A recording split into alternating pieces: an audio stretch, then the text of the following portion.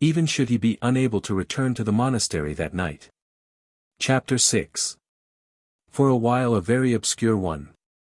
And Ivan, on parting from Alyosha, went home to Fyodor Pavlovich's house. But, strange to say, he was overcome by insufferable depression, which grew greater at every step he took towards the house. There was nothing strange in his being depressed. What was strange was that Ivan could not have said what was the cause of it. He had often been depressed before, and there was nothing surprising at his feeling so at such a moment, when he had broken off with everything had brought him here, and was preparing that day to make a new start and enter upon a new, unknown future. He would again be as solitary as ever, and though he had great hopes, and great, too great, expectations from life, he could not have given any definite account of his hopes, his expectations, or even his desires. Yet at that moment, though the apprehension of the new and unknown certainly found place in his heart, what was worrying him was something quite different. Is it loathing for my father's house, he wondered. Quite likely, I am so sick of it. And though it's the last time I shall cross its hateful threshold, still I loathe it. No, it's not that either. Is it the parting with Alyosha and the conversation I had with him? For so many years I've been silent with the whole world and not deigned to speak, and all of a sudden I reel off a rigmarole like that. Certainly might have been the youthful vexation of youthful inexperience and vanity, vexation at having failed to express himself, especially with such a being as Alyosha, on whom his heart had certainly been reckoning. No doubt that came in, that vexation, it must have done indeed, but yet that was not it either. I feel sick with depression and yet I can't tell what I want. Better not think, perhaps. Ivan tried not to think, but that, too, was no use. What made his depression so vexatious and irritating was that it had a kind of casual, external character. He felt that some person or thing seemed to be standing out somewhere, just as something will sometimes obtrude itself upon the eye, and though one may be so busy with work or conversation that for a long time one does not notice it, yet it irritates and almost torments one till at last one realizes, and removes the offending object, often quite a trifling and ridiculous one, some article left about in the wrong place, a handkerchief on the floor, a book not replaced on the shelf, and so on. At last, feeling very cross and ill-humored, Ivan arrived home, and suddenly, about 15 paces from the garden gate, he guessed what was fretting and worrying him. On a bench in the gateway the valet Smerdyakov was sitting enjoying the coolness of the evening, and at the first glance at him Ivan knew that the valet Smerdyakov was on his mind, and that it was this man that his soul loathed. It all dawned upon him suddenly and became clear.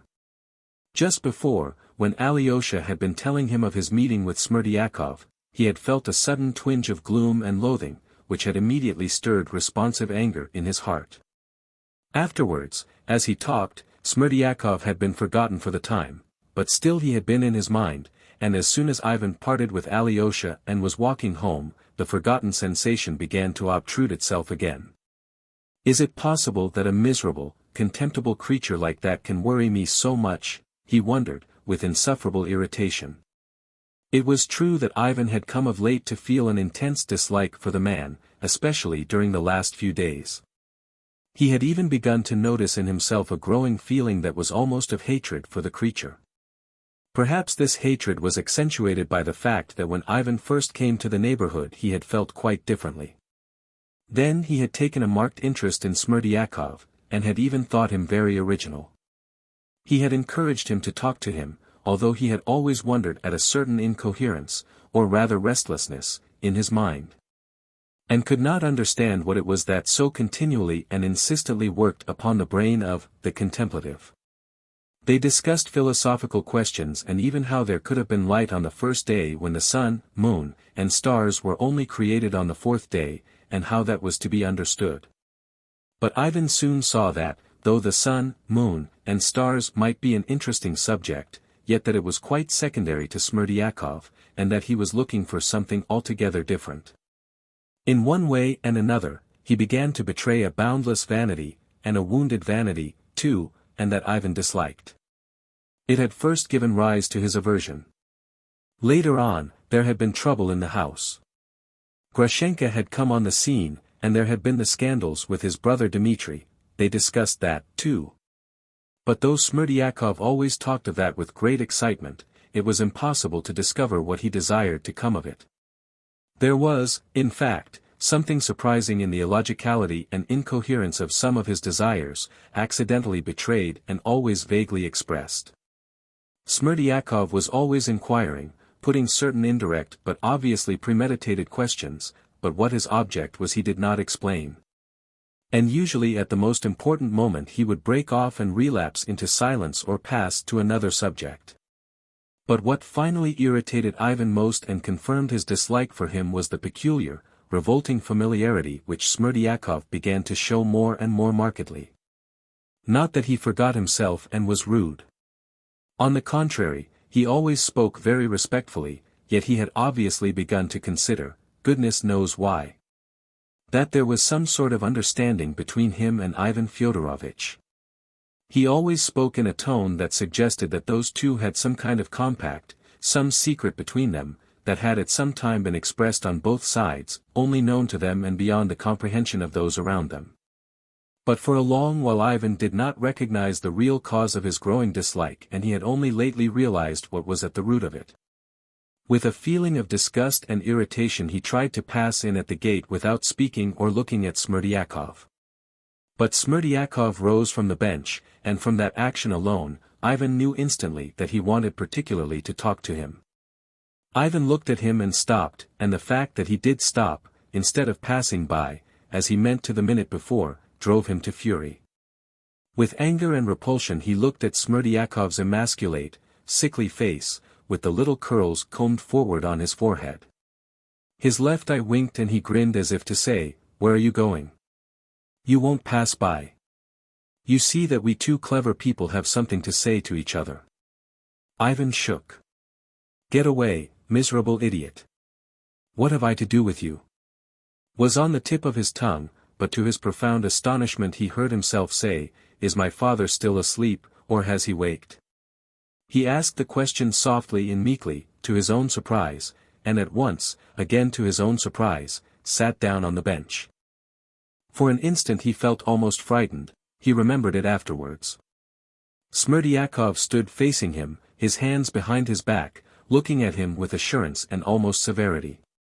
"His honor is still asleep," he articulated deliberately. "You were the first to speak, not I," he seemed to say.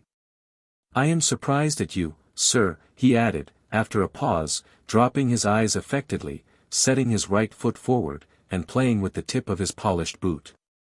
"Why are you surprised at me?"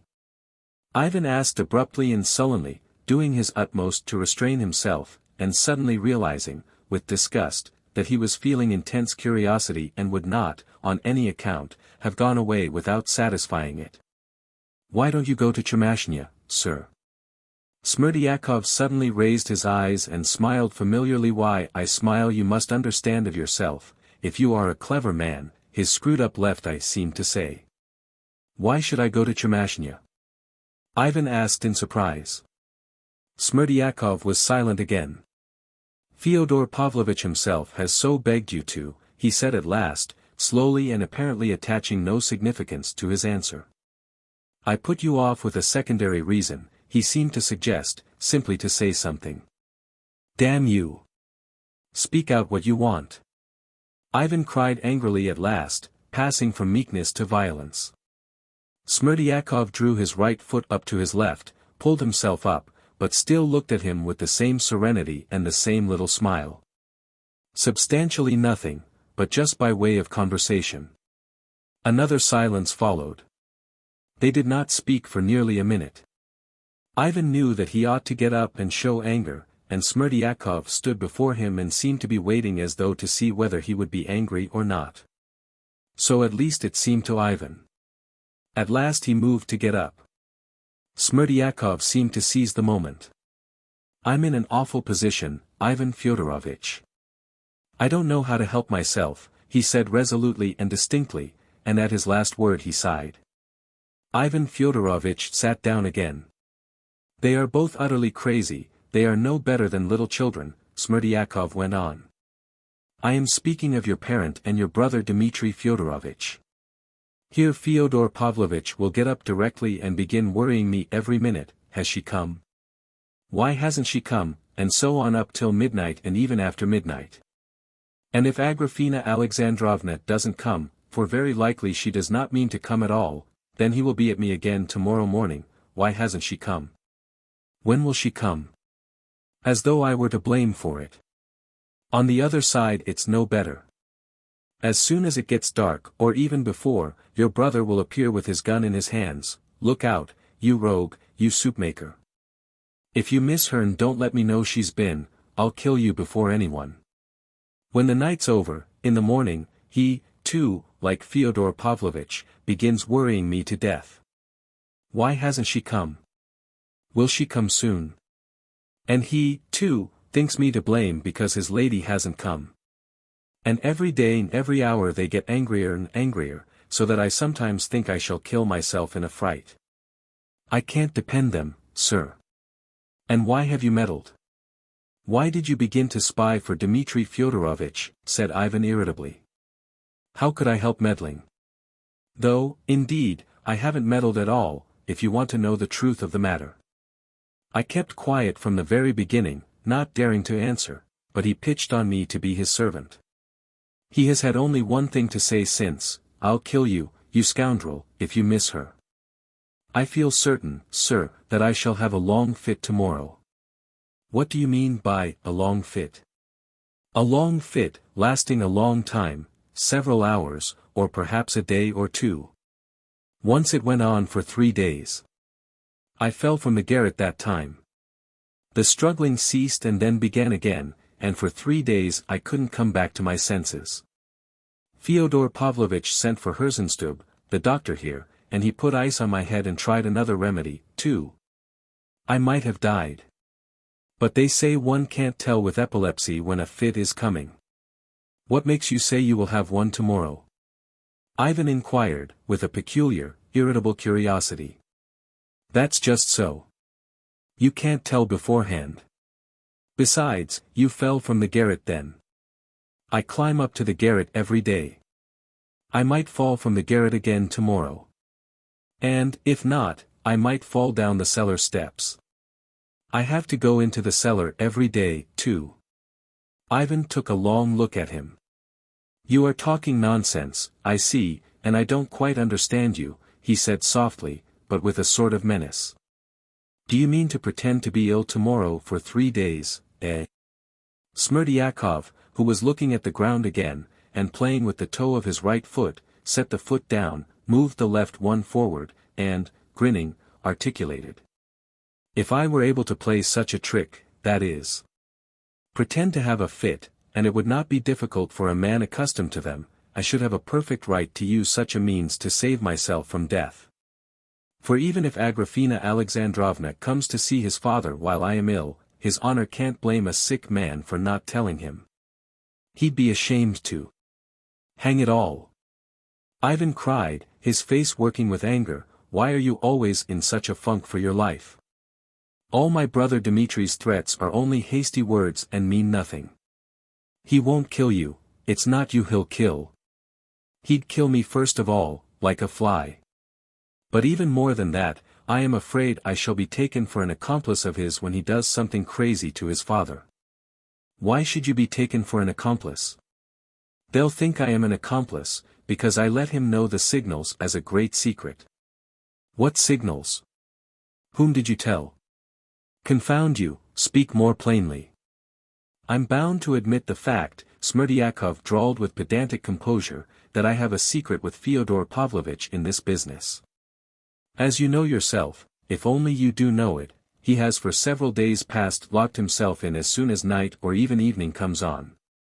Of late you've been going upstairs to your room early every evening, and yesterday you did not come down at all, and so perhaps you don't know how carefully he has begun to lock himself in at night. And even if Grigory Vasilyevich comes to the door he won't open to him till he hears his voice. But Grigory Vasilyevich does not come, because I wait upon him alone in his room now. That's the arrangement he made himself ever since this to-do with Agrafena Alexandrovna began. But at night, by his orders, I go away to the lodge so that I don't get to sleep till midnight, but am on the watch, getting up and walking about the yard, waiting for Agrafena Alexandrovna to come. For the last few days he's been perfectly frantic expecting her. What he argues is, she is afraid of him, Dmitri Fyodorovich, Mitya, as he calls him, and so, says he, she'll come the back way, late at night, to me. You look out for her, says he, till midnight and later, and if she does come, you run up and knock at my door or at the window from the garden. Knock at first twice, rather gently, and then 3 times more quickly, then, says he, I shall understand at once that she has come, and will open the door to you quietly. Another signal he gave me in case anything unexpected happens. At first, 2 knocks, and then, after an interval, another much louder.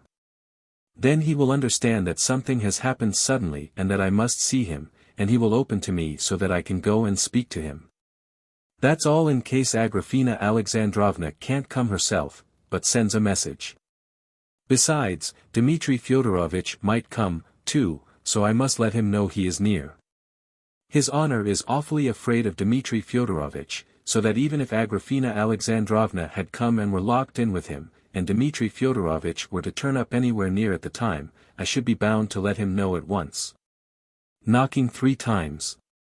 So that the first signal of 5 knocks means Agrafena Alexandrovna has come, while the second signal of 3 knocks means something important to tell you. His honor has shown me them several times and explained them. And as in the whole universe no one knows of these signals but myself and his honor, so he'd open the door without the slightest hesitation and without calling out, he is awfully afraid of calling out aloud. Well, those signals are known to Dmitri Fyodorovich too, now. How are they known? Did you tell him? How dared you tell him? It was through fright I did it. How could I dare to keep it back from him? Dmitri Fyodorovich kept persisting every day, you are deceiving me, you are hiding something from me. I'll break both your legs for you. So I told him those secret signals that he might see my slavish devotion, and might be satisfied that I was not deceiving him, but was telling him all I could. If you think that he'll make use of those signals and try to get in, don't let him in. But if I should be laid up with a fit, how can I prevent him coming in then, even if I dared prevent him, knowing how desperate he is? Hang it! How can you be so sure you are going to have a fit, confound you? Are you laughing at me? How could I dare laugh at you? I am in no laughing humor with this fear on me. I feel I am going to have a fit. I have a presentiment. Fright alone will bring it on. Confound it. If you are laid up, Grigory will be on the watch.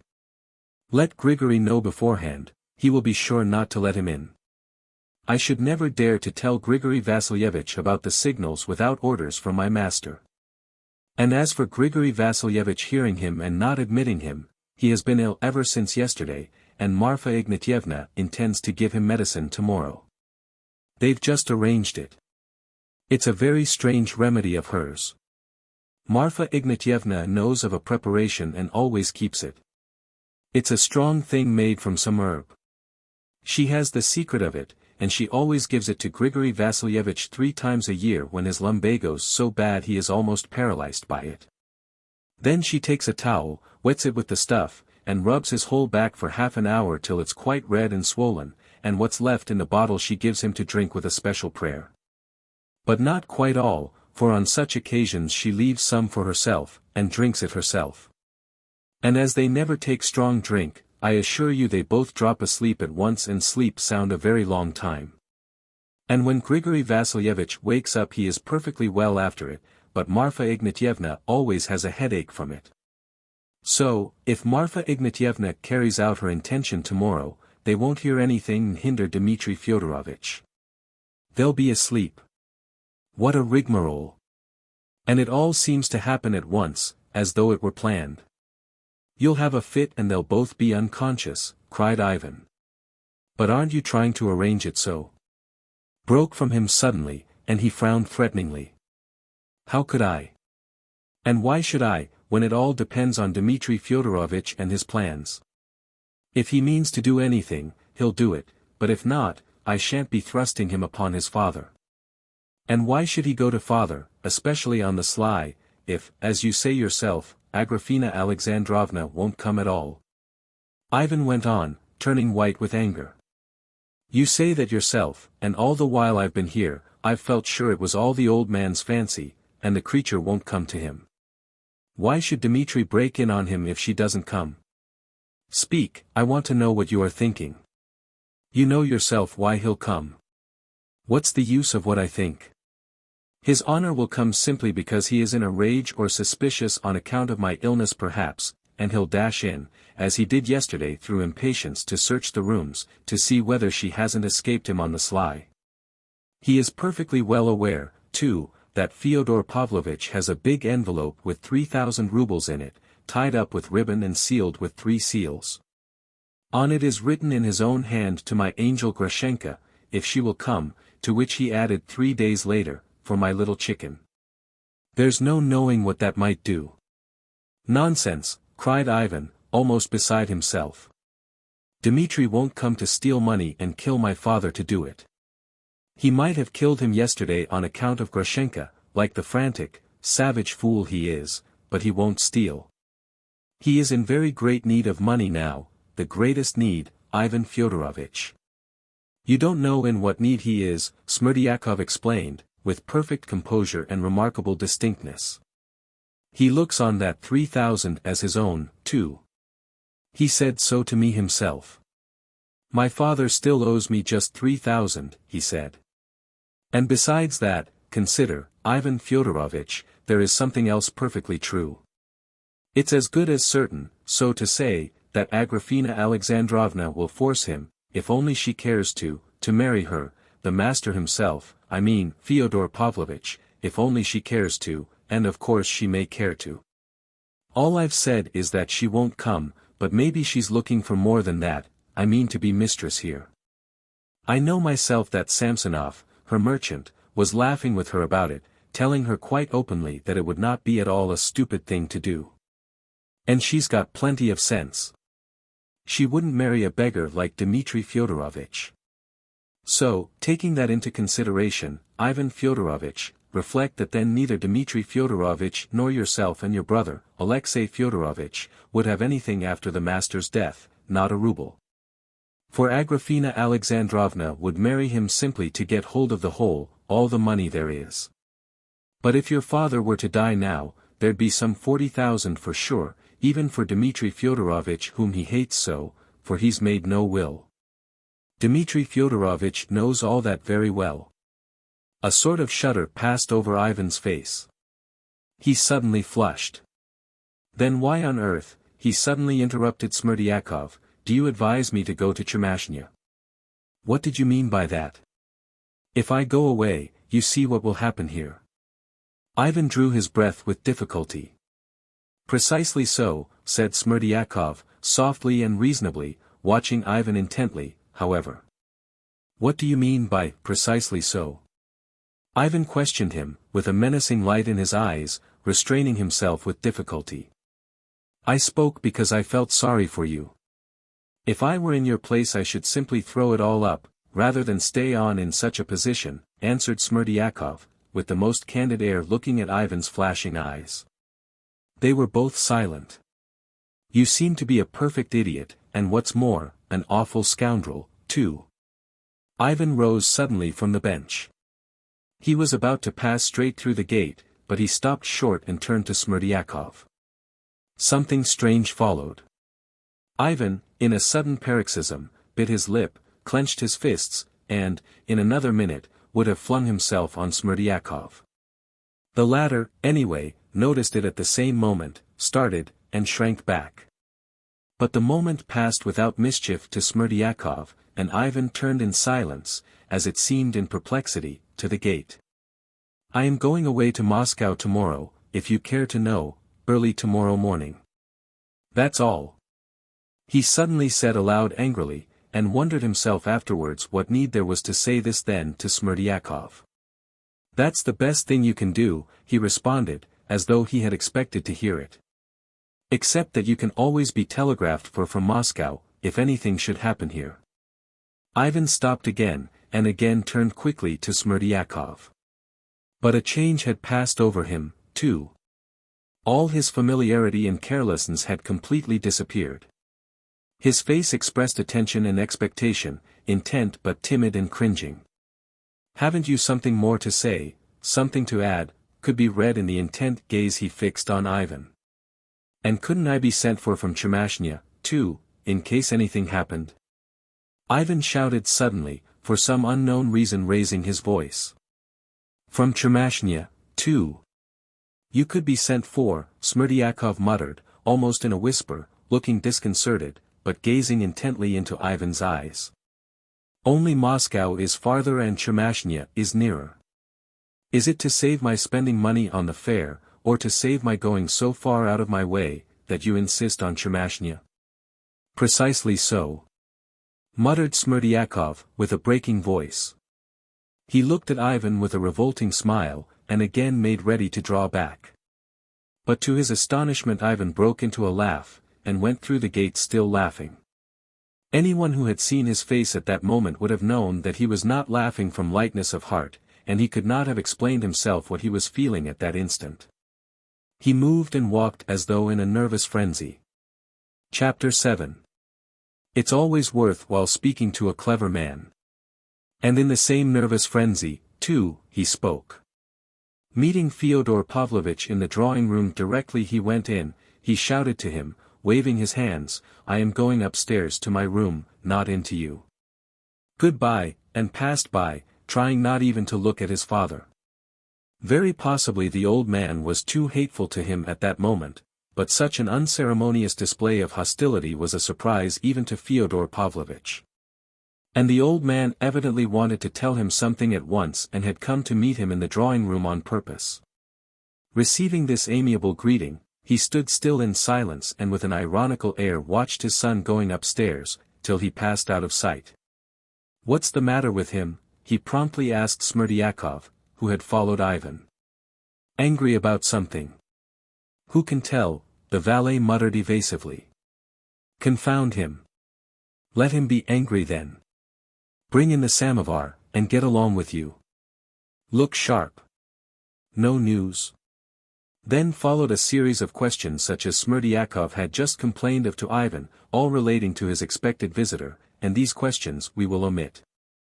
Half an hour later the house was locked, and the crazy old man was wandering along through the rooms in excited expectation of hearing every minute the 5 knocks agreed upon. Now and then he peered out into the darkness, seeing nothing. It was very late, but Ivan was still awake and reflecting. He sat up late that night, till 2 o'clock. But we will not give an account of his thoughts, and this is not the place to look into that soul, its turn will come. And even if one tried, it would be very hard to give an account of them, for there were no thoughts in his brain, but something very vague, and, above all, intense excitement. He felt himself that he had lost his bearings. He was fretted, too, by all sorts of strange and almost surprising desires. For instance, after midnight he suddenly had an intense irresistible inclination to go down, open the door, go to the lodge and beat Smerdyakov. But if he had been asked why, he could not have given any exact reason, except perhaps that he loathed the valet as one who had insulted him more gravely than anyone in the world. On the other hand, he was more than once that night overcome by a sort of inexplicable humiliating terror, which he felt positively paralyzed his physical powers. His head ached and he was giddy. A feeling of hatred was rankling in his heart, as though he meant to avenge himself on someone. He even hated Alyosha, recalling the conversation he had just had with him. At moments he hated himself intensely. Of Katerina Ivanovna he almost forgot to think, and wondered greatly at this afterwards, especially as he remembered perfectly that when he had protested so valiantly to Katerina Ivanovna that he would go away next day to Moscow. Something had whispered in his heart, "That's nonsense, you are not going, and it won't be so easy to tear yourself away as you are boasting now." Remembering that night long afterwards, Ivan recalled with peculiar repulsion how he had suddenly got up from the sofa and had stealthily, as though he were afraid of being watched, opened the door. Gone out on the staircase and listened to Fyodor Pavlovich stirring down below, had listened a long while, some 5 minutes, with a sort of strange curiosity, holding his breath while his heart throbbed. And why he had done all this, why he was listening, he could not have said. That action, all his life afterwards he called infamous, and at the bottom of his heart, he thought of it as the basest action of his life. For Fyodor Pavlovich himself he felt no hatred at that moment, but was simply intensely curious to know how he was walking down there below and what he must be doing now. He wondered and imagined how he must be peeping out of the dark windows and stopping in the middle of the room, listening, for someone to knock. Ivan went out on the stairs twice to listen like this. About 2 o'clock, when everything was quiet, and even Fyodor Pavlovich had gone to bed, Ivan had got into bed, firmly resolved to fall asleep at once, as he felt fearfully exhausted. And he did fall asleep at once, and slept soundly without dreams, but waked early, at 7 o'clock, when it was broad daylight. Opening his eyes, he was surprised to feel himself extraordinarily vigorous. He jumped up at once and dressed quickly. Then dragged out his trunk and began packing immediately. His linen had come back from the laundress the previous morning. Ivan positively smiled at the thought that everything was helping his sudden departure. And his departure certainly was sudden. Though Ivan had said the day before, to Katerina Ivanovna, Alyosha, and Smerdyakov, that he was leaving next day, yet he remembered that he had no thought of departure when he went to bed, or, at least, had not dreamed that his first act in the morning would be to pack his trunk. At last his trunk and bag were ready. It was about 9 o'clock when Marfa Ignatyevna came in with her usual inquiry, "Where will your honor take your tea, in your own room or downstairs?" He looked almost cheerful, but there was about him, about his words and gestures, something hurried and scattered. Greeting his father affably, and even inquiring specially after his health, though he did not wait to hear his answer to the end, he announced that he was starting off in an hour to return to Moscow for good, and begged him to send for the horses. His father heard this announcement with no sign of surprise, and forgot in an unmannerly way to show regret at losing him. Instead of doing so, he flew into a great flutter at the recollection of some important business of his own. "What a fellow you are! Not to tell me yesterday. Never mind, we'll manage it all the same. Do me a great service, my dear boy. Go to Chermashnya on the way. It's only to turn to the left from the station at Volovia, only another 12 versts and you come to Chermashnya." "I'm sorry, I can't. It's 80 versts to the railway and the train starts for Moscow at 7 o'clock tonight. I can only just catch it." "You'll catch it tomorrow or the day after, but today turn off to Chermashnya. It won't put you out much to humor your father. If I hadn't had something to keep me here, I would have run over myself long ago, for I've some business there in a hurry. But it's not the time for me to go now.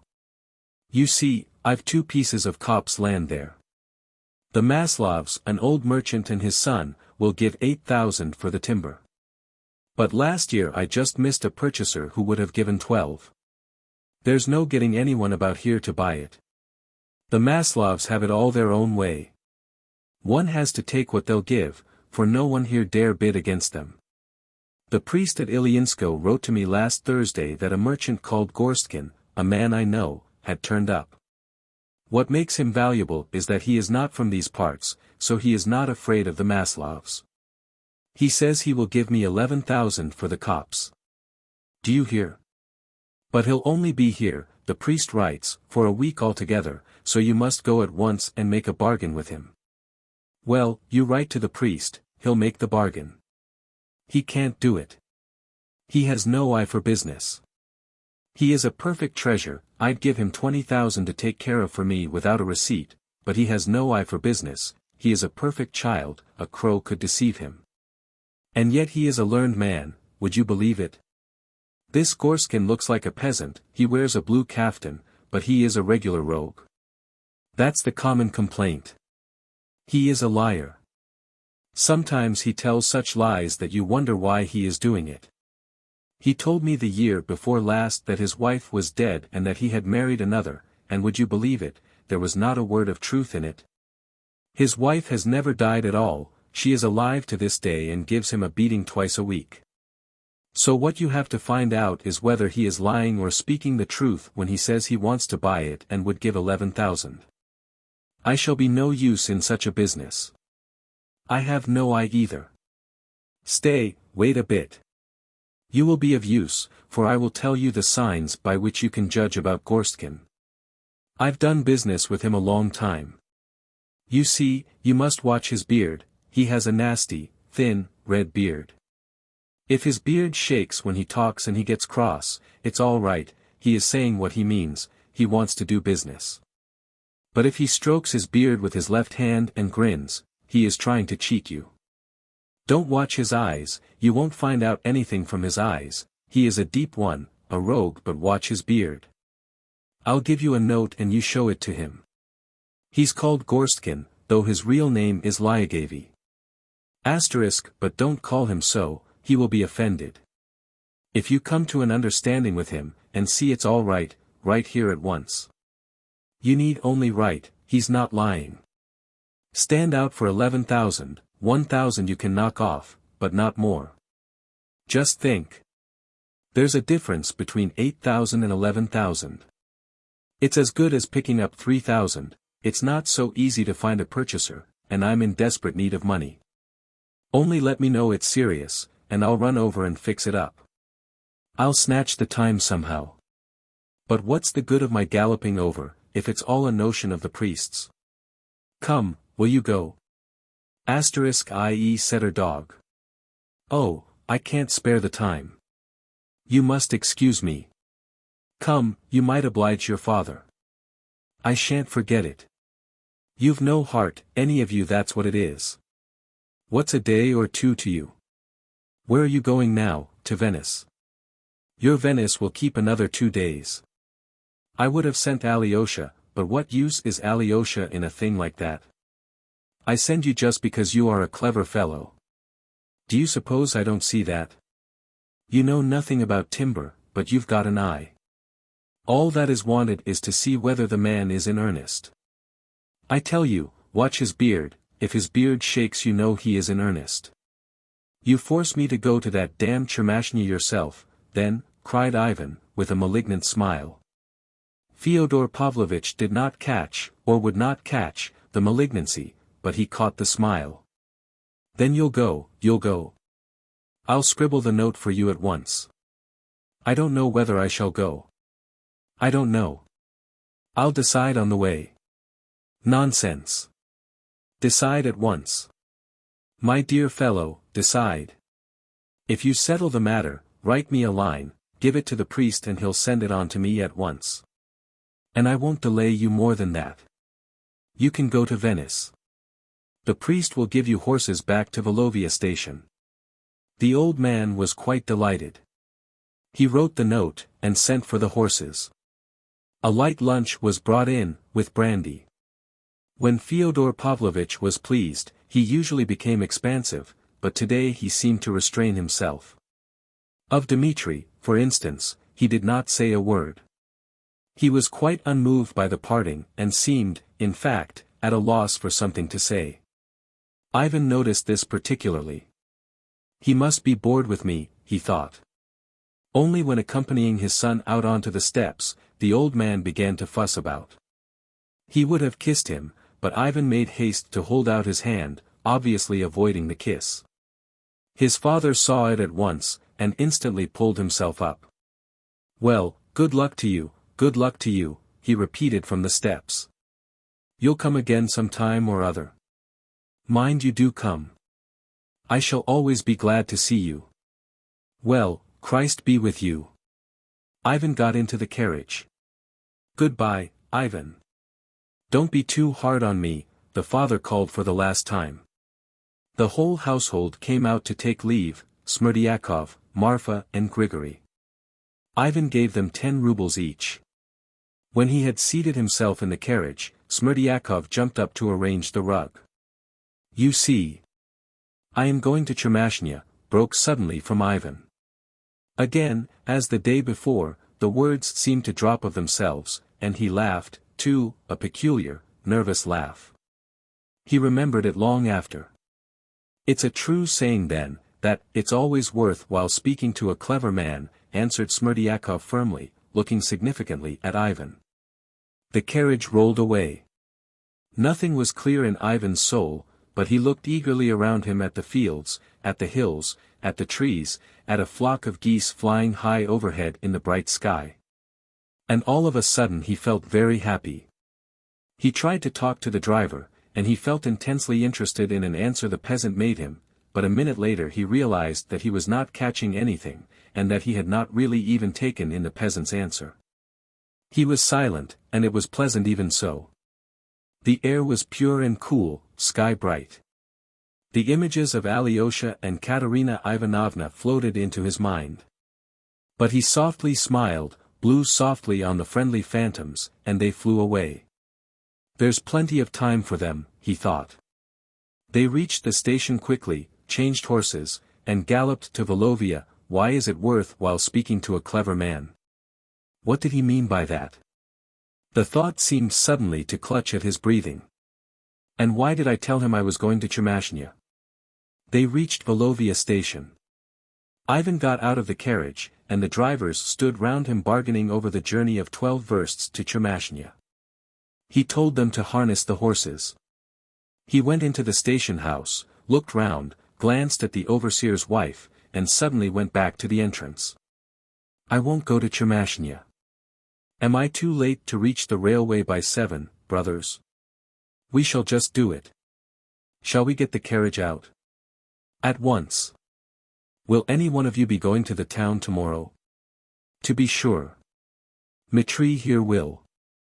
Can you do me a service, Dmitri? Go to my father's, to Fyodor Pavlovich Karamazov, and tell him I haven't gone to Chemashnya. Can you? Of course I can. I've known Fyodor Pavlovich a long time. And here's something for you, for I dare say he won't give you anything, said Ivan, laughing gaily. You may depend on it he won't. Dmitri laughed too. Thank you, sir. I'll be sure to do it. At 7 o'clock Ivan got into the train and set off to Moscow. Away with the past. I've done with the old world forever, and may I have no news, no echo, from it. To a new life, new places, and no looking back. But instead of delight his soul was filled with such gloom, and his heart ached with such anguish, as he had never known in his life before. He was thinking all the night. The train flew on, and only at daybreak, when he was approaching Moscow, he suddenly roused himself from his meditation. I am a scoundrel, he whispered to himself. Fyodor Pavlovich remained well satisfied at having seen his son off. For 2 hours afterwards he felt almost happy, and sat drinking brandy. But suddenly something happened which was very annoying and unpleasant for everyone in the house, and completely upset Fyodor Pavlovich's equanimity at once. Smerdyakov went to the cellar for something and fell down from the top of the steps. Fortunately, Marfa Ignatyevna was in the yard and heard him in time. She did not see the fall, but heard his scream, the strange, peculiar scream, long familiar to her, the scream of the epileptic falling in a fit. They could not tell whether the fit had come on him at the moment he was descending the steps, so that he must have fallen unconscious, or whether it was the fall and the shock that had caused the fit in Smerdyakov, who was known to be liable to them. They found him at the bottom of the cellar steps, writhing in convulsions and foaming at the mouth. It was thought at first that he must have broken something, an arm or a leg, and hurt himself, but God had preserved him, as Marfa Ignatyevna expressed it. Nothing of the kind had happened. But it was difficult to get him out of the cellar. They asked the neighbors to help and managed it somehow. Fyodor Pavlovich himself was present at the whole ceremony. He helped, evidently alarmed and upset. The sick man did not regain consciousness.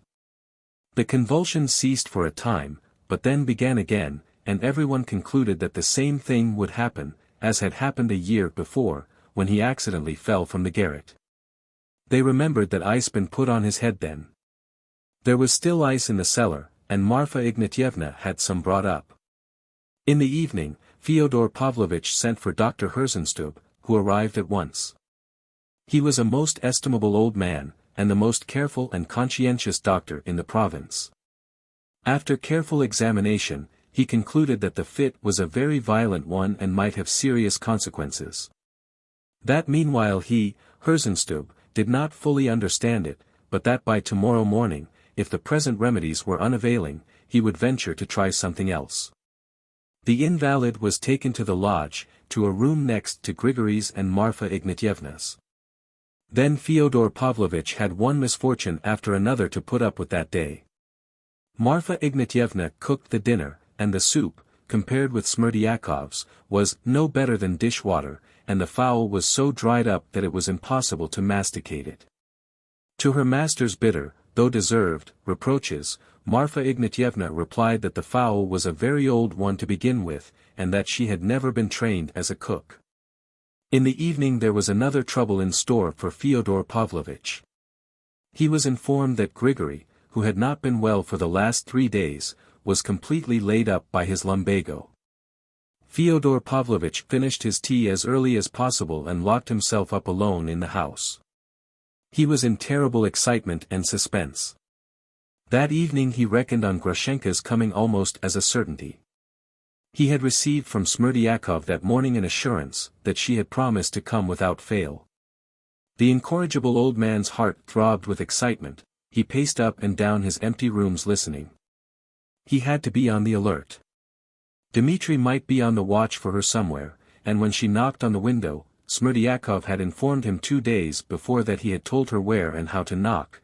The door must be opened at once. She must not be a second in the passage, for fear which God forbid. That she should be frightened and run away. Fyodor Pavlovich had much to think of, but never had his heart been steeped in such voluptuous hopes. This time he could say almost certainly that she would come. Book 6. The Russian Monk. Chapter 1. Father Zosima and his visitors. When with an anxious and aching heart Alyosha went into his elder's cell, he stood still almost astonished. Instead of a sick man at his last gasp, perhaps unconscious, as he had feared to find him, he saw him sitting up in his chair and, though weak and exhausted, his face was bright and cheerful. He was surrounded by visitors and engaged in a quiet and joyful conversation.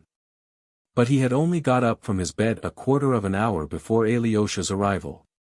His visitors had gathered together in his cell earlier, waiting for him to wake, having received a most confident assurance from Father Pacey that the teacher would get up, and as he had himself promised in the morning, converse once more with those dear to his heart. This promise and indeed every word of the dying elder Father Pacey put implicit trust in. If he had seen him unconscious, if he had seen him breathe his last, and yet had his promise that he would rise up and say good-bye to him, he would not have believed perhaps even in death. But would still have expected the dead man to recover and fulfill his promise. In the morning as he lay down to sleep, Father Zosima had told him positively, "I shall not die without the delight of another conversation with you, beloved of my heart. I shall look once more on your dear face and pour out my heart to you once again." The monks, who had gathered for this probably last conversation with Father Zosima, had all been his devoted friends for many years. There were 4 of them, Father Iosif and Father Pacey, Father Mikhail the warden of the hermitage, a man not very old and far from being learned. He was of humble origin, of strong will and steadfast faith, of austere appearance, but of deep tenderness, though he obviously concealed it as though he were almost ashamed of it. The 4th, Father Anfim, was a very old and humble little monk of the poorest peasant class. He was almost illiterate, and very quiet, scarcely speaking to anyone. He was the humblest of the humble, and looked as though he had been frightened by something great and awful beyond the scope of his intelligence. Father Zosima had a great affection for this timorous man, and always treated him with marked respect, though perhaps there was no one he had known to whom he had said less. In spite of the fact that he had spent years wandering about Holy Russia with him. That was very long ago, 40 years before, when Father Zosima first began his life as a monk in a poor and little monastery at Kostroma, and when, shortly after, he had accompanied Father Anfim on his pilgrimage to collect alms for their poor monastery. The whole party were in the bedroom which, as we mentioned before, was very small, so that there was scarcely room for the four of them, in addition to Porfiry, the novice, who stood, to sit round Father Zosima on chairs brought from the sitting room. It was already beginning to get dark, the room was lighted up by the lamps and the candles before the icons. Seeing Alyosha standing embarrassed in the doorway, Father Zosima smiled at him joyfully and held out his hand. "Welcome, my quiet one, welcome, my dear, here you are too. I knew you would come." Alyosha went up to him, bowed down before him to the ground and wept. Something surged up from his heart, his soul was quivering, he wanted to sob. "Come, don't weep over me yet," Father Zosima smiled, laying his right hand on his head. "You see I am sitting up talking. Maybe I shall live another 20 years yet, as that dear good woman from Vyshegorye, with her little Lizaveta in her arms, wished me yesterday. God bless the mother and the little girl Lizaveta," he crossed himself. "Porfiry, did you take her offering where I told you?" He meant the 60 kopecks brought him the day before by the good-humored woman to be given to someone poorer than me. Such offerings, always of money gained by personal toil, are made by way of penance voluntarily undertaken. The elder had sent Porfiry the evening before to a widow, whose house had been burnt down lately, and who after the fire had gone with her children begging alms. Porfiry hastened to reply that he had given the money, as he had been instructed, from an unknown benefactress. "Get up, my dear boy," the elder went on to Alyosha, "let me look at you. Have you been home and seen your brother?" It seemed strange to Alyosha that he asked so confidently and precisely, about one of his brothers only, but which one? Then perhaps he had sent him out both yesterday and today for the sake of that brother. "I have seen one of my brothers," answered Alyosha. "I mean the elder one, to whom I bowed down. I only saw him yesterday and could not find him today," said Alyosha. "Make haste to find him, go again tomorrow and make haste, leave everything and make haste. Perhaps you may still have time to prevent something terrible. I bowed down yesterday to the great suffering in store for him." He was suddenly silent and seemed to be pondering. The words were strange. Father Iosif, who had witnessed the scene yesterday, exchanged glances with Father Pacy. Alyosha could not resist asking.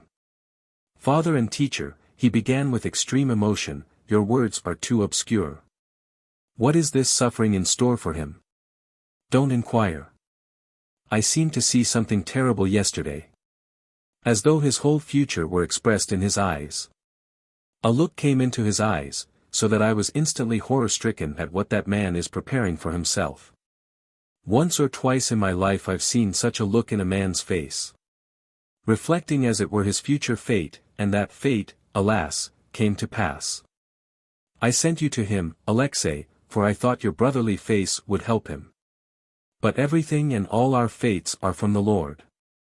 Except a corn of wheat fall into the ground and die, it abideth alone, but if it die, it bringeth forth much fruit. Remember that. You, Alexei, I've many times silently blessed for your face, know that," added the elder with a gentle smile. "This is what I think of you, you will go forth from these walls, but will live like a monk in the world. You will have many enemies, but even your foes will love you. Life will bring you many misfortunes, but you will find your happiness in them, and will bless life and will make others bless it, which is what matters most. Well, that is your character. Fathers and teachers," he addressed his friends with a tender smile, "I have never till today told even him why the face of this youth is so dear to me. Now I will tell you. His face has been as it were a remembrance and a prophecy for me. At the dawn of my life when I was a child I had an elder brother who died before my eyes at 17. And later on in the course of my life I gradually became convinced that that brother had been for a guidance and a sign from on high for me. For had he not come into my life, I should never perhaps, so I fancy at least, have become a monk and entered on this precious path. He appeared first to me in my childhood, and here, at the end of my pilgrimage, he seems to have come to me over again. It is marvelous, fathers and teachers, that Alexei, who has some, though not a great, resemblance in face, seems to me so like him spiritually, that many times I have taken him for that young man, my brother. Mysteriously come back to me at the end of my pilgrimage, as a reminder and an inspiration. So that I positively wondered at so strange a dream in myself. Do you hear this, Porphyry? He turned to the novice who waited on him. Many times I've seen in your face as it were a look of mortification that I love Alexei more than you. Now you know why that was so, but I love you too, know that, and many times I grieved at your mortification. I should like to tell you, dear friends, of that youth, my brother, for there has been no presence in my life more precious, more significant and touching. My heart is full of tenderness, and I look at my whole life at this moment as though living through it again. Here I must observe that this last conversation of Father Zosima with the friends who visited him on the last day of his life has been partly preserved in writing. Alexei Fyodorovich Karamazov wrote it down from memory, some time after his elder's death. But whether this was only the conversation that took place then, or whether he added to it his notes of parts of former conversations with his teacher, I cannot determine. In his account, Father Zosima's talk goes on without interruption, as though he told his life to his friends in the form of a story, though there is no doubt, from other accounts of it, that the conversation that evening was general. Though the guests did not interrupt Father Zosima much, yet they too talked, perhaps even told something themselves. Besides, Father Zosima could not have carried on an uninterrupted narrative, for he was sometimes gasping for breath, his voice failed him, and he even lay down to rest on his bed. Though he did not fall asleep and his visitors did not leave their seats. Once or twice the conversation was interrupted by Father Pacey's reading the Gospel. It is worthy of note, too, that no one of them supposed that he would die that night, for on that evening of his life after his deep sleep in the day he seemed suddenly to have found new strength, which kept him up through this long conversation. It was like a last effort of love which gave him marvelous energy, only for a little time, however, for his life was cut short immediately. But of that later. I will only add now that I have preferred to confine myself to the account given by Alexei Fyodorovich Karamazov.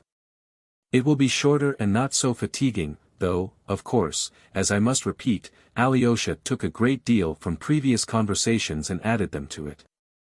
Notes of the life of the deceased priest and monk, the elder Zosima, taken from his own words by Alexei Fyodorovich Karamazov. Biographical notes. A. Father Zosima's brother. Beloved fathers and teachers, I was born in a distant province in the north, in the town of V.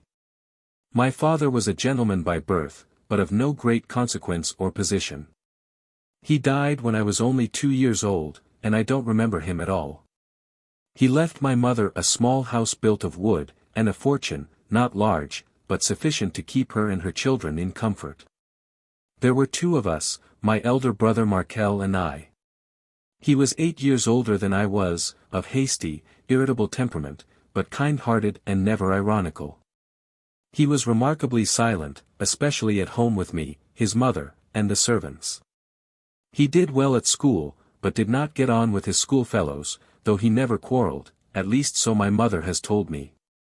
6 months before his death, when he was 17, he made friends with a political exile who had been banished from Moscow to our town for free thinking, and led a solitary existence there. He was a good scholar who had gained distinction in philosophy in the university. Something made him take a fancy to Markel, and he used to ask him to see him. The young man would spend whole evenings with him during that winter, till the exile was summoned to Petersburg to take up his post again at his own request, as he had powerful friends. It was the beginning of Lent, and Markel would not fast, he was rude and laughed at it. That's all silly twaddle, and there is no God, he said, horrifying my mother, the servants, and me too. For though I was only 9, I too was aghast at hearing such words. We had 4 servants, all serfs. I remember my mother selling one of the 4, the cook Euphemia, who was lame and elderly, for 60 paper rubles, and hiring a free servant to take her place. In the 6th week in Lent, my brother, who was never strong and had a tendency to consumption, was taken ill. He was tall but thin and delicate looking, and of very pleasing countenance. I suppose he caught cold. Anyway, the doctor, who came, soon whispered to my mother that it was galloping consumption, that he would not live through the spring. My mother began weeping, and, careful not to alarm my brother, she entreated him to go to church, to confess and take the sacrament, as he was still able to move about. This made him angry, and he said something profane about the church. He grew thoughtful, however. He guessed at once that he was seriously ill, and that was why his mother was begging him to confess and take the sacrament. He had been aware, indeed, for a long time past, that he was far from well, and had a year before coolly observed at dinner to your mother and me, "My life won't be long among you, I may not live another year," which seemed now like a prophecy. 3 days passed and Holy Week had come. And on Tuesday morning my brother began going to church. "I am doing this simply for your sake, mother, to please and comfort you," he said. My mother wept with joy and grief. His end must be near, she thought, if there's such a change in him. But he was not able to go to church long. He took to his bed, so he had to confess and take the sacrament at home. It was a late Easter, and the days were bright, fine, and full of fragrance. I remember he used to cough all night and sleep badly, but in the morning he dressed and tried to sit up in an armchair. That's how I remember him sitting, sweet and gentle, smiling, his face bright and joyous, in spite of his illness. A marvelous change passed over him, his spirit seemed transformed. The old nurse would come in and say, "Let me light the lamp before the holy image, my dear." And once he would not have allowed it and would have blown it out. Light it, dear, I was a wretch to have prevented you doing it. You are praying when you light the lamp, and I am praying when I rejoice seeing you. So we are praying to the same God. Those words seemed strange to us, and mother would go to her room and weep, but when she went into him she wiped her eyes and looked cheerful. "Mother, don't weep, darling," he would say, "I've longed to live yet, longed to rejoice with you, and life is glad and joyful." Ah, dear boy, how can you talk of joy when you lie feverish at night, coughing as though you would tear yourself to pieces?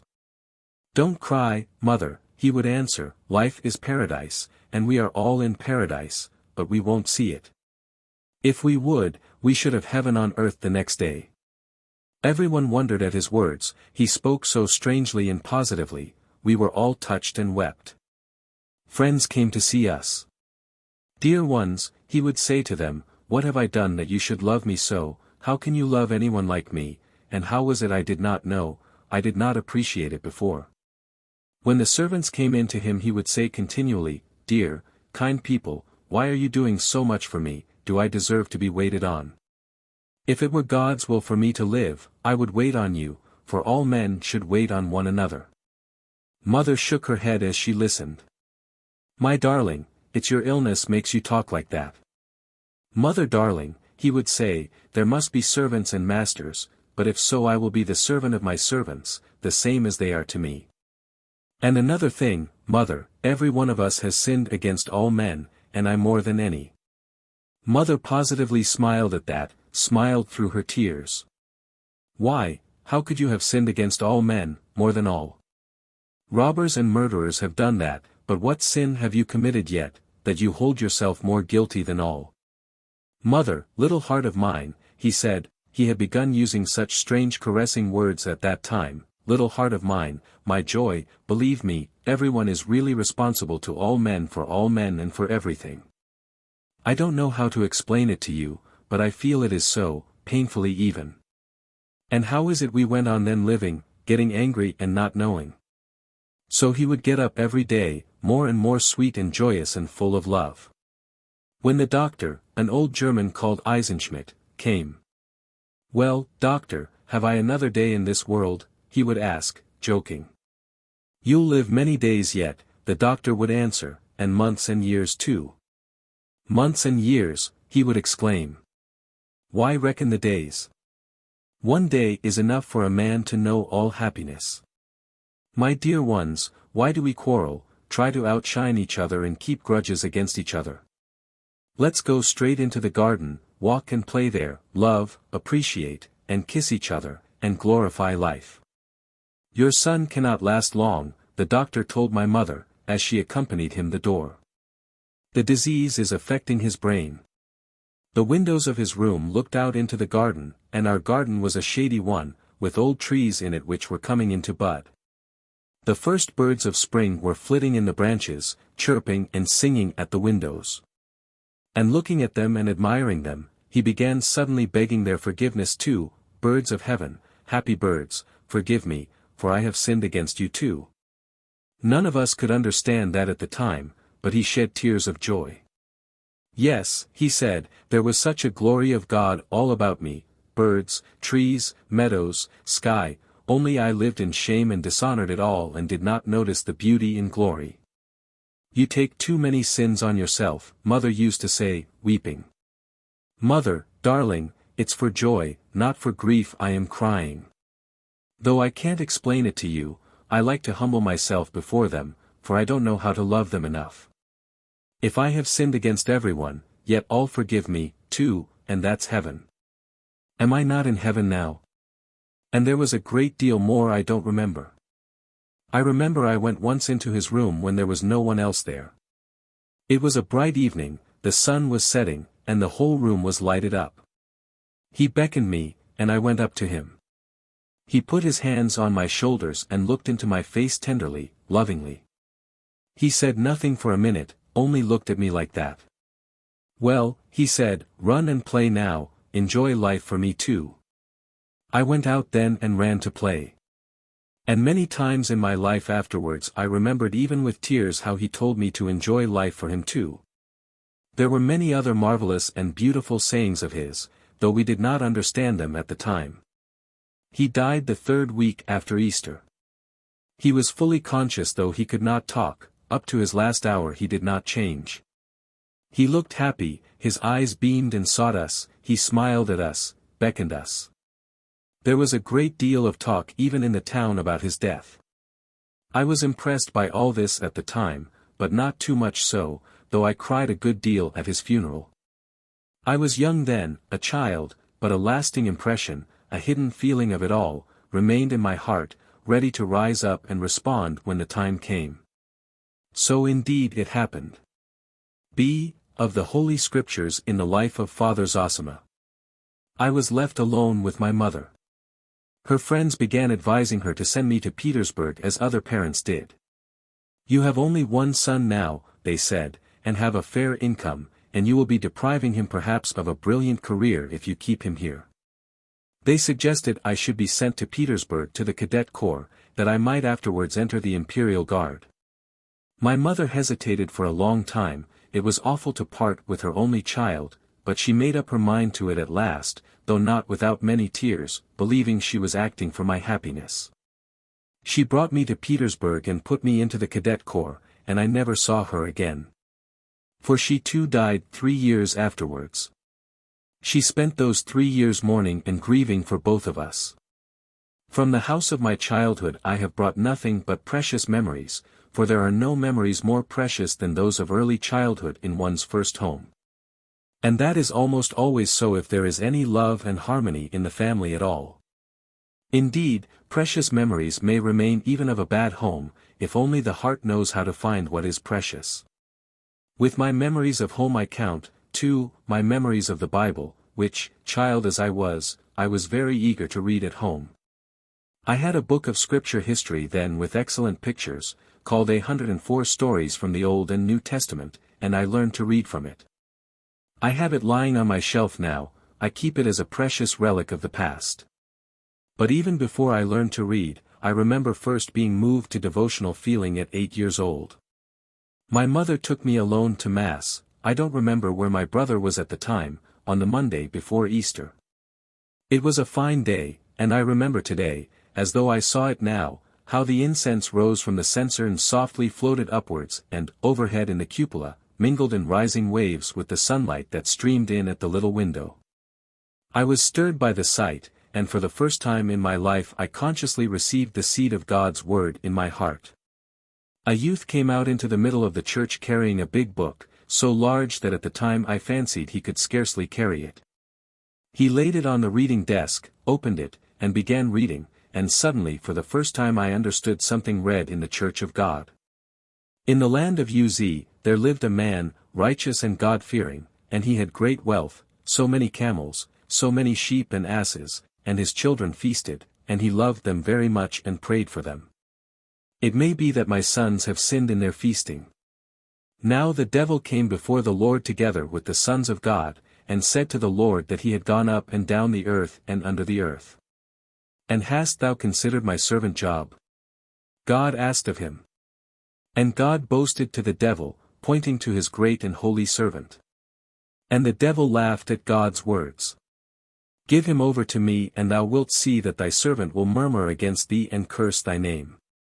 And God gave up the just man he loved so, to the devil.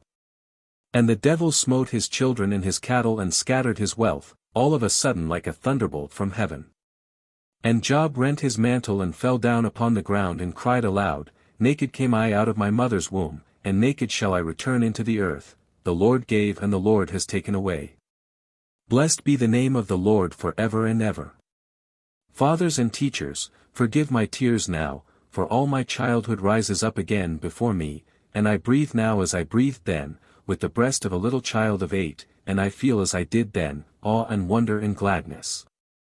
The camels at that time caught my imagination, and Satan, who talked like that with God, and God who gave his servant up to destruction, and his servant crying out, Blessed be thy name although thou dost punish me. And then the soft and sweet singing in the church, Let my prayer rise up before thee, and again incense from the priest's censer and the kneeling and the prayer. Ever since then, only yesterday I took it up, I've never been able to read that sacred tale without tears. And how much that is great, mysterious and unfathomable there is in it. Afterwards I heard the words of mockery and blame, proud words, how could God give up the most loved of his saints for the diversion of the devil, take from him his children? Smite him with sore boils so that he cleanse the corruption from his sores with a potsherd, and for no object except to boast to the devil, see what my saint can suffer for my sake. But the greatness of it lies just in the fact that it is a mystery, that the passing earthly show and the eternal verity are brought together in it in the face of the earthly truth, the eternal truth is accomplished. The Creator, just as on the first days of creation he ended each day with praise, that is good that I have created, looks upon Job and again praises his creation. And Job, praising the Lord, serves not only him but all his creation for generations and generations, and for ever and ever, since for that he was ordained.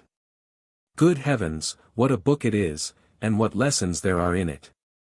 What a book the Bible is, what a miracle, what strength is given with it to man. It is like a mold cast of the world and man and human nature, everything is there, and a law for everything for all the ages. And what mysteries are solved and revealed. God raises Job again, gives him wealth again. Many years pass by, and he has other children and loves them. But how could he love those new ones when those first children are no more, when he has lost them? Remembering them, how could he be fully happy with those new ones, however dear the new ones might be? But he could. It's the great mystery of human life that old grief passes gradually into quiet, tender joy.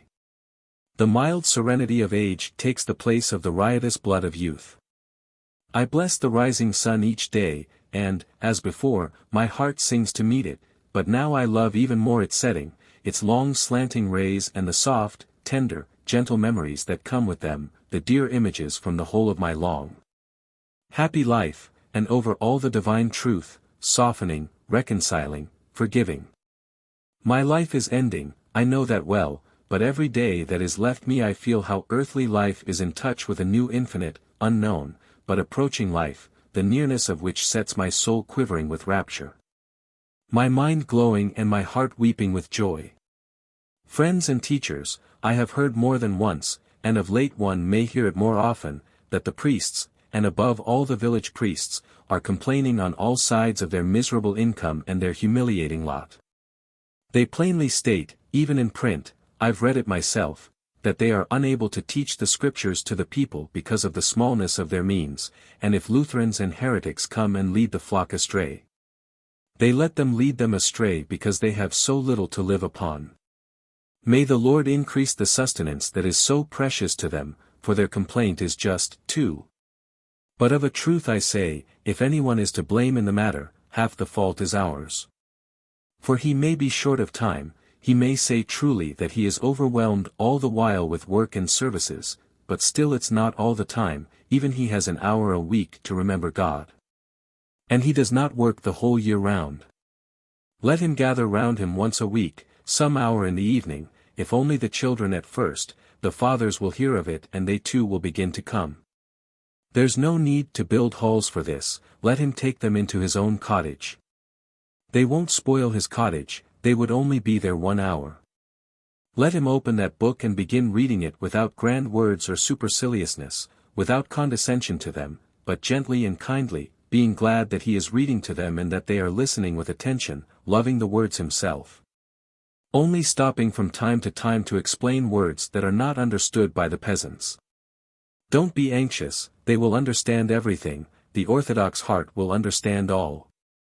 Let him read them about Abraham and Sarah, about Isaac and Rebekah, of how Jacob went to Laban and wrestled with the Lord in his dream and said, "This place is holy," and he will impress the devout mind of the peasant. Let him read, especially to the children, how the brothers sold Joseph, the tender boy, the dreamer and prophet, into bondage, and told their father that a wild beast had devoured him, and showed him his blood-stained clothes. Let him read them how the brothers afterwards journeyed into Egypt for corn, and Joseph, already a great ruler, unrecognized by them, tormented them, accused them, kept his brother Benjamin, and all through love, I love you. And loving you I torment you. For he remembered all his life how they had sold him to the merchants in the burning desert by the well, and how, wringing his hands, he had wept and besought his brothers not to sell him as a slave in a strange land. And how, seeing them again after many years, he loved them beyond measure, but he harassed and tormented them in love. He left them at last not able to bear the suffering of his heart, flung himself on his bed and wept. Then, wiping his tears away, he went out to them joyful and told them, "Brothers, I am your brother Joseph." Let him read them further how happy old Jacob was on learning that his darling boy was still alive. And how he went to Egypt leaving his own country, and died in a foreign land, bequeathing his great prophecy that had lain mysteriously hidden in his meek and timid heart all his life, that from his offspring, from Judah, will come the great hope of the world, the Messiah and Savior. Fathers and teachers, forgive me and don't be angry, that like a little child I've been babbling of what you know long ago, and can teach me 100 times more skillfully. I only speak from rapture, and forgive my tears, for I love the Bible. Let him too weep, the priest of God, and be sure that the hearts of his listeners will throb in response. Only a little tiny seed is needed, drop it into the heart of the peasant and it won't die, it will live in his soul all his life, it will be hidden in the midst of his darkness and sin, like a bright spot, like a great reminder. And there's no need of much teaching or explanation, he will understand it all simply. Do you suppose that the peasants don't understand? Try reading them the touching story of the fair Esther and the haughty Vashti. Or the miraculous story of Jonah in the whale. Don't forget either the parables of our Lord, choose especially from the Gospel of St. Luke, that is what I did, and then from the Acts of the Apostles the conversion of St. Paul, that you mustn't leave out on any account, and from the lives of the saints, for instance, the life of Alexei, the man of God and, greatest of all, the happy martyr and the seer of God. Mary of Egypt, and you will penetrate their hearts with these simple tales. Give 1 hour a week to it in spite of your poverty, only 1 little hour. And you will see for yourselves that our people is gracious and grateful, and will repay you 100 foid. Mindful of the kindness of their priest and the moving words they have heard from him. They will of their own accord help him in his fields and in his house and will treat him with more respect than before, so that it will even increase his worldly well-being too. The thing is so simple that sometimes one is even afraid to put it into words, for fear of being laughed at, and yet how true it is. One who does not believe in God will not believe in God's people. He who believes in God's people will see his holiness too, even though he had not believed in it till then. Only the people and their future spiritual power will convert our atheists, who have torn themselves away from their native soil. And what is the use of Christ's words, unless we set an example? The people is lost without the word of God, for its soul is athirst for the word and for all that is good. In my youth, long ago, nearly 40 years ago, I traveled all over Russia with Father Anfim, collecting funds for our monastery, and we stayed one night on the bank of a great navigable river with some fishermen. A good-looking peasant lad, about 18, joined us. He had to hurry back next morning to pull a merchant's barge along the bank. I noticed him looking straight before him with clear and tender eyes. It was a bright, warm, still, July night. A cool mist rose from the broad river, we could hear the plash of a fish, the birds were still, all was hushed and beautiful, everything praying to God. Only we two were not sleeping, the lad and I, and we talked of the beauty of this world of God's and of the great mystery of it. Every blade of grass, every insect, ant, and golden bee, all so marvelously know their path, though they have not intelligence, they bear witness to the mystery of God and continually accomplish it themselves. I saw the dear lad's heart was moved. He told me that he loved the forest and the forest birds. He was a bird catcher, knew the note of each of them, could call each bird. I know nothing better than to be in the forest, said he, though all things are good. Truly, I answered him, all things are good and fair, because all is truth. Look, said I, at the horse, that great beast that is so near to man, or the lowly, pensive ox, which feeds him and works for him. Look at their faces, what meekness, what devotion to man, who often beats them mercilessly. What gentleness, what confidence and what beauty. It's touching to know that there's no sin in them, for all except man, is sinless, and Christ has been with them before us. Why, asked the boy, is Christ with them too? It cannot but be so, said I, since the word is for all. All creation and all creatures, every leaf is striving to the word, singing glory to God, weeping to Christ, unconsciously accomplishing this by the mystery of their sinless life. Yonder, said I, in the forest wanders the dreadful bear, fierce and menacing, and yet innocent in it. And I told him how once a bear came to a great saint who had taken refuge in a tiny cell in the wood. And the great saint pitied him, went up to him without fear and gave him a piece of bread. Go along, said he, Christ be with you, and the savage beast walked away meekly and obediently, doing no harm. And the lad was delighted that the bear had walked away without hurting the saint, and that Christ was with him too. Ah, said he, how good that is, how good and beautiful is all God's work. He sat musing softly and sweetly. I saw he understood. And he slept beside me a light and sinless sleep. May God bless youth. And I prayed for him as I went to sleep. Lord, send peace and light to thy people. Chapter 2. The Duel. I spent a long time, almost 8 years, in the military cadet school at Petersburg, and in the novelty of my surroundings there, many of my childish impressions grew dimmer, though I forgot nothing. I picked up so many new habits and opinions that I was transformed into a cruel, absurd, almost savage creature. A surface polish of courtesy and society manners I did acquire together with the French language. But we all, myself included, looked upon the soldiers in our service as cattle. I was perhaps worse than the rest in that respect, for I was so much more impressionable than my companions. By the time we left the school as officers, we were ready to lay down our lives for the honor of the regiment, but no one of us had any knowledge of the real meaning of honor, and if anyone had known it, he would have been the first to ridicule it. Drunkenness, debauchery and devilry were what we almost prided ourselves on. I don't say that we were bad by nature, all these young men were good fellows, but they behaved badly, and I worst of all.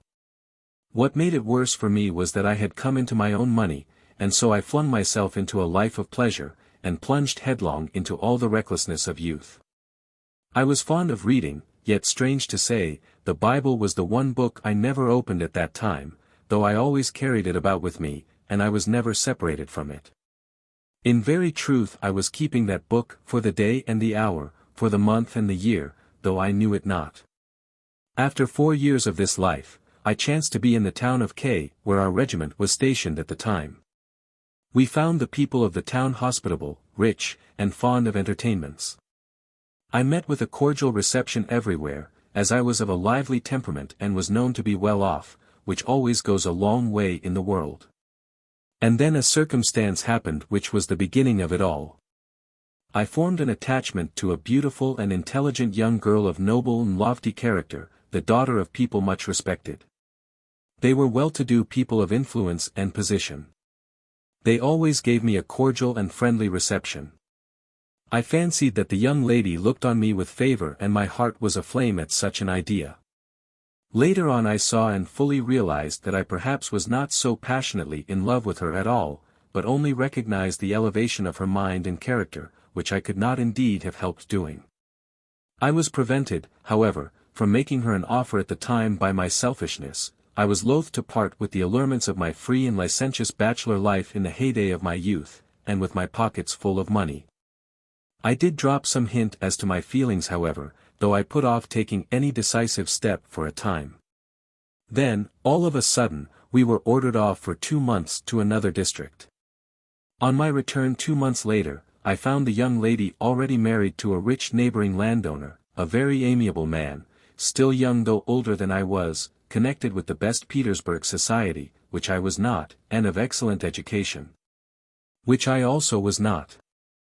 I was so overwhelmed at this unexpected circumstance that my mind was positively clouded.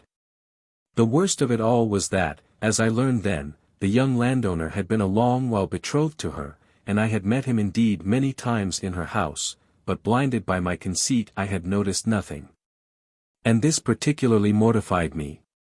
Almost everybody had known all about it, while I knew nothing. I was filled with sudden irrepressible fury. With flushed face I began recalling how often I had been on the point of declaring my love to her, and as she had not attempted to stop me or to warn me, she must, I concluded, have been laughing at me all the time. Later on, of course, I reflected and remembered that she had been very far from laughing at me. On the contrary, she used to turn off any love-making on my part with a jest and begin talking of other subjects. But at that moment I was incapable of reflecting and was all eagerness for revenge. I am surprised to remember that my wrath and revengeful feelings were extremely repugnant to my own nature, for being of an easy temper, I found it difficult to be angry with anyone for long. And so I had to work myself up artificially and became at last revolting and absurd. I waited for an opportunity and succeeded in insulting my rival in the presence of a large company. I insulted him on a perfectly extraneous pretext, jeering at his opinion upon an important public event. It was in the year 1826, my jeer was, so people said, clever and effective.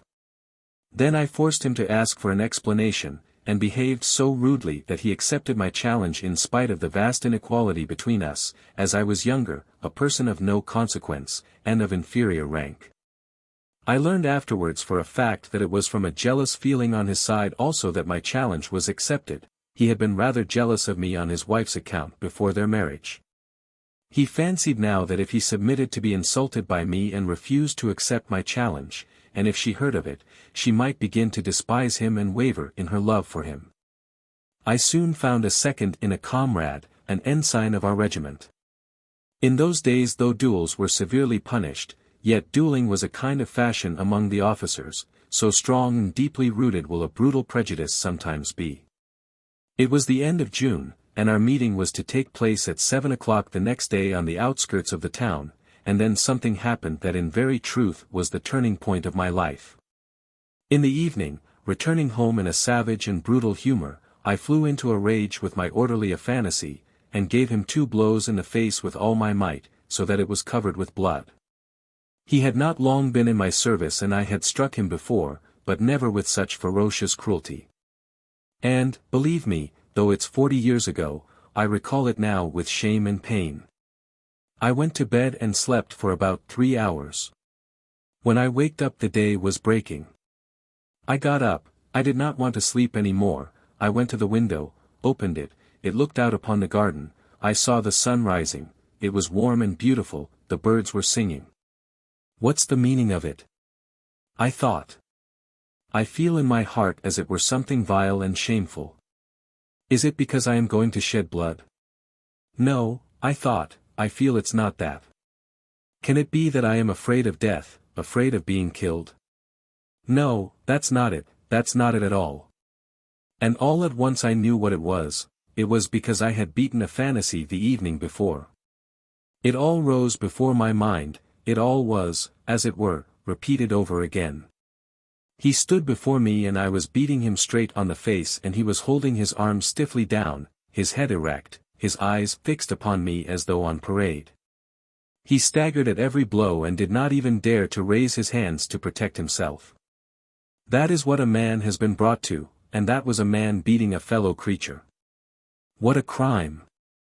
It was as though a sharp dagger had pierced me right through. I stood as if I were struck dumb, while the sun was shining, the leaves were rejoicing and the birds were trilling the praise of God. I hid my face in my hands, fell on my bed and broke into a storm of tears. And then I remembered my brother Markel and what he said on his deathbed to his servants, "My dear ones, why do you wait on me, why do you love me, am I worth your waiting on me?" Yes, am I worth it, flashed through my mind. After all, what am I worth, that another man, a fellow creature, made in the likeness and image of God, should serve me? For the first time in my life this question forced itself upon me. He had said, "Mother, my little heart, in truth we are each responsible to all for all, it's only that men don't know this. If they knew it, the world would be a paradise at once." God, can that too be false? I thought as I wept. In truth, perhaps, I am more than all others responsible for all, a greater sinner than all men in the world. And all at once the whole truth in its full light appeared to me. What was I going to do? I was going to kill a good, clever, noble man, who had done me no wrong, and by depriving his wife of happiness for the rest of her life, I should be torturing and killing her too. I lay thus in my bed with my face in the pillow, heedless how the time was passing. Suddenly my second, the ensign, came in with the pistols to fetch me. "Ah," said he, "it's a good thing you are up already, it's time we were off, come along." I did not know what to do and hurried to and fro undecided. We went out to the carriage, however. "Wait here a minute," I said to him. "I'll be back directly, I have forgotten my purse." And I ran back alone, to a fantasy's little room. "A fantasy," I said, "I gave you 2 blows on the face yesterday, forgive me," I said. He started as though he were frightened, and looked at me.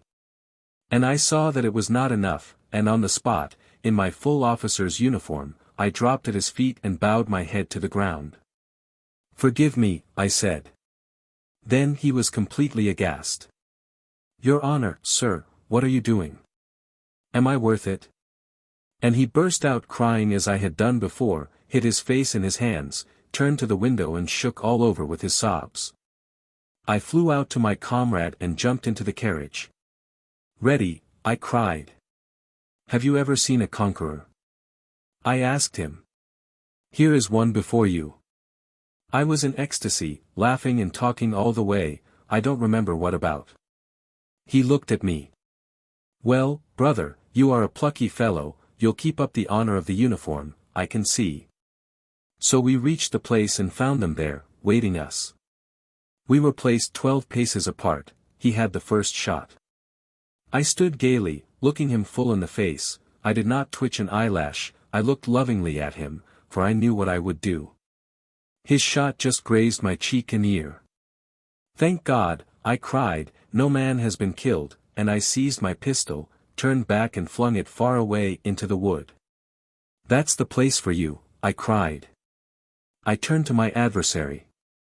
"Forgive me, young fool that I am, sir," I said, "for my unprovoked insult to you and for forcing you to fire at me. I am 10 times worse than you and more, maybe. Tell that to the person whom you hold dearest in the world." I had no sooner said this than they all 3 shouted at me. "Upon my word," cried my adversary, annoyed, "if you did not want to fight, why did not you let me alone? Yesterday I was a fool, today I know better," I answered him gaily. "As to yesterday, I believe you, but as for today, it is difficult to agree with your opinion," said he. "Bravo," I cried, clapping my hands. "I agree with you there too, I have deserved it. Will you shoot, sir, or not?" "No, I won't," I said. "If you like, fire at me again, but it would be better for you not to fire." The seconds, especially mine, were shouting too, "Can you disgrace the regiment like this, facing your antagonist and begging his forgiveness? If I'd only known this." I stood facing them all, not laughing now. "Gentlemen," I said, "is it really so wonderful in these days to find a man who can repent of his stupidity and publicly confess his wrongdoing?" "But not in a duel," cried my second again. "That's what's so strange," I said. "For I ought to have owned my fault as soon as I got here, before he had fired a shot, before leading him into a great and deadly sin. But we have made our life so grotesque, that to act in that way would have been almost impossible, for only after I had faced his shot at the distance of 12 paces could my words have any significance for him, and if I had spoken before, he would have said, 'He is a coward, the sight of the pistols has frightened him, no use to listen to him.' Gentlemen," I cried suddenly, speaking straight from my heart, "look around you at the gifts of God, the clear sky, the pure air, the tender grass, the birds. Nature is beautiful and sinless, and we, only we, are sinful and foolish, and we don't understand that life is heaven, for we have only to understand that and it will at once be fulfilled in all its beauty, we shall embrace each other and weep." I would have said more but I could not, my voice broke with the sweetness and youthful gladness of it, and there was such bliss in my heart as I had never known before in my life. "All this is rational and edifying," said my antagonist, "and in any case you are an original person. You may laugh," I said to him, laughing too, "but afterwards you will approve of me." "Oh, I am ready to approve of you now," said he. "Will you shake hands? For I believe you are genuinely sincere." "No," I said, "not now, later on when I have grown worthier and deserve your esteem, then shake hands and you will do well." We went home, my second upbraiding me all the way, while I kissed him. All my comrades heard of the affair at once and gathered together to pass judgment on me the same day. "He has disgraced the uniform," they said, "let him resign his commission." Some stood up for me, "He faced the shot," they said. Yes, but he was afraid of his other shot and begged for forgiveness. If he had been afraid of being shot, he would have shot his own pistol first before asking forgiveness, while he flung it loaded into the forest. No, there's something else in this, something original. I enjoyed listening and looking at them. "My dear friends and comrades," said I, "don't worry about my resigning my commission, for I have done so already. I have sent in my papers this morning and as soon as I get my discharge I shall go into a monastery, it's with that object I am leaving the regiment." When I had said this every one of them burst out laughing. "You should have told us of that first, that explains everything, we can't judge a monk." They laughed and could not stop themselves, and not scornfully, but kindly and merrily. They all felt friendly to me at once, even those who had been sternest in their censure, and all the following month, before my discharge came, they could not make enough of me. "Ah, you monk," they would say. And everyone said something kind to me, they began trying to dissuade me, even to pity me, "What are you doing to yourself?" "No," they would say, "he is a brave fellow, he faced fire and could have fired his own pistol too, but he had a dream the night before that he should become a monk, that's why he did it." It was the same thing with the society of the town. Till then I had been kindly received, but had not been the object of special attention, and now all came to know me at once and invited me, they laughed at me, but they loved me. I may mention that although everybody talked openly of our duel, the authorities took no notice of it, because my antagonist was a near relation of our general, and as there had been no bloodshed and no serious consequences. And as I resigned my commission, they took it as a joke. And I began then to speak aloud and fearlessly, regardless of their laughter, for it was always kindly and not spiteful laughter. These conversations mostly took place in the evenings, in the company of ladies. Women particularly liked listening to me then and they made the men listen. But how can I possibly be responsible for all, everyone would laugh in my face. Can I, for instance, be responsible for you? You may well not know it, I would answer, since the whole world has long been going on a different line, since we consider the veriest lies as truth and demand the same lies from others. Here I have for once in my life acted sincerely and, well, you all look upon me as a madman. Though you are friendly to me, yet, you see, you all laugh at me. But how can we help being friendly to you, said my hostess, laughing. The room was full of people. All of a sudden the young lady rose, on whose account the duel had been fought and whom only lately I had intended to be my future wife. I had not noticed her coming into the room. She got up, came to me and held out her hand. Let me tell you, she said, that I am the first not to laugh at you, but on the contrary I thank you with tears and express my respect for you for your action then. Her husband, too, came up and then they all approached me and almost kissed me. My heart was filled with joy, but my attention was especially caught by a middle-aged man who came up to me with the others. I knew him by name already, but had never made his acquaintance nor exchanged a word with him till that evening. The mysterious visitor. He had long been an official in the town. He was in a prominent position, respected by all, rich and had a reputation for benevolence. He subscribed considerable sums to the almshouse and the orphan asylum. He was very charitable, too, in secret, a fact which only became known after his death. He was a man of about 50, almost stern in appearance and not much given to conversation. He had been married about 10 years and his wife, who was still young, had borne him 3 children. Well, I was sitting alone in my room the following evening, when my door suddenly opened and this gentleman walked in. I must mention, by the way, that I was no longer living in my former quarters. As soon as I resigned my commission, I took rooms with an old lady, the widow of a government clerk. My landlady's servant waited upon me, for I had moved into her rooms simply because on my return from the duel I had sent a fantasy back to the regiment, as I felt ashamed to look him in the face after my last interview with him. So prone is the man of the world to be ashamed of any righteous action. I have, said my visitor, with great interest listened to you speaking in different houses the last few days and I wanted at last to make your personal acquaintance, so as to talk to you more intimately. Can you, dear sir, grant me this favor? I can, with the greatest pleasure, and I shall look upon it as an honor.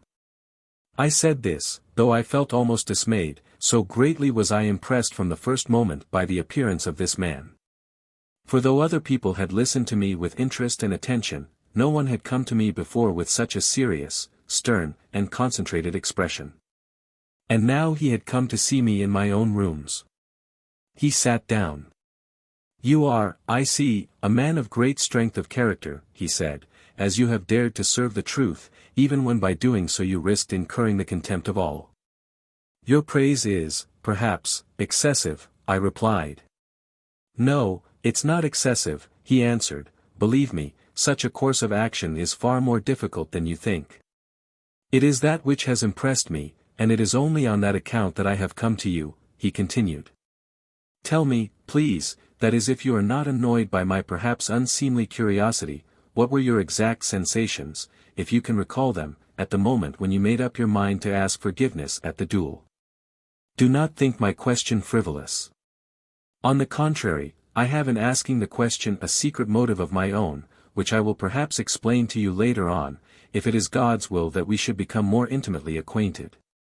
All the while he was speaking, I was looking at him straight into the face and I felt all at once a complete trust in him and great curiosity on my side also, for I felt that there was some strange secret in his soul.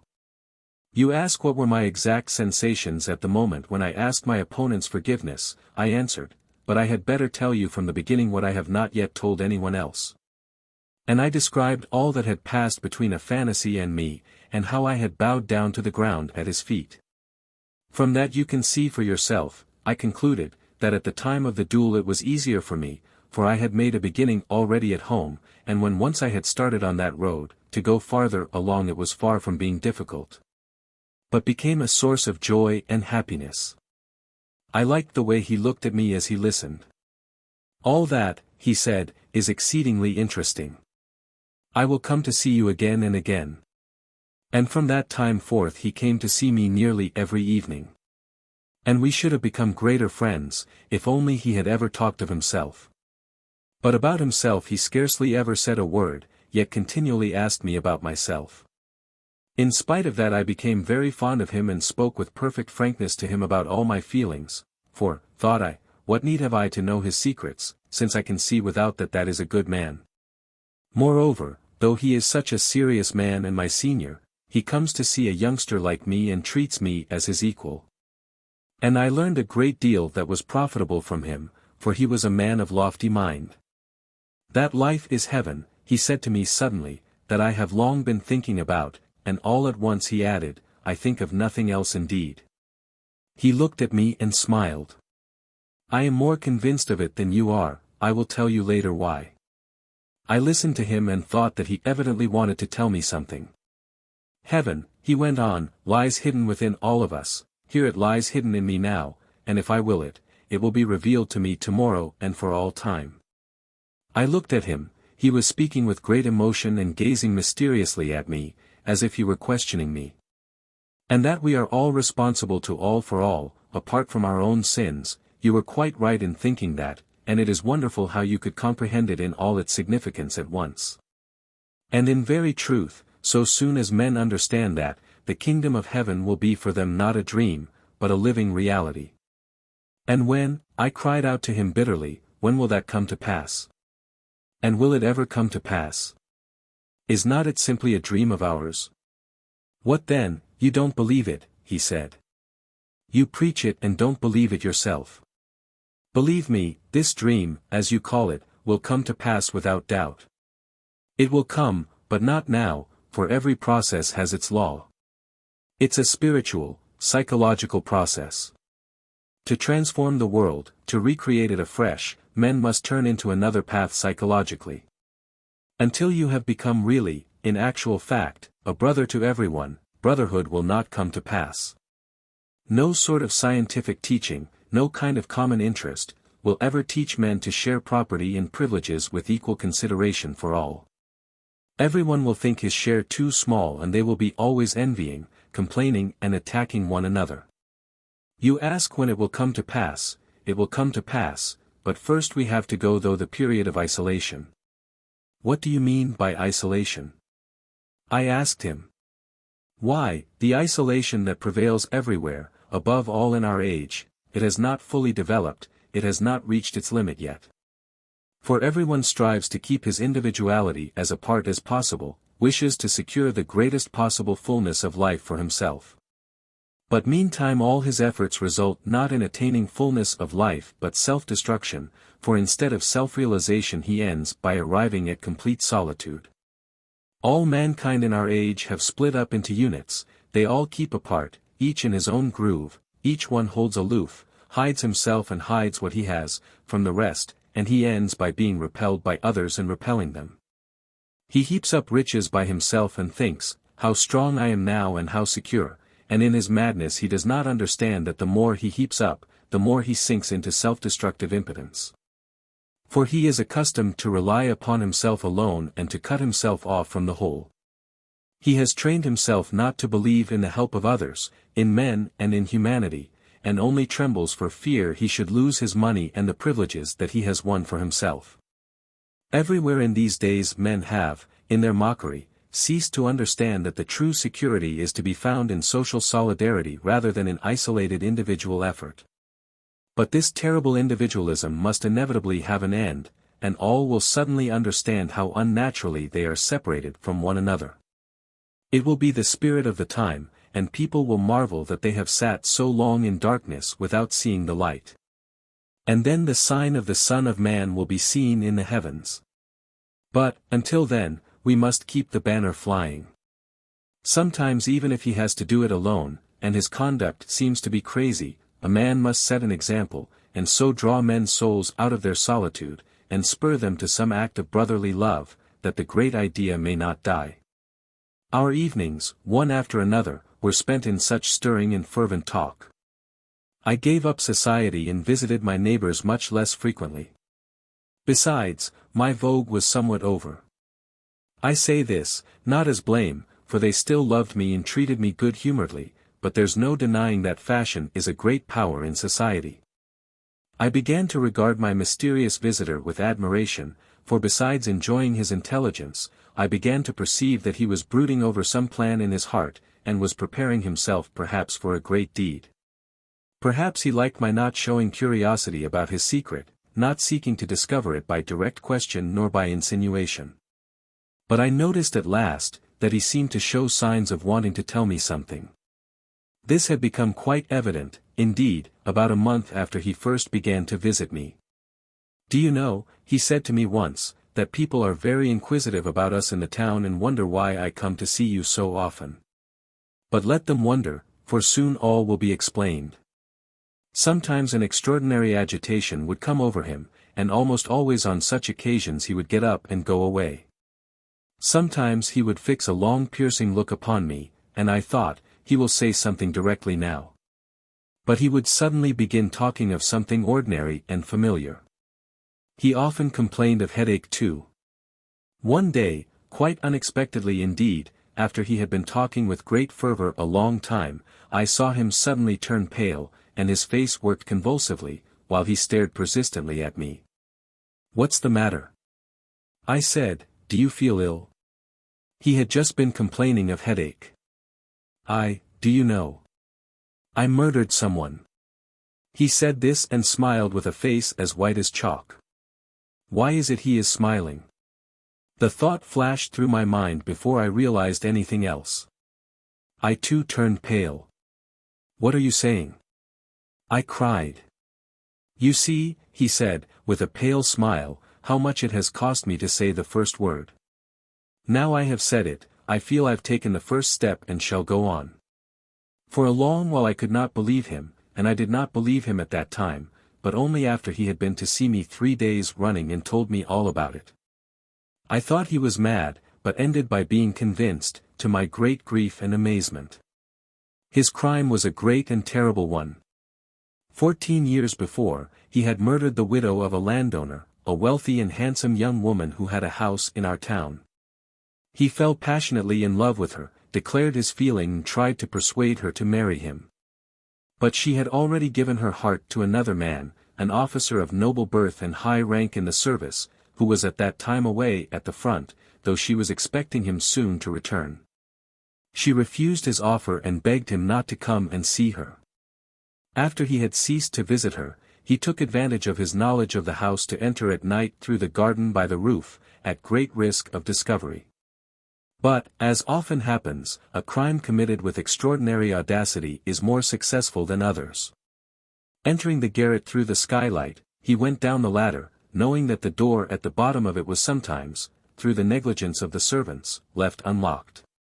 He hoped to find it so, and so it was. He made his way in the dark to her bedroom, where a light was burning. As though on purpose, both her maids had gone off to a birthday party in the same street, without asking leave. The other servants slept in the servants' quarters or in the kitchen on the ground floor. His passion flamed up at the sight of her asleep, and then vindictive, jealous anger took possession of his heart, and like a drunken man, beside himself, he thrust a knife into her heart, so that she did not even cry out. Then with devilish and criminal cunning he contrived that suspicion should fall on the servants. He was so base as to take her purse, to open her chest with keys from under her pillow, and to take some things from it, doing it all as it might have been done by an ignorant servant, leaving valuable papers and taking only money. He took some of the larger gold things, but left smaller articles that were 10 times as valuable. He took with him, too, some things for himself as remembrances, but of that later. Having done this awful deed, he returned by the way he had come. Neither the next day, when the alarm was raised, nor at any time after in his life, did anyone dream of suspecting that he was the criminal. No one indeed knew of his love for her, for he was always reserved and silent and had no friend to whom he would have opened his heart. He was looked upon simply as an acquaintance, and not a very intimate one, of the murdered woman, as for the previous fortnight he had not even visited her. A serf of hers called Pyotr was at once suspected, and every circumstance confirmed the suspicion. The man knew, Indeed, his mistress did not conceal the fact, that having to send one of her serfs as a recruit she had decided to send him, as he had no relations and his conduct was unsatisfactory. People had heard him angrily threatening to murder her when he was drunk in a tavern. 2 days before her death, he had run away, staying no one knew where in the town. The day after the murder, he was found on the road leading out of the town, dead drunk, with a knife in his pocket, and his right hand happened to be stained with blood. He declared that his nose had been bleeding, but no one believed him. The maids confessed that they had gone to a party and that the street door had been left open till they returned. And a number of similar details came to light, throwing suspicion on the innocent servant. They arrested him, and he was tried for the murder, but a week after the arrest, the prisoner fell sick of a fever and died unconscious in the hospital. There the matter ended, and the judges and the authorities and everyone in the town remained convinced that the crime had been committed by no one but the servant who had died in the hospital. And after that the punishment began. My mysterious visitor, now my friend, told me that at first he was not in the least troubled by pangs of conscience. He was miserable a long time, but not for that reason. Only from regret that he had killed the woman he loved, that she was no more, that in killing her he had killed his love, while the fire of passion was still in his veins. But of the innocent blood he had shed, of the murder of a fellow creature, he scarcely thought. The thought that his victim might have become the wife of another man was insupportable to him, and so, for a long time, he was convinced in his conscience that he could not have acted otherwise. At first he was worried at the arrest of the servant, but his illness and death soon set his mind at rest, for the man's death was apparently, so he reflected at the time, not owing to his arrest or his fright, but a chill he had taken on the day he ran away, when he had lain all night dead drunk on the damp ground. The theft of the money and other things troubled him little, for he argued that the theft had not been committed for gain but to avert suspicion. The sum stolen was small, and he shortly afterwards subscribed the whole of it, and much more, towards the funds for maintaining an almshouse in the town. He did this on purpose to set his conscience at rest about the theft, and it's a remarkable fact that for a long time he really was at peace. He told me this himself. He entered then upon a career of great activity in the service, volunteered for a difficult and laborious duty, which occupied him 2 years, and being a man of strong will almost forgot the past. Whenever he recalled it, he tried not to think of it at all. He became active in philanthropy too, founded and helped to maintain many institutions in the town, did a good deal in the 2 capitals, and in both Moscow and Petersburg was elected a member of philanthropic societies. At last, however, he began brooding over the past, and the strain of it was too much for him. Then he was attracted by a fine and intelligent girl and soon after married her, hoping that marriage would dispel his lonely depression, and that by entering on a new life and scrupulously doing his duty to his wife and children, he would escape from old memories altogether. But the very opposite of what he expected happened. He began, even in the first month of his marriage, to be continually fretted by the thought, "My wife loves me, but what if she knew?" When she first told him that she would soon bear him a child, he was troubled. "I am giving life, but I have taken life. Children came. How dare I love them, teach and educate them, how can I talk to them of virtue? I have shed blood. They were splendid children, he longed to caress them, and I can't look at their innocent candid faces, I am unworthy." At last he began to be bitterly and ominously haunted by the blood of his murdered victim, by the young life he had destroyed, by the blood that cried out for vengeance. He had begun to have awful dreams. But, being a man of fortitude, he bore his suffering a long time, thinking, "I shall expiate everything by this secret agony." But that hope, too, was vain. The longer it went on, the more intense was his suffering. He was respected in society for his active benevolence, though everyone was overawed by his stern and gloomy character. But the more he was respected, the more intolerable it was for him. He confessed to me that he had thoughts of killing himself. But he began to be haunted by another idea, an idea which he had at first regarded as impossible and unthinkable, though at last it got such a hold on his heart that he could not shake it off. He dreamed of rising up, going out and confessing in the face of all men that he had committed murder. For 3 years this dream had pursued him, haunting him in different forms. At last he believed with his whole heart that if he confessed his crime, he would heal his soul and would be at peace forever. But this belief filled his heart with terror, for how could he carry it out? And then came what happened at my duel. Looking at you, I have made up my mind. I looked at him. Is it possible, I cried, clasping my hands, that such a trivial incident could give rise to a resolution in you? My resolution has been growing for the last 3 years, he answered, and your story only gave the last touch to it. Looking at you, I reproached myself and envied you. He said this to me almost sullenly. But you won't be believed, I observed. It's 14 years ago. I have proofs, great proofs. I shall show them. Then I cried and kissed him. Tell me one thing, he said, as though it all depended upon me, my wife, my children. My wife may die of grief, and though my children won't lose their rank and property, they'll be a convict's children and forever. And what a memory of me I shall leave in their hearts. I said nothing. And to part from them, to leave them forever. It's forever, you know, forever. I sat still and repeated a silent prayer. I got up at last, I felt afraid. Well? He looked at me. Go, said I, confess. Everything passes, only the truth remains. Your children will understand, when they grow up, the nobility of your resolution. He left me that time as though he had made up his mind. Yet for more than a fortnight afterwards, he came to me every evening, still preparing himself, still unable to bring himself to the point. He made my heart ache. One day he would come determined and say fervently, I know it will be heaven for me, heaven, the moment I confess. 14 years I've been in hell. I want to suffer. I will take my punishment and begin to live. You can pass through the world doing wrong, but there's no turning back. Now I dare not love my neighbor nor even my own children. Good God, my children will understand, perhaps, what my punishment has cost me and will not condemn me. God is not in strength but in truth. All will understand your sacrifice, I said to him, if not at once, they will understand later, for you have served truth, the higher truth, not of the earth.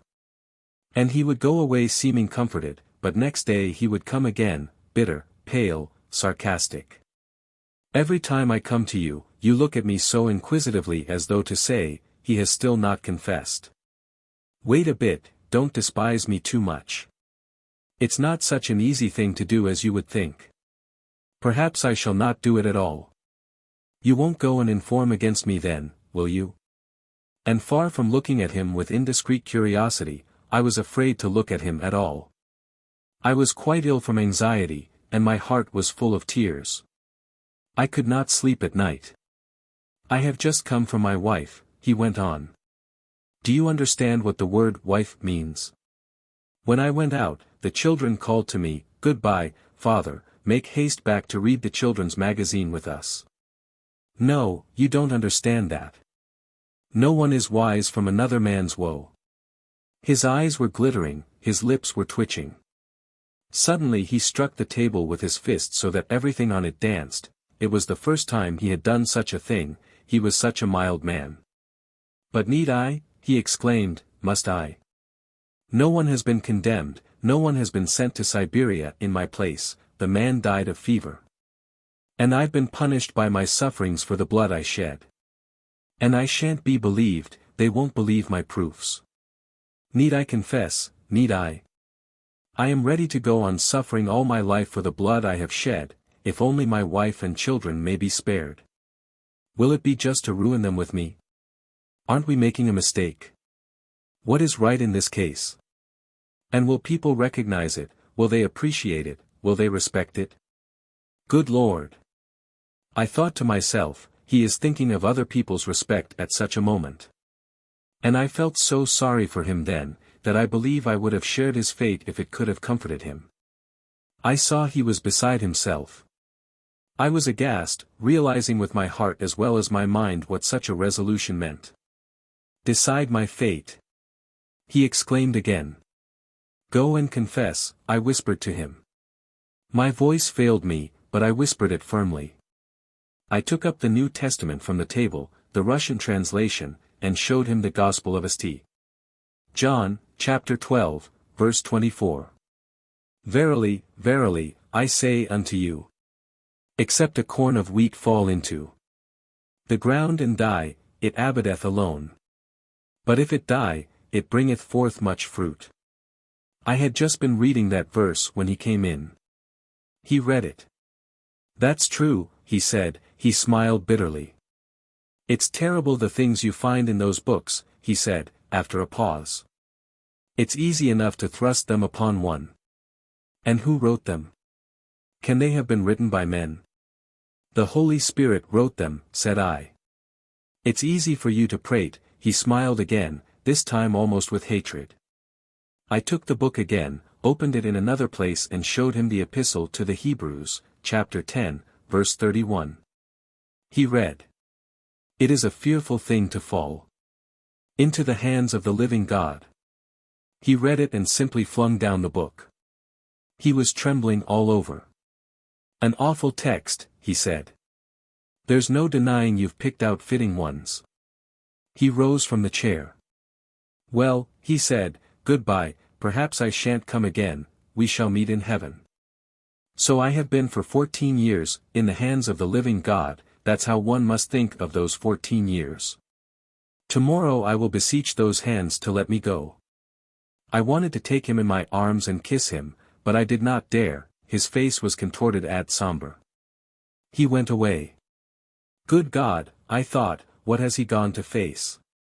I fell on my knees before the icon and wept for him before the Holy Mother of God, our swift defender and helper. I was half an hour praying in tears, and it was late, about midnight. Suddenly I saw the door open and he came in again. I was surprised. Where have you been? I asked him.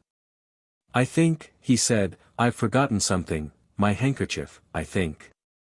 Well, even if I've not forgotten anything, let me stay a little. He sat down. I stood over him. You sit down, too, said he. I sat down. We sat still for 2 minutes, he looked intently at me and suddenly smiled. I remembered that, then he got up, embraced me warmly and kissed me. Remember, he said, how I came to you a second time.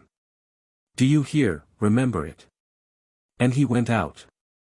Tomorrow, I thought. And so it was. I did not know that evening that the next day was his birthday. I had not been out for the last few days, so I had no chance of hearing it from anyone. On that day he always had a great gathering, everyone in the town went to it. It was the same this time. After dinner he walked into the middle of the room, with a paper in his hand, a formal declaration to the chief of his department who was present. This declaration he read aloud to the whole assembly. It contained a full account of the crime, in every detail. I cut myself off from men as a monster. God has visited me, he said in conclusion. I want to suffer for my sin. Then he brought out and laid on the table all the things he had been keeping for 14 years, that he thought would prove his crime, the jewels belonging to the murdered woman which he had stolen to divert suspicion. A cross and a locket taken from her neck with a portrait of her betrothed in the locket, her notebook and 2 letters.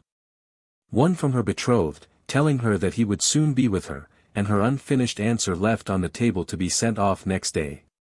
He carried off these 2 letters, what for? Why had he kept them for 14 years afterwards instead of destroying them as evidence against him? And this is what happened, everyone was amazed and horrified, everyone refused to believe it and thought that he was deranged, though all listened with intense curiosity. A few days later it was fully decided and agreed in every house that the unhappy man was mad. The legal authorities could not refuse to take the case up, but they too dropped it. Though the trinkets and letters made them ponder, they decided that even if they did turn out to be authentic, no charge could be based on those alone. Besides, she might have given him those things as a friend, or asked him to take care of them for her. I heard afterwards, however, that the genuineness of the things was proved by the friends and relations of the murdered woman, and that there was no doubt about them. Yet nothing was destined to come of it, after all. 5 days later, all had heard that he was ill and that his life was in danger. The nature of his illness I can't explain, they said it was an affection of the heart. But it became known that the doctors had been induced by his wife to investigate his mental condition also, and had come to the conclusion that it was a case of insanity. I betrayed nothing, though people ran to question me. But when I wanted to visit him, I was for a long while forbidden to do so, above all by his wife. "It's you who have caused his illness," she said to me. He was always gloomy, but for the last year people noticed that he was peculiarly excited and did strange things, and now you have been the ruin of him. Your preaching has brought him to this, for the last month he was always with you. Indeed, not only his wife but the whole town were down upon me and blamed me.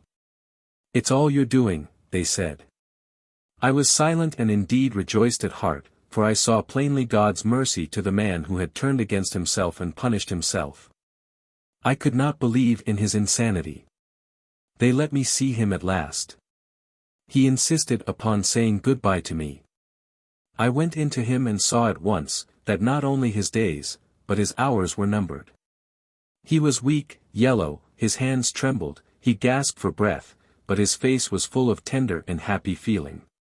"It is done," he said. "I've long been yearning to see you.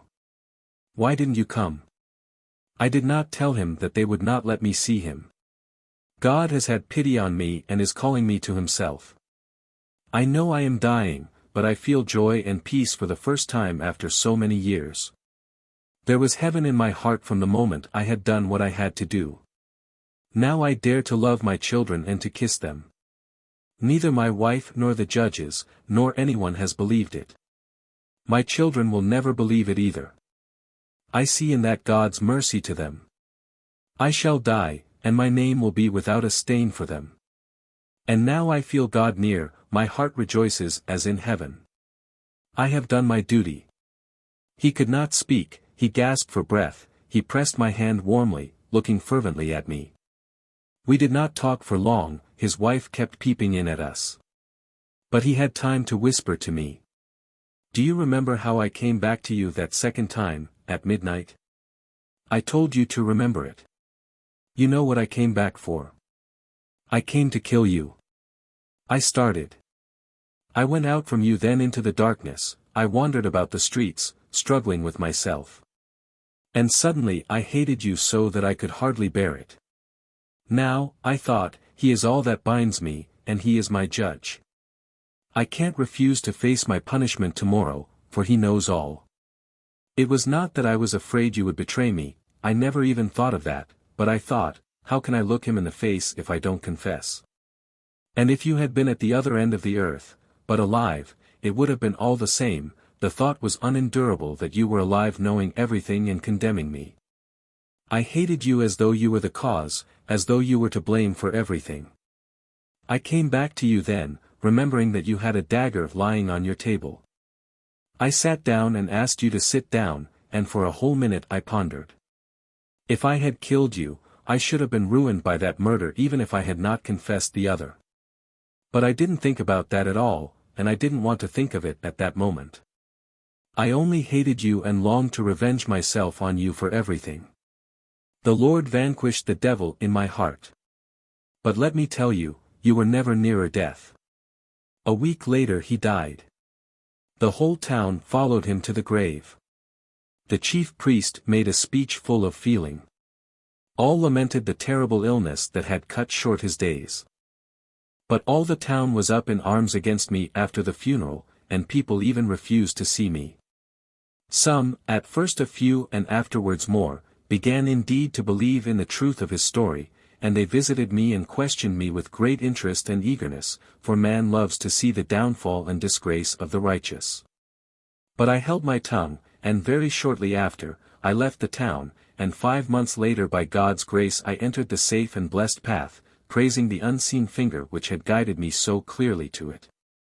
But I remember in my prayer to this day, the servant of God, Mikhail, who suffered so greatly. Chapter 3. Conversations and Exhortations of Father Zosima. The Russian monk and his possible significance. Fathers and teachers, what is the monk?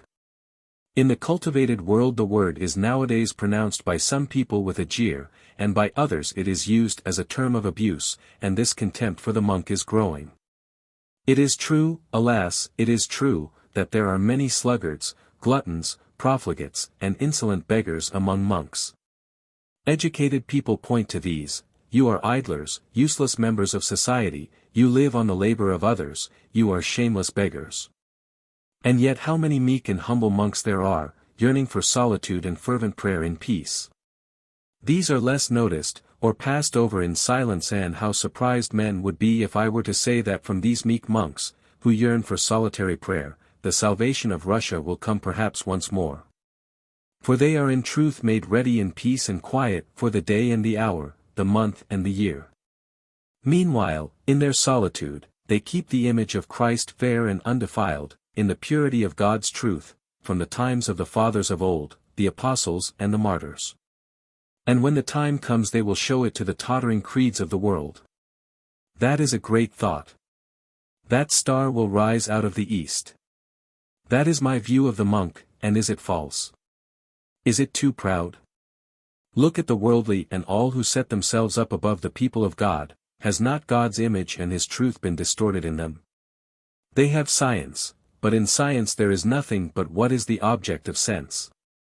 The spiritual world, the higher part of man's being, is rejected altogether, dismissed with a sort of triumph, even with hatred.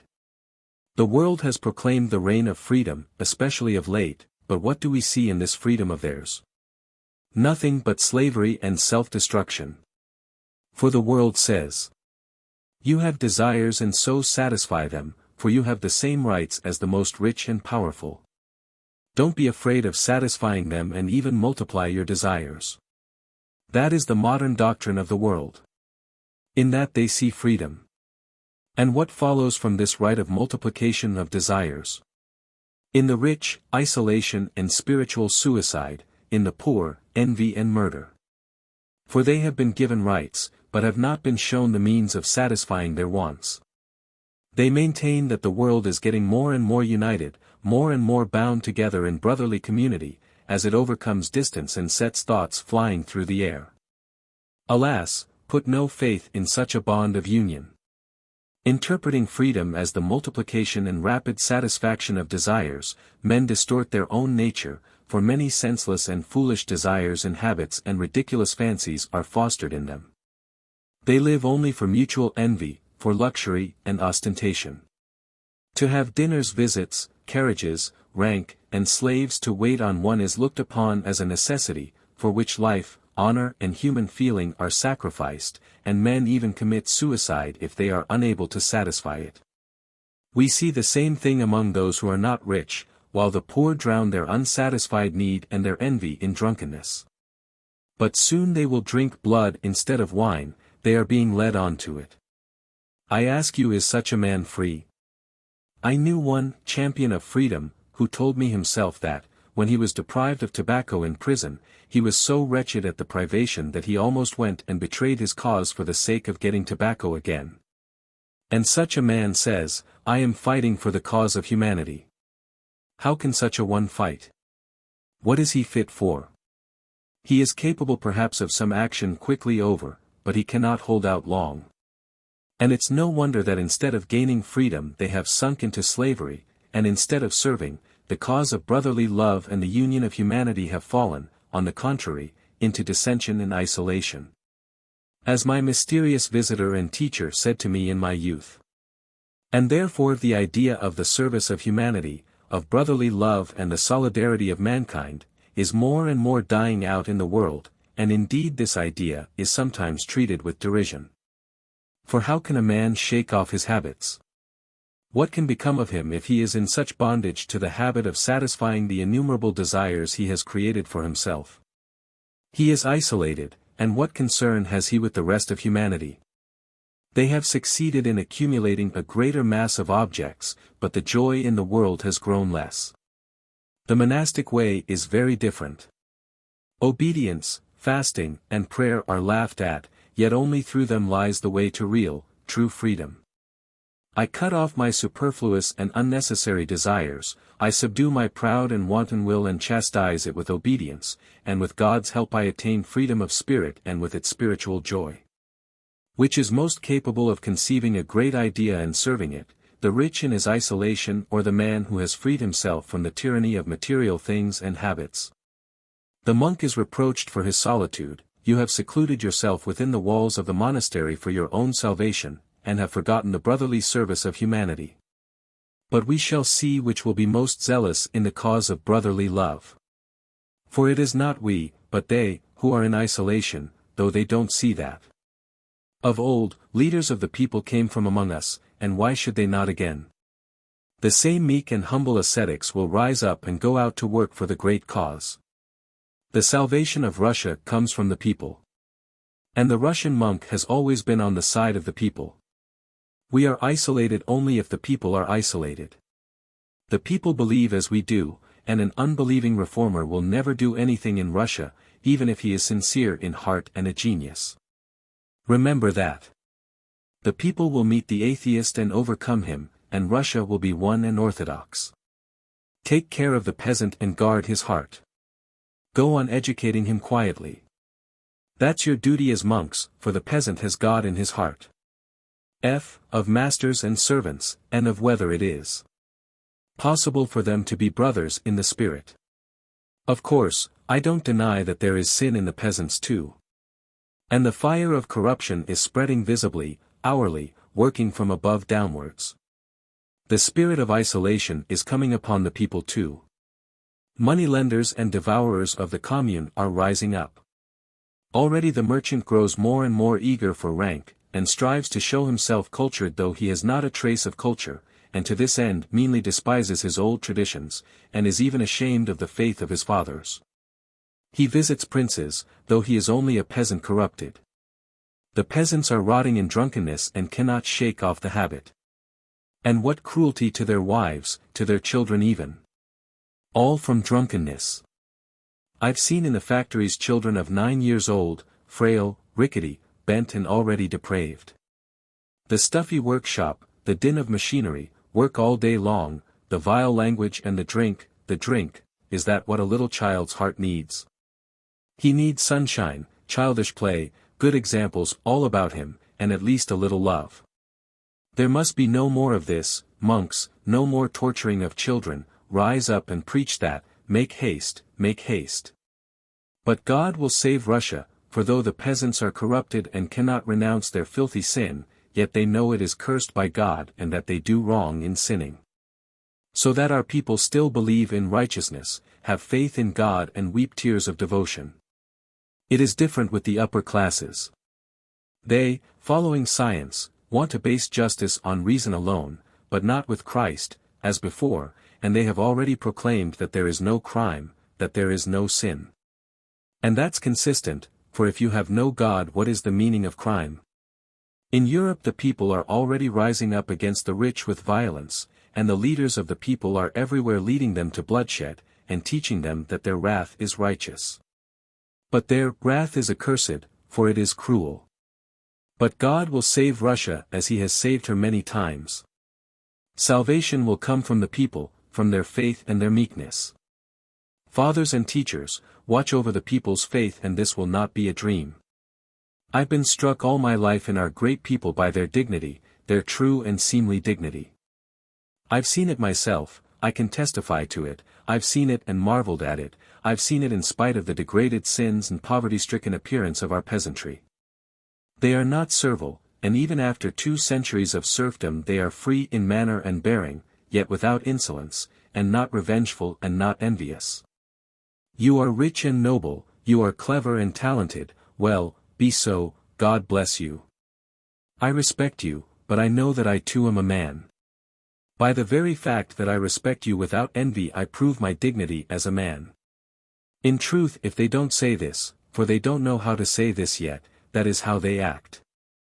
I have seen it myself, I have known it myself, and, would you believe it, the poorer our Russian peasant is, the more noticeable is that serene goodness, for the rich among them are for the most part corrupted already.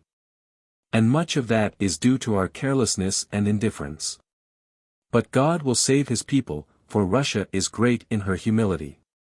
I dream of seeing, and seem to see clearly already, our future. It will come to pass that even the most corrupt of our rich will end by being ashamed of his riches before the poor, and the poor, seeing his humility, will understand and give way before him. Will respond joyfully and kindly to his honorable shame. Believe me that it will end in that, things are moving to that. Equality is to be found only in the spiritual dignity of man, and that will only be understood among us. If we were brothers, there would be fraternity, but before that they will never agree about the division of wealth.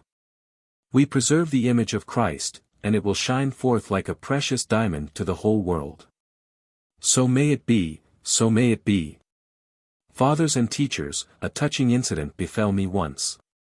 In my wanderings I met in the town of K, my old orderly, a fantasy. It was 8 years since I had parted from him. He chanced to see me in the marketplace, recognized me, ran up to me, and how delighted he was. He simply pounced on me, "Master dear, is it you? Is it really you I see?" He took me home with him. He was no longer in the army, he was married and already had 2 little children. He and his wife earned their living as costermongers in the marketplace. His room was poor, but bright and clean. He made me sit down, set the samovar, sent for his wife, as though my appearance were a festival for them. He brought me his children, "Bless them, father." Is it for me to bless them? I am only a humble monk. I will pray for them. And for you, Afanasy Pavlovich, I have prayed every day since that day, for it all came from you, said I. And I explained that to him as well as I could. And what do you think? The man kept gazing at me and could not believe that I, his former master, an officer, was now before him in such a guise and position. It made him shed tears. "Why are you weeping?" said I. "Better rejoice over me, dear friend, whom I can never forget, for my path is a glad and joyful one." He did not say much, but kept sighing and shaking his head over me tenderly. "What has become of your fortune?" he asked. "I gave it to the monastery," I answered. "We live in common." After tea I began saying goodbye, and suddenly he brought out half a ruble as an offering to the monastery, and another half ruble I saw him thrusting hurriedly into my hand. "That's for you in your wanderings, it may be of use to you, father." I took his half ruble, bowed to him and his wife, and went out rejoicing. And on my way I thought, here we are both now, he at home and I on the road, sighing and shaking our heads, no doubt, and yet smiling joyfully in the gladness of our hearts, remembering how God brought about our meeting. I have never seen him again since then. I had been his master and he my servant, but now when we exchanged a loving kiss with softened hearts, there was a great human bond between us. I have thought a great deal about that, and now what I think is this: is it so inconceivable that that grand and simple-hearted unity might in due time become universal among the Russian people? I believe that it will come to pass and that the time is at hand. And of servants I will add this: in old days when I was young I was often angry with servants. The cook had served something too hot, the orderly had not brushed my clothes. But what taught me better then was a thought of my dear brother's, which I had heard from him in childhood: am I worth it, that another should serve me and be ordered about by me in his poverty and ignorance? And I wondered at the time that such simple and self-evident ideas should be so slow to occur to our minds. It is impossible that there should be no servants in the world, but act so that your servant may be freer in spirit than if he were not a servant. And why cannot I be a servant to my servant and even let him see it, and that without any pride on my part or any mistrust on his? Why should not my servant be like my own kindred, so that I may take him into my family and rejoice in doing so? Even now this can be done, but it will lead to the grand unity of men in the future, when a man will not seek servants for himself, or desire to turn his fellow creatures into servants as he does now, but on the contrary, will long with his whole heart to be the servant of all, as the Gospel teaches. And can it be a dream, that in the end man will find his joy only in deeds of light and mercy, and not in cruel pleasures as now, in gluttony, fornication, ostentation, boasting and envious rivalry of one with the other? I firmly believe that it is not and that the time is at hand.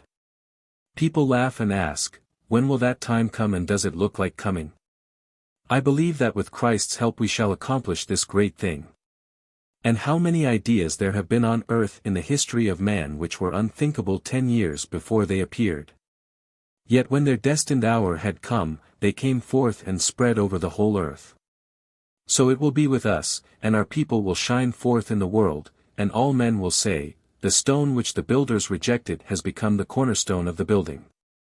And we may ask the scornful themselves, if our hope is a dream, when will you build up your edifice and order things justly by your intellect alone, without Christ? If they declare that it is they who are advancing towards unity, only the most simple-hearted among them believe it, so that one may positively marvel at such simplicity. Of a truth, they have more fantastic dreams than we.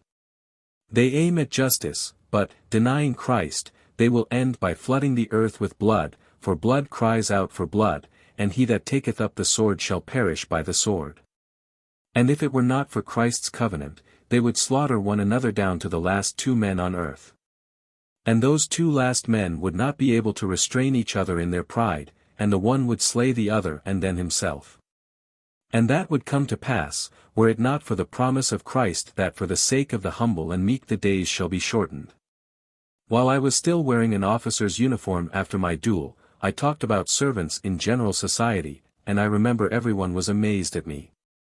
What, they asked, are we to make our servants sit down on the sofa and offer them tea? And I answered them, why not, sometimes at least. Everyone laughed. Their question was frivolous and my answer was not clear, but the thought in it was to some extent right. Of prayer, of love, and of contact with other worlds. Young man, be not forgetful of prayer.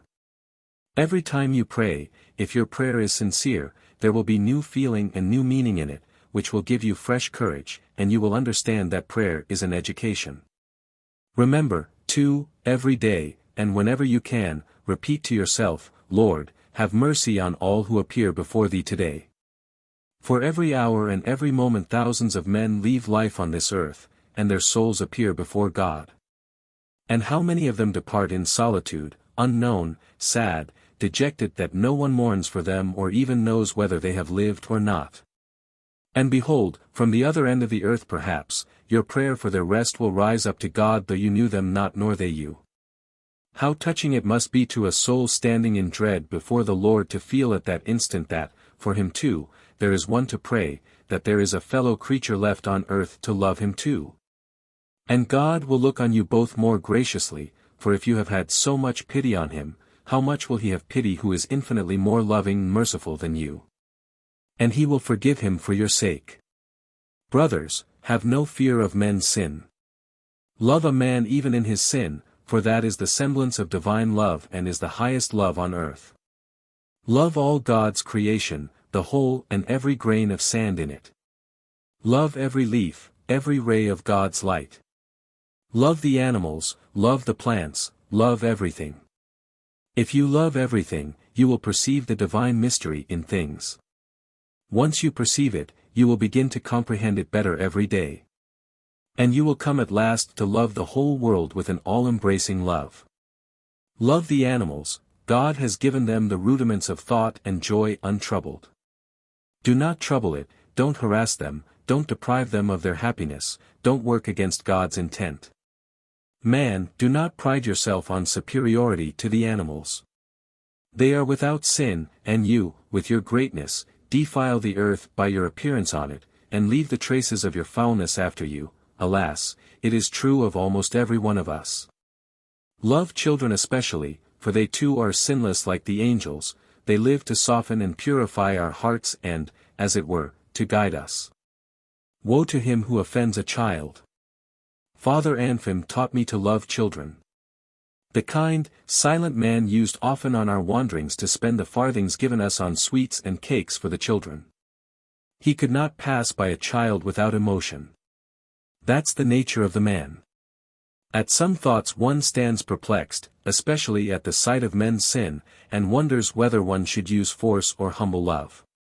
Always decide to use humble love. If you resolve on that once for all, you may subdue the whole world. Loving humility is marvelously strong, the strongest of all things, and there is nothing else like it. Every day and every hour, every minute, walk round yourself and watch yourself, and see that your image is a seemly one. You pass by a little child, you pass by, spiteful, with ugly words, with wrathful heart, you may not have noticed the child, but he has seen you, and your image, unseemly and ignoble, may remain in his defenseless heart.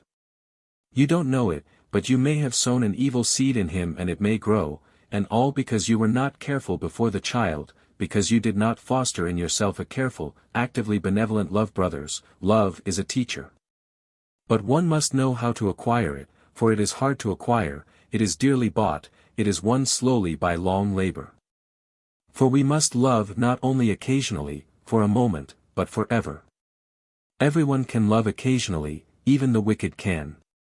My brother asked the birds to forgive him. That sounds senseless, but it is right, for all is like an ocean, all is flowing and blending, a touch in one place sets up movement at the other end of the earth. It may be senseless to beg forgiveness of the birds, but birds would be happier at your side, a little happier, anyway, and children and all animals, if you were nobler than you are now. It's all like an ocean, I tell you. Then you would pray to the birds too, consumed by an all-embracing love, in a sort of transport, and pray that they too will forgive you your sin. Treasure this ecstasy, however senseless it may seem to men. My friends, pray to God for gladness. Be glad as children, as the birds of heaven. And let not the sin of men confound you in your doings. Fear not that it will wear away your work and hinder its being accomplished.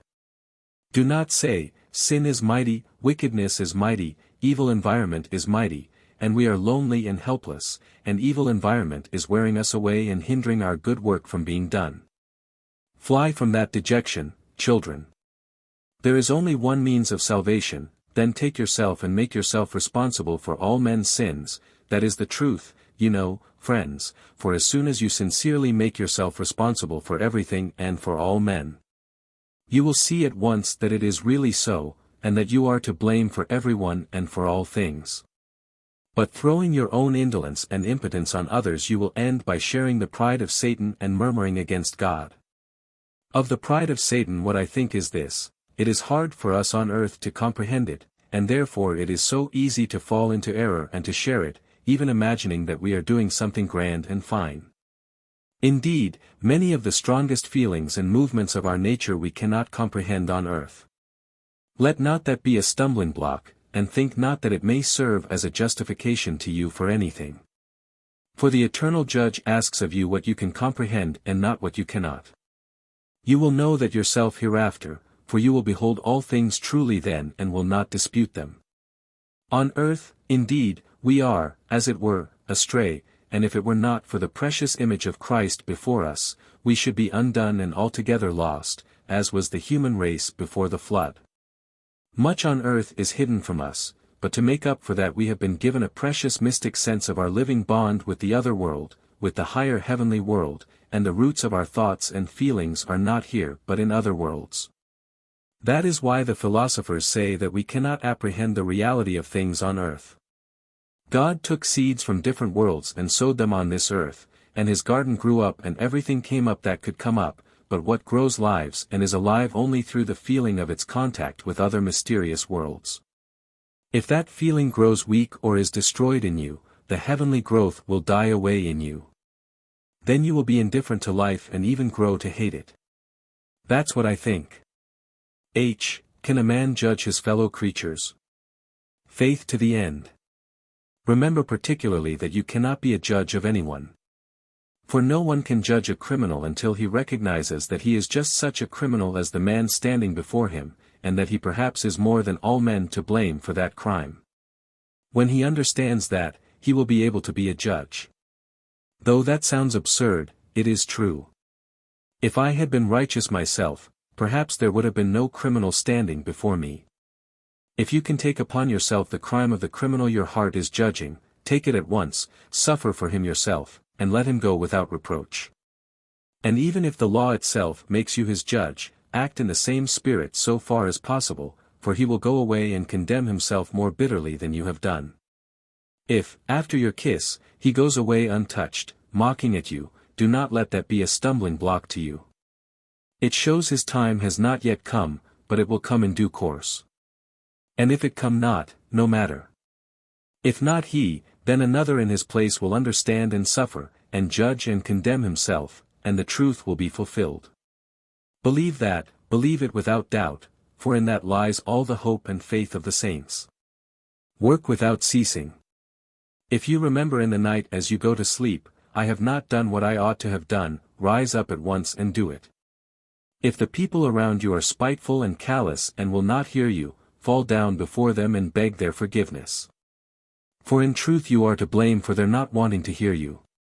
And if you cannot speak to them in their bitterness, serve them in silence and in humility, never losing hope. If all men abandon you and even drive you away by force, then when you are left alone fall on the earth and kiss it, water it with your tears and it will bring forth fruit even though no one has seen or heard you in your solitude. Believe to the end, even if all men went astray and you were left the only one faithful, bring your offering even then and praise God in your loneliness. And if two of you are gathered together, then there is a whole world, a world of living love. Embrace each other tenderly and praise God, for if only in you two his truth has been fulfilled.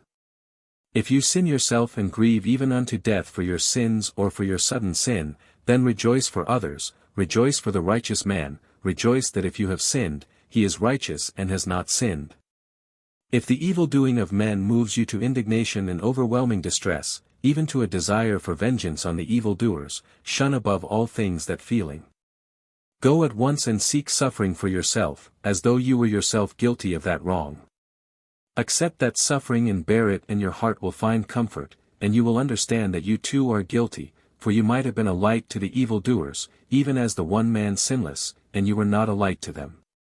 If you had been a light, you would have lightened the path for others too, and the evildoer might perhaps have been saved by your light from his sin. And even though your light was shining, yet you see men were not saved by it, hold firm and doubt not the power of the heavenly light. Believe that if they were not saved, they will be saved hereafter. And if they are not saved hereafter, then their sons will be saved, for your light will not die even when you are dead. The righteous man departs, but his light remains. Men are always saved after the death of the deliverer. Men reject their prophets and slay them, but they love their martyrs and honor those whom they have slain. You are working for the whole, are acting for the future. Seek no reward, for great is your reward on this earth, the spiritual joy which is only vouchsafed to the righteous man. Fear not the great nor the mighty, but be wise and ever serene. Know the measure, know the times, study that. When you are left alone, pray. Love to throw yourself on the earth and kiss it. Kiss the earth and love it with an unceasing, consuming love. Love all men, love everything. Seek that rapture and ecstasy. Water the earth with the tears of your joy and love those tears. Don't be ashamed of that ecstasy, prize it, for it is a gift of God and a great one, it is not given to many but only to the elect. Of hell and hell fire, a mystic reflection. Fathers and teachers, I ponder, what is hell? I maintain that it is the suffering of being unable to love. Once in infinite existence, immeasurable in time and space, a spiritual creature was given on his coming to earth the power of saying, I am and I love. Once, only once, there was given him a moment of active lifting love, and for that was earthly life given him, and with it times and seasons. And that happy creature rejected the priceless gift, prized it and loved it not, scorned it and remained callous. Such a one, having left the earth, sees Abraham's bosom and talks with Abraham as we are told in the parable of the rich man and Lazarus, and beholds heaven and can go up to the Lord. But that is just his torment, to rise up to the Lord without ever having loved, to be brought close to those who have loved when he has despised their love. For he sees clearly and says to himself, now I have understanding, and though I now thirst to love, there will be nothing great, no sacrifice in my love, for my earthly life is over. And Abraham will not come even with a drop of living water, that is the gift of earthly active life, to cool the fiery thirst of spiritual love which burns in me now, though I despised it on earth. There is no more life for me and will be no more time. Even though I would gladly give my life for others, it can never be, for that life is past which can be sacrificed for love, and now there is a gulf fixed between that life and this existence. They talk of hell fire in the material sense.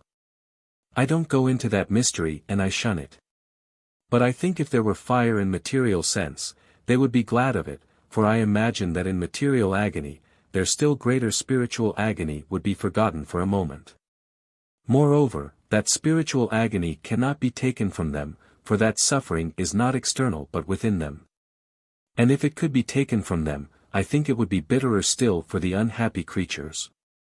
For even if the righteous in paradise forgave them, beholding their torments, and called them up to heaven in their infinite love, they would only multiply their torments. For they would arouse in them still more keenly a flaming thirst for responsive, active and grateful love which is now impossible. In the timidity of my heart I imagine, however, that the very recognition of this impossibility would serve at last to console them. For accepting the love of the righteous together with the impossibility of repaying it, by this submissiveness and the effect of this humility, they will attain at last, as it were, to a certain semblance of that active love which they scorned in life, to something like its outward expression. I am sorry, friends and brothers, that I cannot express this clearly. But woe to those who have slain themselves on earth, woe to the suicides. I believe that there can be none more miserable than they. They tell us that it is a sin to pray for them, and outwardly the Church, as it were, renounces them, but in my secret heart I believe that we may pray even for them. Love can never be an offense to Christ. For such as those I have prayed inwardly all my life, I confess it, fathers and teachers, and even now I pray for them every day. Oh, there are some who remain proud and fierce even in hell, in spite of their certain knowledge and contemplation of the absolute truth. There are some fearful ones who have given themselves over to Satan and his proud spirit entirely. For such, hell is voluntary and ever-consuming, they are tortured by their own choice. For they have cursed themselves, cursing God and life. They live upon their vindictive pride like a starving man in the desert sucking blood out of his own body. But they are never satisfied, and they refuse forgiveness, they curse God who calls them. They cannot behold the living God without hatred, and they cry out that the God of life should be annihilated, that God should destroy himself and his own creation. And they will burn in the fire of their own wrath forever and yearn for death and annihilation. But they will not attain to death. Here Alexei Fyodorovich Karamazov's manuscript ends. I repeat, it is incomplete and fragmentary. Biographical details, for instance, cover only Father Zosima's earliest youth. Of his teaching and opinions we find brought together sayings evidently uttered on very different occasions. His utterances during the last few hours have not been kept separate from the rest, but their general character can be gathered from what we have in Alexei Fyodorovich's manuscript. The elder's death came in the end quite unexpectedly. For although those who were gathered about him that last evening realized that his death was approaching, yet it was difficult to imagine that it would come so suddenly. On the contrary, his friends, as I observed already, seeing him that night apparently so cheerful and talkative, were convinced that there was at least a temporary change for the better in his condition. Even 5 minutes before his death, they said afterwards wonderingly, it was impossible to foresee it. He seemed suddenly to feel an acute pain in his chest, he turned pale and pressed his hands to his heart. All rose from their seats and hastened to him. But though suffering, he still looked at them with a smile, sank slowly from his chair onto his knees, then bowed his face to the ground, stretched out his arms and as though in joyful ecstasy, praying and kissing the ground, quietly and joyfully gave up his soul to God. The news of his death spread at once through the hermitage and reached the monastery. The nearest friends of the deceased and those whose duty it was from their position began to lay out the corpse according to the ancient ritual, and all the monks gathered together in the church. And before dawn the news of the death reached the town. By the morning all the town was talking of the event, and crowds were flocking from the town to the monastery. But this subject will be treated in the next book. I will only add here that before a day had passed something happened so unexpected, so strange, upsetting, and bewildering in its effect on the monks and the townspeople, that after all these years, that day of general suspense is still vividly remembered in the town. Part 3. Book 7. Alyosha.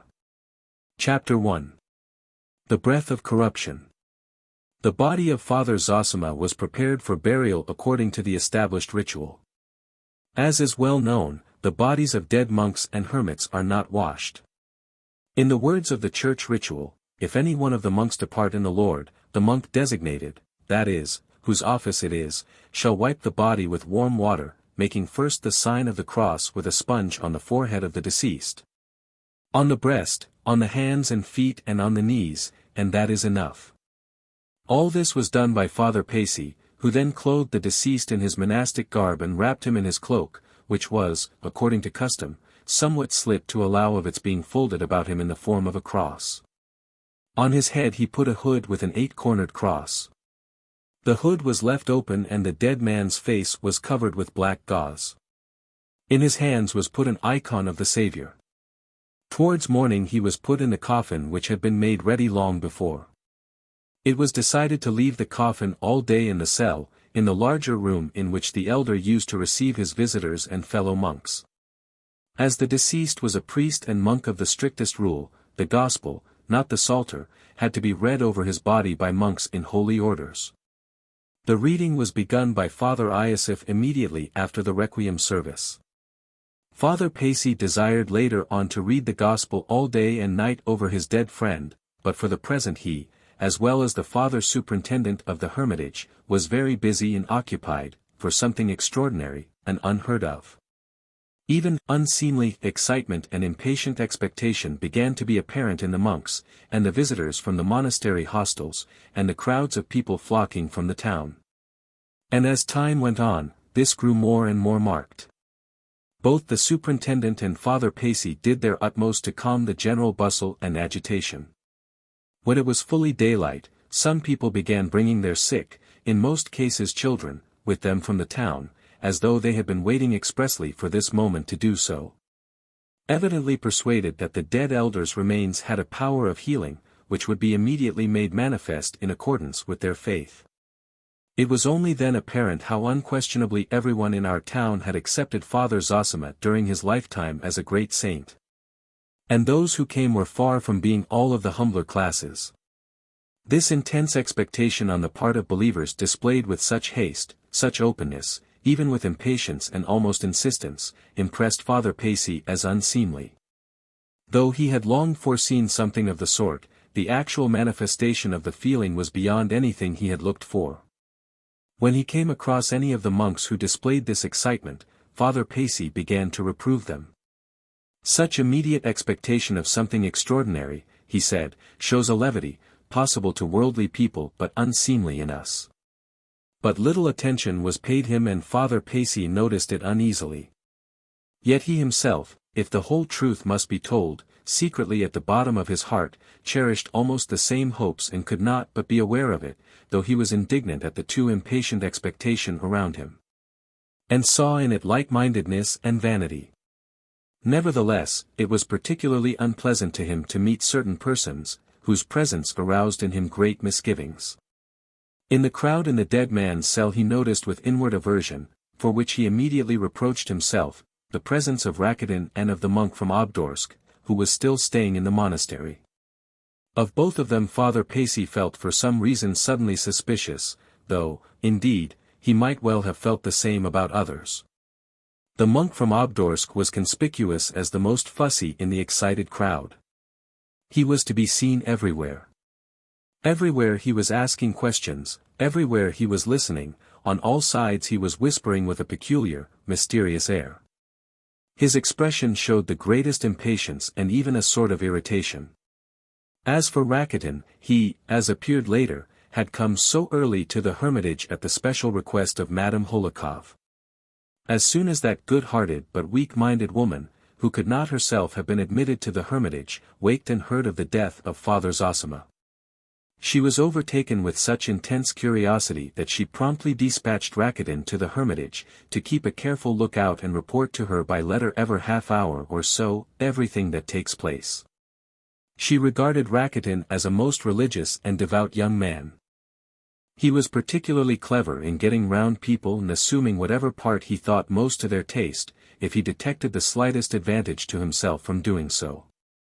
It was a bright, clear day, and many of the visitors were thronging about the tombs, which were particularly numerous round the church and scattered here and there about the hermitage.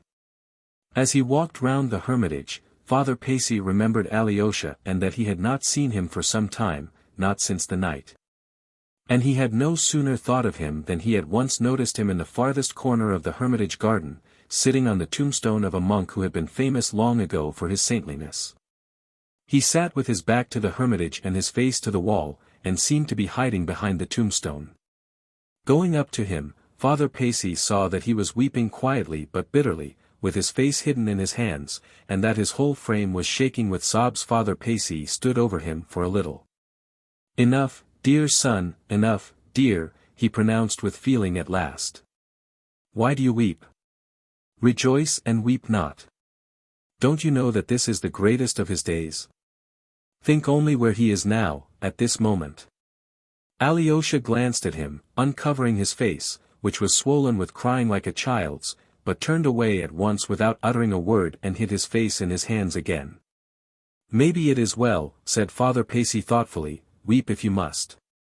Christ has sent you those tears.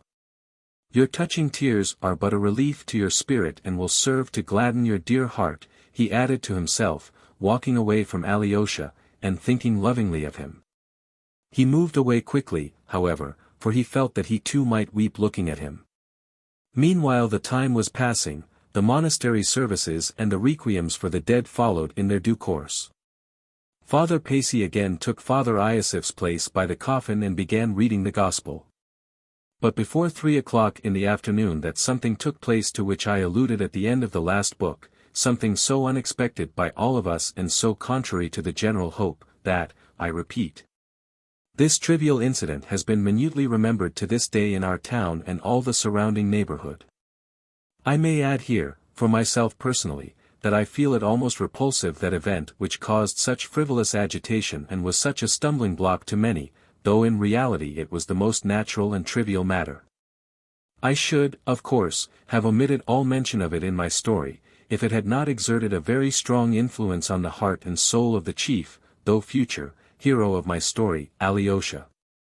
Forming a crisis and turning point in his spiritual development, giving a shock to his intellect, which finally strengthened it for the rest of his life and gave it a definite aim.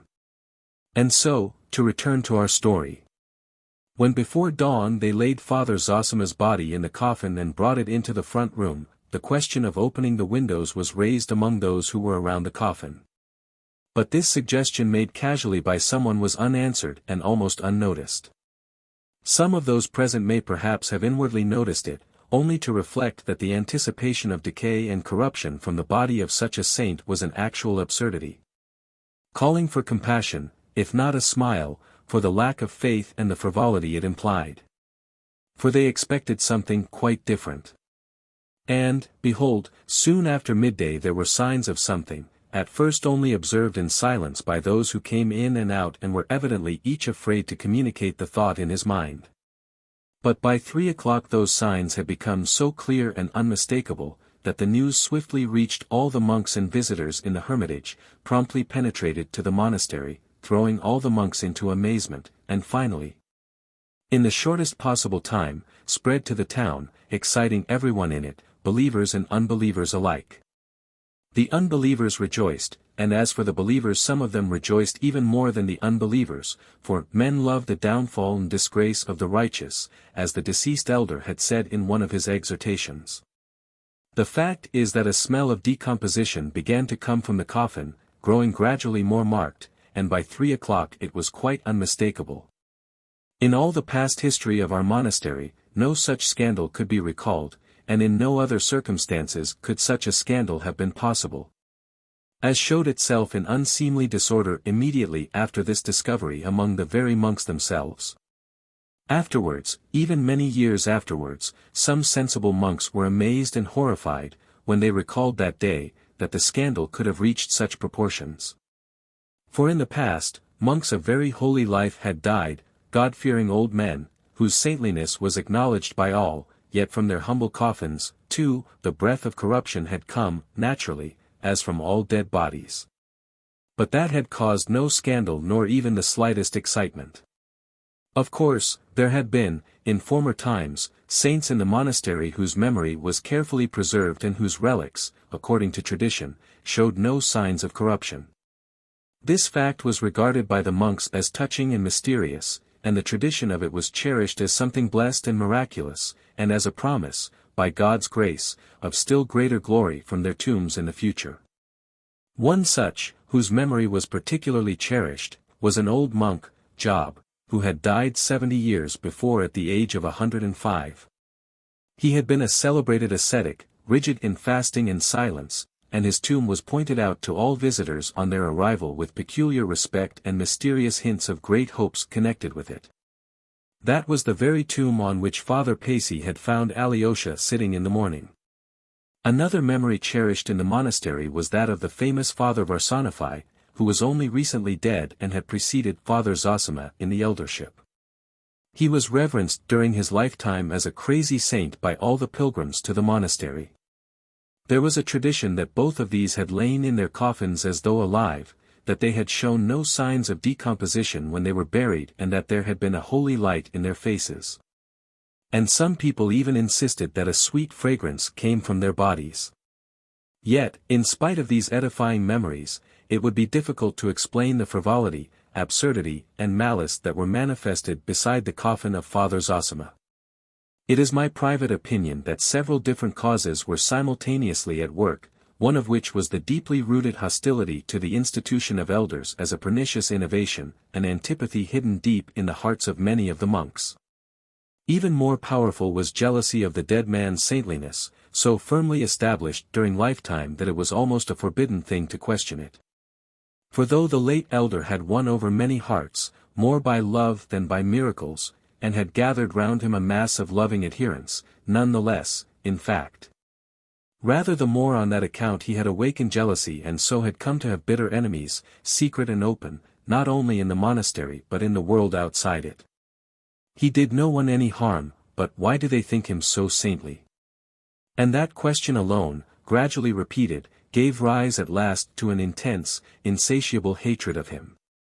That, I believe, was why many people were extremely delighted at the smell of decomposition which came so quickly, for not a day had passed since his death. At the same time there were some among those who had been hitherto reverently devoted to the elder, who were almost mortified and personally affronted by this incident. This was how the thing happened. As soon as signs of decomposition had begun to appear, the whole aspect of the monks betrayed their secret motives in entering the cell. They went in, stayed a little while and hastened out to confirm the news to the crowd of other monks waiting outside. Some of the latter shook their heads mournfully, but others did not even care to conceal the delight which gleamed unmistakably in their malignant eyes. And now no one reproached them for it, no one raised his voice in protest, which was strange, for the majority of the monks had been devoted to the dead elder. But it seemed as though God had in this case let the minority get the upper hand for a time.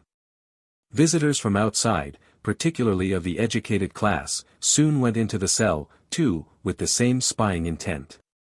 Of the peasantry few went into the cell, though there were crowds of them at the gates of the hermitage. After 3 o'clock the rush of worldly visitors was greatly increased, and this was no doubt owing to the shocking news. People were attracted who would not otherwise have come on that day and had not intended to come, and among them were some personages of high standing. But external decorum was still preserved, and Father Pacy, with a stern face, continued firmly and distinctly reading aloud the Gospel, apparently not noticing what was taking place around him, though he had, in fact, observed something unusual long before. But at last the murmurs, first subdued but gradually louder and more confident, reached even him. It shows God's judgment is not as man's, Father Pacey heard suddenly. The first to give utterance to this sentiment was a layman, an elderly official from the town, known to be a man of great piety. But he only repeated aloud what the monks had long been whispering. They had long before formulated this damning conclusion, and the worst of it was that a sort of triumphant satisfaction at that conclusion became more and more apparent every moment. Soon they began to lay aside even external decorum and almost seemed to feel they had a sort of right to discard it. And for what reason can this have happened? Some of the monks said, at first with a show of regret. He had a small frame and his flesh was dried up on his bones, what was there to decay? It must be a sign from heaven, others hastened to add, and their opinion was adopted at once without protest. For it was pointed out, too, that if the decomposition had been natural, as in the case of every dead sinner, it would have been apparent later, after a lapse of at least 24 hours, but this premature corruption was in excess of nature. And so the finger of God was evident. It was meant for a sign. This conclusion seemed irresistible.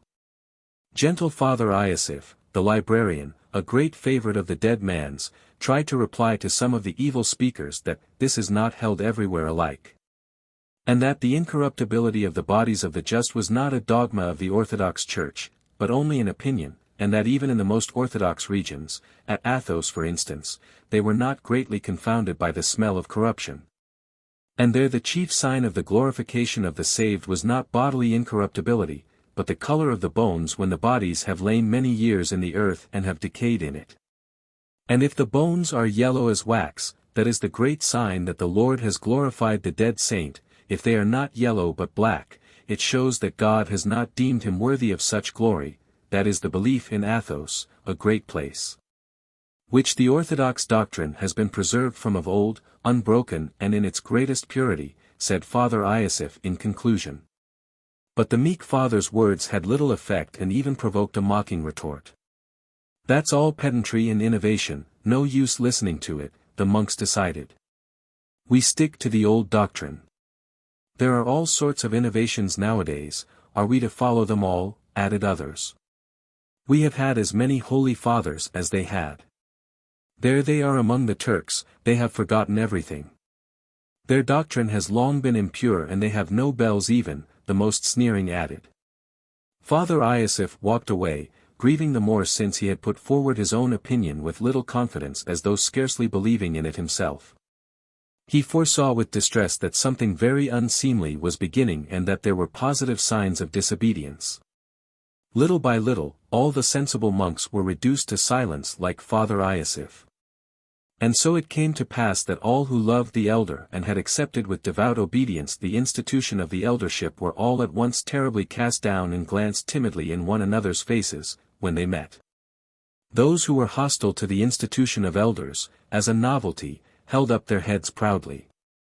There was no smell of corruption from the late elder Varsonify, but a sweet fragrance, they recalled malignantly. But he gained that glory not because he was an elder, but because he was a holy man. And this was followed by a shower of criticism and even blame of Father Zosima. His teaching was false. He taught that life is a great joy and not a vale of tears, said some of the more unreasonable. He followed the fashionable belief, he did not recognize material fire in hell, others, still more unreasonable, added. He was not strict in fasting, allowed himself sweet things, ate cherry jam with his tea, ladies used to send it to him. Is it for a monk of strict rule to drink tea? Could be heard among some of the envious. He sat in pride, the most malignant declared vindicatively, he considered himself a saint and he took it as his due when people knelt before him. He abused the sacrament of confession, the fiercest opponents of the institution of elders added in a malicious whisper. And among these were some of the oldest monks, strictest in their devotion, genuine ascetics, who had kept silent during the life of the deceased elder, but now suddenly unsealed their lips. And this was terrible, for their words had great influence on young monks who were not yet firm in their convictions. The monk from Obdorsk heard all this attentively, heaving deep sighs and nodding his head.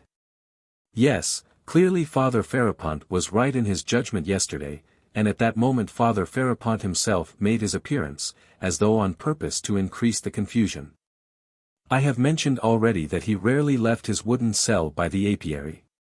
He was seldom even seen at church, and they overlooked this neglect on the ground of his craziness, and did not keep him to the rules binding on all the rest. But if the whole truth is to be told, they hardly had a choice about it. For it would have been discreditable to insist on burdening with the common regulations so great an ascetic, who prayed day and night, he even dropped asleep on his knees. If they had insisted, the monks would have said, "He is holier than all of us and he follows a rule harder than ours. And if he does not go to church, it's because he knows when he ought to, he has his own rule." It was to avoid the chance of these sinful murmurs that Father Ferapont was left in peace. As everyone was aware, Father Ferapont particularly disliked Father Zosima. And now the news had reached him in his hut that God's judgment is not the same as man's, and that something had happened which was in excess of nature. It may well be supposed that among the first to run to him with the news was the monk from Obdorsk, who had visited him the evening before and left his cell terror-stricken. I have mentioned above, that though Father Pacy, standing firm and immovable reading the Gospel over the coffin, could not hear nor see what was passing outside the cell, he gauged most of it correctly in his heart. For he knew the men surrounding him well. He was not shaken by it, but awaited what would come next without fear, watching with penetration and insight for the outcome of the general excitement. Suddenly an extraordinary uproar in the passage in open defiance of decorum burst on his ears. The door was flung open and Father Ferapont appeared in the doorway. Behind him there could be seen accompanying him a crowd of monks, together with many people from the town. They did not, however, enter the cell, but stood at the bottom of the steps, waiting to see what Father Ferapont would say or do. For they felt with a certain awe, in spite of their audacity, that he had not come for nothing. Standing in the doorway, Father Ferapont raised his arms, and under his right arm the keen inquisitive little eyes of the monk from Obdorsk peeped in. He alone, in his intense curiosity, could not resist running up the steps after Father Ferapont. The others, on the contrary, pressed farther back in sudden alarm when the door was noisily flung open. Holding his hands aloft, Father Ferapont suddenly roared, "Casting out I cast out." And, turning in all directions, he began at once making the sign of the cross at each of the 4 walls and 4 corners of the cell in succession. All who accompanied Father Ferapont immediately understood his action. For they knew he always did this wherever he went, and that he would not sit down or say a word, till he had driven out the evil spirits. "Satan, go hence! Satan, go hence," he repeated at each sign of the cross. "Casting out I cast out," he roared again. He was wearing his coarse gown girt with a rope. His bare chest, covered with grey hair, could be seen under his hempen shirt. His feet were bare. As soon as he began waving his arms, the cruel irons he wore under his gown could be heard clanking. Father Pacy paused in his reading, stepped forward and stood before him waiting. "What have you come for, worthy father? Why do you offend against good order? Why do you disturb the peace of the flock?" he said at last, looking sternly at him. "What have I come for? You ask why? What is your faith?" shouted Father Ferapont crazily. "I've come here to drive out your visitors, the unclean devils. I've come to see how many have gathered here while I have been away. I want to sweep them out with a birch broom. You cast out the evil spirit, but perhaps you are serving him yourself," Father Pacy went on fearlessly. "And who can say of himself, 'I am holy'? Can you, Father? I am unclean, not holy. I would not sit in an armchair and would not have them bow down to me as an idol," thundered Father Ferapont. "Nowadays folk destroy the true faith. The dead man, your saint," he turned to the crowd, pointing with his finger to the coffin, "did not believe in devils. He gave medicine to keep off the devils. And so they have become as common as spiders in the corners. And now he has begun to stink himself. In that we see a great sign from God." The incident he referred to was this. One of the monks was haunted in his dreams and, later on, in waking moments, by visions of evil spirits. When in the utmost terror he confided this to Father Zosima, the elder had advised continual prayer and rigid fasting. But when that was of no use, he advised him, while persisting in prayer and fasting, to take a special medicine. Many persons were shocked at the time and wagged their heads as they talked over it, and most of all Father Ferapont, to whom some of the censorious had hastened to report this extraordinary counsel on the part of the elder. "Go away, Father," said Father Pacy, in a commanding voice. "It's not for man to judge but for God. Perhaps we see here a sign which neither you, nor I, nor any one of us is able to comprehend. Go, Father, and do not trouble the flock," he repeated impressively. "He did not keep the fasts according to the rule, and therefore the sign has come. That is clear, and it's a sin to hide it." The fanatic, carried away by a zeal that outstripped his reason, would not be quieted. He was seduced by sweetmeats, ladies brought them to him in their pockets, he sipped tea, he worshipped his belly, filling it with sweet things and his mind with haughty thoughts, and for this he is put to shame. "You speak lightly, Father." Father Pacy, too, raised his voice. "I admire your fasting and severities, but you speak lightly like some frivolous youth, fickle and childish. Go away, Father, I command you." Father Pacy thundered in conclusion. "I will go," said Ferapont, seeming somewhat taken aback, but still as bitter. "You learned men. You are so clever you look down upon my humbleness.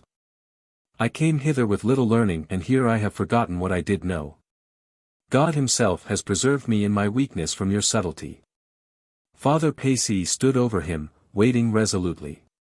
Father Ferapont paused and, suddenly leaning his cheek on his hand despondently, pronounced in a sing-song voice, looking at the coffin of the dead elder, "Tomorrow they will sing over him, our helper and defender, a splendid anthem, and over me when I die all they'll sing will be, what earthly joy, a little canticle, asterisk," he added with tearful regret.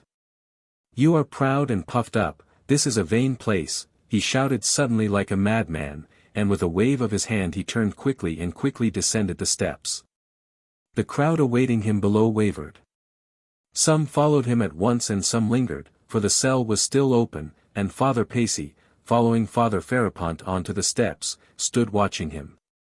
The excited old fanatic was not completely silenced. Walking 20 steps away, he suddenly turned towards the setting sun, raised both his arms and, as though someone had cut him down, fell to the ground with a loud scream. When a monk's body is carried out from the cell to the church and from the church to the graveyard, the canticle, "What earthly joy," is sung. If the deceased was a priest as well as a monk, the canticle, "Our helper and defender," is sung instead. My God has conquered. Christ has conquered the setting sun. He shouted frantically, stretching up his hands to the sun, and falling face downwards on the ground, he sobbed like a little child, shaken by his tears and spreading out his arms on the ground. Then all rushed up to him. There were exclamations and sympathetic sobs, a kind of frenzy seemed to take possession of them all. "This is the one who is a saint. This is the one who is a holy man," some cried aloud, losing their fear. "This is he who should be an elder," others added malignantly.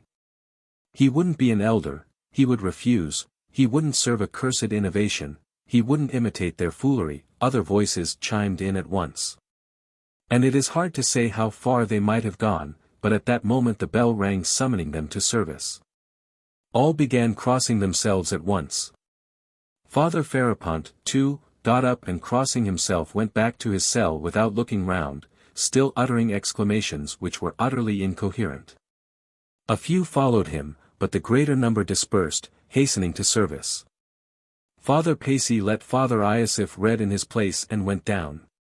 The frantic outcries of bigots could not shake him, but his heart was suddenly filled with melancholy for some special reason, and he felt that. He stood still and suddenly wondered, "Why am I sad even to dejection?" and immediately grasped with surprise that his sudden sadness was due to a very small and special cause. In the crowd thronging at the entrance to the cell, he had noticed Alyosha and he remembered that he had felt at once a pang at heart on seeing him. Can that boy mean so much to my heart now, he asked himself, wondering. At that moment Alyosha passed him, hurrying away, but not in the direction of the church.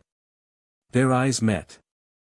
Alyosha quickly turned away his eyes and dropped them to the ground, and from the boy's look alone, Father Pacey guessed what a great change was taking place in him at that moment.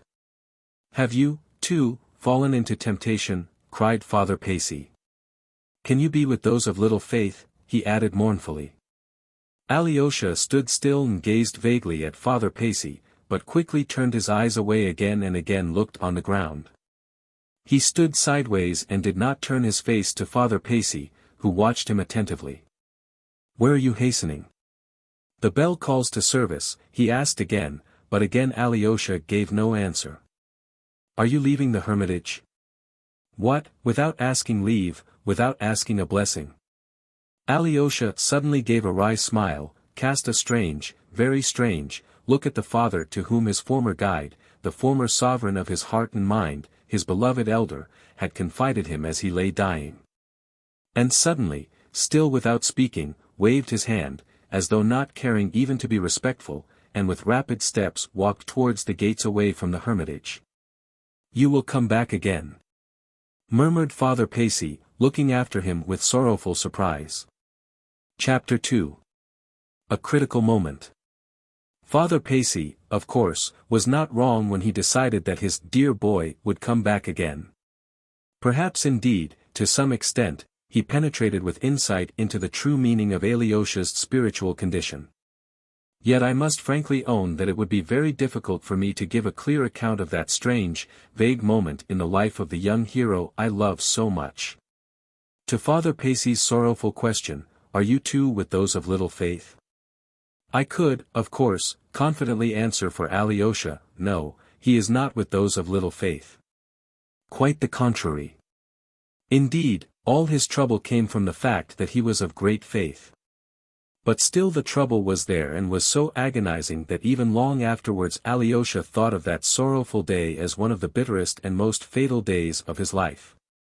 If the question is asked, could all his grief and disturbance have been only due to the fact that his elder's body had shown signs of premature decomposition instead of at once performing miracles? I must answer without beating about the bush, yes, it certainly was. I would only beg the reader not to be in too great a hurry to laugh at my young hero's pure heart. I am far from intending to apologize for him or to justify his innocent faith on the ground of his youth, or the little progress he had made in his studies, or any such reason. I must declare, on the contrary, that I have genuine respect for the qualities of his heart. No doubt a youth who received impressions cautiously, whose love was lukewarm, and whose mind was too prudent for his age and so of little value, such a young man might, I admit, have avoided what happened to my hero. But in some cases it is really more creditable to be carried away by an emotion, however unreasonable, which springs from a great love, than to be unmoved. And this is even truer in youth, for a young man who is always sensible is to be suspected and is of little worth, that's my opinion. But, reasonable people will exclaim perhaps, every young man cannot believe in such a superstition and your hero is no model for others. To this I reply again, yes. My hero had faith, a faith holy and steadfast, but still I am not going to apologize for him. Though I declared above, and perhaps too hastily, that I should not explain or justify my hero, I see that some explanation is necessary for the understanding of the rest of my story. Let me say then, it was not a question of miracles. There was no frivolous and impatient expectation of miracles in his mind. And Alyosha needed no miracles at the time, for the triumph of some preconceived idea, oh no, not at all, what he saw before all was one figure, the figure of his beloved elder, the figure of that holy man whom he revered with such adoration. The fact is that all the love that lay concealed in his pure young heart for everyone and everything had, for the past year, been concentrated, and perhaps wrongly so, on one being, his beloved elder.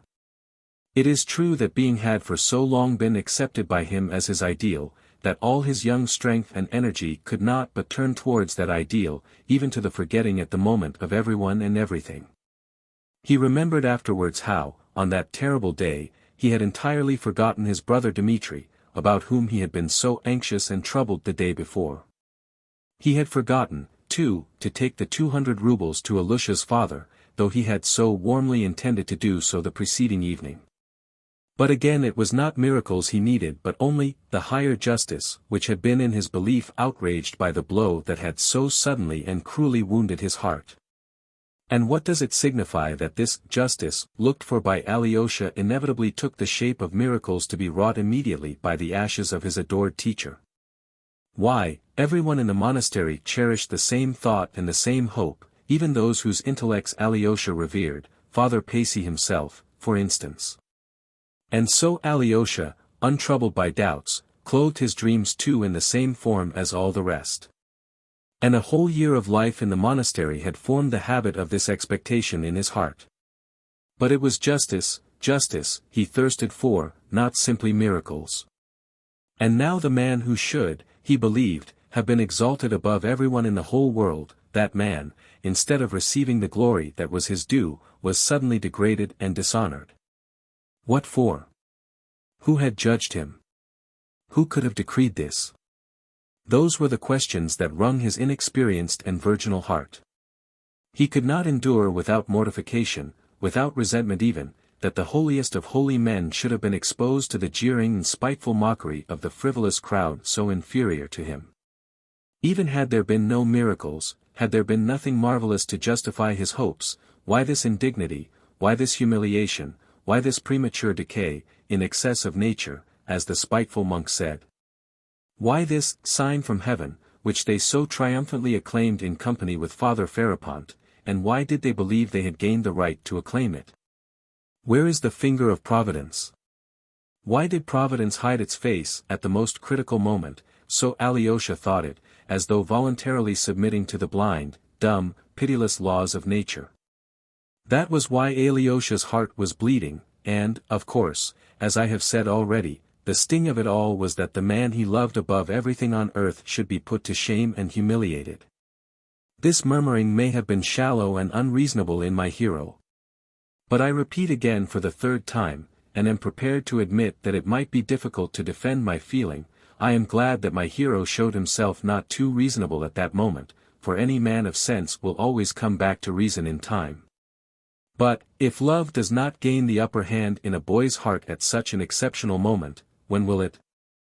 I will not, however, omit to mention something strange, which came for a time to the surface of Alyosha's mind at this fatal and obscure moment. This new something was the harassing impression left by the conversation with Ivan, which now persistently haunted Alyosha's mind. At this moment it haunted him. Oh, it was not that something of the fundamental, elemental, so to speak, faith of his soul had been shaken. He loved his God and believed in him steadfastly, though he was suddenly murmuring against him. Yet a vague but tormenting and evil impression left by his conversation with Ivan the day before, suddenly revived again now in his soul and seemed forcing its way to the surface of his consciousness.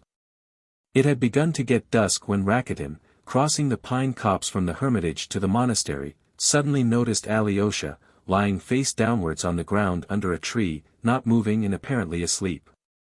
He went up and called him by his name. "You here, Alexei? Can you have," he began wondering but broke off. He had meant to say, "Can you have come to this?" Alyosha did not look at him, but from a slight movement Rakitin at once saw that he heard and understood him. "What's the matter?" he went on, but the surprise in his face gradually passed into a smile that became more and more ironical. "I say, I've been looking for you for the last 2 hours. You suddenly disappeared. What are you about? What foolery is this? You might just look at me." Alyosha raised his head, sat up and leaned his back against the tree. He was not crying, but there was a look of suffering and irritability in his face. He did not look at Rakitin, however, but looked away to one side of him. "Do you know your face is quite changed? There's none of your famous mildness to be seen in it. Are you angry with someone? Have they been ill-treating you?" "Let me alone," said Alyosha suddenly, with a weary gesture of his hand, still looking away from him. "Oh ho! So that's how we are feeling. So you can shout at people like other mortals. That is a come down from the angels. I say, Alyosha, you have surprised me, do you hear? I mean it. It's long since I've been surprised at anything here. I always took you for an educated man."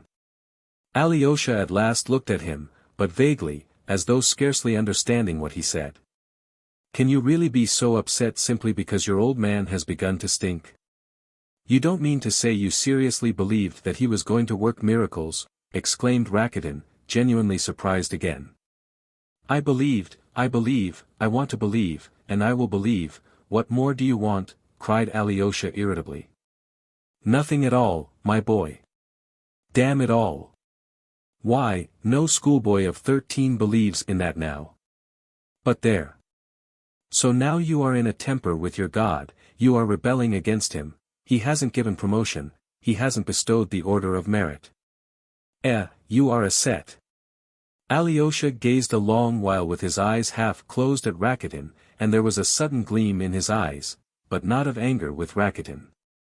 "I am not rebelling against my God, I simply don't accept his world." Alyosha suddenly smiled a forced smile. "How do you mean, you don't accept the world?" Rakitin thought a moment over his answer. "What idiocy is this?" Alyosha did not answer. "Come, enough nonsense, now to business. Have you had anything to eat today?" "I don't remember." "I think I have. You need keeping up, to judge by your face. It makes one sorry to look at you. You didn't sleep all night either, I hear, you had a meeting in there. And then all this bobbery afterwards. Most likely you've had nothing to eat but a mouthful of holy bread. I've got some sausage in my pocket, I've brought it from the town in case of need, only you won't eat sausage. Give me some. I say. You are going it. Why, it's a regular mutiny, with barricades. Well, my boy, we must make the most of it. Come to my place, shouldn't mind a drop of vodka myself, I am tired to death. Vodka is going too far for you, I suppose. Or would you like some? Give me some vodka too. Hello. You surprise me, brother. Rakitin looked at him in amazement. Well, one way or another, vodka or sausage, this is a jolly fine chance and mustn't be missed. Come along. Alyosha got up in silence and followed Rakitin. If your little brother Ivan could see this, wouldn't he be surprised? By the way, your brother Ivan set off to Moscow this morning, did you know?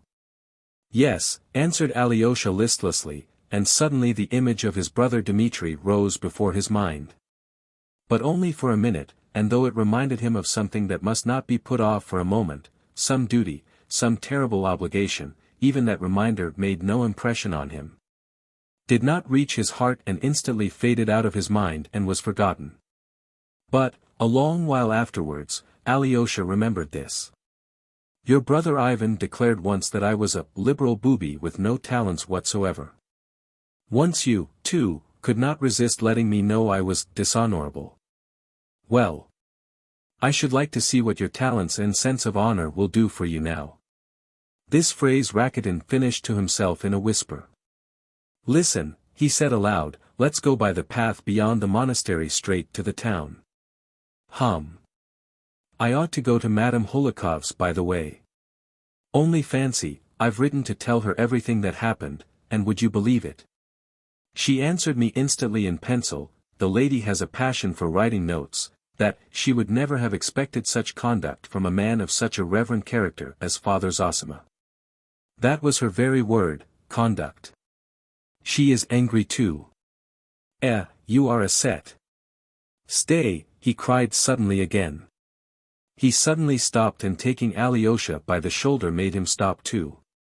Do you know, Alyosha, he peeped inquisitively into his eyes, absorbed in a sudden new thought which had dawned on him, and though he was laughing outwardly he was evidently afraid to utter that new idea aloud. So difficult he still found it to believe in the strange and unexpected mood in which he now saw Alyosha. "Alyosha, do you know where we had better go?" he brought out at last timidly, and insinuatingly. "I don't care, where you like." "Let's go to Grushenka, eh?" "Will you come?" pronounced Rakitin at last, trembling with timid suspense. "Let's go to Grushenka," Alyosha answered calmly, at once, and this prompt and calm agreement was such a surprise to Rakitin that he almost started back. "Well, I say!" he cried in amazement, but seizing Alyosha firmly by the arm he led him along the path, still dreading that he would change his mind. They walked along in silence. Rakitin was positively afraid to talk. "And how glad she will be, how delighted!" he muttered, but lapsed into silence again. And indeed it was not to please Grushenka he was taking Alyosha to her. He was a practical person and never undertook anything without a prospect of gain for himself. His object in this case was twofold: first a revengeful desire to see the downfall of the righteous, and Alyosha's fall, from the saints to the sinners, over which he was already gloating in his imagination. And in the second place he had in view a certain material gain for himself, of which more will be said later. "So the critical moment has come," he thought to himself with spiteful glee, "and we shall catch it on the hop, for it's just what we want." Chapter 3. An Onion. Grushenka lived in the busiest part of the town, near the cathedral square, in a small wooden lodge in the courtyard belonging to the house of the widow Morozov. The house was a large stone building of 2 stories, old and very ugly. The widow led a secluded life with her 2 unmarried nieces, who were also elderly women. She had no need to let her lodge, but everyone knew that she had taken in Grushenka as a lodger, for years before, solely to please her kinsman, the merchant Samsonov, who was known to the girl's protector. It was said that the jealous old man's object in placing his favorite with the widow Morozov was that the old woman should keep a sharp eye on her new lodger's conduct. But this sharp eye soon proved to be unnecessary, and in the end the widow Morozov seldom met Grushenka and did not worry her by looking after her in any way. It is true that 4 years had passed since the old man had brought the slim, delicate, shy, timid, dreamy, and sad girl of 18 from the chief town of the province, and much had happened since then. Little was known of the girl's history in the town, and that little was vague. Nothing more had been learnt during the last 4 years, even after many persons had become interested in the beautiful young woman into whom Agrafena Alexandrovna had meanwhile developed. There were rumors that she had been at 17 betrayed by someone, some sort of officer, and immediately afterwards abandoned by him. The officer had gone away and afterwards married, while Grushenka had been left in poverty and disgrace. It was said, however, that though Grushenka had been raised from destitution by the old man, Samsonov, she came of a respectable family belonging to the clerical class, that she was the daughter of a deacon or something of the sort. And now after 4 years the sensitive, injured and pathetic little orphan had become a plump, rosy beauty of the Russian type, a woman of bold and determined character, proud and insolent. She had a good head for business, was acquisitive, saving and careful, and by fair means or foul had succeeded, it was said, in amassing a little fortune. There was only one point on which all were agreed. Grushenka was not easily to be approached and, except her aged protector, there had not been one man who could boast of her favors during those 4 years. It was a positive fact, for there had been a good many, especially during the last 2 years, who had attempted to obtain those favors. But all their efforts had been in vain, and some of these suitors had been forced to beat an undignified and even comic retreat, owing to the firm and ironical resistance they met from the strong-willed young person. It was known, too, that the young person had, especially of late, been given to what is called speculation, and that she had shown marked abilities in that direction, so that many people began to say that she was no better than a Jew. It was not that she lent money on interest, but it was known, for instance, that she had for some time past, in partnership with old Karamazov, actually invested in the purchase of bad debts for a trifle, 1/10 of their nominal value. And afterwards had made out of them 10 times their value. The old widower Samsonov, a man of large fortune, was stingy and merciless. He tyrannized over his grown-up sons, but, for the last year during which he had been ill and lost the use of his swollen legs, he had fallen greatly under the influence of his protégé, whom he had at first kept strictly and in humble surroundings. On Lenten fare, as the wit said at the time. But Grushenka had succeeded in emancipating herself, while she established in him a boundless belief in her fidelity. The old man, now long since dead, had had a large business in his day and was also a noteworthy character, miserly and hard as flint. Though Grushenka's hold upon him was so strong that he could not live without her, it had been so especially for the last 2 years, he did not settle any considerable fortune on her and would not have been moved to do so if she had threatened to leave him. But he had presented her with a small sum, and even that was a surprise to everyone when it became known. "You are a wench with brains," he said to her, when he gave her 8,000 rubles, "and you must look after yourself, but let me tell you that except your yearly allowance as before, you'll get nothing more from me to the day of my death. And I'll leave you nothing in my will either." And he kept his word. He died and left everything to his sons, whom, with their wives and children, he had treated all his life as servants. Grushenka was not even mentioned in his will. All this became known afterwards. He helped Grushenka with his advice to increase her capital and put business in her way. When Fyodor Pavlovich, who first came into contact with Grushenka over a piece of speculation, ended to his own surprise by falling madly in love with her, old Samsonov, gravely ill as he was immensely amused. It is remarkable that throughout their whole acquaintance Grushenka was absolutely and spontaneously open with the old man, and he seems to have been the only person in the world with whom she was so. Of late, when Dmitri too had come on the scene with his love, the old man left off laughing. On the contrary, he once gave Grushenka a stern and earnest piece of advice. "If you have to choose between the two, father or son, you'd better choose the old man, if only you make sure the old scoundrel will marry you and settle some fortune on you beforehand. But don't keep on with the captain, you'll get no good out of that." These were the very words of the old profligate, who felt already that his death was not far off and who actually died 5 months later.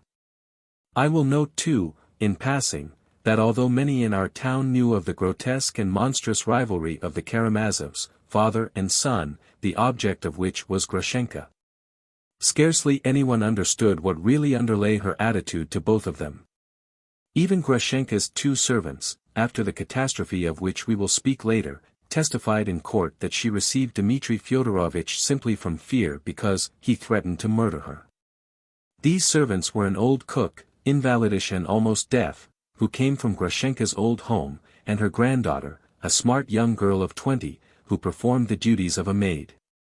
Grushenka lived very economically and her surroundings were anything but luxurious. Her lodge consisted of 3 rooms furnished with mahogany furniture in the fashion of 1820, belonging to her landlady. It was quite dark when Rakitin and Alyosha entered her rooms, yet they were not lighted up.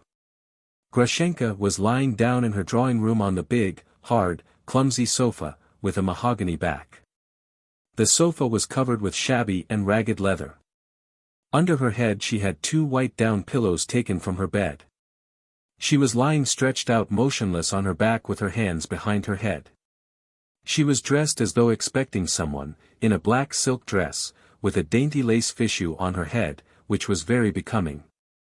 Over her shoulders was thrown a lace shawl pinned with a massive gold brooch. She certainly was expecting someone. She lay as though impatient and weary, her face rather pale and her lips and eyes hot, restlessly tapping the arm of the sofa with the tip of her right foot. The appearance of Rakitin and Alyosha caused a slight excitement. From the hall they could hear Grushenka leap up from the sofa and cry out in a frightened voice, "Who's there?" But the maid met the visitors and at once called back to her mistress. "It's not he, it's nothing, only other visitors." "What can be the matter?" muttered Rakitin, leading Alyosha into the drawing room. Grushenka was standing by the sofa as though still alarmed. A thick coil of her dark brown hair escaped from its lace covering and fell on her right shoulder, but she did not notice it and did not put it back till she had gazed at her visitors and recognized them. "Ah, it's you, Rakitin. You quite frightened me. Whom have you brought? Who is this with you?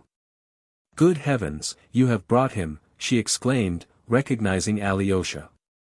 Do send for candles, said Rakuten, with the free and easy air of a most intimate friend, who is privileged to give orders in the house. Candles, of course, candles. Fenya, fetch him a candle. Well, you have chosen a moment to bring him, she exclaimed again, nodding towards Alyosha, and turning to the looking-glass she began quickly fastening up her hair with both hands. She seemed displeased. Haven't I managed to please you? Asked Rakuten, instantly almost offended. You frightened me, Rakuten, that's what it is. Grushenka turned with a smile to Alyosha. Don't be afraid of me, my dear Alyosha, you cannot think how glad I am to see you, my unexpected visitor. But you frightened me, Rakuten, I thought it was Mitya breaking in. You see, I deceived him just now, I made him promise to believe me and I told him a lie. I told him that I was going to spend the evening with my old man, Kuzma Kuzmich, and should be there till late counting up his money. I always spend one whole evening a week with him making up his accounts. We lock ourselves in and he counts on the reckoning beads while I sit and put things down in the book. I am the only person he trusts. Mitya believes that I am there, but I came back and have been sitting locked in here, expecting some news. How was it Fenya let you in? Fenya, run out to the gate, open it and look about whether the captain is to be seen. Perhaps he is hiding and spying, I am dreadfully frightened. There's no one there, Agrafena Alexandrovna, I've just looked out, I keep running to peep through the crack, I am in fear and trembling myself. Are the shutters fastened, Fenya? And we must draw the curtains, that's better. She drew the heavy curtains herself. He'd rush in at once if he saw a light. I am afraid of your brother Mitya today, Alyosha. Grushenka spoke aloud, and, though she was alarmed, she seemed very happy about something. Why are you so afraid of Mitya today? Inquired Rakuten. I should have thought you were not timid with him, you'd twist him round your little finger. I tell you, I am expecting news, priceless news, so I don't want Mitya at all. And he didn't believe, I feel he didn't, that I should stay at Kuzma Kuzmich's. He must be in his ambush now, behind Fyodor Pavlovich's, in the garden, watching for me. And if he's there, he won't come here, so much the better. But I really have been to Kuzma Kuzmich's, Mitya escorted me there. I told him I should stay there till midnight, and I asked him to be sure to come at midnight to fetch me home. He went away and I sat 10 minutes with Kuzma Kuzmich and came back here again. Ugh, I was afraid, I ran for fear of meeting him. And why are you so dressed up? What a curious cap you've got on. How curious you are yourself, Rakuten. I tell you, I am expecting a message. If the message comes, I shall fly, I shall gallop away and you will see no more of me. That's why I am dressed up, so as to be ready. And where are you flying to? If you know too much, you'll get old too soon. Upon my word. You are highly delighted. I've never seen you like this before. You are dressed up as if you were going to a ball. Rakuten looked her up and down. Much you know about balls. And do you know much about them? I have seen a ball. The year before last, Kuzma Kuzmich's son was married and I looked on from the gallery. Do you suppose I want to be talking to you, Rakuten, while a prince like this is standing here? Such a visitor. Alyosha, my dear boy, I gaze at you and can't believe my eyes. Good heavens, can you have come here to see me? To tell you the truth, I never had a thought of seeing you and I didn't think that you would ever come and see me. Though this is not the moment now, I am awfully glad to see you. Sit down on the sofa, here, that's right, my bright young moon. I really can't take it in even now. Rakuten, if only you had brought him yesterday or the day before. But I am glad as it is. Perhaps it's better he has come now, at such a moment, and not the day before yesterday. She gaily sat down beside Alyosha on the sofa, looking at him with positive delight. And she really was glad, she was not lying when she said so. Her eyes glowed, her lips laughed, but it was a good-hearted merry laugh. Alyosha had not expected to see such a kind expression in her face. He had hardly met her till the day before, he had formed an alarming idea of her, and had been horribly distressed the day before by the spiteful and treacherous trick she had played on Katerina Ivanovna. He was greatly surprised to find her now altogether different from what he had expected. And, crushed as he was by his own sorrow, his eyes involuntarily rested on her with attention. Her whole manner seemed changed for the better since yesterday, there was scarcely any trace of that mawkish sweetness in her speech, of that voluptuous softness in her movements. Everything was simple and good-natured, her gestures were rapid, direct, confiding, but she was greatly excited. "Dear me, how everything comes together today," she chattered on again. "And why I am so glad to see you, Alyosha, I couldn't say myself. If you ask me, I couldn't tell you." "Come, don't you know why you're glad?" said Rakitin, grinning. "You used to be always pestering me to bring him, you'd some object, I suppose." "I had a different object once, but now that's over, this is not the moment. I say, I want you to have something nice. I am so good-natured now. You sit down, too, Rakitin, why are you standing? You've sat down already." There's no fear of Rakitin's forgetting to look after himself. "Look, Alyosha, he's sitting there opposite us, so offended that I didn't ask him to sit down before you." "Ugh, Rakitin is such a one to take offense," laughed Grushenka. "Don't be angry, Rakitin, I'm kind today. Why are you so depressed, Alyosha? Are you afraid of me?" She peeped into his eyes with merry mockery. "He's sad. The promotion has not been given," boomed Rakitin. "His elder stinks." "What? You are talking some nonsense, you want to say something nasty. Be quiet, you stupid. Let me sit on your knee, Alyosha, like this."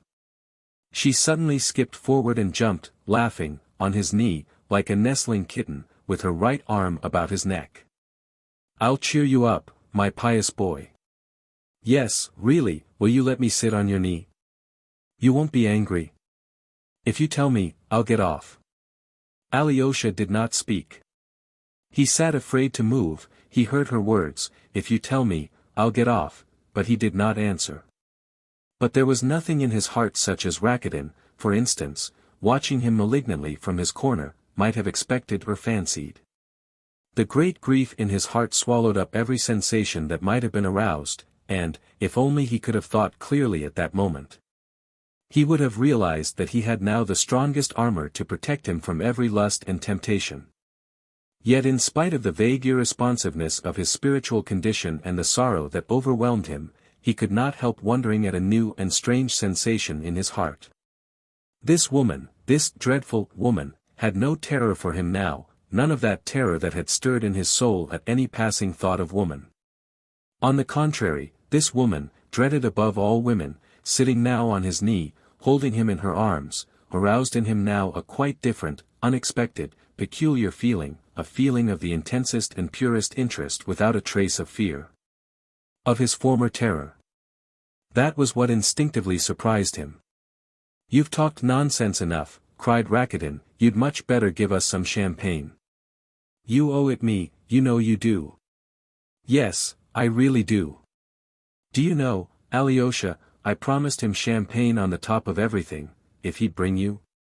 I'll have some too. Fenya, bring us the bottle Mitya left. Look sharp. Though I am so stingy, I'll stand a bottle, not for you, Rakitin, you're a toadstool, but he is a falcon. And though my heart is full of something very different, so be it, I'll drink with you. I long for some dissipation. But what is the matter with you? And what is this message, may I ask, or is it a secret?" Rakitin put in inquisitively, doing his best to pretend not to notice the snubs that were being continually aimed at him. It's not a secret, and you know it, too," Grushenka said, in a voice suddenly anxious, turning her head towards Rakitin, and drawing a little away from Alyosha, though she still sat on his knee with her arm round his neck. "My officer is coming, Rakitin, my officer is coming." "I heard he was coming, but is he so near?" "He is at Mokroe now, he'll send a messenger from there, so he wrote, I got a letter from him today. I am expecting the messenger every minute." "You don't say so." "Why at Mokroe?" "That's a long story, I've told you enough." "Mitya'll be up to something now, I say." "Does he know or doesn't he?" "He know." "Of course he doesn't. If he knew, there would be murder. But I am not afraid of that now, I am not afraid of his knife." "Be quiet, Rakitin, don't remind me of Dmitri Fyodorovich, he has bruised my heart. And I don't want to think of that at this moment. I can think of Alyosha here, I can look at Alyosha, smile at me, dear, cheer up, smile at my foolishness, at my pleasure. Ah, he's smiling, he's smiling. How kindly he looks at me. And you know, Alyosha, I've been thinking all this time you were angry with me, because of the day before yesterday, because of that young lady. I was a cur, that's the truth. But it's a good thing it happened so. It was a horrid thing, but a good thing too." Grushenka smiled dreamily and a little cruel line showed in her smile. "Mitya told me that she screamed out that I ought to be flogged. I did insult her dreadfully. She sent for me, she wanted to make a conquest of me, to win me over with her chocolate. No, it's a good thing it did end like that." She smiled again. "But I am still afraid of your being angry." "Yes, that's really true," Rakitin put in suddenly with genuine surprise. "Alyosha, she is really afraid of a chicken like you." "He is a chicken to you, Rakitin, because you've no conscience, that's what it is. You see, I love him with all my soul, that's how it is." "Alyosha, do you believe I love you with all my soul?" "Ah, you shameless woman. She is making you a declaration, Alexei."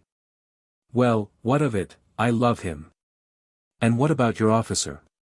And the priceless message from Mokroe?" "That is quite different. That's a woman's way of looking at it." "Don't you make me angry, Rakitin." Grushenka caught him up hotly. "This is quite different. I love Alyosha in a different way. It's true, Alyosha, I had sly designs on you before. For I am a horrid, violent creature. But at other times I've looked upon you, Alyosha, as my conscience. I've kept thinking how anyone like that must despise a nasty thing like me. I thought that the day before yesterday, as I ran home from the young ladies. I have thought of you a long time in that way, Alyosha, and Mitya knows, I've talked to him about it. Mitya understands. Would you believe it, I sometimes look at you and feel ashamed, utterly ashamed of myself. And how, and since when, I began to think about you like that, I can't say, I don't remember." Fenya came in and put a tray with an uncorked bottle and 3 glasses of champagne on the table. "Here's the champagne," cried Rakitin. "You're excited, Agrafena Alexandrovna, and not yourself. When you've had a glass of champagne, you'll be ready to dance. They can't even do that properly," he added, looking at the bottle. "The old woman's poured it out in the kitchen and the bottle's been brought in warm and without a cork. Well, let me have some, anyway." He went up to the table, took a glass, emptied it at one gulp and poured himself out another. "One doesn't often stumble upon champagne," he said, licking his lips. "Now, Alyosha, take a glass, show what you can do. What shall we drink to? The gates of paradise?" "Take a glass, Grushenka, you drink to the gates of paradise, too." "What gates of paradise?" She took a glass, Alyosha took his, tasted it and put it back. "No, I'd better not," he smiled gently. "And you bragged," cried Rakitin. "Well, if so, I won't either," chimed in Grushenka, "I really don't want any." "You can drink the whole bottle alone, Rakitin. If Alyosha has some, I will." "What touching sentimentality," said Rakitin tauntingly. "And she's sitting on his knee, too." He's got something to grieve over, but what's the matter with you? He is rebelling against his God and ready to eat sausage. How so? His elder died today, Father Zosima, the saint. So Father Zosima is dead, cried Grushenka. Good God, I did not know. She crossed herself devoutly. Goodness, what have I been doing, sitting on his knee like this at such a moment? She started up as though in dismay, instantly slipped off his knee and sat down on the sofa. Alyosha bent a long wondering look upon her and a light seemed to dawn in his face. Rakitin, he said suddenly, in a firm and loud voice. Don't taunt me with having rebelled against God. I don't want to feel angry with you, so you must be kinder, too. I've lost a treasure such as you have never had, and you cannot judge me now. You had much better look at her, do you see how she has pity on me? I came here to find a wicked soul, I felt drawn to evil because I was base and evil myself, and I've found a true sister, I have found a treasure, a loving heart. She had pity on me just now. Agrafena Alexandrovna, I am speaking of you. You've raised my soul from the depths. Alyosha's lips were quivering and he caught his breath. She has saved you, it seems, laughed Rakitin spitefully. And she meant to get you in her clutches, do you realize that? Stay, Rakitin. Grushenka jumped up. Hush, both of you. Now I'll tell you all about it. Hush, Alyosha, your words make me ashamed, for I am bad and not good, that's what I am. And you hush, Rakitin, because you are telling lies. I had the low idea of trying to get him in my clutches, but now you are lying, now it's all different. And don't let me hear anything more from you, Rakitin. All this Grushenka said with extreme emotion. They are both crazy, said Rakitin, looking at them with amazement. I feel as though I were in a madhouse. They're both getting so feeble they'll begin crying in a minute. I shall begin to cry, I shall, repeated Grushenka. He called me his sister and I shall never forget that. Only let me tell you, Rakitin, though I am bad, I did give away an onion. An onion? Hang it all, you really are crazy. Rakitin wondered at their enthusiasm. He was aggrieved and annoyed, though he might have reflected that each of them was just passing through a spiritual crisis such as does not come often in a lifetime. But though Rakitin was very sensitive about everything that concerned himself, he was very obtuse as regards the feelings and sensations of others, partly from his youth and inexperience, partly from his intense egoism. You see, Alyosha, Grushenka turned to him with a nervous laugh. I was boasting when I told Rakitin I had given away an onion, but it's not to boast I tell you about it. It's only a story, but it's a nice story. I used to hear it when I was a child from Matryona, my cook, who is still with me. It's like this. Once upon a time there was a peasant woman and a very wicked woman she was. And she died and did not leave a single good deed behind. The devils caught her and plunged her into the lake of fire. So her guardian angel stood and wondered what good deed of hers he could remember to tell to God. She once pulled up an onion in her garden, said he, and gave it to a beggar woman. And God answered, you take that onion then, hold it out to her in the lake, and let her take hold and be pulled out. And if you can pull her out of the lake, let her come to paradise, but if the onion breaks, then the woman must stay where she is. The angel ran to the woman and held out the onion to her. Come, said he, catch hold and I'll pull you out. He began cautiously pulling her out. He had just pulled her right out, when the other sinners in the lake, seeing how she was being drawn out, began catching hold of her so as to be pulled out with her. But she was a very wicked woman and she began kicking them. I'm to be pulled out, not you. It's my onion, not yours. As soon as she said that, the onion broke. And the woman fell into the lake and she is burning there to this day. So the angel wept and went away. So that's the story, Alyosha. I know it by heart, for I am that wicked woman myself. I boasted to Rakitin that I had given away an onion, but to you I'll say, I've done nothing but give away one onion all my life, that's the only good deed I've done. Don't praise me, Alyosha, don't think me good, I am bad, I am a wicked woman and you make me ashamed if you praise me. I must confess everything. Listen, Alyosha. I was so anxious to get hold of you that I promised Rakitin 25 rubles if he would bring you to me. Stay, Rakitin, wait. She went with rapid steps to the table, opened a drawer, pulled out a purse and took from it a 25-ruble note. What nonsense! What nonsense, cried Rakitin, disconcerted. Take it.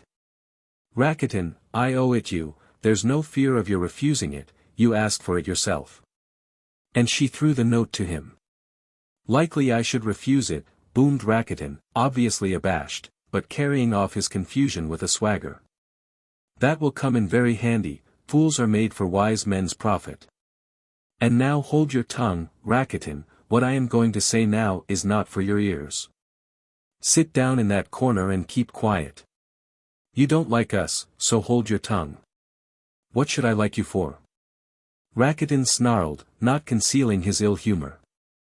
He put the 25-ruble note in his pocket and he felt ashamed at Alyosha's seeing it. He had reckoned on receiving his payment later, without Alyosha's knowing of it, and now, feeling ashamed, he lost his temper. Till that moment he had thought it discreet not to contradict Grushenka too flatly in spite of her snubbing, since he had something to get out of her. But now he, too, was angry. One loves people for some reason, but what have either of you done for me? You should love people without a reason, as Alyosha does. How does he love you? How has he shown it, that you make such a fuss about it? Grushenka was standing in the middle of the room, she spoke with heat and there were hysterical notes in her voice. Hush, Rakitin, you know nothing about us. And don't dare to speak to me like that again. How dare you be so familiar? Sit in that corner and be quiet, as though you were my footman. And now, Alyosha, I'll tell you the whole truth, that you may see what a wretch I am. I am not talking to Rakitin, but to you. I wanted to ruin you, Alyosha, that's the holy truth. I quite meant to. I wanted to so much, that I bribed Rakitin to bring you. And why did I want to do such a thing? You knew nothing about it, Alyosha, you turned away from me, if you passed me, you dropped your eyes. And I've looked at you 100 times before today, I began asking everyone about you. Your face haunted my heart. He despises me, I thought, he won't even look at me. And I felt it so much at last that I wondered at myself for being so frightened of a boy. I'll get him in my clutches and laugh at him. I was full of spite and anger. Would you believe it, nobody here dares talk or think of coming to Agrafena Alexandrovna with any evil purpose. Old Kuzma is the only man I have anything to do with here, I was bound and sold to him. Satan brought us together, but there has been no one else. But looking at you, I thought, I'll get him in my clutches and laugh at him. You see what a spiteful cur I am, and you called me your sister. And now that man who wronged me has come. I sit here waiting for a message from him. And do you know what that man has been to me? 5 years ago, when Kuzma brought me here, I used to shut myself up, that no one might have sight or sound of me. I was a silly slip of a girl. I used to sit here sobbing, I used to lie awake all night, thinking, where is he now, the man who wronged me? He is laughing at me with another woman, most likely. If only I could see him, if I could meet him again, I'd pay him out, I'd pay him out. At night I used to lie sobbing into my pillow in the dark, and I used to brood over it, I used to tear my heart on purpose and gloat over my anger. I'll pay him out, I'll pay him out. That's what I used to cry out in the dark. And when I suddenly thought that I should really do nothing to him, and that he was laughing at me then, or perhaps had utterly forgotten me, I would fling myself on the floor, melt into helpless tears, and lie there shaking till dawn. In the morning I would get up more spiteful than a dog, ready to tear the whole world to pieces. And then what do you think? I began saving money, I became hard-hearted, grew stout, grew wiser, would you say? No, no one in the whole world sees it, no one knows it, but when night comes on, I sometimes lie as I did 5 years ago, when I was a silly girl, clenching my teeth and crying all night, thinking, I'll pay him out, I'll pay him out. Do you hear? Well then, now you understand me. A month ago a letter came to me, he was coming, he was a widower, he wanted to see me. It took my breath away. Then I suddenly thought, if he comes and whistles to call me, I shall creep back to him like a beaten dog.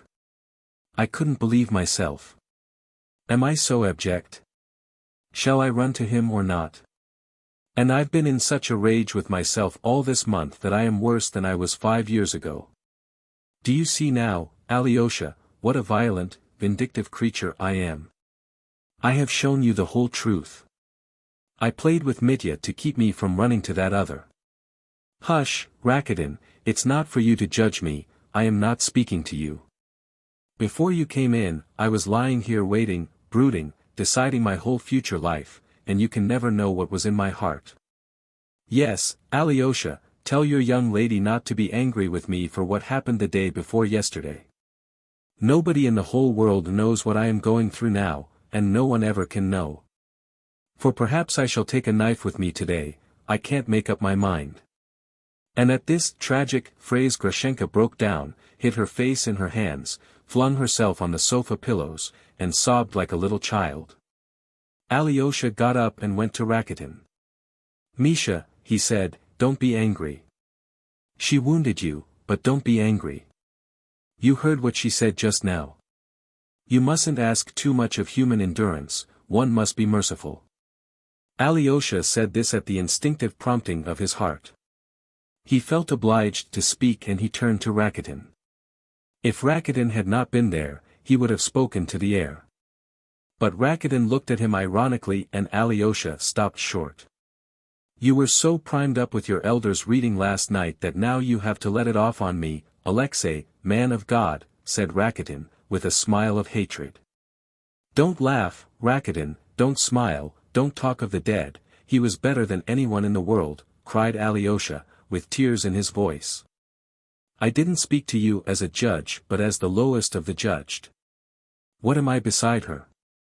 I came here seeking my ruin, and said to myself, what does it matter, in my cowardliness, but she, after 5 years in torment, as soon as anyone says a word from the heart to her, it makes her forget everything, forgive everything, in her tears. The man who has wronged her has come back, he sends for her and she forgives him everything, and hastens joyfully to meet him and she won't take a knife with her. She won't. No, I am not like that. I don't know whether you are, Misha, but I am not like that. It's a lesson to me. She is more loving than we. Have you heard her speak before of what she has just told us? No, you haven't, if you had, you'd have understood her long ago. And the person insulted the day before yesterday must forgive her, too. She will, when she knows, and she shall know. This soul is not yet at peace with itself, one must be tender with, there may be a treasure in that soul. Alyosha stopped, because he caught his breath. In spite of his ill humor Rakuten looked at him with astonishment.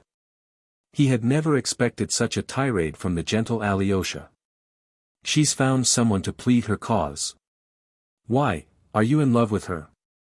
Agrafena Alexandrovna, are monks really in love with you, you've made a conquest, he cried, with a coarse laugh.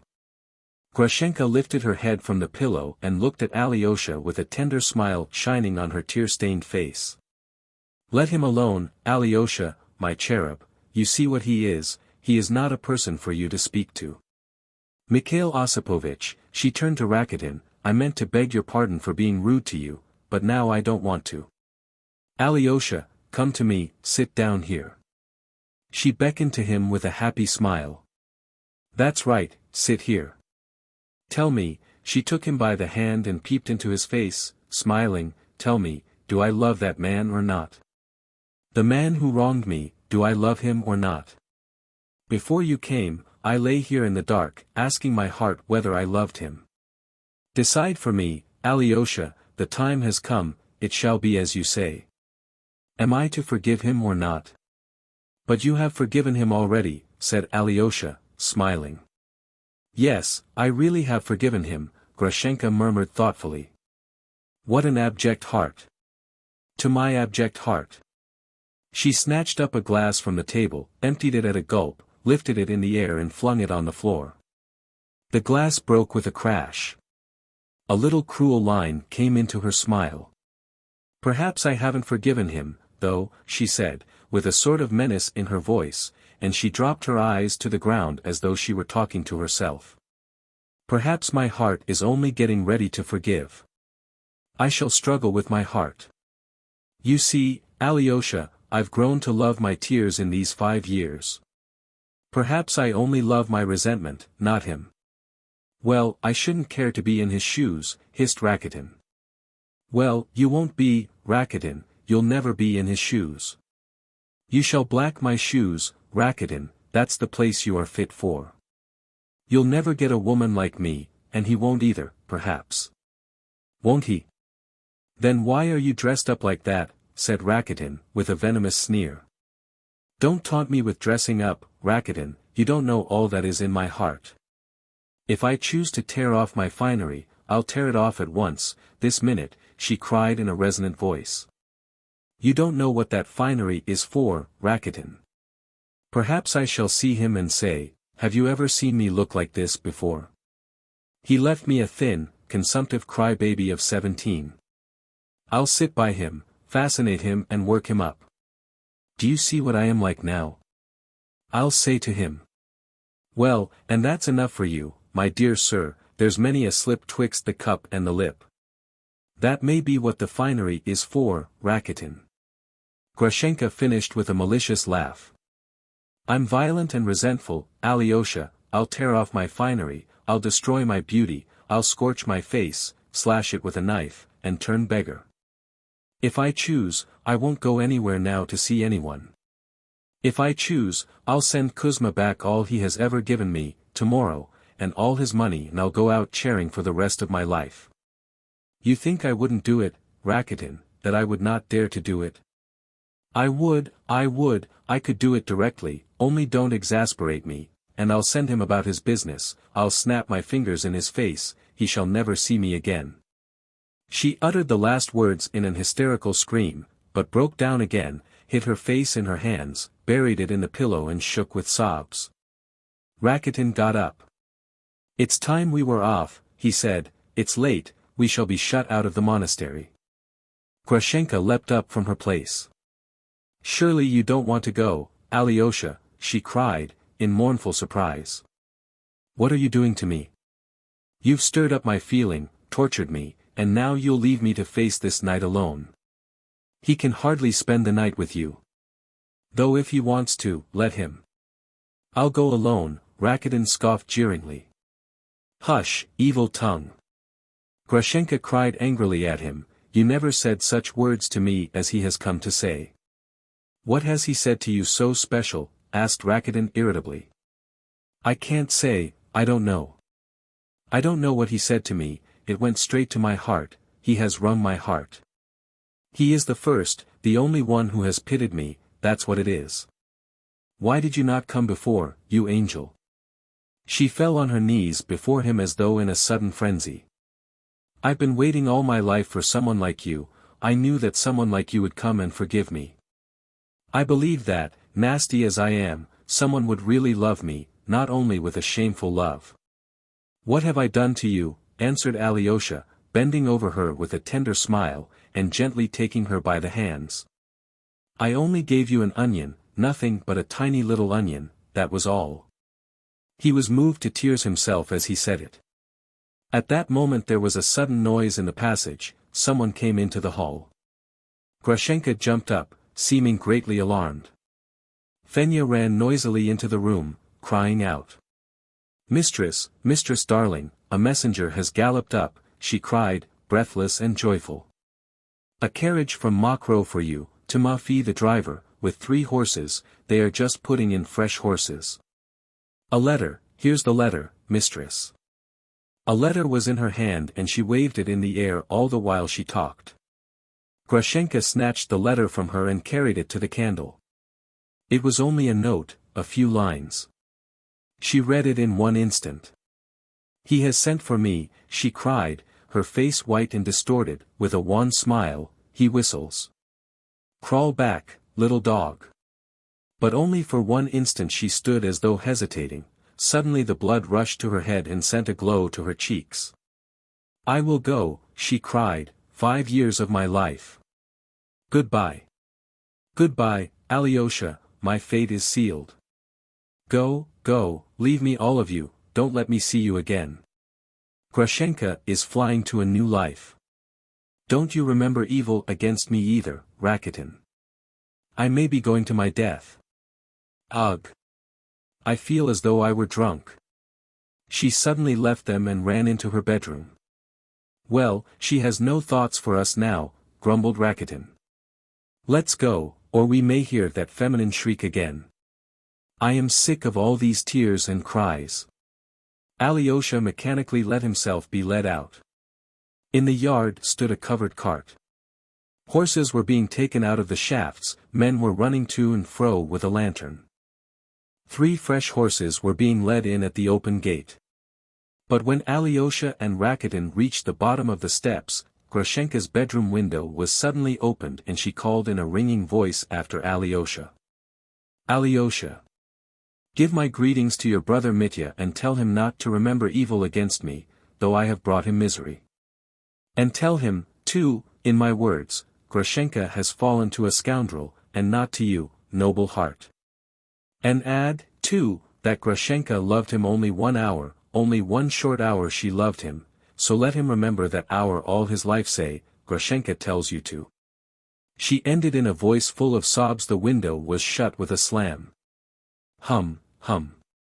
Growled Rakitin, laughing, she murders your brother Mitya and then tells him to remember it all his life. What ferocity! Alyosha made no reply, he seemed not to have heard. He walked fast beside Rakitin as though in a terrible hurry. He was lost in thought and moved mechanically. Rakitin felt a sudden twinge as though he had been touched on an open wound. He had expected something quite different by bringing Grushenka and Alyosha together. Something very different from what he had hoped for had happened.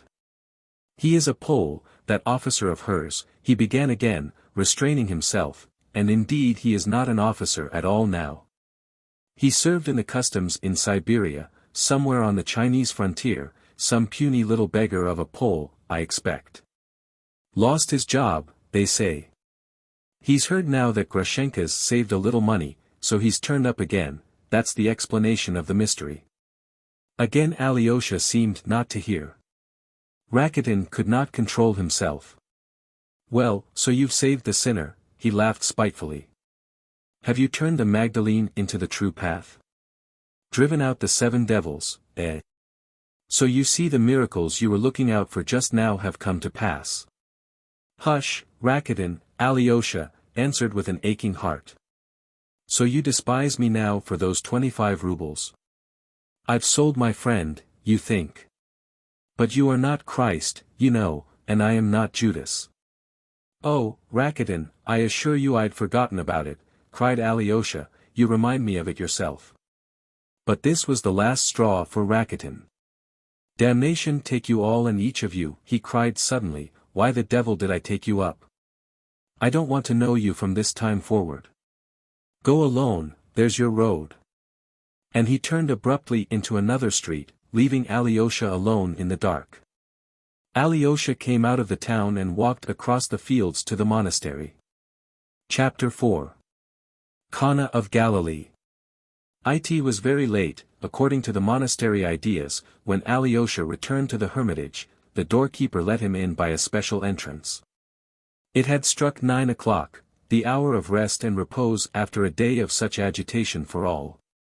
Alyosha timidly opened the door and went into the elder's cell where his coffin was now standing. There was no one in the cell but Father Pacey, reading the Gospel in solitude over the coffin, and the young novice Porphyry, who, exhausted by the previous night's conversation and the disturbing incidents of the day, was sleeping the deep sound sleep of youth on the floor of the other room.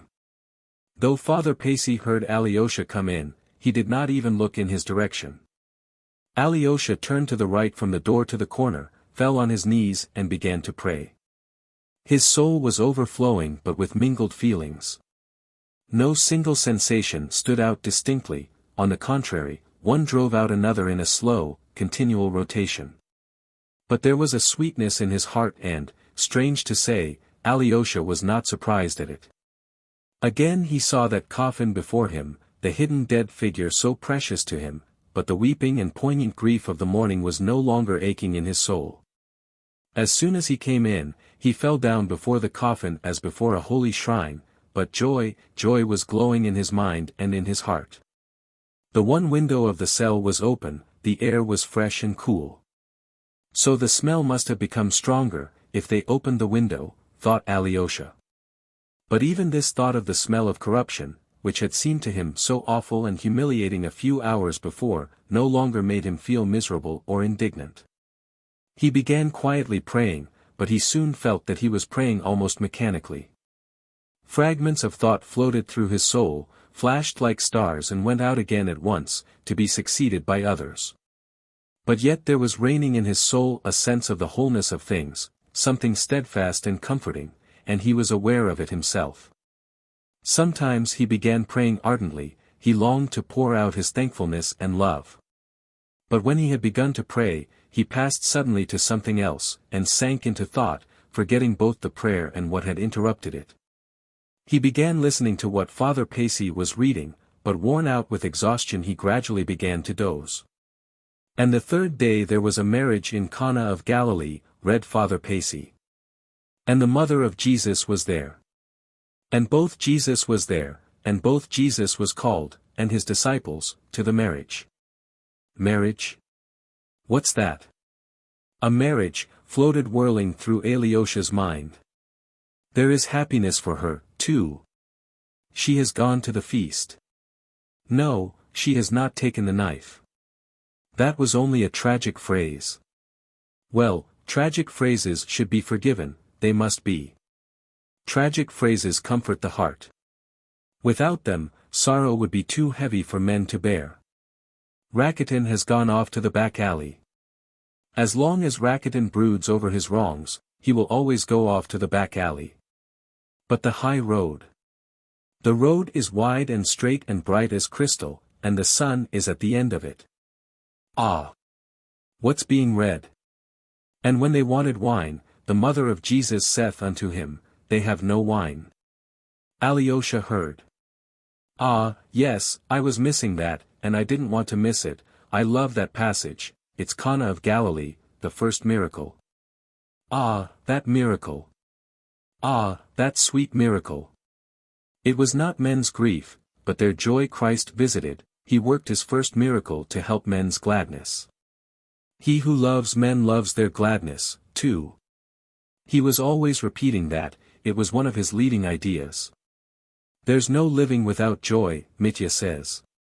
Yes, Mitya. Everything that is true and good is always full of forgiveness, he used to say that, too. Jesus saith unto her, Woman, what has it to do with thee or me? Mine hour not yet come. His mother saith unto the servants, Whatsoever he saith unto you, do it. Do it. Gladness, the gladness of some poor, very poor, people. Of course they were poor, since they hadn't wine enough even at a wedding. The historians write that, in those days, the people living about the lake of Gennesaret were the poorest that can possibly be imagined. And another great heart, that other great being, his mother, knew that he had come not only to make his great terrible sacrifice. She knew that his heart was open even to the simple, artless merrymaking of some obscure and unlearned people, who had warmly bidden him to their poor wedding. Mine hour is not yet come, he said, with a soft smile. He must have smiled gently to her. And, indeed, was it to make wine abundant at poor weddings he had come down to earth? And yet he went and did as she asked him. Ah, he is reading again. Jesus saith unto them, Fill the water pots with water. And they filled them up to the brim.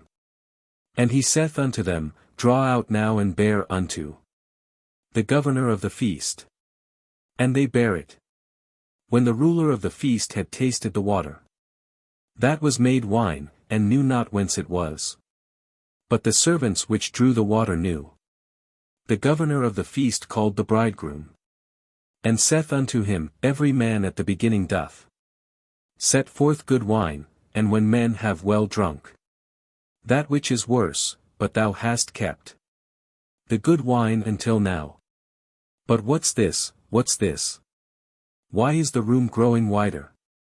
Ah, yes. It's the marriage, the wedding, yes, of course. Here are the guests, here are the young couple sitting, and the merry crowd, and where is the wise governor of the feast? But who is this? Who? Again the walls are receding. Who is getting up there from the great table? What? He here, too? But he's in the coffin, but he's here, too. He has stood up, he sees me, he is coming here. God! Yes, he came up to him, he, the little, thin old man, with tiny wrinkles on his face, joyful and laughing softly. There was no coffin now, and he was in the same dress as he had worn yesterday sitting with them, when the visitors had gathered about him. His face was uncovered, his eyes were shining. How was this, then? He, too, had been called to the feast. He, too, at the marriage of Cana in Galilee. Yes, my dear, I am called, too, called and bidden, he heard a soft voice saying over him. Why have you hidden yourself here, out of sight? You come and join us too. It was his voice, the voice of Father Zosima. And it must be he, since he called him. The elder raised Alyosha by the hand and he rose from his knees. We are rejoicing, the little, thin old man went on. We are drinking the new wine, the wine of new, great gladness. Do you see how many guests? Here are the bride and bridegroom, here is the wise governor of the feast, he is tasting the new wine. Why do you wonder at me? I gave an onion to a beggar, so I, too, am here. And many here have given only an onion each, only one little onion. What are all our deeds? And you, my gentle one, you, my kind boy, you too have known how to give a famished woman an onion today. Begin your work, dear one, begin it, gentle one. Do you see our son, do you see him? I am afraid. I dare not look, whispered Alyosha. Do not fear him. He is terrible in his greatness, awful in his sublimity, but infinitely merciful. He has made himself like unto us from love and rejoices with us. He is changing the water into wine that the gladness of the guests may not be cut short. He is expecting new guests, he is calling new ones unceasingly for ever and ever. There they are bringing new wine. Do you see they are bringing the vessels? Something glowed in Alyosha's heart, something filled it till it ached, tears of rapture rose from his soul. He stretched out his hands, uttered a cry and waked up. Again the coffin, the open window, and the soft, solemn, distinct reading of the gospel. But Alyosha did not listen to the reading. It was strange, he had fallen asleep on his knees, but now he was on his feet, and suddenly, as though thrown forward, with 3 firm rapid steps he went right up to the coffin. His shoulder brushed against Father Pacey without his noticing it. Father Pacey raised his eyes for an instant from his book, but looked away again at once, seeing that something strange was happening to the boy. Alyosha gazed for half a minute at the coffin, at the covered, motionless dead man that lay in the coffin, with the icon on his breast and the peaked cap with the octangular cross on his head. He had only just been hearing his voice, and that voice was still ringing in his ears. He was listening, still expecting other words, but suddenly he turned sharply and went out of the cell. He did not stop on the steps either, but went quickly down, his soul, overflowing with rapture, yearned for freedom, space, openness. The vault of heaven, full of soft, shining stars, stretched vast and fathomless above him. The Milky Way ran in 2 pale streams from the zenith to the horizon. The fresh, motionless, still night enfolded the earth. The white towers and golden domes of the cathedral gleamed out against the sapphire sky. The gorgeous autumn flowers, in the beds round the house, were slumbering till morning. The silence of earth seemed to melt into the silence of the heavens.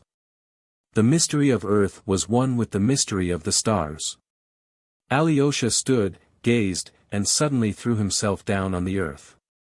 He did not know why he embraced it. He could not have told why he longed so irresistibly to kiss it all.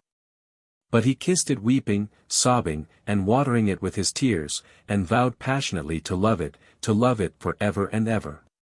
"Water the earth with the tears of your joy and love those tears," echoed in his soul. What was he weeping over? Oh! In his rapture he was weeping even over those stars, which were shining to him from the abyss of space, and he was not ashamed of that ecstasy. There seemed to be threads from all those innumerable worlds of God, linking his soul to them, and it was trembling all over, in contact with other worlds. He longed to forgive everyone and for everything, and to beg forgiveness. Oh, not for himself, but for all men, for all and for everything. "And others are praying for me too," echoed again in his soul. But with every instant he felt clearly and, as it were, tangibly, that something firm and unshakable as that vault of heaven had entered into his soul. It was as though some idea had seized the sovereignty of his mind, and it was for all his life and for ever and ever. He had fallen on the earth a weak boy, but he rose up a resolute champion, and he knew and felt it suddenly at the very moment of his ecstasy. And never, never, his life long, could Alyosha forget that minute. "Someone visited my soul in that hour," he used to say afterwards, with implicit faith in his words. Within 3 days he left the monastery in accordance with the words of his elder, who had bidden him sojourn in the world. Book 8. Mitya. Chapter 1. Kuzma Samsonov. But Dmitri, to whom Grushenka, flying away to a new life, had left her last greetings, bidding him remember the hour of her love forever, knew nothing of what had happened to her. And was at that moment in a condition of feverish agitation and activity. For the last 2 days he had been in such an inconceivable state of mind that he might easily have fallen ill with brain fever, as he said himself afterwards. Alyosha had not been able to find him the morning before, and Ivan had not succeeded in meeting him at the tavern on the same day. The people at his lodgings, by his orders, concealed his movements. He had spent those 2 days literally rushing in all directions, struggling with his destiny and trying to save himself, as he expressed it himself afterwards, and for some hours he even made a dash out of the town on urgent business. Terrible as it was to him to lose sight of Grushenka for a moment. All this was explained afterwards in detail, and confirmed by documentary evidence. But for the present we will only note the most essential incidents of those 2 terrible days immediately preceding the awful catastrophe that broke so suddenly upon him. Though Grushenka had, it is true, loved him for an hour, genuinely and sincerely, yet she tortured him sometimes cruelly and mercilessly. The worst of it was that he could never tell what she meant to do. To prevail upon her by force or kindness was also impossible, she would yield to nothing. She would only have become angry and turned away from him altogether, he knew that well already. He suspected, quite correctly, that she, too, was passing through an inward struggle, and was in a state of extraordinary indecision, that she was making up her mind to something, and unable to determine upon it. And so, not without good reason, he divined, with a sinking heart, that at moments she must simply hate him and his passion. And so, perhaps, it was, but what was distressing Grushenka he did not understand. For him the whole tormenting question lay between him and Fyodor Pavlovich. Here, we must note, by the way, one certain fact: he was firmly persuaded that Fyodor Pavlovich would offer, or perhaps had offered, Grushenka lawful wedlock. And did not for a moment believe that the old voluptuary hoped to gain his object for 3,000 rubles. Mitya had reached this conclusion from his knowledge of Grushenka and her character. That was how it was that he could believe at times that all Grushenka's uneasiness rose from not knowing which of them to choose, which was most to her advantage. Strange to say, during those days it never occurred to him to think of the approaching return of the officer, that is, of the man who had been such a fatal influence in Grushenka's life, and whose arrival she was expecting with such emotion and dread. It is true that of late Grushenka had been very silent about it. Yet he was perfectly aware of a letter she had received a month ago from her seducer, and had heard of it from her own lips. He partly knew, too, what the letter contained. In a moment of spite Grushenka had shown him that letter, but to her astonishment he attached hardly any consequence to it. It would be hard to say why this was. Perhaps, weighed down by all the hideous horror of his struggle with his own father for this woman, he was incapable of imagining any danger more terrible, at any rate for the time. He simply did not believe in a suitor who suddenly turned up again after 5 years' disappearance, still less in his speedy arrival. Moreover, in the officer's first letter which had been shown to Mitya, the possibility of his new rival's visit was very vaguely suggested. The letter was very indefinite, high-flown, and full of sentimentality. It must be noted that Grushenka had concealed from him the last lines of the letter, in which his return was alluded to more definitely. He had, besides, noticed at that moment, he remembered afterwards, a certain involuntary proud contempt for this missive from Siberia on Grushenka's face. Grushenka told him nothing of what had passed later between her and this rival. So that by degrees he had completely forgotten the officer's existence. He felt that whatever might come later, whatever turn things might take, his final conflict with Fyodor Pavlovich was close upon him, and must be decided before anything else.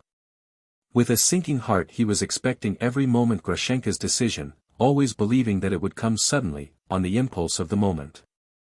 All of a sudden she would say to him, "Take me, I'm yours forever," and it would all be over.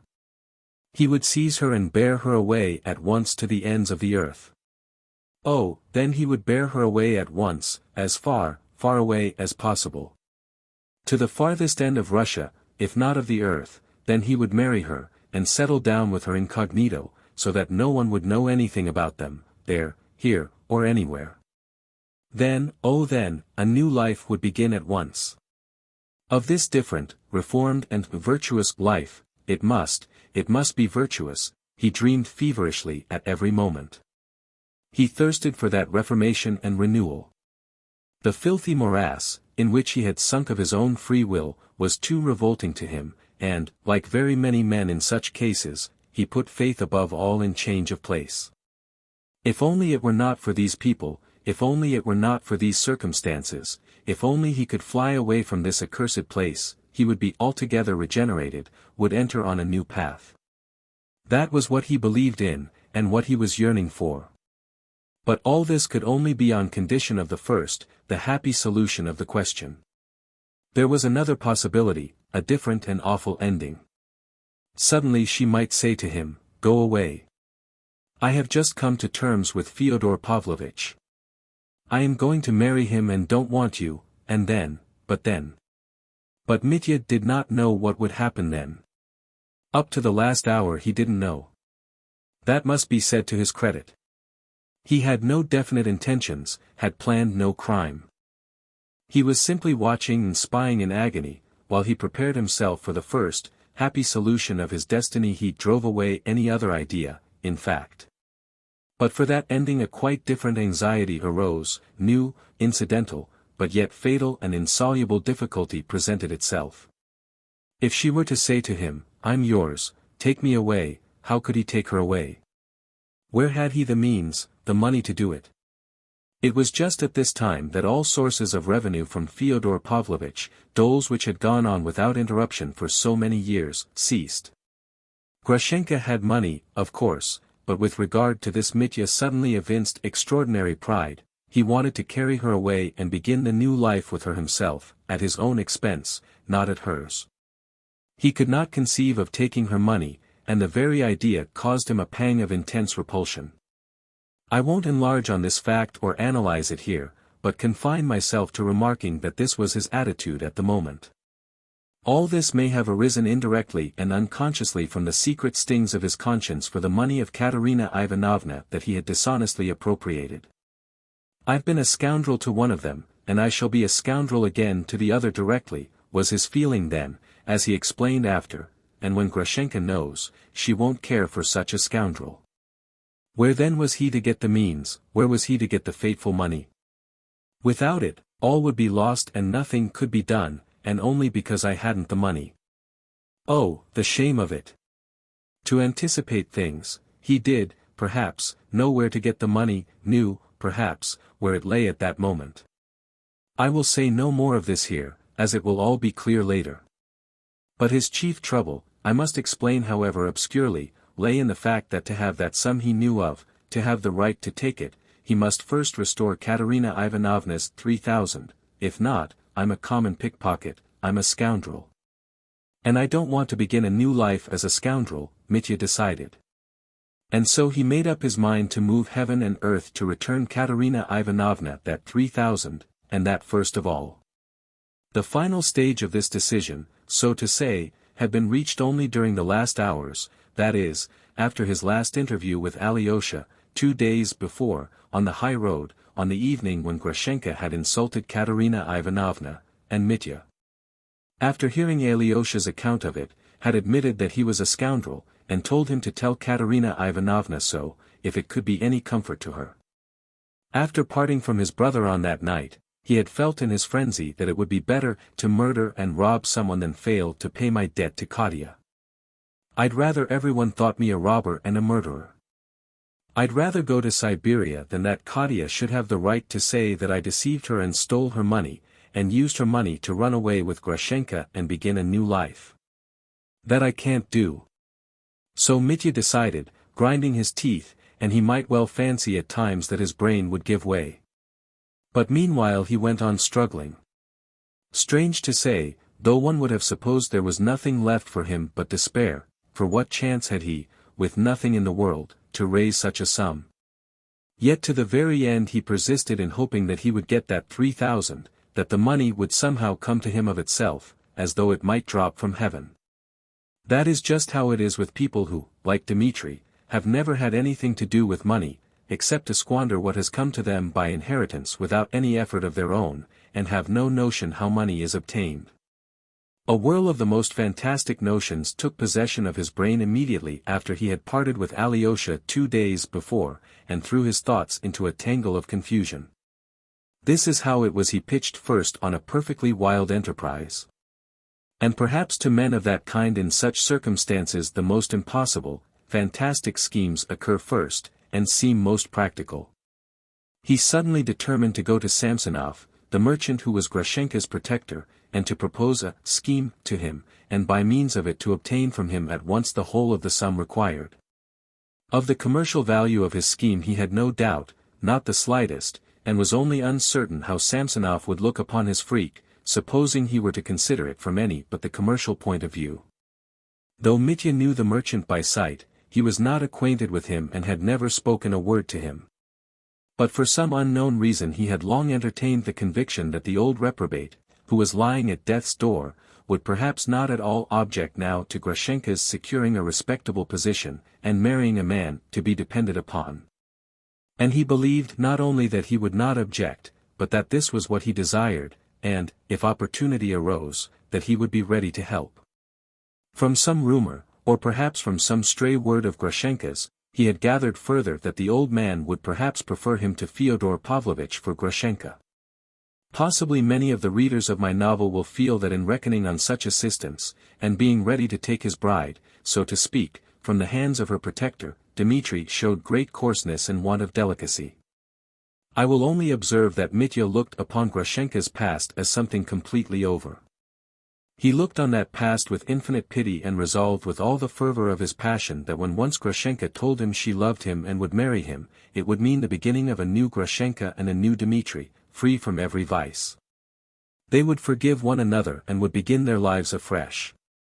As for Kuzma Samsonov, Dmitri looked upon him as a man who had exercised a fateful influence in that remote past of Grushenka's, though she had never loved him, and who was now himself a thing of the past, completely done with, and, so to say, non-existent. Besides, Mitya hardly looked upon him as a man at all, for it was known to everyone in the town that he was only a shattered wreck, whose relations with Grushenka had changed their character and were now simply paternal. And that this had been so for a long time.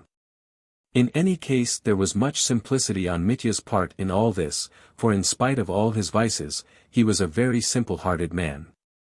It was an instance of this simplicity that Mitya was seriously persuaded that, being on the eve of his departure for the next world, old Kuzma must sincerely repent of his past relations with Grushenka. And that she had no more devoted friend and protector in the world than this, now harmless, old man. After his conversation with Alyosha, at the crossroads, he hardly slept all night, and at 10 o'clock next morning, he was at the house of Samsonov and telling the servant to announce him. It was a very large and gloomy old house of 2 stories, with a lodge and outhouses. In the lower story lived Samsonov's 2 married sons with their families, his old sister, and his unmarried daughter. In the lodge lived 2 of his clerks, one of whom also had a large family. Both the lodge and the lower story were overcrowded, but the old man kept the upper floor to himself, and would not even let the daughter live there with him, though she waited upon him, and in spite of her asthma was obliged at certain fixed hours. And at any time he might call her, to run upstairs to him from below. This upper floor contained a number of large rooms kept purely for show, furnished in the old-fashioned merchant style, with long monotonous rows of clumsy mahogany chairs along the walls, with glass chandeliers under shades, and gloomy mirrors on the walls. All these rooms were entirely empty and unused, for the old man kept to one room, a small, remote bedroom, where he was waited upon by an old servant with a kerchief on her head, and by a lad, who used to sit on the locker in the passage. Owing to his swollen legs, the old man could hardly walk at all, and was only rarely lifted from his leather armchair, when the old woman supporting him led him up and down the room once or twice. He was morose and taciturn even with this old woman. When he was informed of the arrival of the captain, he at once refused to see him. But Mitya persisted and sent his name up again. Samsonov questioned the lad minutely, what he looked like. Whether he was drunk. Was he going to make a row? The answer he received was, that he was sober, but wouldn't go away. The old man again refused to see him. Then Mitya, who had foreseen this, and purposely brought pencil and paper with him, wrote clearly on the piece of paper the words, on most important business closely concerning Agrafena Alexandrovna, and sent it up to the old man. After thinking a little, Samsonov told the lad to take the visitor to the drawing-room, and sent the old woman downstairs with a summons to his younger son to come upstairs to him at once. This younger son, a man over 6 foot and of exceptional physical strength, who was closely shaven and dressed in the European style, though his father still wore a kaftan and a beard, came at once without a comment. All the family trembled before the father. The old man had sent for this giant, not because he was afraid of the captain, he was by no means of a timorous temper, but in order to have a witness in case of any emergency. Supported by his son and the servant lad, he waddled at last into the drawing-room. It may be assumed that he felt considerable curiosity. The drawing-room in which Mitya was awaiting him was a vast, dreary room that laid a weight of depression on the heart. It had a double row of windows, a gallery, marbled walls, and 3 immense chandeliers with glass lustres covered with shades.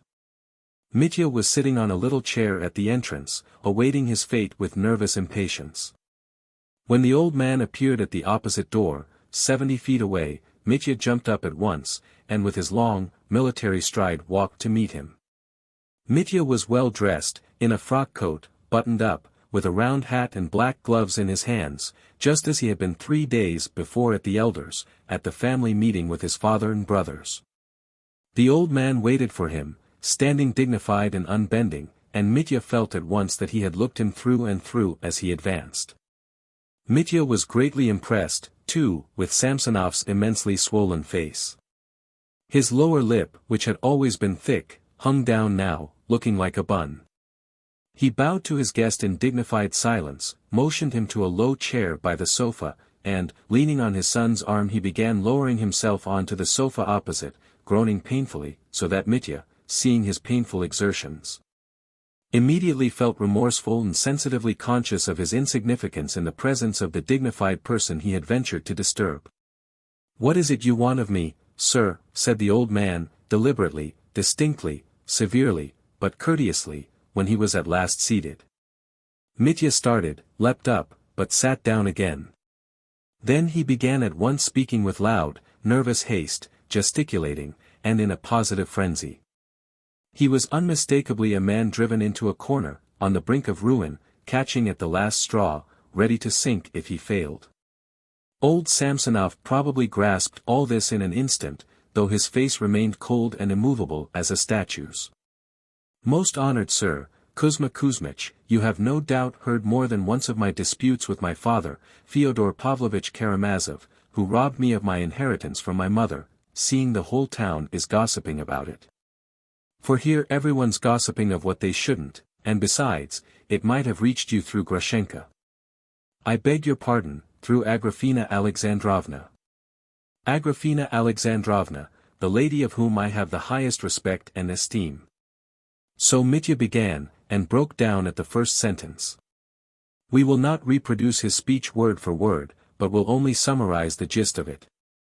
3 months ago, he said, he had of express intention, Mitya purposely used these words instead of intentionally, consulted a lawyer in the chief town of the province, a distinguished lawyer, Kuzma Kuzmich, Pavel Pavlovich Kornoplatov.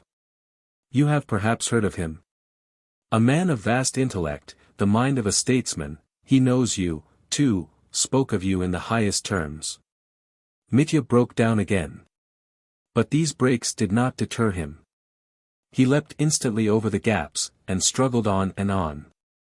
This Kornoplatov, after questioning him minutely, and inspecting the documents he was able to bring him, Mitya alluded somewhat vaguely to these documents, and slurred over the subject with special haste.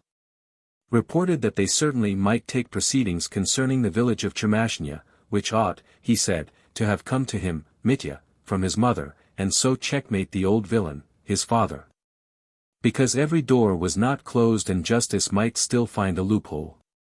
In fact, he might reckon on an additional sum of 6 or even 7,000 rubles from Fyodor Pavlovich, as Chermashnya was worth, at least, 25,000, he might say 28,000, in fact, 30, Kuzma Kuzmich.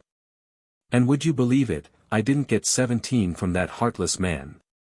So he, Mitya, had thrown the business up for the time, knowing nothing about the law, but on coming here was struck dumb by a cross claim made upon him. Here Mitya went adrift again and again, took a flying leap forward, so will not you? Excellent and honored Kuzma Kuzmich, be willing to take up all my claims against that unnatural monster, and pay me a sum down of only 3,000? You see, you cannot, in any case, lose over it. On my honor, I swear that. Quite the contrary, you may make 6 or 7,000 instead of 3. Above all, he wanted this concluded that very day. I'll do the business with you at a notary's, or whatever it is, in fact, I'm ready to do anything. I'll hand over all the deeds, whatever you want, sign anything, and we could draw up the agreement at once. And if it were possible, if it were only possible, that very morning. You could pay me that 3,000, for there isn't a capitalist in this town to compare with you, and so would save me, in fact. For a good, I might say an honorable action. For I cherish the most honorable feelings for a certain person, whom you know well, and care for as a father.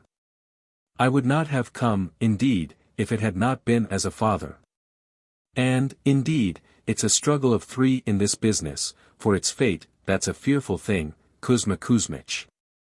A tragedy, Kuzma Kuzmich, a tragedy.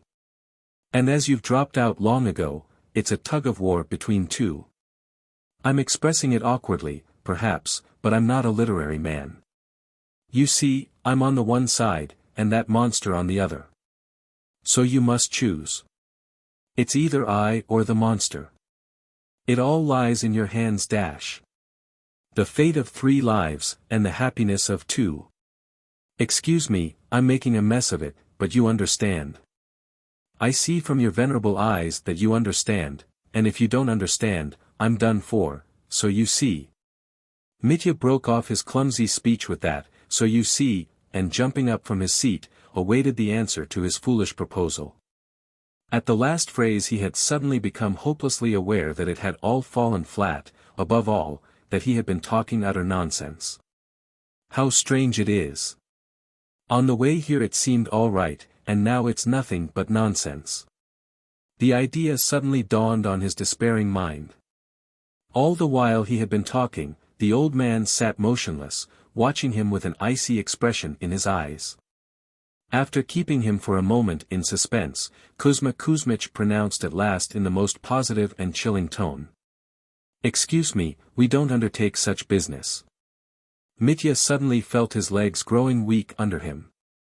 "What am I to do now, Kuzma Kuzmich?" he muttered, with a pale smile. "I suppose it's all up with me, what do you think?" "Excuse me." Mitya remained standing, staring motionless. He suddenly noticed a movement in the old man's face. He started. "You see, sir, business of that sort's not in our line," said the old man slowly. "There's the court, and the lawyers, it's a perfect misery. But if you like, there is a man here you might apply to." "Good heavens! Who is it?" "You're my salvation, Kuzma Kuzmich," faltered Mitya. "He doesn't live here, and he's not here just now. He is a peasant, he does business in timber. His name is Lyagavy. He's been haggling with Fyodor Pavlovich for the last year, over your copse at Chermashnya. They can't agree on the price, maybe you've heard. Now he's come back again and is staying with the priest at Ilyinsko, about 12 versts from the Volovia station. He wrote to me, too, about the business of the copse, asking my advice. Fyodor Pavlovich means to go and see him himself. So if you were to be beforehand with Fyodor Pavlovich and to make Lyagavy the offer you've made me, he might possibly." "A brilliant idea!" Mitya interrupted ecstatically. "He's the very man, it would just suit him. He's haggling with him for it, being asked too much, and here he would have all the documents entitling him to the property itself." "Ha ha ha!" And Mitya suddenly went off into his short, wooden laugh, startling Samsonov. "How can I thank you, Kuzma Kuzmich?" cried Mitya effusively. "Don't mention it," said Samsonov, inclining his head. "But you don't know, you've saved me. Oh, it was a true presentiment brought me to you. So now to this priest. No need of thanks. I'll make haste and fly there. I'm afraid I've overtaxed your strength. I shall never forget it. It's a Russian says that, Kuzma Kuzmich, a Russian. To be sure." Mitya seized his hand to press it, but there was a malignant gleam in the old man's eye. Mitya drew back his hand, but at once blamed himself for his mistrustfulness. "It's because he's tired," he thought. "For her sake. For her sake, Kuzma Kuzmich. You understand that it's for her," he cried, his voice ringing through the room. He bowed, turned sharply round, and with the same long stride walked to the door without looking back. He was trembling with delight. Everything was on the verge of ruin and my guardian angel saved me, was the thought in his mind. And if such a business man as Samsonov, a most worthy old man, and what dignity, had suggested this course, then success was assured. He would fly off immediately. "I will be back before night, I shall be back at night and the thing is done." "Could the old man have been laughing at me?" exclaimed Mitya, as he strode towards his lodging. He could, of course, imagine nothing but that the advice was practical from such a business man, with an understanding of the business, with an understanding of this Lyagavy, curious surname. Or, the old man was laughing at him. Alas! The second alternative was the correct one. Long afterwards, when the catastrophe had happened, old Samsonov himself confessed, laughing, that he had made a fool of the captain. He was a cold, spiteful and sarcastic man, liable to violent antipathies. Whether it was the captain's excited face, or the foolish conviction of the rake and spendthrift, that he, Samsonov, could be taken in by such a cock-and-bull story as his scheme, or his jealousy of Grushenka, in whose name this scapegrace had rushed in on him with such a tale to get money which worked on the old man, I can't tell. But at the instant when Mitya stood before him, feeling his legs grow weak under him, and frantically exclaiming that he was ruined, at that moment the old man looked at him with intense spite, and resolved to make a laughing-stock of him. When Mitya had gone, Kuzma Kuzmich, white with rage, turned to his son and bade him see to it that that beggar be never seen again, and never admitted even into the yard, or else he did not utter his threat. But even his son, who often saw him enraged, trembled with fear for a whole hour afterwards. The old man was shaking with anger, and by evening he was worse, and sent for the doctor. Chapter 2. Lyagavy. So he must drive at full speed, and he had not the money for horses. He had 40 kopecks, and that was all that was left after so many years of prosperity. But he had at home an old silver watch which had long ceased to go. He snatched it up and carried it to a Jewish watchmaker who had a shop in the marketplace. The Jew gave him 6 rubles for it. "And I didn't expect that," cried Mitya, ecstatically. He was still in a state of ecstasy. He seized his 6 rubles and ran home. At home he borrowed 3 rubles from the people of the house, who loved him so much that they were pleased to give it him, though it was all they had. Mitya in his excitement told them on the spot that his fate would be decided that day, and he described, in desperate haste, the whole scheme he had put before Samsonov, the latter's decision, his own hopes for the future, and so on. These people had been told many of their lodger's secrets before, and so looked upon him as a gentleman who was not at all proud, and almost one of themselves. Having thus collected 9 rubles, Mitya sent for posting horses to take him to the Volovia station. This was how the fact came to be remembered and established that, at midday, on the day before the event, Mitya had not a farthing, and that he had sold his watch to get money and had borrowed 3 rubles from his landlord. All in the presence of witnesses. I note this fact, later on it will be apparent why I do so. Though he was radiant with the joyful anticipation that he would at last solve all his difficulties, yet, as he drew near Volovia station, he trembled at the thought of what Grushenka might be doing in his absence. What if she made up her mind today to go to Fyodor Pavlovich? This was why he had gone off without telling her, and why he left orders with his landlady not to let out where he had gone, if anyone came to inquire for him. I must get back tonight," he repeated, as he was jolted along in the cart, "and I dare say I shall have to bring this Lyagavy back here, to draw up the deed." So mused Mitya, with a throbbing heart, but alas! His dreams were not fated to be carried out. To begin with, he was late, taking a short cut from Volovia station which turned out to be 18 versts instead of 12. Secondly, he did not find the priest at home at Ilyinsko. He had gone off to a neighboring village. While Mitya, setting off there with the same exhausted horses, was looking for him, it was almost dark. The priest, a shy and amiable-looking little man, informed him at once that though Lyagavy had been staying with him at first, he was now at Suhoy Posialok, that he was staying the night in the forester's cottage, as he was buying timber there too. At Mitya's urgent request that he would take him to Lyagavy at once, and by so doing, save him, so to speak, the priest agreed, after some demur, to conduct him to Suhoy Posialok. His curiosity was obviously aroused. But, unluckily, he advised their going on foot, as it would not be much over a verst. Mitya, of course, agreed, and marched off with his yard-long strides, so that the poor priest almost ran after him. He was a very cautious man, though not old. Mitya at once began talking to him, too, of his plans, nervously and excitedly asking advice in regard to Lyagavy, and talking all the way. The priest listened attentively, but gave little advice. He turned off Mitya's questions with, "I don't know." "Ah, I can't say." "How can I tell," and so on.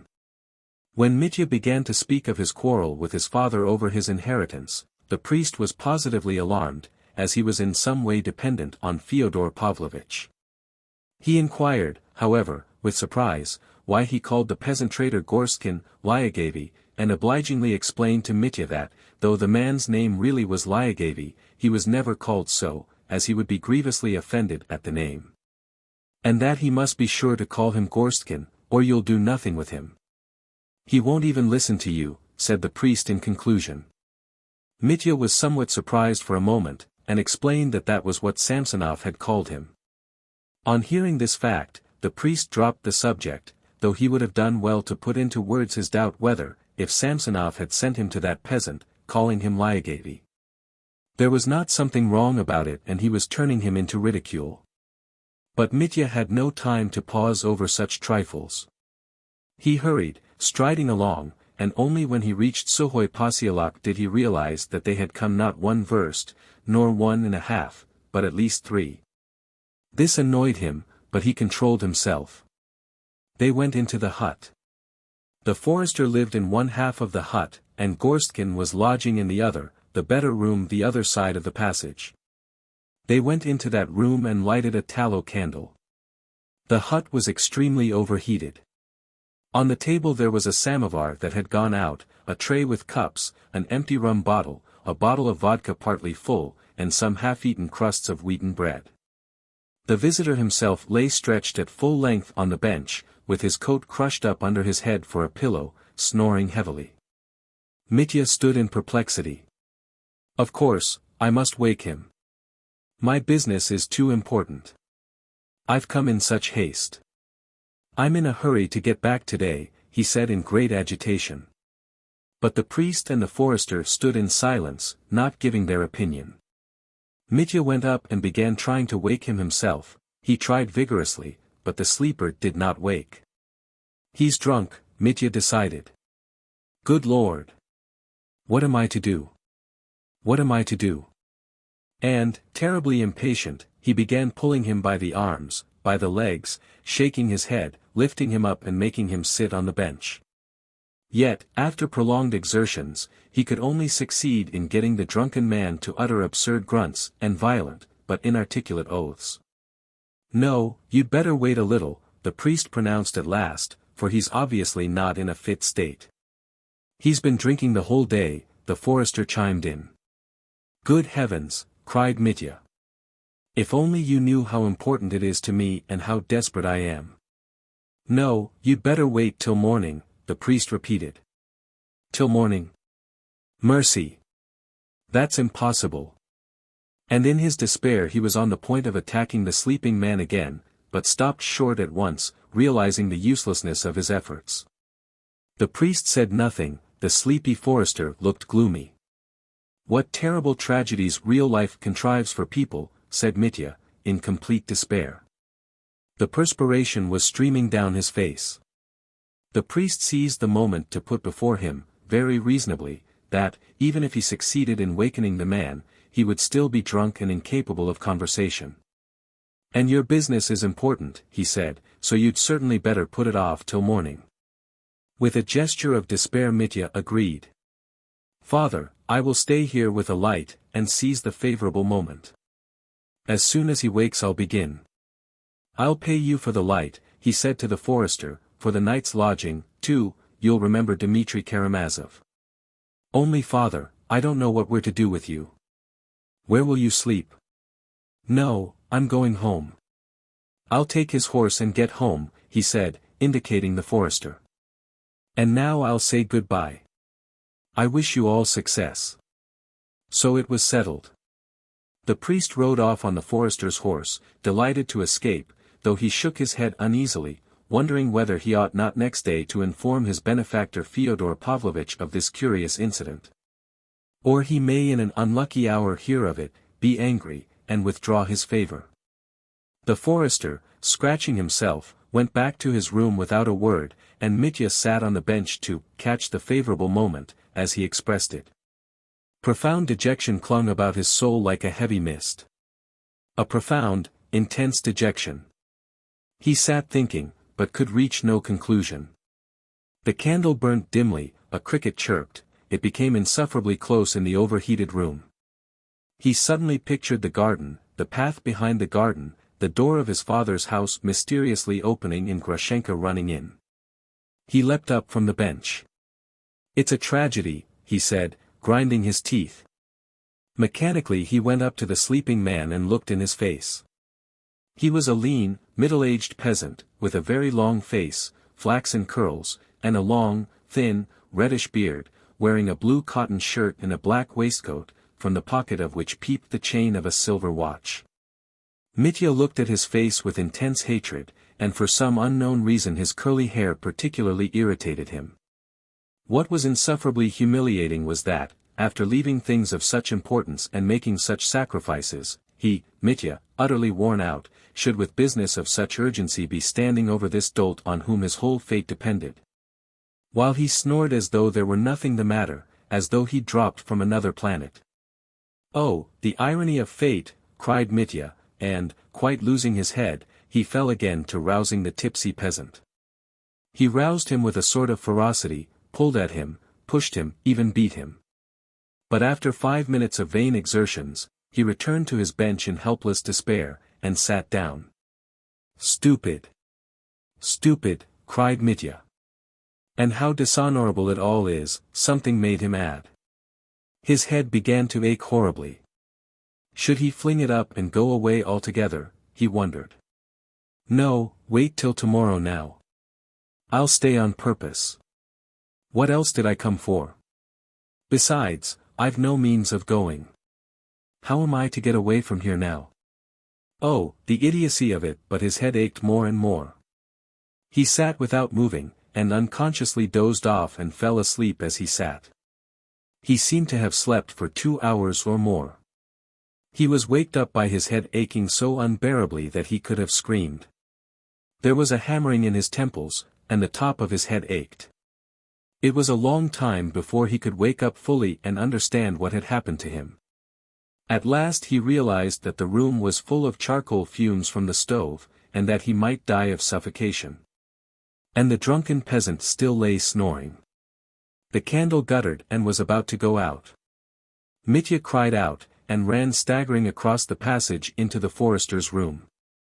The forester waked up at once, but hearing that the other room was full of fumes, to Mitya's surprise and annoyance, accepted the fact with strange unconcern, though he did go to see to it. "But he's dead, he's dead. And, what am I to do then?" cried Mitya frantically. They threw open the doors, opened a window and the chimney. Mitya brought a pail of water from the passage. First he wetted his own head, then, finding a rag of some sort, dipped it into the water, and put it on Lyagevi's head. The forester still treated the matter contemptuously, and when he opened the window said grumpily, "It'll be all right, now." He went back to sleep, leaving Mitya a lighted lantern. Mitya fussed about the drunken peasant for half an hour, wetting his head, and gravely resolved not to sleep all night. But he was so worn out that when he sat down for a moment to take breath, he closed his eyes, unconsciously stretched himself full length on the bench and slept like the dead. It was dreadfully late when he waked. It was somewhere about 9 o'clock. The sun was shining brightly in the 2 little windows of the hut. The curly-headed peasant was sitting on the bench and had his coat on. He had another samovar and another bottle in front of him. Yesterday's bottle had already been finished, and the new one was more than half empty. Mitya jumped up and saw at once that the cursed peasant was drunk again, hopelessly and incurably. He stared at him for a moment with wide-opened eyes. The peasant was silently and slyly watching him, with insulting composure, and even a sort of contemptuous condescension, so Mitya fancied. He rushed up to him. "Excuse me, you see. You've most likely heard from the forester here in the hut. I'm Lieutenant Dmitri Karamazov, the son of the old Karamazov whose copse you are buying." "That's a lie," said the peasant, calmly and confidently. "A lie? You know Fyodor Pavlovich?" "I don't know any of your Fyodor Pavloviches," said the peasant, speaking thickly. "You're bargaining with him for the copse, Do wake up, and collect yourself. Father Pavel of Ilyinsko brought me here. You wrote to Samsonov, and he has sent me to you," Mitya gasped breathlessly. "You're lying." Lyagevi blurted out again. Mitya's legs went cold. "For mercy's sake. It isn't a joke. You're drunk, perhaps. Yet you can speak and understand. Or else.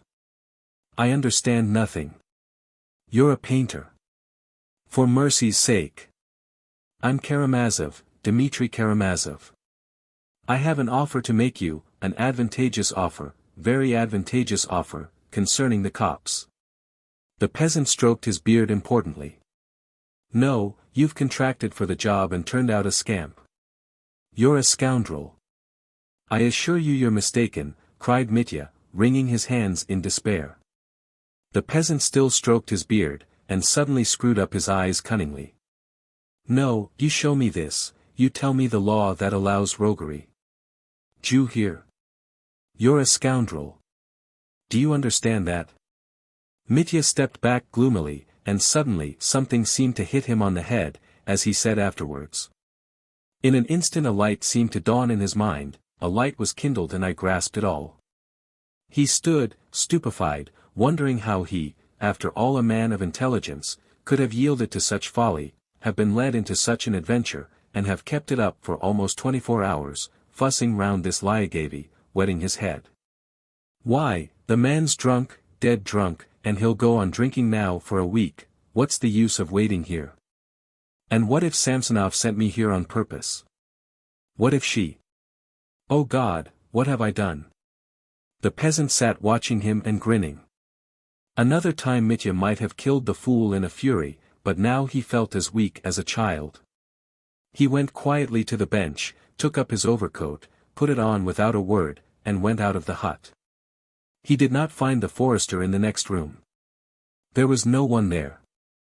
He took 50 kopecks in small change out of his pocket and put them on the table for his night's lodging, the candle, and the trouble he had given. Coming out of the hut he saw nothing but forest all round. He walked at hazard, not knowing which way to turn out of the hut, to the right or to the left. Hurrying there the evening before with the priest, he had not noticed the road. He had no revengeful feeling for anybody, even for Samsonov, in his heart. He strode along a narrow forest path, aimless, dazed, without heeding where he was going. A child could have knocked him down, so weak was he in body and soul. He got out of the forest somehow, however, and a vista of fields, bare after the harvest, stretched as far as the eye could see. What despair! What death all round, he repeated, striding on and on. He was saved by meeting an old merchant who was being driven across country in a hired trap. When he overtook him, Mitya asked the way and it turned out that the old merchant, too, was going to Volovia. After some discussion Mitya got into the trap. 3 hours later they arrived. At Volovia, Mitya at once ordered posting horses to drive to the town, and suddenly realized that he was appallingly hungry. While the horses were being harnessed, an omelette was prepared for him. He ate it all in an instant, ate a huge hunk of bread, ate a sausage, and swallowed 3 glasses of vodka. After eating, his spirits and his heart grew lighter. He flew towards the town, urged on the driver, and suddenly made a new and unalterable plan to procure that accursed money before evening. And to think, only to think that a man's life should be ruined for the sake of that paltry 3,000, he cried, contemptuously. I'll settle it today. And if it had not been for the thought of Grushenka and of what might have happened to her, which never left him, he would perhaps have become quite cheerful again. But the thought of her was stabbing him to the heart every moment, like a sharp knife. At last they arrived, and Mitya at once ran to Grushenka. Chapter 3. Gold Mines. This was the visit of Mitya of which Grushenka had spoken to Rakitin with such horror. She was just then expecting the message, and was much relieved that Mitya had not been to see her that day or the day before. She hoped that, please God, he won't come till I'm gone away, and he suddenly burst in on her. The rest we know already. To get him off her hands she suggested at once that he should walk with her to Samsonov's, where she said she absolutely must go, to settle his accounts, and when Mitya accompanied her at once, she said good-bye to him at the gate, making him promise to come at 12 o'clock to take her home again. Mitya, too, was delighted at this arrangement. If she was sitting at Samsonov's she could not be going to Fyodor Pavlovich's, if only she's not lying, he added at once. But he thought she was not lying from what he saw. He was that sort of jealous man who, in the absence of the beloved woman, at once invents all sorts of awful fancies of what may be happening to her, and how she may be betraying him, but, when shaken, heartbroken, convinced of her faithlessness, he runs back to her, at the first glance at her face, her gay, laughing, affectionate face, he revives at once, lays aside all suspicion and with joyful shame abuses himself for his jealousy. After leaving Grushenka at the gate he rushed home. Oh, he had so much still to do that day. But a load had been lifted from his heart, anyway. Now I must only make haste and find out from Smerdyakov whether anything happened there last night, whether, by any chance, she went to Fyodor Pavlovich. Floated through his mind. Before he had time to reach his lodging, jealousy had surged up again in his restless heart. Jealousy. Othello was not jealous, he was trustful, observed Pushkin. And that remark alone is enough to show the deep insight of our great poet. Othello's soul was shattered and his whole outlook clouded simply because his ideal was destroyed. But Othello did not begin hiding, spying, peeping. He was trustful, on the contrary. He had to be led up, pushed on, excited with great difficulty before he could entertain the idea of deceit. The truly jealous man is not like that. It is impossible to picture to oneself the shame and moral degradation to which the jealous man can descend without a qualm of conscience, and yet it's not as though the jealous were all vulgar and base souls. On the contrary, a man of lofty feelings, whose love is pure and full of self-sacrifice, may yet hide under tables, bribe the vilest people, and be familiar with the lowest ignominy of spying and eavesdropping. Othello was incapable of making up his mind to faithlessness, not incapable of forgiving it, but of making up his mind to it, though his soul was as innocent and free from malice as a babe's. It is not so with the really jealous man. It is hard to imagine what some jealous men can make up their mind to and overlook, and what they can forgive. The jealous are the readiest of all to forgive, and all women know it. The jealous man can forgive extraordinarily quickly, though, of course, after a violent scene, and he is able to forgive infidelity almost conclusively proved, the very kisses and embraces he has seen. If only he can somehow be convinced that it has all been, for the last time, and that his rival will vanish from that day forward, will depart to the ends of the earth, or that he himself will carry her away somewhere, where that dreaded rival will not get near her. Of course the reconciliation is only for an hour. For, even if the rival did disappear next day, he would invent another one and would be jealous of him. And one might wonder what there was in a love that had to be so watched over, what a love could be worth that needed such strenuous guarding. But that the jealous will never understand. And yet among them are men of noble hearts. It is remarkable, too, that those very men of noble hearts, standing hidden in some cupboard, listening and spying, never feel the stings of conscience at that moment, anyway. Though they understand clearly enough with their noble hearts the shameful depths to which they have voluntarily sunk. At the sight of Grushenka, Mitya's jealousy vanished, and, for an instant he became trustful and generous, and positively despised himself for his evil feelings. But it only proved that, in his love for the woman, there was an element of something far higher than he himself imagined, that it was not only a sensual passion, not only the curve of her body, of which he had talked to Alyosha. But, as soon as Grushenka had gone, Mitya began to suspect her of all the low cunning of faithlessness, and he felt no sting of conscience at it. And so jealousy surged up in him again. He had, in any case, to make haste. The first thing to be done was to get hold of at least a small, temporary loan of money. The 9 rubles had almost all gone on his expedition. And, as we all know, one can't take a step without money. But he had thought over in the cart where he could get a loan. He had a brace of fine dueling pistols in a case, which he had not pawned till then because he prized them above all his possessions. In the Metropolis tavern he had some time since made acquaintance with a young official and had learnt that this very opulent bachelor was passionately fond of weapons. He used to buy pistols, revolvers, daggers, hang them on his wall and show them to acquaintances. He prided himself on them, and was quite a specialist on the mechanism of the revolver. Mitya, without stopping to think, went straight to him, and offered to pawn his pistols to him for 10 rubles. The official, delighted, began trying to persuade him to sell them outright. But Mitya would not consent, so the young man gave him 10 rubles, protesting that nothing would induce him to take interest. They parted friends. Mitya was in haste. He rushed towards Fyodor Pavlovich's by the back way, to his arbor, to get hold of Smerdyakov as soon as possible. In this way the fact was established that 3 or 4 hours before a certain event, of which I shall speak later on, Mitya had not a farthing, and pawned for 10 rubles a possession he valued, though, 3 hours later, he was in possession of thousands. But I am anticipating.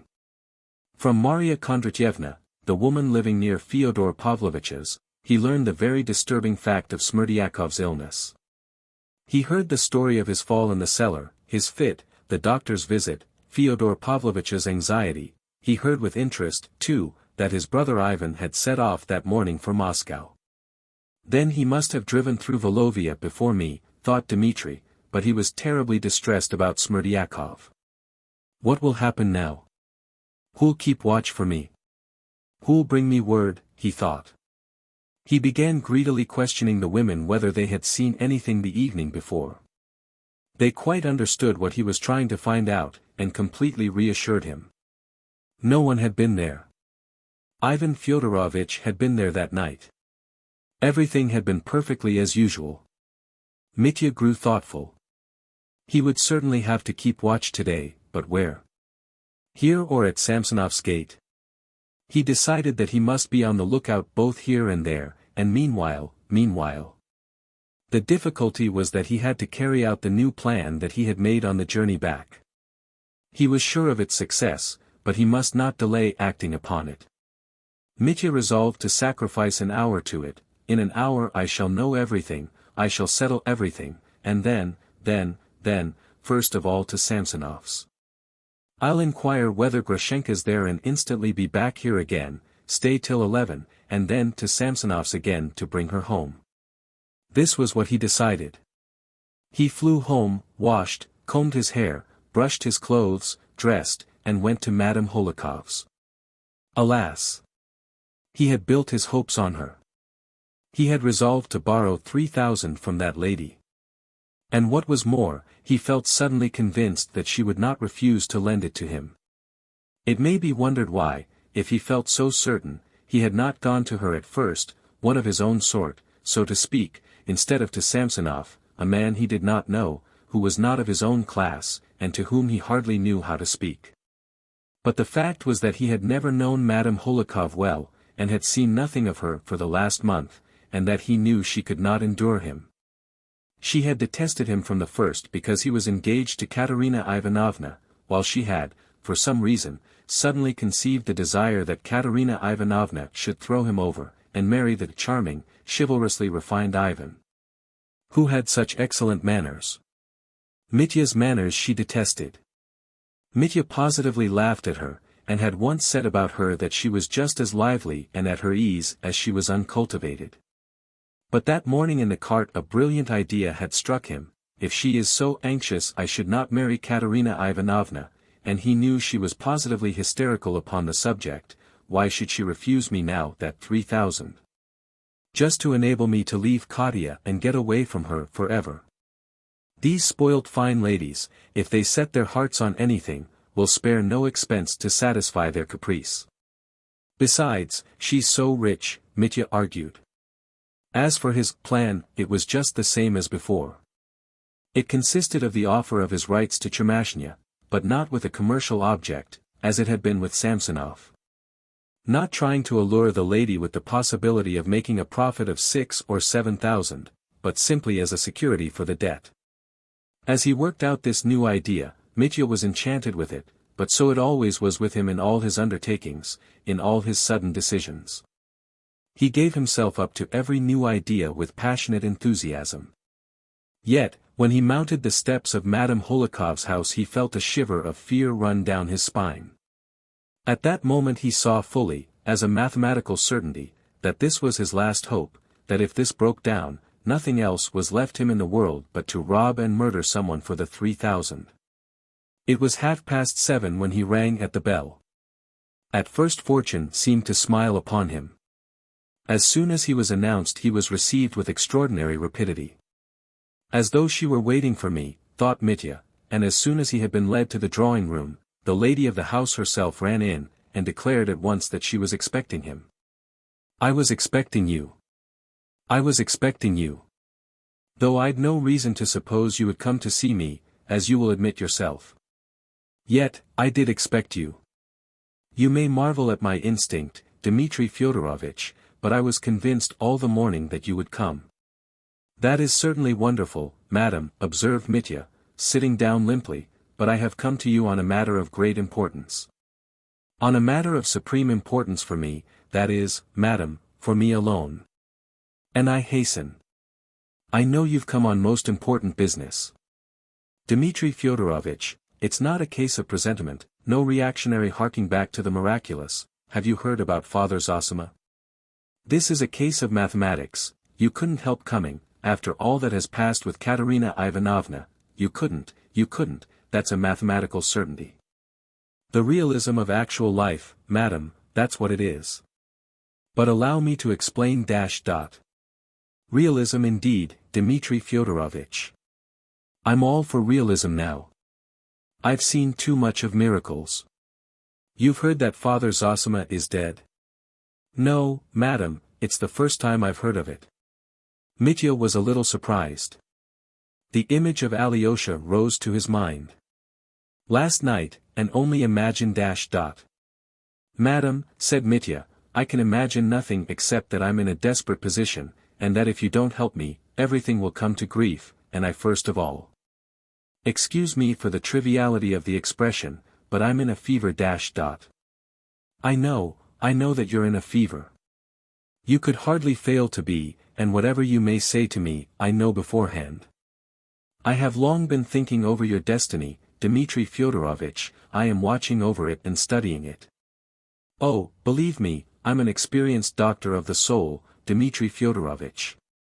Madam, if you are an experienced doctor, I'm certainly an experienced patient, said Mitya, with an effort to be polite, and I feel that if you are watching over my destiny in this way, you will come to my help in my ruin, and so allow me at least to explain to you the plan with which I have ventured to come to you. And what I am hoping of you. I have come, madam. Don't explain it. It's of secondary importance. But as for help, you're not the first I have helped, Dmitri Fyodorovich. You have most likely heard of my cousin, Madame Belmasov. Her husband was ruined, had come to grief, as you characteristically express it, Dmitri Fyodorovich. I recommended him to take to horse breeding, and now he's doing well. Have you any idea of horse breeding, Dmitri Fyodorovich? Not the faintest, madam. Ah, madam, not the faintest, cried Mitya, in nervous impatience, positively starting from his seat. I simply implore you, madam, to listen to me. Only give me 2 minutes of free speech that I may just explain to you everything, the whole plan with which I have come. Besides, I am short of time. I'm in a fearful hurry, Mitya cried hysterically, feeling that she was just going to begin talking again, and hoping to cut her short. I have come in despair. In the last gasp of despair, to beg you to lend me the sum of 3,000, alone, but on safe, most safe security, madam, with the most trustworthy guarantees. Only let me explain. You must tell me all that afterwards. Madame Holikov with a gesture demanded silence in her turn, and whatever you may tell me, I know it all beforehand, I've told you so already. You ask for a certain sum, for 3,000, but I can give you more, immeasurably more. I will save you, Dmitri Fyodorovich, but you must listen to me. Mitya started from his seat again. Madam, will you really be so good, he cried, with strong feeling. Good God, you've saved me. You have saved a man from a violent death, from a bullet. My eternal gratitude. I will give you more, infinitely more than 3,000, cried Madame Holikov, looking with a radiant smile at Mitya's ecstasy. Infinitely. But I don't need so much. I only need that fatal 3,000, and on my part one can give security for that sum with infinite gratitude, and I propose a plan which. Enough, Dmitri Fyodorovich, it's said and done. Madame Holikov cut him short, with the modest triumph of beneficence. I have promised to save you, and I will save you. I will save you as I did Belmasov. What do you think of the gold mines, Dmitri Fyodorovich? Of the gold mines, madam? I have never thought anything about them. But I have thought of them for you. Thought of them over and over again. I have been watching you for the last month. I've watched you 100 times as you've walked past, saying to myself, that's a man of energy who ought to be at the gold mines. I've studied your gait and come to the conclusion, that's a man who would find gold. From my gait, madam? Said Mitya, smiling. Yes, from your gait. You surely don't deny that character can be told from the gait, Dmitri Fyodorovich? Science supports the idea. I'm all for science and realism now. After all this business with Father Zosima, which has so upset me, from this very day I'm a realist and I want to devote myself to practical usefulness. I'm cured. Enough, as Turgenev says. But madam, the 3,000 you so generously promised to lend me It is yours, Dmitri Fyodorovich, Madame Holikov cut in at once. The money is as good as in your pocket, not 3,000, but 3,000,000, Dmitri Fyodorovich, in less than no time. I'll make you a present of the idea, you shall find gold mines, make millions, return and become a leading man, and wake us up and lead us to better things. Are we to leave it all to the Jews? You will found institutions and enterprises of all sorts. You will help the poor, and they will bless you. This is the age of railways, Dmitri Fyodorovich. You'll become famous and indispensable to the Department of Finance, which is so badly off at present. The depreciation of the ruble keeps me awake at night, Dmitri Fyodorovich, people don't know that side of me Madam, madam.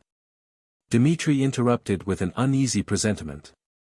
I shall indeed, perhaps, follow your advice, your wise advice, madam. I shall perhaps set off, to the gold mines. I'll come and see you again about it, many times, indeed.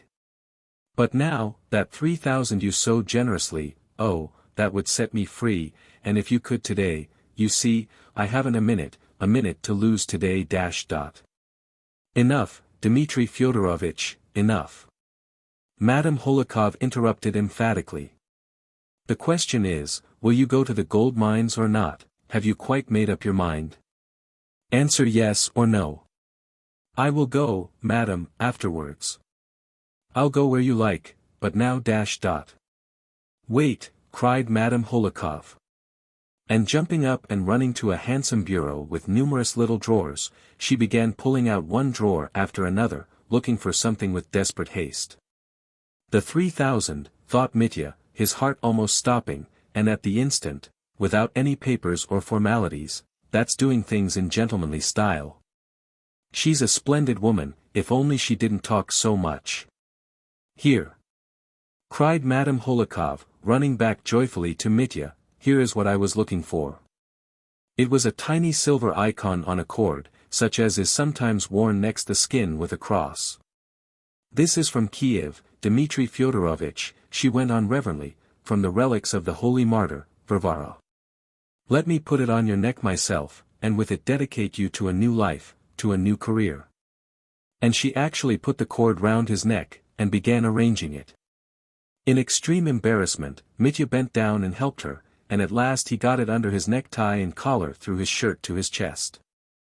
Now you can set off, Madame Holikov pronounced, sitting down triumphantly in her place again. Madam, I am so touched.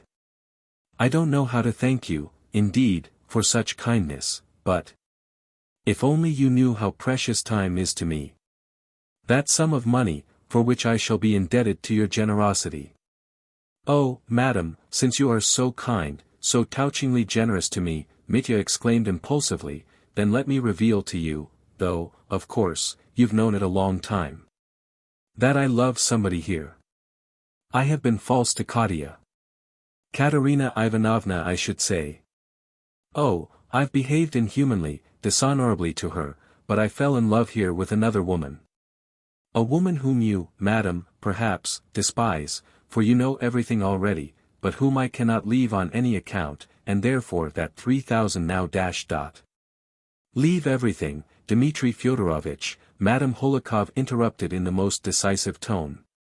Leave everything, especially women. Gold mines are your goal, and there's no place for women there. Afterwards, when you come back rich and famous, you will find the girl of your heart in the highest society. That will be a modern girl, a girl of education and advanced ideas. By that time the dawning woman question will have gained ground, and the new woman will have appeared. Madam, that's not the point, not at all. Mitya clasped his hands in entreaty. Yes it is, Dmitri Fyodorovich, just what you need. The very thing you're yearning for, though you don't realize it yourself. I am not at all opposed to the present woman movement, Dmitri Fyodorovich. The development of woman, and even the political emancipation of woman in the near future, that's my ideal. I've a daughter myself, Dmitri Fyodorovich, people don't know that side of me. I wrote a letter to the author, Shchedrin, on that subject. He has taught me so much about the vocation of woman. So last year I sent him an anonymous letter of 2 lines, I kiss and embrace you, my teacher, for the modern woman. Persevere. And I signed myself, a mother. I thought of signing myself, a contemporary mother, and hesitated, but I stuck to the simple, mother, there's more moral beauty in that, Dmitri Fyodorovich. And the word, contemporary, might have reminded him of the contemporary, a painful recollection owing to the censorship. Good heavens, what is the matter? Madam! Cried Mitya, jumping up at last, clasping his hands before her in helpless entreaty. You will make me weep if you delay what you have so generously dash dot. Oh, do weep, Dmitri Fyodorovich, do weep. That's a noble feeling. Such a path lies open before you. Tears will ease your heart, and later on you will return rejoicing. You will hasten to me from Siberia on purpose to share your joy with me dash dot. But allow me, too. Mitya cried suddenly. For the last time I entreat you, tell me, can I have the sum you promised me today, if not, when may I come for it? What sum, Dmitri Fyodorovich? The 3,000 you promised me, that you so generously dash dot. 3,000 rubles? Oh, no, I haven't got 3,000, Madame Holikov announced with serene amazement. Mitya was stupefied. Why, you said just now you said it was as good as in my hands dash dot. Oh, no, you misunderstood me, Dmitri Fyodorovich. In that case you misunderstood me. I was talking of the gold mines. It's true I promised you more, infinitely more than 3,000, I remember it all now, but I was referring to the gold mines. But the money? The 3,000? Mitya exclaimed, awkwardly. Oh, if you meant money, I haven't any. I haven't a penny, Dmitri Fyodorovich. I'm quarreling with my steward about it, and I've just borrowed 500 rubles from Myasov, myself no, I've no money. And, do you know, Dmitri Fyodorovich, if I had, I wouldn't give it to you. In the first place I never lend money. Lending money means losing friends. And I wouldn't give it to you particularly. I wouldn't give it you, because I like you and want to save you, for all you need is the gold mines, the gold mines, the gold mines. Oh, the devil, roared Mitya, and with all his might brought his fist down on the table. Aie! Aie! Cried Madame Holikov, alarmed, and she flew to the other end of the drawing-room. Mitya spat on the ground, and strode rapidly out of the room, out of the house, into the street, into the darkness. He walked like one possessed, and beating himself on the breast, on the spot where he had struck himself 2 days previously, before Alyosha, the last time he saw him in the dark, on the road. What those blows upon his breast signified, on that spot, and what he meant by it, that was, for the time, a secret which was known to no one in the world, and had not been told even to Alyosha. But that secret meant for him more than disgrace. It meant ruin, suicide. So he had determined, if he did not get hold of the 3,000 that would pay his debt to Katerina Ivanovna, and so remove from his breast, from that spot on his breast, the shame he carried upon it, that weighed on his conscience. All this will be fully explained to the reader later on, but now that his last hope had vanished, this man, so strong in appearance, burst out crying like a little child a few steps from the Holokov's house. He walked on, and not knowing what he was doing, wiped away his tears with his fist. In this way he reached the square, and suddenly became aware that he had stumbled against something. He heard a piercing wail from an old woman whom he had almost knocked down. "Good Lord, you've nearly killed me. Why don't you look where you're going, scapegrace?" "Why, it's you," cried Mitya, recognizing the old woman in the dark. It was the old servant who waited on Samsonov, whom Mitya had particularly noticed the day before. "And who are you, my good sir?" said the old woman in quite a different voice. "I don't know you in the dark. You live at Kuzma Kuzmich's. You're the servant there." "Just so, sir, I was only running out to Prohorich's. But I don't know you now. Tell me, my good woman, is Agrafena Alexandrovna there now?" said Mitya, beside himself with suspense. "I saw her to the house some time ago." "She has been there, sir. She stayed a little while, and went off again." "What? Went away?" cried Mitya. "When did she go?" "Why, as soon as she came. She only stayed a minute. She only told Kuzma Kuzmich a tale that made him laugh, and then she ran away." "You're lying, damn you," roared Mitya. "Aie! Aie!" shrieked the old woman, but Mitya had vanished. He ran with all his might to the house where Grushenka lived. At the moment he reached it, Grushenka was on her way to Mokroe. It was not more than a quarter of an hour after her departure. Fenya was sitting with her grandmother, the old cook, Matryona, in the kitchen when the captain ran in. Fenya uttered a piercing shriek on seeing him. "You scream," roared Mitya, "where is she?" But without giving the terror-stricken Fenya time to utter a word, he fell all of a heap at her feet. "Fenya, for Christ's sake, tell me, where is she?" "I don't know. Dmitri Fyodorovich, my dear, I don't know. You may kill me but I can't tell you." Fenya swore and protested. "You went out with her yourself not long ago. She came back." "Indeed she didn't. By God I swear she didn't come back." "You're lying," shouted Mitya. "From your terror I know where she is." He rushed away. Fenya in her fright was glad she had got off so easily. But she knew very well that it was only that he was in such haste, or she might not have fared so well. But as he ran, he surprised both Fenya and old Matryona by an unexpected action. On the table stood a brass mortar, with a pestle in it, a small brass pestle, not much more than 6 inches long. Mitya already had opened the door with one hand when, with the other, he snatched up the pestle, and thrust it in his side pocket. "Oh Lord! He's going to murder someone," cried Fenya, flinging up her hands. Chapter 4. In the dark. Where was he running? Where could she be except at Fyodor Pavlovich's? She must have run straight to him from Samsonov's, that was clear now. The whole intrigue, the whole deceit was evident. It all rushed whirling through his mind. He did not run to Maria Kondratyevna's. There was no need to go there, not the slightest need, he must raise no alarm, they would run and tell directly. Maria Kondratyevna was clearly in the plot, Smerdyakov too, he too, all had been bought over. He formed another plan of action. He ran a long way round Fyodor Pavlovich's house, crossing the lane, running down Dmitrovsky Street, then over the little bridge, and so came straight to the deserted alley at the back, which was empty and uninhabited, with, on one side the hurdle fence of a neighbor's kitchen garden, on the other the strong high fence that ran all round Fyodor Pavlovich's garden.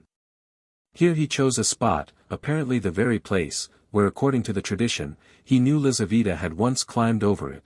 If she could climb over it, the thought, God knows why, occurred to him, surely I can. He did in fact jump up, and instantly contrived to catch hold of the top of the fence. Then he vigorously pulled himself up and sat astride on it. Close by, in the garden stood the bathhouse, but from the fence he could see the lighted windows of the house too.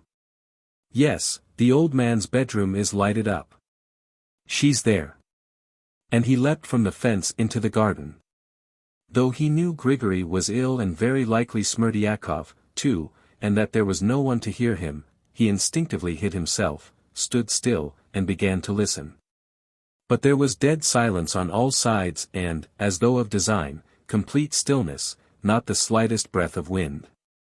And naught but the whispering silence, the line for some reason rose to his mind. If only no one heard me jump over the fence. I think not. Standing still for a minute, he walked softly over the grass in the garden, avoiding the trees and shrubs.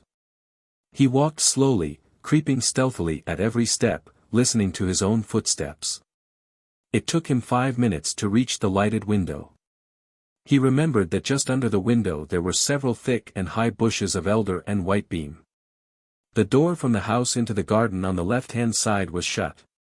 He had carefully looked on purpose to see, in passing. At last he reached the bushes and hid behind them. He held his breath. I must wait now, he thought, to reassure them, in case they heard my footsteps and are listening. If only I don't cough or sneeze. He waited 2 minutes. His heart was beating violently, and, at moments, he could scarcely breathe. No, this throbbing at my heart won't stop, he thought. I can't wait any longer. He was standing behind a bush in the shadow. The light of the window fell on the front part of the bush. How red the whitebeam berries are, he murmured, not knowing why. Softly and noiselessly, step by step, he approached the window, and raised himself on tiptoe. All Fyodor Pavlovich's bedroom lay open before him. It was not a large room, and was divided in 2 parts by a red screen, Chinese, as Fyodor Pavlovich used to call it. The word Chinese flashed into Mitya's mind, and behind the screen is Grushenka, thought Mitya. He began watching Fyodor Pavlovich, who was wearing his new striped silk dressing gown, which Mitya had never seen, and a silk cord with tassels round the waist. A clean, dandified shirt of fine linen with gold studs peeped out under the collar of the dressing gown. On his head Fyodor Pavlovich had the same red bandage which Alyosha had seen. He has got himself up, thought Mitya. His father was standing near the window, apparently lost in thought. Suddenly he jerked up his head, listened a moment, and hearing nothing went up to the table, poured out half a glass of brandy from a decanter and drank it off. Then he uttered a deep sigh, again stood still a moment, walked carelessly up to the looking-glass on the wall, with his right hand raised the red bandage on his forehead a little, and began examining his bruises and scars, which had not yet disappeared. He's alone, thought Mitya, in all probability he's alone. Fyodor Pavlovich moved away from the looking-glass, turned suddenly to the window and looked out. Mitya instantly slipped away into the shadow. She may be there behind the screen. Perhaps she's asleep by now, he thought, with a pang at his heart. Fyodor Pavlovich moved away from the window. He's looking for her out of the window, so she's not there. Why should he stare out into the dark? He's wild with impatience. Mitya slipped back at once, and fell to gazing in at the window again. The old man was sitting down at the table, apparently disappointed. At last he put his elbow on the table, and laid his right cheek against his hand. Mitya watched him eagerly. He's alone, he repeated again. If she were here, his face would be different. Strange to say, a queer, irrational vexation rose up in his heart that she was not here. It's not that she's not here, he explained to himself, immediately, but that I can't tell for certain whether she is or not. Mitya remembered afterwards that his mind was at that moment exceptionally clear, that he took in everything to the slightest detail, and missed no point. But a feeling of misery, the misery of uncertainty and indecision, was growing in his heart with every instant. Is she here or not? The angry doubt filled his heart, and suddenly, making up his mind, he put out his hand and softly knocked on the window frame. He knocked the signal the old man had agreed upon with Smerdyakov, twice slowly and then 3 times more quickly, the signal that meant, "Grushenka is here." The old man started, jerked up his head, and, jumping up quickly, ran to the window. Mitya slipped away into the shadow. Fyodor Pavlovich opened the window and thrust his whole head out. "Grushenka, is it you? Is it you?" he said, in a sort of trembling half-whisper. "Where are you, my angel, where are you?" He was fearfully agitated and breathless. "He's alone," Mitya decided. "Where are you?" cried the old man again, and he thrust his head out farther, thrust it out to the shoulders, gazing in all directions, right and left. "Come here, I've a little present for you. Come, I'll show you." "He means the 3,000, thought Mitya. "But where are you? Are you at the door? I'll open it directly." And the old man almost climbed out of the window, peering out to the right, where there was a door into the garden, trying to see into the darkness. In another second he would certainly have run out to open the door without waiting for Grushenka's answer. Mitya looked at him from the side without stirring. The old man's profile that he loathed so, his pendant Adam's apple, his hooked nose, his lips that smiled in greedy expectation, were all brightly lighted up by the slanting lamplight falling on the left from the room. A horrible fury of hatred suddenly surged up in Mitya's heart. There he was, his rival, the man who had tormented him, had ruined his life. It was a rush of that sudden, furious, revengeful anger of which he had spoken, as though foreseeing it, to Alyosha, 4 days ago in the arbor, when, in answer to Alyosha's question, "How can you say you'll kill our father?" I don't know, he had said then. "Perhaps I shall not kill him, perhaps I shall. I'm afraid he'll suddenly be so loathsome to me at that moment. I hate his double chin, his nose, his eyes, his shameless grin. I feel a personal repulsion. That's what I'm afraid of, that's what may be too much for me." This personal repulsion was growing unendurable. Mitya was beside himself. He suddenly pulled the brass pestle out of his pocket. "God was watching over me then," Mitya himself said afterwards. At that very moment Grigory waked up on his bed of sickness. Earlier in the evening he had undergone the treatment which Smerdyakov had described to Ivan. He had rubbed himself all over with vodka mixed with a secret, very strong decoction, had drunk what was left of the mixture while his wife repeated a certain prayer over him, after which he had gone to bed. Marfa Ignatyevna had tasted the stuff, too, and, being unused to strong drink, slept like the dead beside her husband.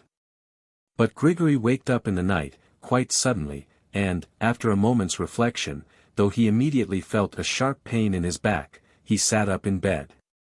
Then he deliberated again, got up and dressed hurriedly.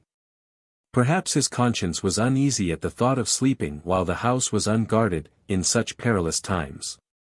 Smerdyakov, exhausted by his fit, lay motionless in the next room. Marfa Ignatyevna did not stir.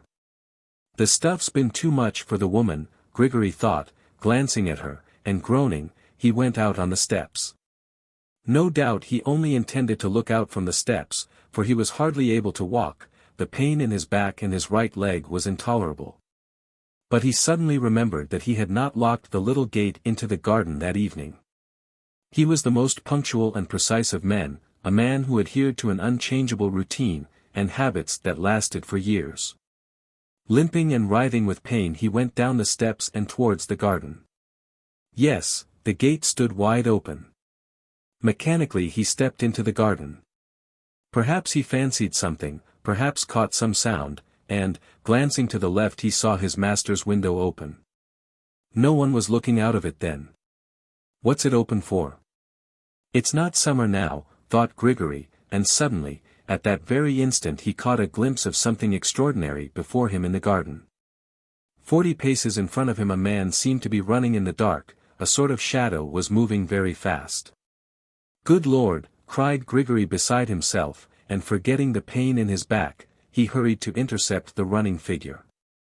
He took a short cut, evidently he knew the garden better. The flying figure went towards the bathhouse, ran behind it and rushed to the garden fence.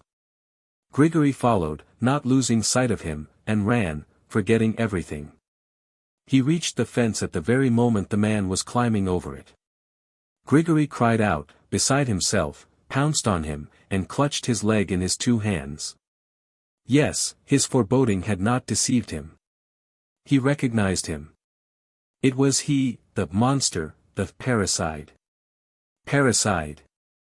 The old man shouted so that the whole neighborhood could hear, but he had not time to shout more, he fell at once, as though struck by lightning. Mitya jumped back into the garden and bent over the fallen man.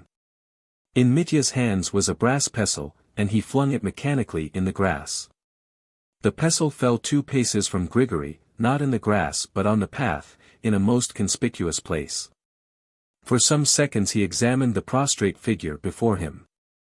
The old man's head was covered with blood. Mitya put out his hand and began feeling it. He remembered afterwards clearly that he had been awfully anxious to make sure whether he had broken the old man's skull or simply stunned him with the pestle. But the blood was flowing horribly. And in a moment Mitya's fingers were drenched with the hot stream. He remembered taking out of his pocket the clean white handkerchief with which he had provided himself for his visit to Madame Holikov, and putting it to the old man's head, senselessly trying to wipe the blood from his face and temples. But the handkerchief was instantly soaked with blood. Good heavens! What am I doing it for, thought Mitya, suddenly pulling himself together. If I have broken his skull, how can I find out now? And what difference does it make now? He added, hopelessly. If I've killed him, I've killed him. You've come to grief, old man, so there you must lie, he said aloud. And suddenly turning to the fence, he vaulted over it into the lane and fell to running, the handkerchief soaked with blood he held, crushed up in his right fist, and as he ran he thrust it into the back pocket of his coat. He ran headlong, and the few passers-by who met him in the dark, in the streets, remembered afterwards that they had met a man running that night. He flew back again to the widow Morozov's house. Immediately after he had left it that evening, Fenya had rushed to the chief porter, Nazar Ivanovitch, and besought him, for Christ's sake, not to let the captain in again today or tomorrow. Nazar Ivanovitch promised, but went upstairs to his mistress who had suddenly sent for him, and meeting his nephew, a boy of 20, who had recently come from the country, on the way up told him to take his place. But forgot to mention the captain. Mitya, running up to the gate, knocked. The lad instantly recognized him, for Mitya had more than once tipped him. Opening the gate at once, he let him in, and hastened to inform him with a good-humored smile that Agrafena Alexandrovna is not at home now, you know. Where is she then, Prohor? Asked Mitya, stopping short. She set off this evening, some 2 hours ago, with Timofey, to Mokroe. What for? Cried Mitya. That I can't say. To see some officer. Someone invited her and horses were sent to fetch her. Mitya left him, and ran like a madman to Fenya. Chapter 5. A sudden resolution. Psyche was sitting in the kitchen with her grandmother, they were both just going to bed. Relying on Nazar Ivanovitch, they had not locked themselves in. Mitya ran in, pounced on Fenya and seized her by the throat. Speak at once. Where is she? With whom is she now, at Mokroe? He roared furiously. Both the women squealed. Aie. I'll tell you. Aie. Dmitri Fyodorovitch, darling, I'll tell you everything directly, I won't hide anything, gabbled Fenya, frightened to death. She's gone to Mokroe, to her officer. What officer? Roared Mitya. To her officer, the same one she used to know, the one who threw her over 5 years ago, cackled Fenya, as fast as she could speak. Mitya withdrew the hands with which he was squeezing her throat. He stood facing her, pale as death, unable to utter a word, but his eyes showed that he realized it all, from the first word, and guessed the whole position. Poor Fenya was not in a condition at that moment to observe whether he understood or not. She remained sitting on the trunk as she had been when he ran into the room, trembling all over, holding her hands out before her as though trying to defend herself. She seemed to have grown rigid in that position. Her wide-opened, scared eyes were fixed immovably upon him. And to make matters worse, both his hands were smeared with blood. On the way, as he ran, he must have touched his forehead with them, wiping off the perspiration, so that on his forehead and his right cheek were blood-stained patches.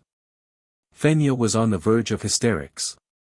The old cook had jumped up and was staring at him like a mad woman, almost unconscious with terror. Mitya stood for a moment, then mechanically sank on to a chair next to Fenya. He sat, not reflecting but, as it were, terror-stricken, benumbed. Yet everything was clear as day. That officer, he knew about him, he knew everything perfectly, he had known it from Grushenka herself, had known that a letter had come from him a month before. So that for a month, for a whole month, this had been going on, a secret from him, till the very arrival of this new man, and he had never thought of him. But how could he not have thought of him? Why was it he had forgotten this officer, like that, forgotten him as soon as he heard of him? That was the question that faced him like some monstrous thing, and he looked at this monstrous thing with horror, growing cold with horror. But suddenly, as gently and mildly as a gentle and affectionate child, he began speaking to Fenya as though he had utterly forgotten how he had scared and hurt her just now. He fell to questioning Fenya with an extreme preciseness, astonishing in his position, and though the girl looked wildly at his blood-stained hands, she, too, with wonderful readiness and rapidity, answered every question as though eager to put the whole truth and nothing but the truth before him. Little by little, even with a sort of enjoyment, she began explaining every detail, not wanting to torment him, but, as it were, eager to be of the utmost service to him. She described the whole of that day, in great detail, the visit of Rakuten and Alyosha, how she, Fenya, had stood on the watch, how the mistress had set off, and how she had called out of the window to Alyosha to give him, Mitya, her greetings. And to tell him, to remember forever how she had loved him for an hour. Hearing of the message, Mitya suddenly smiled, and there was a flush of color on his pale cheeks. At the same moment Fenya said to him, not a bit afraid now to be inquisitive. Look at your hands, Dmitri Fyodorovich. They're all over blood. Yes, answered Mitya mechanically. He looked carelessly at his hands and at once forgot them and Fenya's question. He sank into silence again. 20 minutes had passed since he had run in. His first horror was over, but evidently some new fixed determination had taken possession of him. He suddenly stood up, smiling dreamily. What has happened to you, sir? Said Fenya, pointing to his hands again. She spoke compassionately, as though she felt very near to him now in his grief. Mitya looked at his hands again. That's blood, Fenya, he said, looking at her with a strange expression. That's human blood, and my God! Why was it shed? But... Fenya, there's a fence here. He looked at her as though setting her a riddle, a high fence, and terrible to look at. But at dawn tomorrow, when the sun rises, Mitya will leap over that fence. You don't understand what fence, Fenya, and, never mind. You'll hear tomorrow and understand, and now, goodbye. I won't stand in her way. I'll step aside, I know how to step aside. Live, my joy. You loved me for an hour, remember Dmitri Karamazov so forever. She always used to call me Mityenka, do you remember? And with those words he went suddenly out of the kitchen. Fenya was almost more frightened at this sudden departure than she had been when he ran in and attacked her. Just 10 minutes later Dmitri went in to Pyotr Ilyich Perhatin, the young official with whom he had pawned his pistols. It was by now 8:30, and Pyotr Ilyich had finished his evening tea, and had just put his coat on again to go to the metropolis to play billiards. Mitya caught him coming out. Seeing him with his face all smeared with blood, the young man uttered a cry of surprise. Good heavens! What is the matter? I've come for my pistols, said Mitya, and brought you the money. And thanks very much. I'm in a hurry, Pyotr Ilyich, please make haste. Pyotr Ilyich grew more and more surprised. He suddenly caught sight of a bundle of banknotes in Mitya's hand, and what was more, he had walked in holding the notes as no one walks in and no one carries money. He had them in his right hand, and held them outstretched as if to show them. Perhatin's servant boy, who met Mitya in the passage, said afterwards that he walked into the passage in the same way, with the money outstretched in his hand, so he must have been carrying them like that even in the streets. They were all rainbow-colored 100-ruble notes, and the fingers holding them were covered with blood. When Pyotr Ilyitch was questioned later on as to the sum of money, he said that it was difficult to judge at a glance, but that it might have been 2,000, or perhaps 3, but it was a big, fat bundle. Dmitri Fyodorovich, so he testified afterwards, seemed unlike himself, too. Not drunk, but, as it were, exalted, lost to everything, but at the same time, as it were, absorbed, as though pondering and searching for something and unable to come to a decision. He was in great haste, answered abruptly and very strangely, and at moments seemed not at all dejected but quite cheerful. "But what is the matter with you? What's wrong?" cried Pyotr Ilyitch, looking wildly at his guest. "How is it that you're all covered with blood? Have you had a fall? Look at yourself." He took him by the elbow and led him to the glass. Seeing his blood-stained face, Mitya started and scowled wrathfully. "Damnation! That's the last straw," he muttered angrily, hurriedly changing the notes from his right hand to the left, and impulsively jerked the handkerchief out of his pocket. But the handkerchief turned out to be soaked with blood, too. It was the handkerchief he had used to wipe Grigory's face. There was scarcely a white spot on it, and it had not merely begun to dry, but had stiffened into a crumpled ball and could not be pulled apart. Mitya threw it angrily on the floor. "Oh, damn it," he said. "Haven't you a rag of some sort to wipe my face? So you're only stained, not wounded." "You'd better wash," said Pyotr Ilyitch. "Here's a wash-stand. I'll pour you out some water." "A wash-stand? That's all right, but where am I to put this?" With the strangest perplexity he indicated his bundle of 100-ruble notes, looking inquiringly at Pyotr Ilyitch as though it were for him to decide what he, Mitya, was to do with his own money. "In your pocket, or on the table here. They won't be lost." "In my pocket?" "Yes, in my pocket." "All right." "But, I say, that's all nonsense," he cried, as though suddenly coming out of his absorption. "Look here, let's first settle that business of the pistols. Give them back to me. Here's your money, because I am in great need of them, and I haven't a minute to spare." And taking the topmost note from the bundle he held it out to Pyotr Ilyitch. "But I shan't have change enough." "Haven't you less?" "No," said Mitya, looking again at the bundle, and as though not trusting his own words he turned over 2 or 3 of the topmost ones. "No, they're all alike," he added, and again he looked inquiringly at Pyotr Ilyitch. "How have you grown so rich?" the latter asked. "Wait, I'll send my boy to Plotnikov's, they close late, to see if they won't change it. Here, Misha," he called into the passage. "To Plotnikov's shop, first rate," cried Mitya, as though struck by an idea.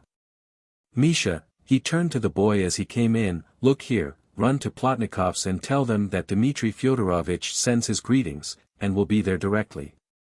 But listen, tell them to have champagne, 3 dozen bottles, ready before I come, and packed as it was to take to Mokroe.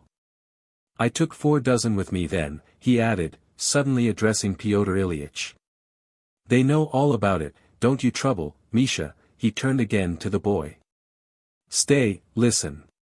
Tell them to put in cheese, Strasbourg pies, smoked fish, ham, caviar, and everything they've got, up to 100 rubles, or 120 as before. But wait, don't let them forget dessert, sweets, pears, watermelons, 2 or 3 or 4, no, 1 melon's enough, and chocolate, candy, toffee, fondants. In fact, everything I took to Mokroe before, 300 rubles worth with the champagne, let it be just the same again. And remember, Misha, if you are called Misha, his name is Misha, isn't it?" He turned to Pyotr Ilyitch again.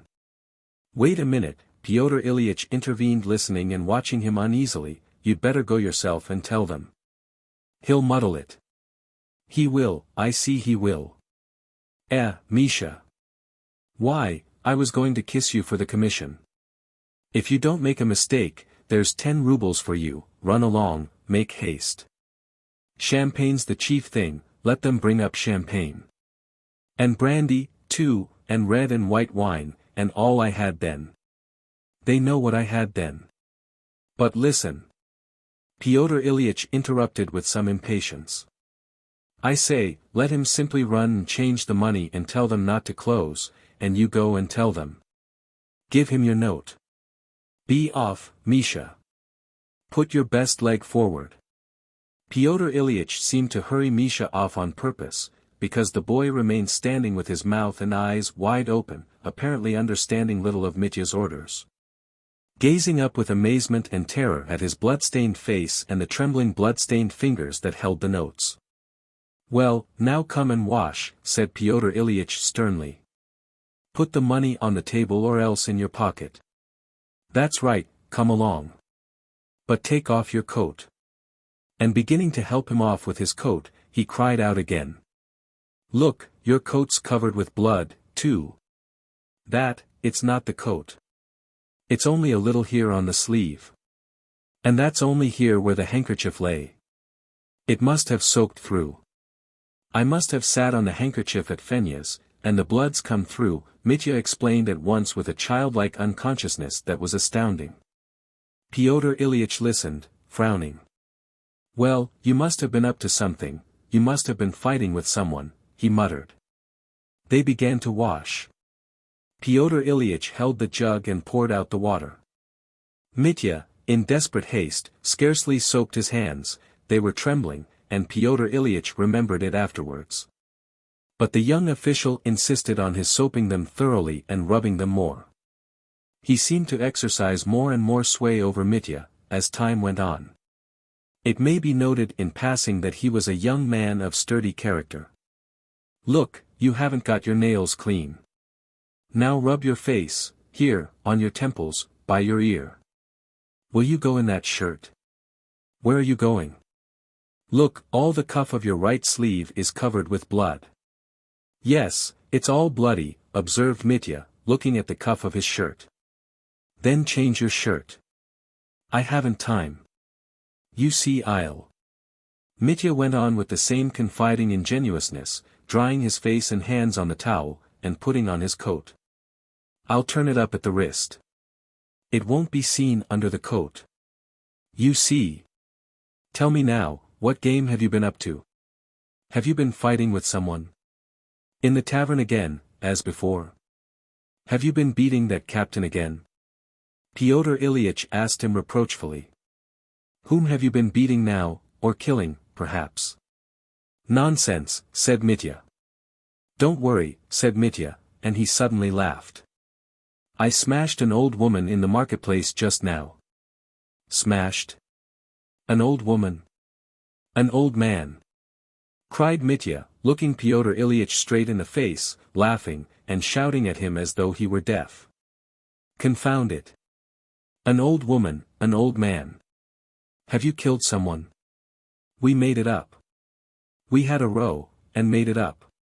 In a place I know of. We parted friends. A fool. He's forgiven me. He's sure to have forgiven me by now. If he had got up, he wouldn't have forgiven me. Mitya suddenly winked. Only damn him, you know, I say, Pyotr Ilyitch, damn him. Don't worry about him. I don't want to just now. Mitya snapped out, resolutely. Whatever do you want to go picking quarrels with everyone for? Just as you did with that captain over some nonsense. You've been fighting and now you're rushing off on the spree, that's you all over. 3 dozen champagne, what do you want all that for? Bravo! Now give me the pistols. Upon my honor I've no time now.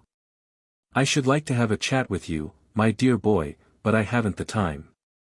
And there's no need, it's too late for talking. Where's my money? Where have I put it? He cried, thrusting his hands into his pockets. You put it on the table. Yourself.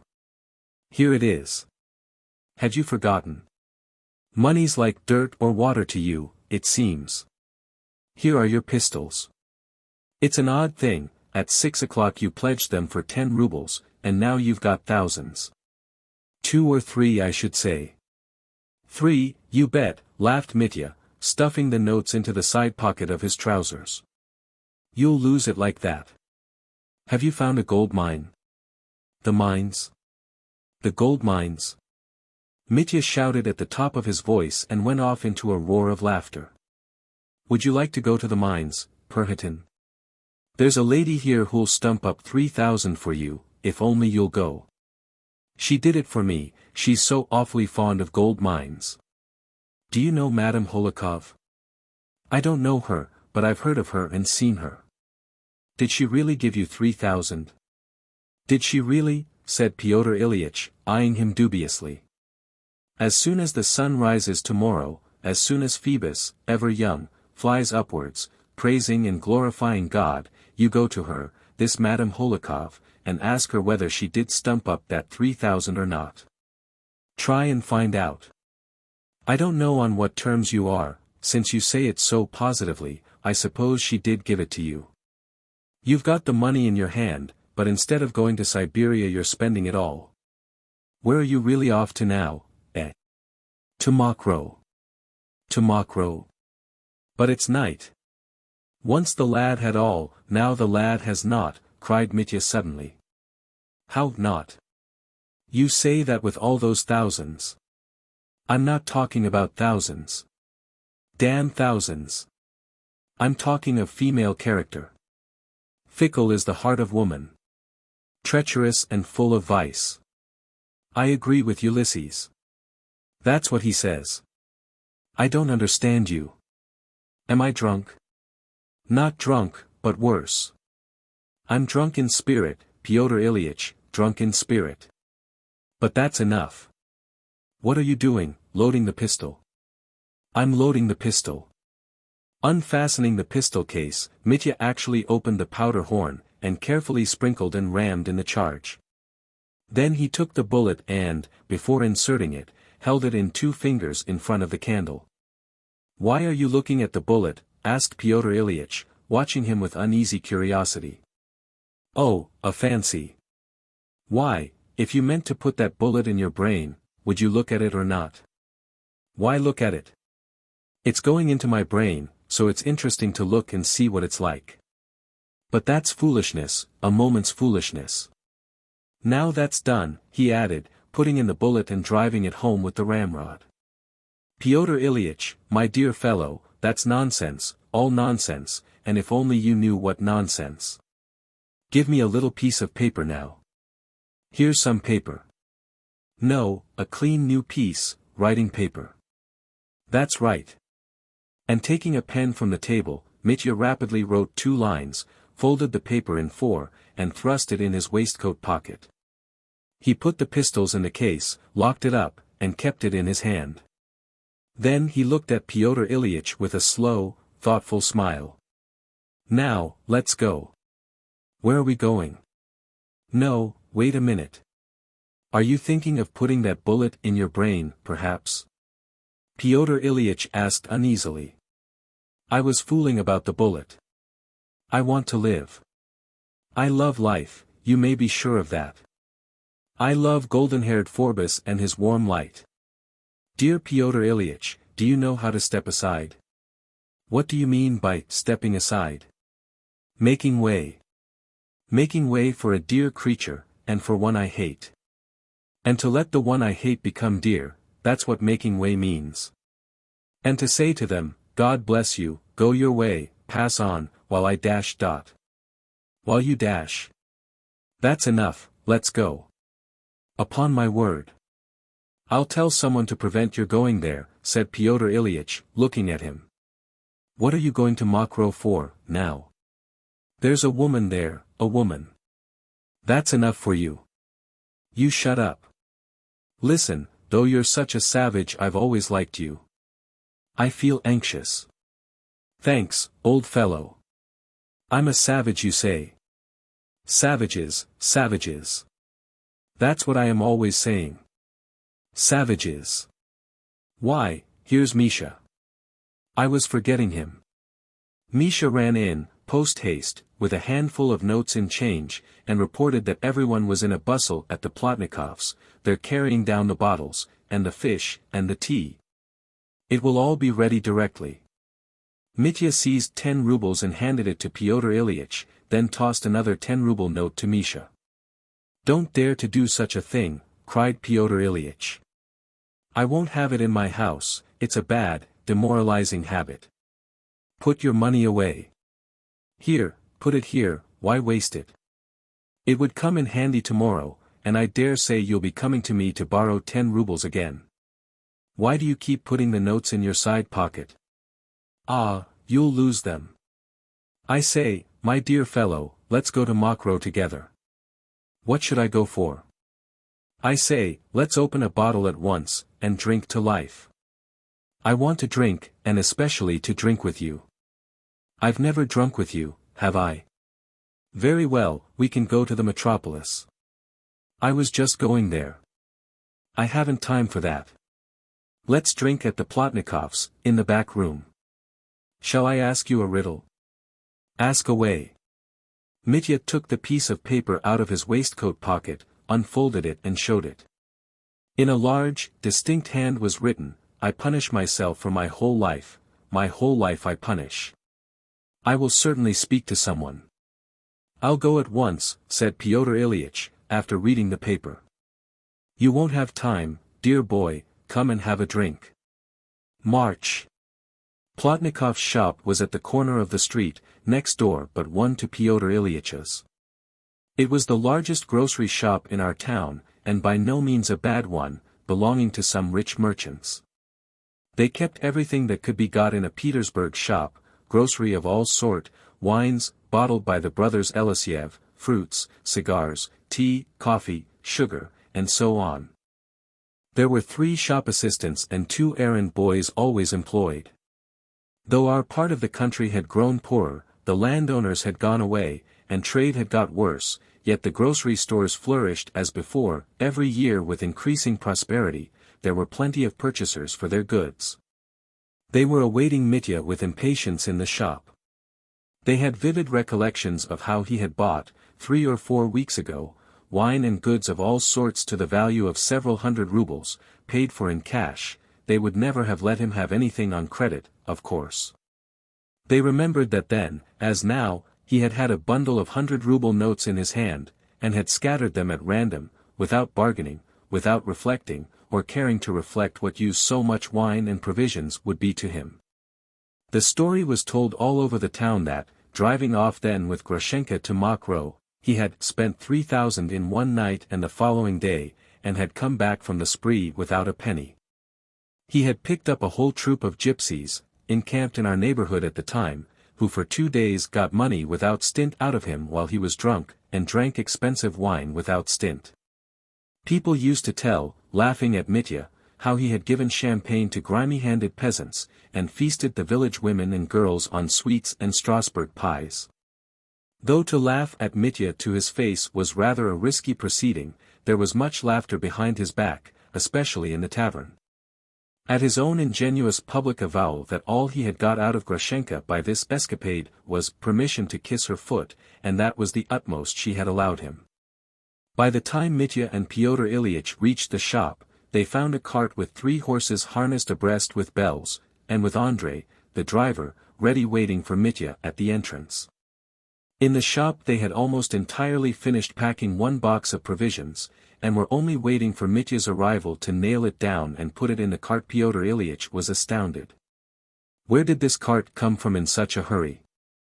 He asked Mitya. I met Andrei as I ran to you, and told him to drive straight here to the shop. There's no time to lose. Last time I drove with Timofey, but Timofey now has gone on before me with the witch. Shall we be very late, Andrei? They'll only get there an hour at most before us, not even that maybe. I got Timofey ready to start. I know how he'll go. Their pace won't be ours, Dmitri Fyodorovich. How could it be? They won't get there an hour earlier. Andrei, a lanky, red-haired, middle-aged driver, wearing a full-skirted coat, and with a kaftan on his arm, replied warmly. 50 rubles for vodka if we're only an hour behind them. I warrant the time, Dmitri Fyodorovich. They won't be half an hour before us, let alone an hour. Though Mitya bustled about seeing after things, he gave his orders strangely, as it were, disconnectedly, and inconsecutively. He began a sentence and forgot the end of it. Pyotr Ilyitch found himself obliged to come to the rescue. 400 rubles worth, not less than 400 rubles worth, just as it was then, commanded Mitya. 4 dozen champagne, not a bottle less. What do you want with so much? What's it for? Stay, cried Pyotr Ilyitch. What's this box? What's in it? Surely there isn't 400 rubles worth here. The officious shopmen began explaining with oily politeness that the first box contained only half a dozen bottles of champagne, and only the most indispensable articles, such as savories, sweets, toffee, etc. But the main part of the goods ordered would be packed and sent off, as on the previous occasion, in a special cart also with 3 horses traveling at full speed. So that it would arrive not more than an hour later than Dmitri Fyodorovich himself. Not more than an hour. Not more than an hour. And put in more toffee and fondants. The girls there are so fond of it, Mitya insisted hotly. The fondants are all right. But what do you want with 4 dozen of champagne? 1 would be enough, said Pyotr Ilyitch, almost angry. He began bargaining, asking for a bill of the goods, and refused to be satisfied. But he only succeeded in saving 100 rubles. In the end it was agreed that only 300 rubles worth should be sent. Well, you may go to the devil, cried Pyotr Ilyitch, on second thoughts. What's it to do with me? Throw away your money, since it's cost you nothing. This way, my economist, this way, don't be angry. Mitya drew him into a room at the back of the shop. They'll give us a bottle here directly. We'll taste it. Pyotr Ilyitch, come along with me, for you're a nice fellow, the sort I like. Mitya sat down on a wicker chair, before a little table, covered with a dirty dinner napkin. Pyotr Ilyitch sat down opposite, and the champagne soon appeared, and oysters were suggested to the gentlemen. First-class oysters, the last lot in. Hang the oysters. I don't eat them. And we don't need anything, cried Pyotr Ilyitch, almost angrily. There's no time for oysters, said Mitya. And I'm not hungry. Do you know, friend, he said suddenly, with feeling, I never have liked all this disorder. Who does like it? 3 dozen of champagne for peasants, upon my word, that's enough to make anyone angry. That's not what I mean. I'm talking of a higher order. There's no order in me, no higher order. But, that's all over. There's no need to grieve about it. It's too late, damn it.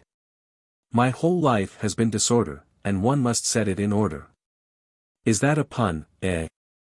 You're raving, not making puns. Glory be to God in heaven. Glory be to God in me.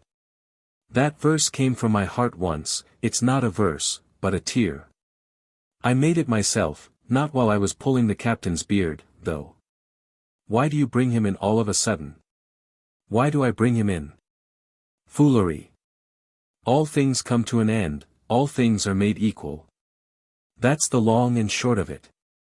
You know, I keep thinking of your pistols. That's all foolery, too. Drink, and don't be fanciful. I love life.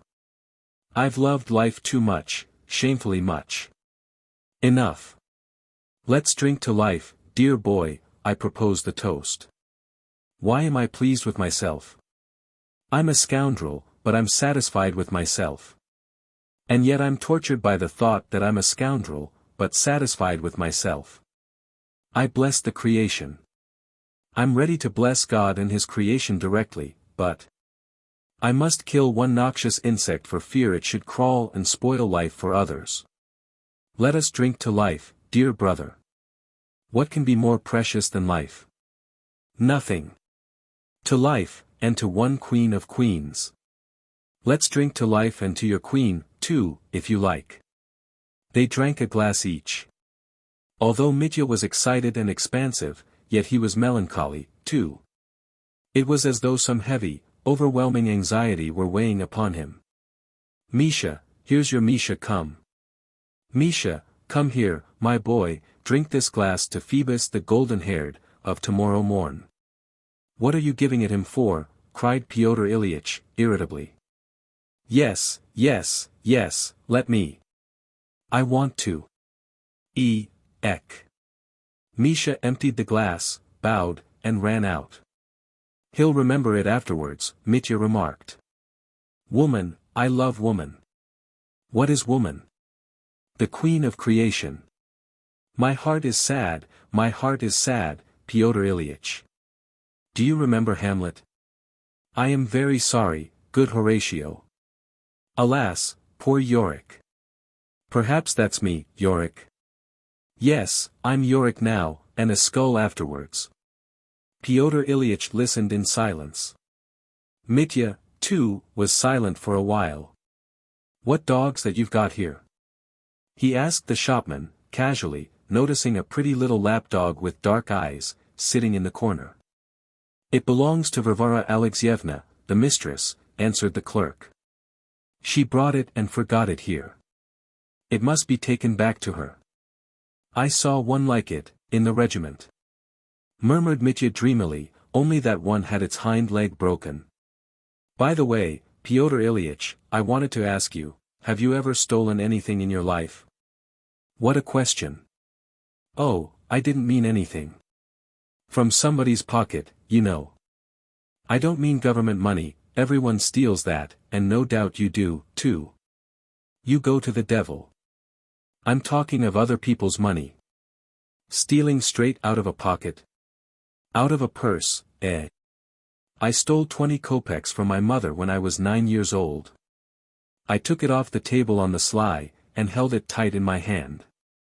Well, and what happened? Oh, nothing.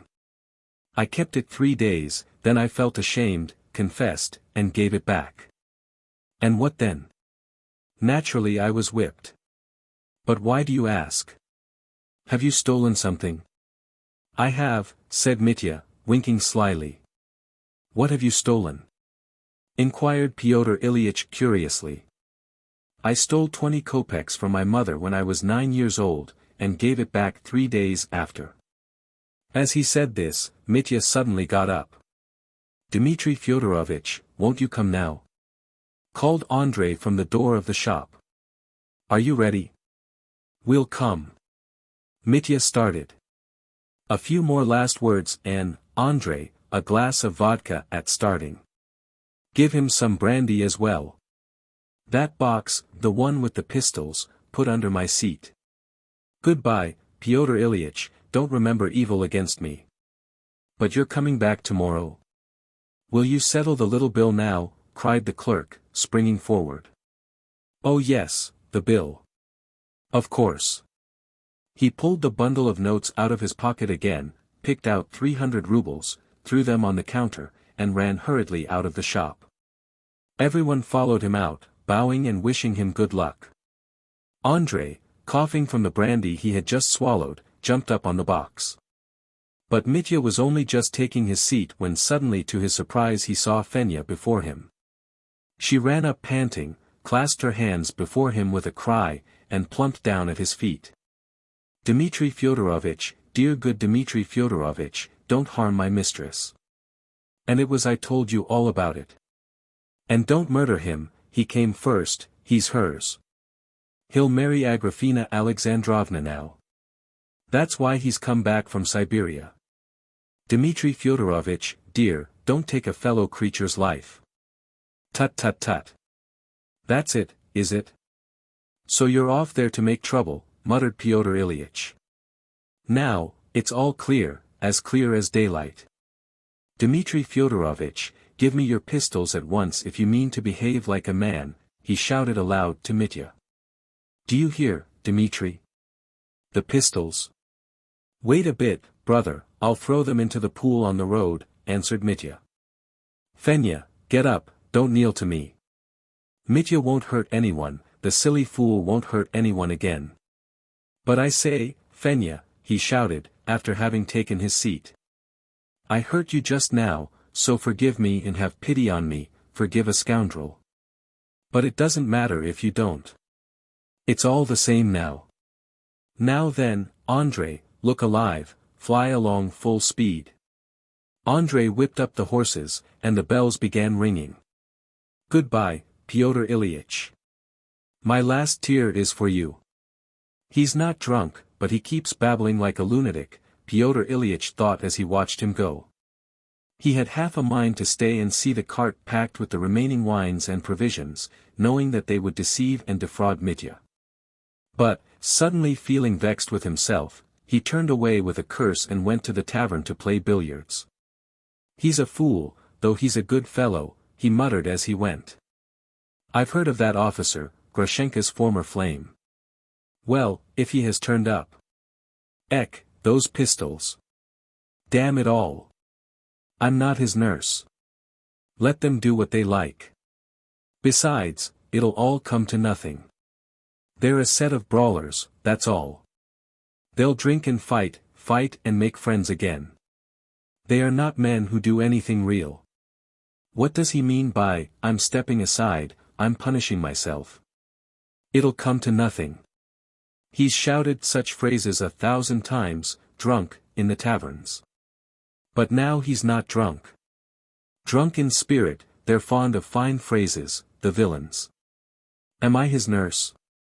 He must have been fighting, his face was all over blood. With whom? I shall find out at the metropolis. And his handkerchief was soaked in blood.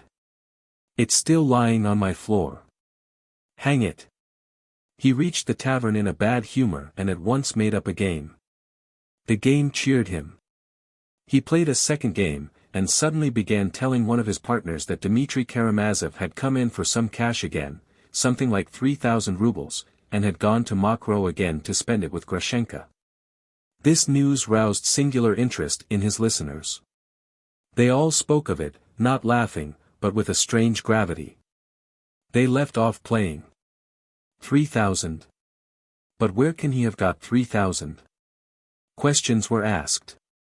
The story of Madame Holikov's present was received with skepticism. Hasn't he robbed his old father? That's the question. 3,000. There's something odd about it. He boasted aloud that he would kill his father, we all heard him, here. And it was 3,000 he talked about. Pyotr Ilyitch listened. All at once he became short and dry in his answers. He said not a word about the blood on Mitya's face and hands, though he had meant to speak of it at first. They began a third game, and by degrees the talk about Mitya died away. But by the end of the third game, Pyotr Ilyitch felt no more desire for billiards. He laid down the cue, and without having supper as he had intended, he walked out of the tavern. When he reached the marketplace he stood still in perplexity, wondering at himself. He realized that what he wanted was to go to Fyodor Pavlovich's and find out if anything had happened there. On account of some stupid nonsense as it's sure to turn out, am I going to wake up the household and make a scandal? Phoo! Damn it, is it my business to look after them? In a very bad humor he went straight home, and suddenly remembered Fenya. Damn it all! I ought to have questioned her just now, he thought with vexation, should have heard everything. And the desire to speak to her, and so find out, became so pressing and importunate that when he was halfway home he turned abruptly and went towards the house where Grushenka lodged. Going up to the gate he knocked. The sound of the knock in the silence of the night sobered him and made him feel annoyed. And no one answered him, everyone in the house was asleep. And I shall be making a fuss, he thought, with a feeling of positive discomfort.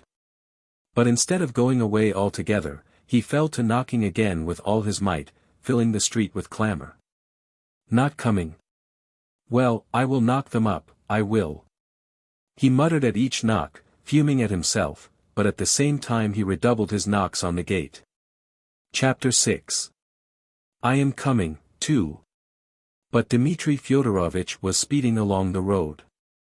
It was a little more than 20 versts to Mokrow, but Andrei's 3 horses galloped at such a pace that the distance might be covered in an hour and a quarter. The swift motion revived Mitya. The air was fresh and cool, there were big stars shining in the sky. It was the very night, and perhaps the very hour, in which Alyosha fell on the earth, and rapturously swore to love it for ever and ever.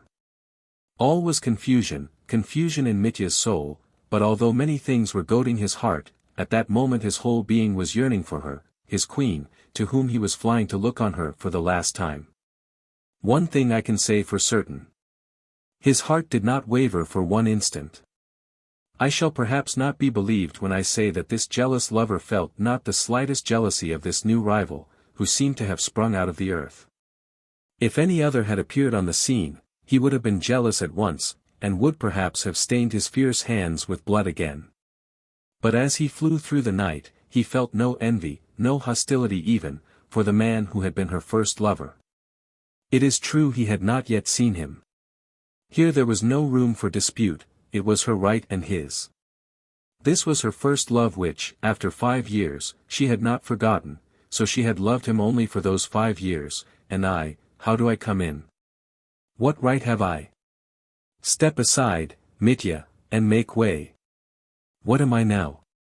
Now everything is over apart from the officer. Even if he had not appeared, everything would be over. These words would roughly have expressed his feelings, if he had been capable of reasoning. But he could not reason at that moment. His present plan of action had arisen without reasoning. At Fenya's first words, it had sprung from feeling, and been adopted in a flash, with all its consequences. And yet, in spite of his resolution, there was confusion in his soul, an agonizing confusion. His resolution did not give him peace. There was so much behind that tortured him. And it seemed strange to him, at moments, to think that he had written his own sentence of death with pen and paper, I punish myself, and the paper was lying there in his pocket, ready, the pistol was loaded. He had already resolved how, next morning, he would meet the first warm ray of golden-haired Phoebus. And yet he could not be quit of the past, of all that he had left behind, and that tortured him. He felt that miserably, and the thought of it sank into his heart with despair. There was one moment when he felt an impulse to stop Andrei, to jump out of the cart, to pull out his loaded pistol, and to make an end of everything without waiting for the dawn. But that moment flew by like a spark.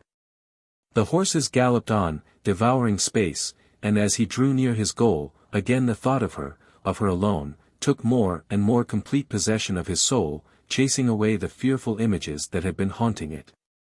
Oh, how he longed to look upon her, if only for a moment, if only from a distance. She's now with him, he thought, now I shall see what she looks like with him, her first love, and that's all I want.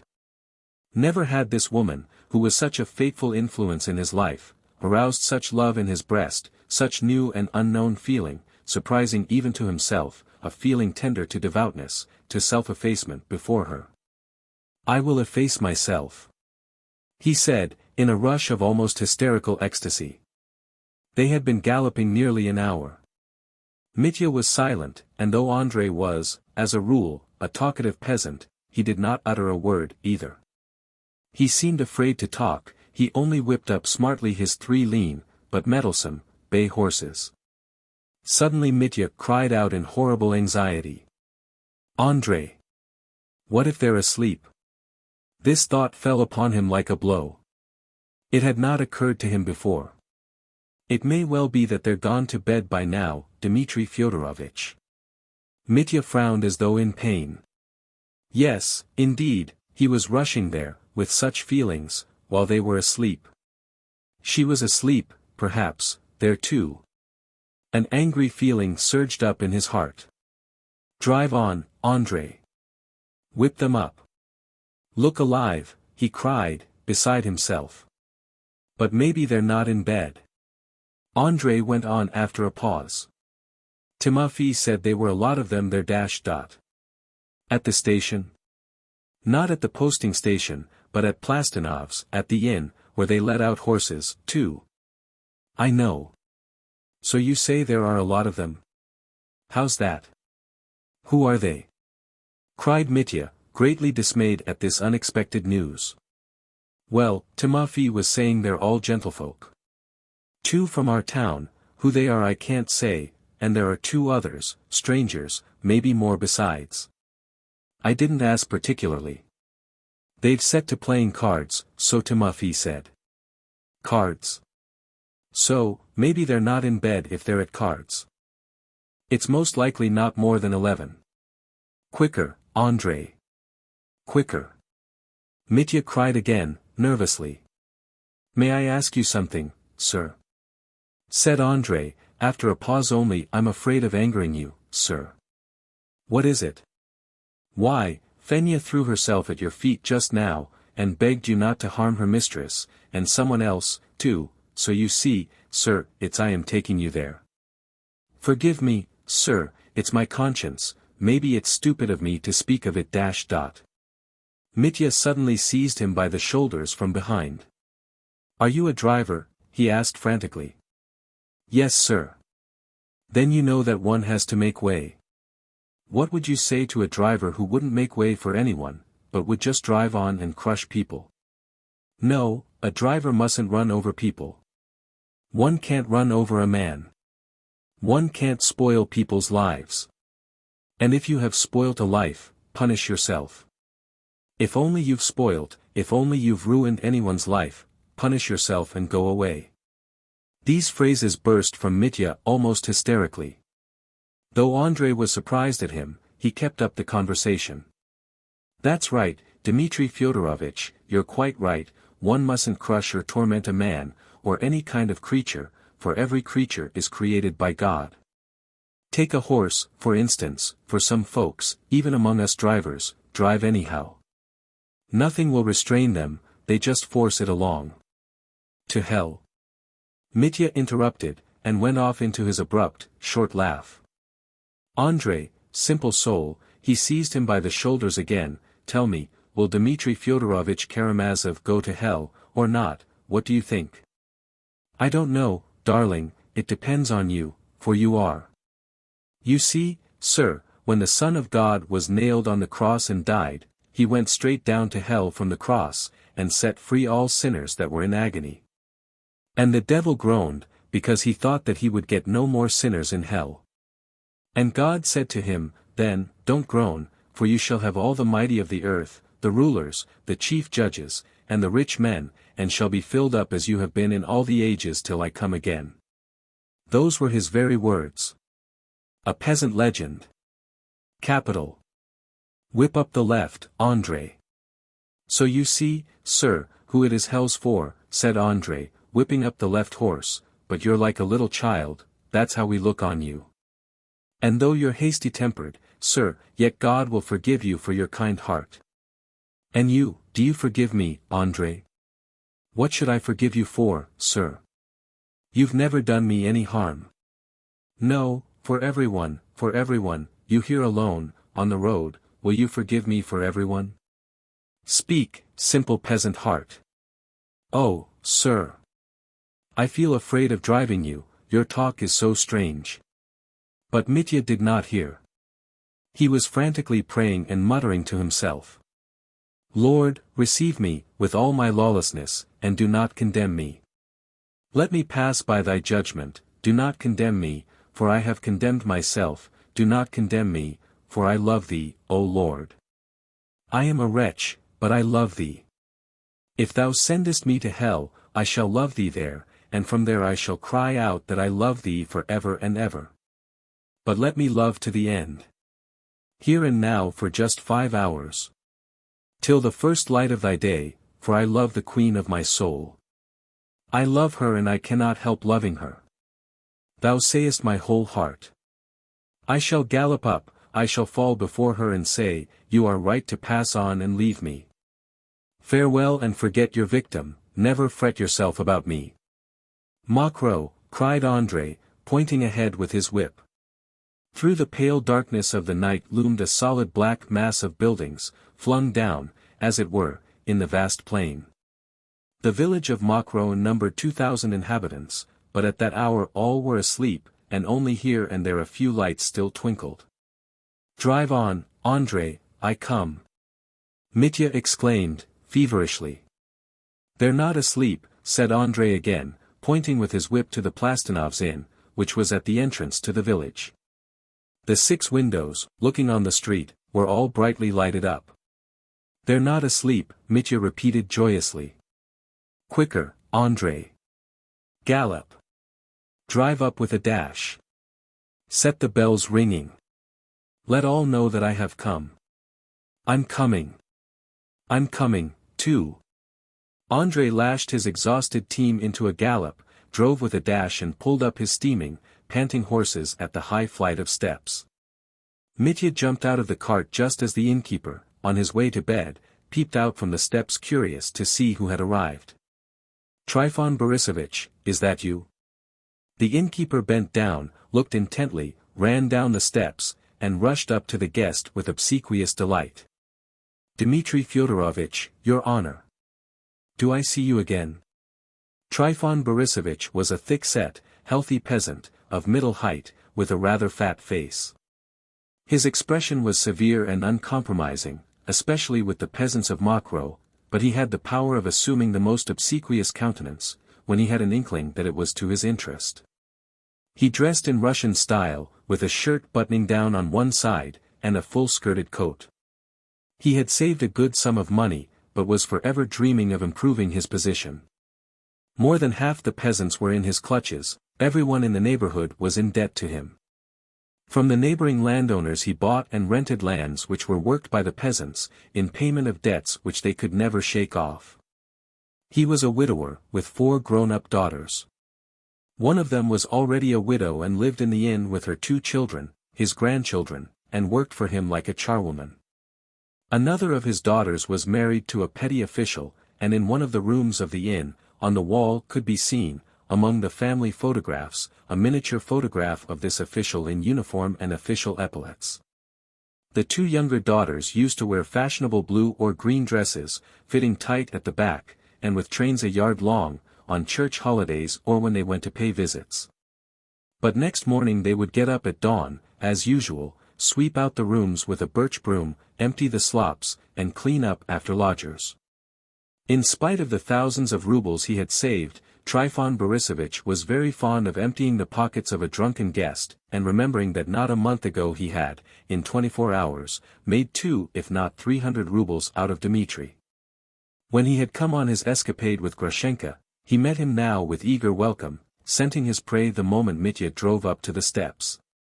"Dmitri Fyodorovich, dear sir, we see you once more." "Stay, Trifon Borisovich," began Mitya, "first and foremost, where is she?" "Agrafena Alexandrovna." The innkeeper understood at once, looking sharply into Mitya's face. "She's here, too." "With whom?" "With whom?" "Some strangers. One is an official gentleman, a Pole, to judge from his speech. He sent the horses for her from here, and there's another with him, a friend of his, or a fellow traveler, there's no telling. They're dressed like civilians. Well, are they feasting? Have they money? Poor sort of a feast. Nothing to boast of, Dmitri Fyodorovich. Nothing to boast of. And who are the others? They're 2 gentlemen from the town. They've come back from Cherny, and are putting up here. One's quite a young gentleman, a relative of Mr. Myasov he must be, but I've forgotten his name, and I expect you know the other, too, a gentleman called Maximov. He's been on a pilgrimage, so he says, to the monastery in the town. He's traveling with this young relation of Mr. Myasov. Is that all? Stay, listen, Trifon Borisovich. Tell me the chief thing, what of her? How is she? Oh, she's only just come. She's sitting with them. Is she cheerful? Is she laughing? No, I think she's not laughing much. She's sitting quite dull. She's combing the young gentleman's hair. The Pole, the officer. He's not young, and he's not an officer, either. Not him, sir. It's the young gentleman that's Mr. Myasov's relation. I've forgotten his name. Kalganov? That's it, Kalganov. All right. I'll see for myself. Are they playing cards? They have been playing, but they've left off. They've been drinking tea. The official gentleman asked for liqueurs. Stay, Trifon Borisovich, stay, my good soul, I'll see for myself. Now answer one more question, are the gypsies here? You can't have the gypsies now, Dmitri Fyodorovich. The authorities have sent them away. But we've Jews that play the cymbals and the fiddle in the village, so one might send for them. They'd come. Send for them. Certainly send for them. Cried Mitya. And you can get the girls together as you did then, Maria especially, Stepanida, too, and Irina. 200 rubles for a chorus. Oh, for a sum like that I can get all the village together, though by now they're asleep.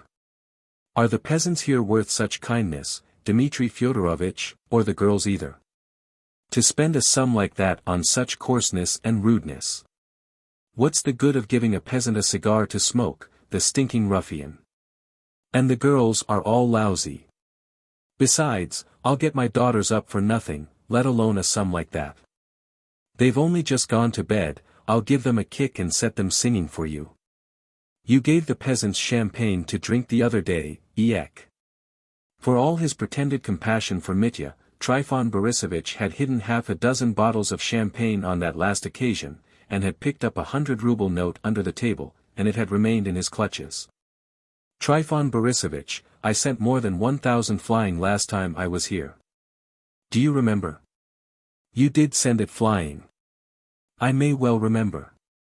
You must have left 3,000 behind you. Well, I've come to do the same again, do you see? And he pulled out his roll of notes, and held them up before the innkeeper's nose. Now, listen and remember. In an hour's time the wine will arrive, savories, pies, and sweets, bring them all up at once. That box Andrei has got is to be brought up at once, too. Open it, and hand champagne immediately. And the girls, we must have the girls, Maria especially. He turned to the cart and pulled out the box of pistols. Here, Andrei, let's settle. Here's 15 rubles for the drive, and 50 for vodka, for your readiness, for your love. Remember Karamazov. I'm afraid, sir, Andrei. Give me 5 rubles extra, but more I won't take. Trifon Borisovich, bear witness. Forgive my foolish words. What are you afraid of? Asked Mitya, scanning him. Well, go to the devil, if that's it, he cried, flinging him 5 rubles. Now, Trifon Borisovich, take me up quietly and let me first get a look at them, so that they don't see me. Where are they? In the blue room. Trifon Borisovich looked apprehensively at Mitya, but at once obediently did his bidding. Leading him into the passage, he went himself into the first large room, adjoining that in which the visitors were sitting, and took the light away. Then he stealthily led Mitya in, and put him in a corner in the dark, whence he could freely watch the company without being seen. But Mitya did not look long, and, indeed, he could not see them. He saw her, his heart throbbed violently, and all was dark before his eyes. She was sitting sideways to the table in a low chair, and beside her, on the sofa, was the pretty youth, Kalganov.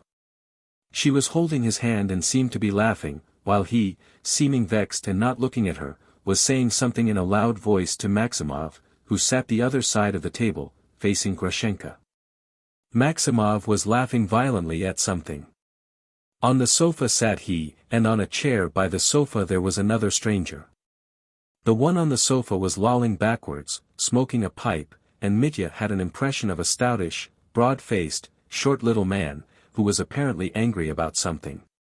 His friend, the other stranger, struck Mitya as extraordinarily tall, but he could make out nothing more. He caught his breath.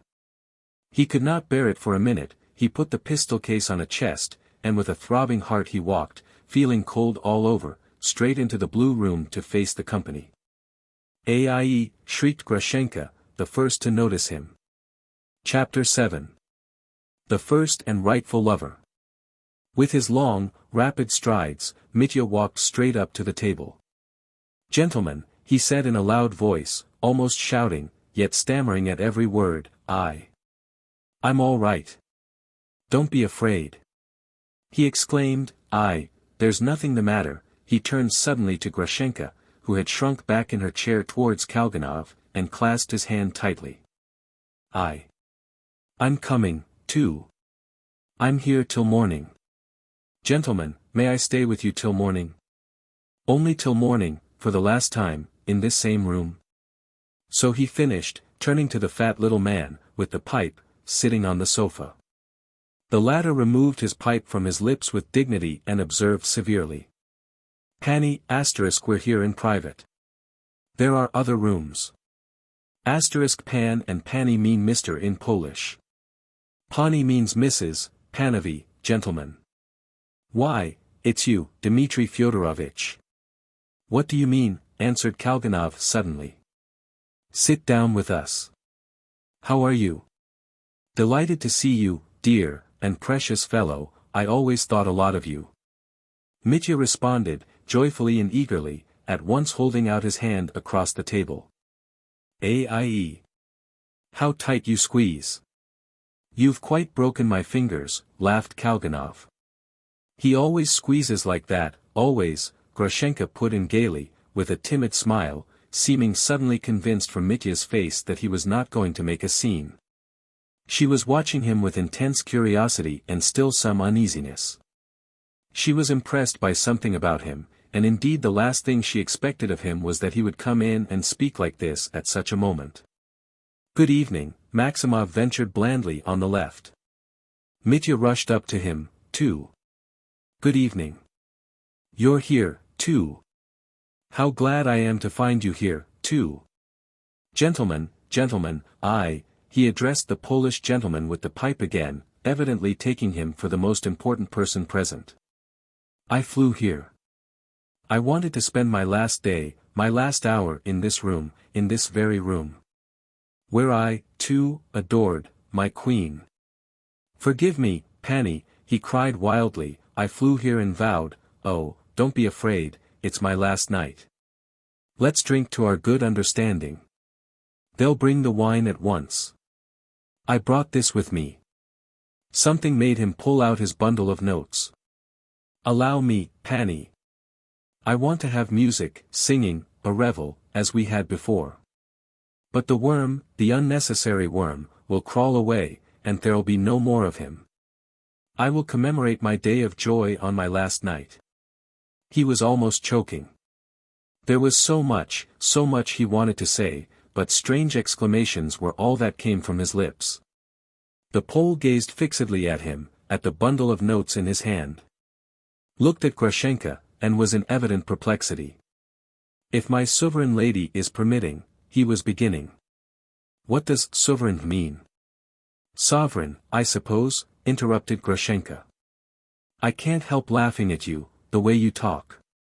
"Sit down, Mitya, what are you talking about? Don't frighten us, please. You won't frighten us, will you? If you won't, I am glad to see you." Me frighten you?" cried Mitya, flinging up his hands. "Oh, pass me by, go your way, I won't hinder you." And suddenly he surprised them all, and no doubt himself as well, by flinging himself on a chair, and bursting into tears, turning his head away to the opposite wall, while his arms clasped the back of the chair tight, as though embracing it. Come, what a fellow you are," cried Grushenka reproachfully. "That's just how he comes to see me, he begins talking, and I can't make out what he means. He cried like that once before, and now he's crying again. It's shameful. Why are you crying? As though you had anything to cry for," she added enigmatically, emphasizing each word with some irritability. I'm not crying." "Well, good evening." He instantly turned round in his chair, and suddenly laughed, not his abrupt wooden laugh, but a long, quivering, inaudible nervous laugh. "Well, there you are again. Come, cheer up, Grushenka said to him persuasively. "I'm very glad you've come, very glad, Mitya, do you hear, I'm very glad. I want him to stay here with us, she said peremptorily, addressing the whole company, though her words were obviously meant for the man sitting on the sofa. I wish it, I wish it. And if he goes away I shall go, too, she added with flashing eyes. What my queen commands is law, pronounced the Pole, gallantly kissing Grushenka's hand. I beg you, Pani, to join our company, he added politely, addressing Mitya. Mitya was jumping up with the obvious intention of delivering another tirade, but the words did not come. Let's drink, Pani, he blurted out instead of making a speech. Everyone laughed. Good heavens! I thought he was going to begin again. Grushenka exclaimed nervously. Do you hear, Mitya, she went on insistently, don't prance about, but it's nice you've brought the champagne. I want some myself, and I can't bear liqueurs. And best of all, you've come yourself. We were fearfully dull here. You've come for a spree again, I suppose. But put your money in your pocket. Where did you get such a lot? Mitya had been, all this time, holding in his hand the crumpled bundle of notes on which the eyes of all, especially of the Poles, were fixed. In confusion he thrust them hurriedly into his pocket. He flushed. At that moment the innkeeper brought in an uncorked bottle of champagne, and glasses on a tray. Mitya snatched up the bottle, but he was so bewildered that he did not know what to do with it. Kalganov took it from him and poured out the champagne. Another bottle. Mitya cried to the innkeeper, and, forgetting to clink glasses with the Pole whom he had so solemnly invited to drink to their good understanding, he drank off his glass without waiting for anyone else. His whole countenance suddenly changed. The solemn and tragic expression with which he had entered vanished completely, and a look of something childlike came into his face. He seemed to have become suddenly gentle and subdued. He looked shyly and happily at everyone, with a continual nervous little laugh, and the blissful expression of a dog who has done wrong, been punished, and forgiven. He seemed to have forgotten everything, and was looking round at everyone with a childlike smile of delight. He looked at Grushenka, laughing continually, and bringing his chair close up to her. By degrees he had gained some idea of the two Poles, though he had formed no definite conception of them yet. The Pole on the sofa struck him by his dignified demeanor and his Polish accent, and, above all, by his pipe. Well, what of it? It's a good thing he's smoking a pipe, he reflected. The Pole's puffy, middle-aged face, with its tiny nose and two very thin, pointed, dyed and impudent-looking mustaches, had not so far roused the faintest doubts in Mitya. He was not even particularly struck by the Pole's absurd wig made in Siberia, with lovelocks foolishly combed forward over the temples. I suppose it's all right since he wears a wig, he went on, musing blissfully. The other, younger Pole, who was staring insolently and defiantly at the company and listening to the conversation with silent contempt, still only impressed Mitya by his great height, which was in striking contrast to the Pole on the sofa. If he stood up he'd be 6'3". The thought flitted through Mitya's mind. It occurred to him, too, that this Pole must be the friend of the other, as it were, bodyguard, and no doubt the big Pole was at the disposal of the little Pole with the pipe. But this all seemed to Mitya perfectly right and not to be questioned. In his mood of dog-like submissiveness all feeling of rivalry had died away. Grushenka's mood and the enigmatic tone of some of her words he completely failed to grasp. All he understood, with thrilling heart, was that she was kind to him, that she had forgiven him, and made him sit by her. He was beside himself with delight, watching her sip her glass of champagne. The silence of the company seemed somehow to strike him, however, and he looked round at everyone with expectant eyes. Why are we sitting here though, gentlemen? Why don't you begin doing something, his smiling eyes seemed to ask. He keeps talking nonsense, and we were all laughing. Kalganov began suddenly, as though divining his thought, and pointing to Maximov. Mitya immediately stared at Kalganov and then at Maximov. He's talking nonsense. He laughed, his short, wooden laugh, seeming suddenly delighted at something. Ha ha. Yes. Would you believe it, he will have it that all our cavalry officers in the 20s married Polish women. That's awful rot, isn't it? Polish women. Repeated Mitya, perfectly ecstatic. Kalganov was well aware of Mitya's attitude to Grushenka, and he guessed about the Pole, too, but that did not so much interest him, perhaps did not interest him at all. What he was interested in was Maximov. He had come here with Maximov by chance, and he met the Poles here at the inn for the first time in his life. Grushenka he knew before, and had once been with someone to see her, but she had not taken to him. But here she looked at him very affectionately. Before Mitya's arrival, she had been making much of him, but he seemed somehow to be unmoved by it. He was a boy, not over 20, dressed like a dandy, with a very charming fair-skinned face, and splendid thick, fair hair.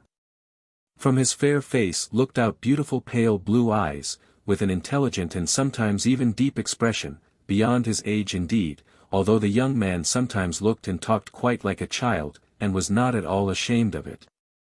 Even when he was aware of it himself. As a rule he was very willful, even capricious, though always friendly.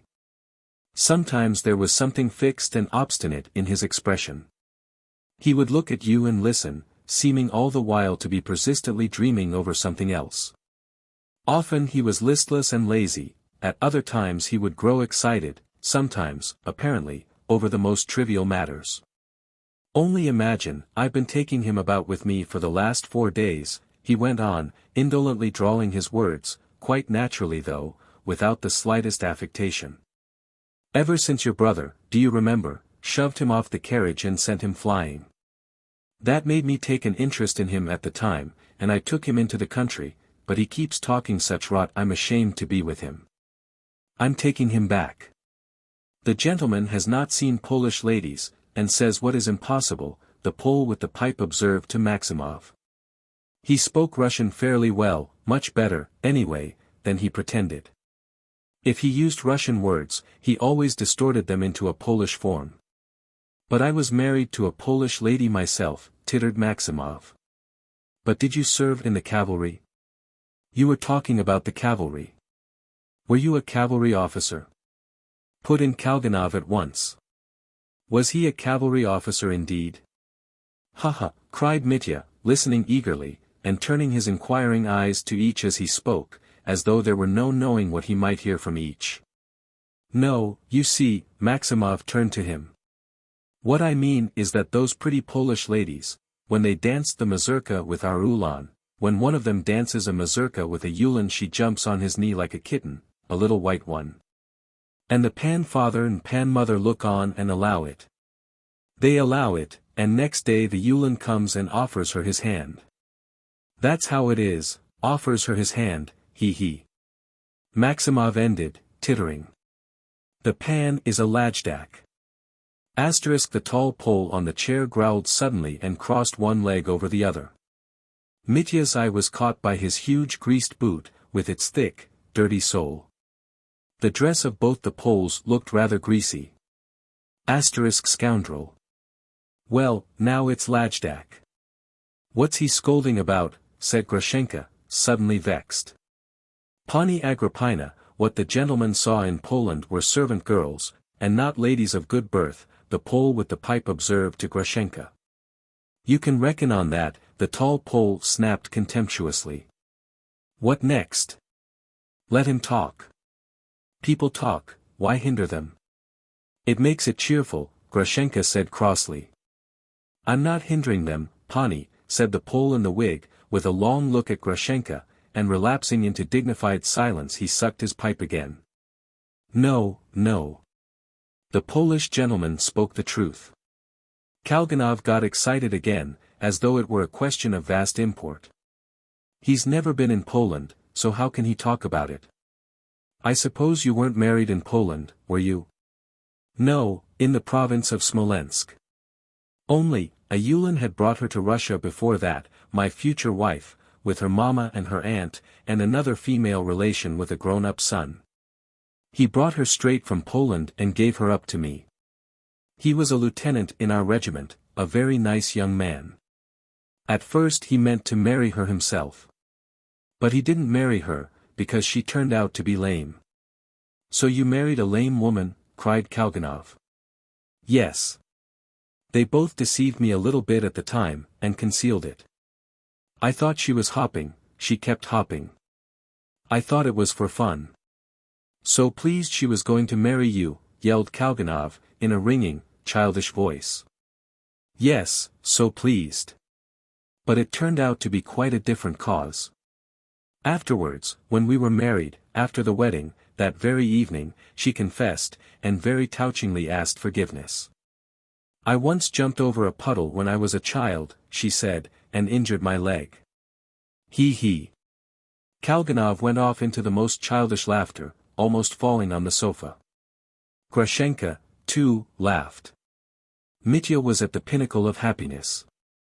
Do you know, that's the truth, he's not lying now, exclaimed Kalganov, turning to Mitya, and do you know, he's been married twice, it's his first wife he's talking about.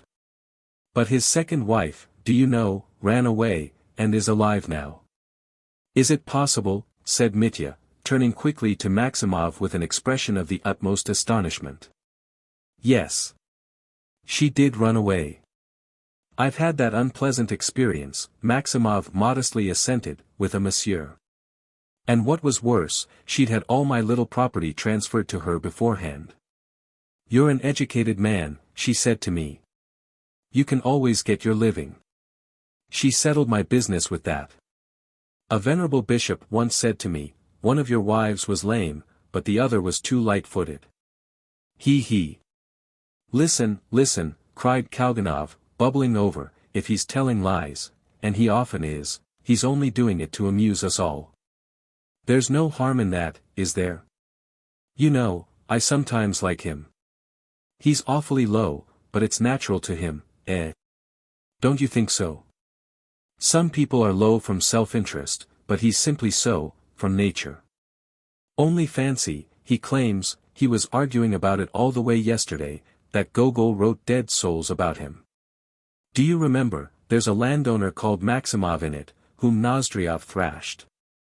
He was charged, do you remember, for inflicting bodily injury with rods on the landowner Maximov in a drunken condition. Would you believe it, he claims that he was that Maximov and that he was beaten. Now can it be so? Chichikov made his journey, at the very latest, at the beginning of the 20s, so that the dates don't fit. He couldn't have been thrashed then, he couldn't, could he? It was difficult to imagine what Kalganov was excited about, but his excitement was genuine. Mitya followed his lead without protest. Well, but if they did thrash him, he cried, laughing. It's not that they thrashed me exactly, but what I mean is, put in Maximov. What do you mean? Either they thrashed you or they didn't. What o'clock is it, Pani, the Pole, with the pipe, asked his tall friend, with a bored expression. The other shrugged his shoulders in reply. Neither of them had a watch. Why not talk? Let other people talk. Mustn't other people talk because you're bored?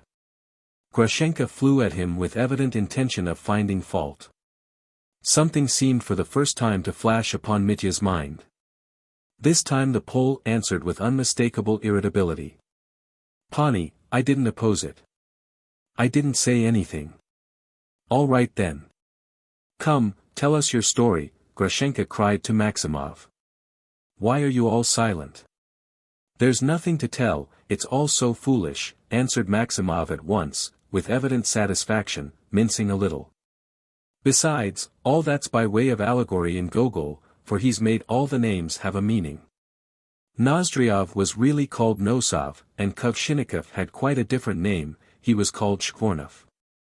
Finardi really was called Finardi, only he wasn't an Italian but a Russian, and Mamsel Finardi was a pretty girl with her pretty little legs in tights, and she had a little short skirt with spangles, and she kept turning round and round.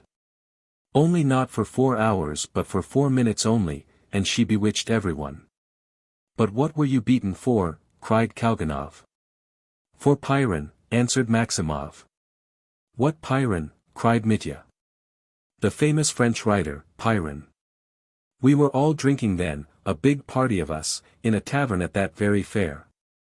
They'd invited me, and first of all I began quoting epigrams. "Is that you, Boilo?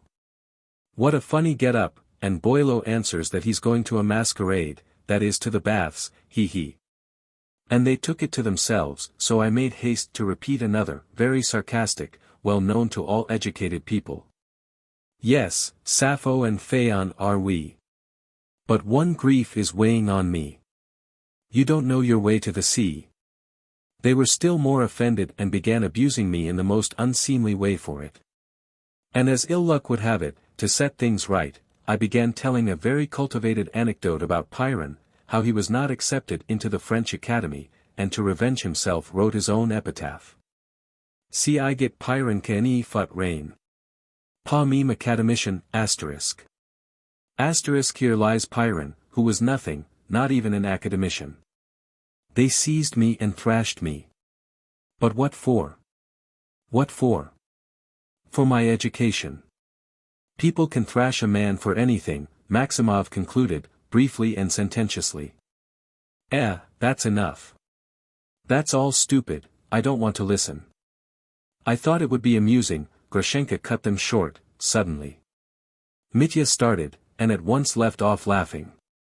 The tall Pole rose upon his feet, and with the haughty air of a man, bored and out of his element, began pacing from corner to corner of the room, his hands behind his back. "Ah, he can't sit still," said Grushenka, looking at him contemptuously. Mitya began to feel anxious. He noticed besides, that the Pole on the sofa was looking at him with an irritable expression. "Pani," cried Mitya, "let's drink. And the other pan, too. Let us drink." In a flash he had pulled 3 glasses towards him, and filled them with champagne. "To Poland, Panovi, I drink to your Poland," cried Mitya. "I shall be delighted, Pani," said the Pole on the sofa, with dignity and affable condescension, and he took his glass. "And the other pan, what's his name? Drink, most illustrious, take your glass," Mitya urged. "Pan Vrublevsky," put in the Pole on the sofa. Pan Vrublevsky came up to the table, swaying as he walked. "To Poland, Panovi," cried Mitya, raising his glass. "Hurrah!" All 3 drank. Mitya seized the bottle and again poured out 3 glasses. "Now to Russia, Panovi, and let us be brothers." "Pour out some for us," said Grushenka, "I'll drink to Russia, too." "So will I," said Kalganov. "And I would, too, to Russia, the old grandmother," tittered Maximov. All, cried Mitya. "Trifon Borisovich, some more bottles." The other 3 bottles Mitya had brought with him were put on the table. Mitya filled the glasses. "To Russia." "Hurrah!" he shouted again. All drank the toast except the Poles, and Grushenka tossed off her whole glass at once. The Poles did not touch theirs. "How's this, Panovi?" cried Mitya, "won't you drink it?" Pan Vrublevsky took the glass, raised it and said with a resonant voice.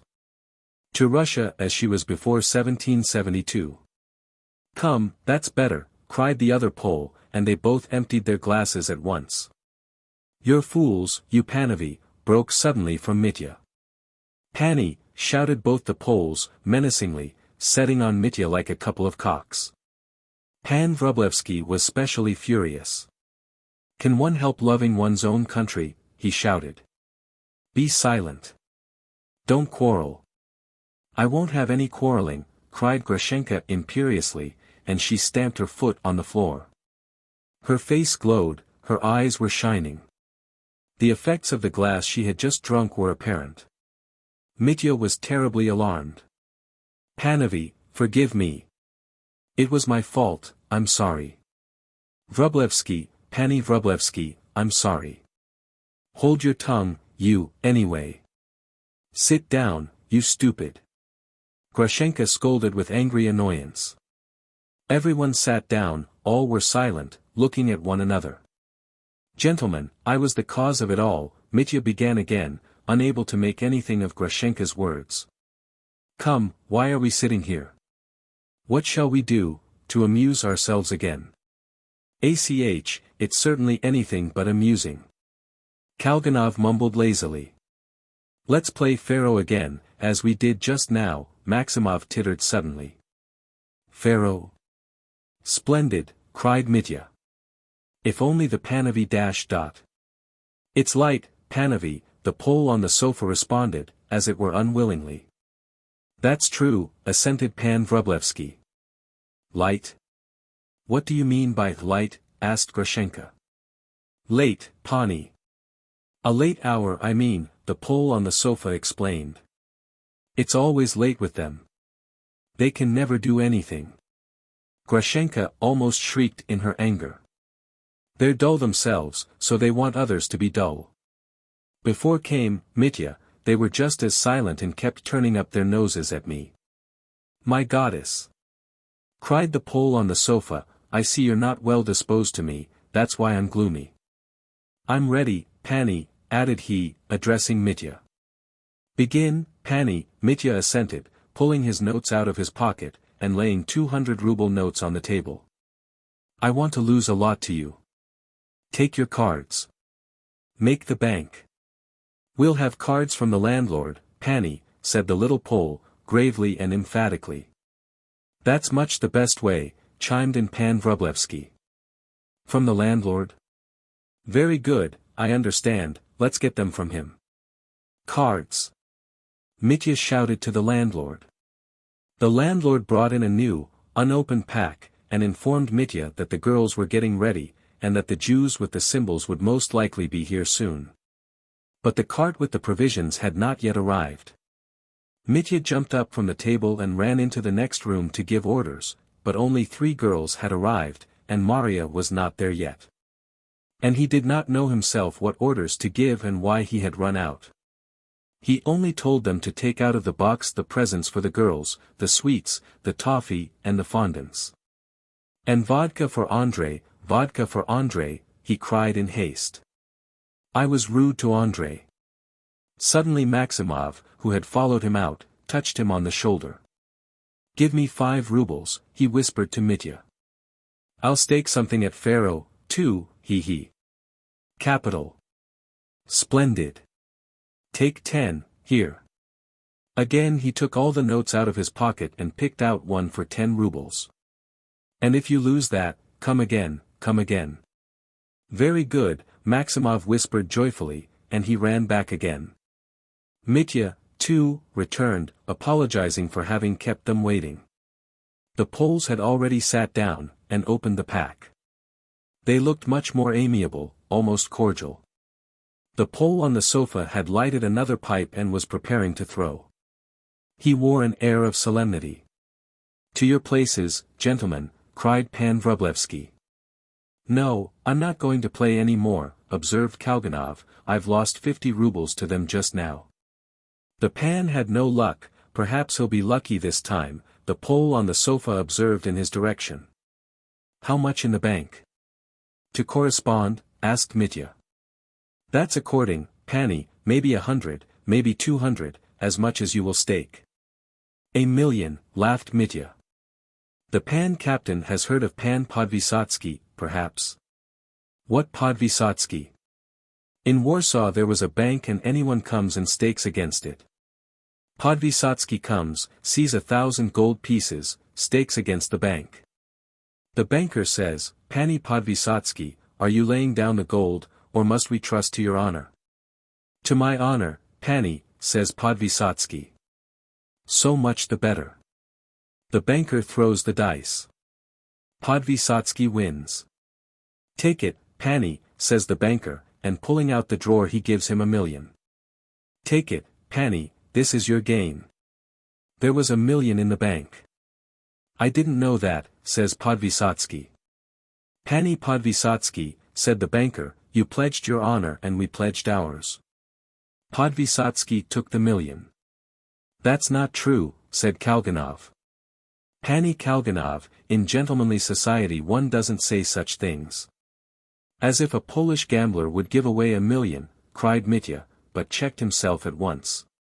Forgive me, Pani, it's my fault again, he would give away 1,000,000, for honor, for Polish honor. you see how I talk Polish, aha. Here, I stake 10 rubles, the knave leads. And I put a ruble on the queen of hearts, the pretty little Panianochka asterisk he laughed Maximov, pulling out his queen, and, as though trying to conceal it from everyone, he moved right up and crossed himself hurriedly under the table. Mitya won. The ruble won, too. Asterisk little miss. A corner, cried Mitya. I'll bet another ruble, a single stake, Maximov muttered gleefully, hugely delighted at having won a ruble. Lost, shouted Mitya. A double on the 7. The 7-2 was trumped. Stop, cried Kalganov suddenly. Double. Double. Mitya doubled his stakes, and each time he doubled the stake, the card he doubled was trumped by the Poles. The ruble stakes kept winning. On the double, shouted Mitya furiously. You've lost 200, Pani. Will you stake another 100? The Pole on the sofa inquired. What? Lost 200 already? Then another 200. All doubles. And pulling his money out of his pocket, Mitya was about to fling 200 rubles on the queen, but Kalganov covered it with his hand. That's enough, he shouted in his ringing voice. What's the matter? Mitya stared at him. That's enough. I don't want you to play anymore. Don't. Why? Because I don't. Hang it, come away. That's why. I won't let you go on playing. Mitya gazed at him in astonishment. Give it up, Mitya. He may be right. You've lost a lot as it is, said Grushenka, with a curious note in her voice. Both the Poles rose from their seats with a deeply offended air. Are you joking, Pani? Said the short man, looking severely at Kalganov. How dare you? Pan Vrublevsky, too, growled at Kalganov. Don't dare to shout like that, cried Grushenka, you turkey cocks. Mitya looked at each of them in turn. But something in Grushenka's face suddenly struck him, and at the same instant something new flashed into his mind, a strange new thought. Pani Agrippina, the little Pole, was beginning, crimson with anger, when Mitya suddenly went up to him and slapped him on the shoulder. Most illustrious, 2 words with you, cried Grushenka. What do you want? In the next room, I've 2 words to say to you, something pleasant, very pleasant. You'll be glad to hear it. The little Pan was taken aback and looked apprehensively at Mitya. He agreed at once, however, on condition that Pan Vrublevsky went with them. The bodyguard? Let him come, and I want him, too. I must have him, cried Mitya. March, Panovi. Where are you going? Asked Grushenka, anxiously. We'll be back in 1 moment, answered Mitya. There was a sort of boldness, a sudden confidence shining in his eyes. His face had looked very different when he entered the room an hour before. He led the Poles, not into the large room where the chorus of girls was assembling and the table was being laid, but into the bedroom on the right, where the trunks and packages were kept, and there were 2 large beds, with pyramids of cotton pillows on each. There was a lighted candle on a small deal table in the corner. The small man and Mitya sat down to this table, facing each other, while the huge Vrublevsky stood beside them, his hands behind his back. The Poles looked severe but were evidently inquisitive. What can I do for you, Pani? Lisped the little Pole. Well, look here, Pani, I won't keep you long. There's money for you. He pulled out his notes. Would you like 3,000? Take it and go your way. The Pole gazed open-eyed at Mitya, with a searching look. 3,000, Pani. He exchanged glances with Vrublevsky. 3, Panovi, 3. Listen, Pani, I see you're a sensible man. Take 3,000 and go to the devil, and Vrublevsky with you, Jew here. But, at once, this very minute, and forever. You understand that, Pani, forever. Here's the door, you go out of it. What have you got there? A great coat, a fur coat? I'll bring it out to you. They'll get the horses out directly, and then goodbye, Pani. Mitya awaited an answer with assurance. He had no doubts. An expression of extraordinary resolution passed over the Pole's face. And the money, Pani? The money, Pani? 500 rubles I'll give you this moment for the journey, and as a first installment, and 2,500 tomorrow, in the town, I swear on my honor, I'll get it at any cost, cried Mitya. The Poles exchanged glances again. The short man's face looked more forbidding. 700, not 500, at once, this minute, cash down. Mitya added, feeling something wrong. What's the matter, Pani? Don't you trust me? I can't give you the whole 3,000 straight off. If I give it, you may come back to her tomorrow. Besides, I haven't the 3,000 with me. I've got it at home in the town, faltered Mitya, his spirit sinking at every word he uttered. Upon my word, the money's there, hidden. In an instant an extraordinary sense of personal dignity showed itself in the little man's face. What next? He asked ironically. For shame, and he spat on the floor. Pan Vrublevsky spat too. You do that, Pani, said Mitya, recognizing with despair that all was over, because you hope to make more out of Grushenka. You're a couple of capons, that's what you are. This is a mortal insult. The little Pole turned as red as a crab, and he went out of the room, briskly, as though unwilling to hear another word. Vrublevsky swung out after him, and Mitya followed, confused and crestfallen. He was afraid of Grushenka, afraid that the pan would at once raise an outcry. And so indeed he did. The Pole walked into the room and threw himself in a theatrical attitude before Grushenka. Pani Agrippina, I have received a mortal insult, he exclaimed. But Grushenka suddenly lost all patience, as though they had wounded her in the tenderest spot. Speak Russian. Speak Russian, she cried, not another word of Polish. You used to talk Russian. You can't have forgotten it in 5 years. She was red with passion. Pani Agrippina .. My name's Agrafena, Grushenka, speak Russian or I won't listen. The Pole gasped with offended dignity, and quickly and pompously delivered himself in broken Russian. Pani Agrafena, I came here to forget the past and forgive it, to forget all that has happened till today ..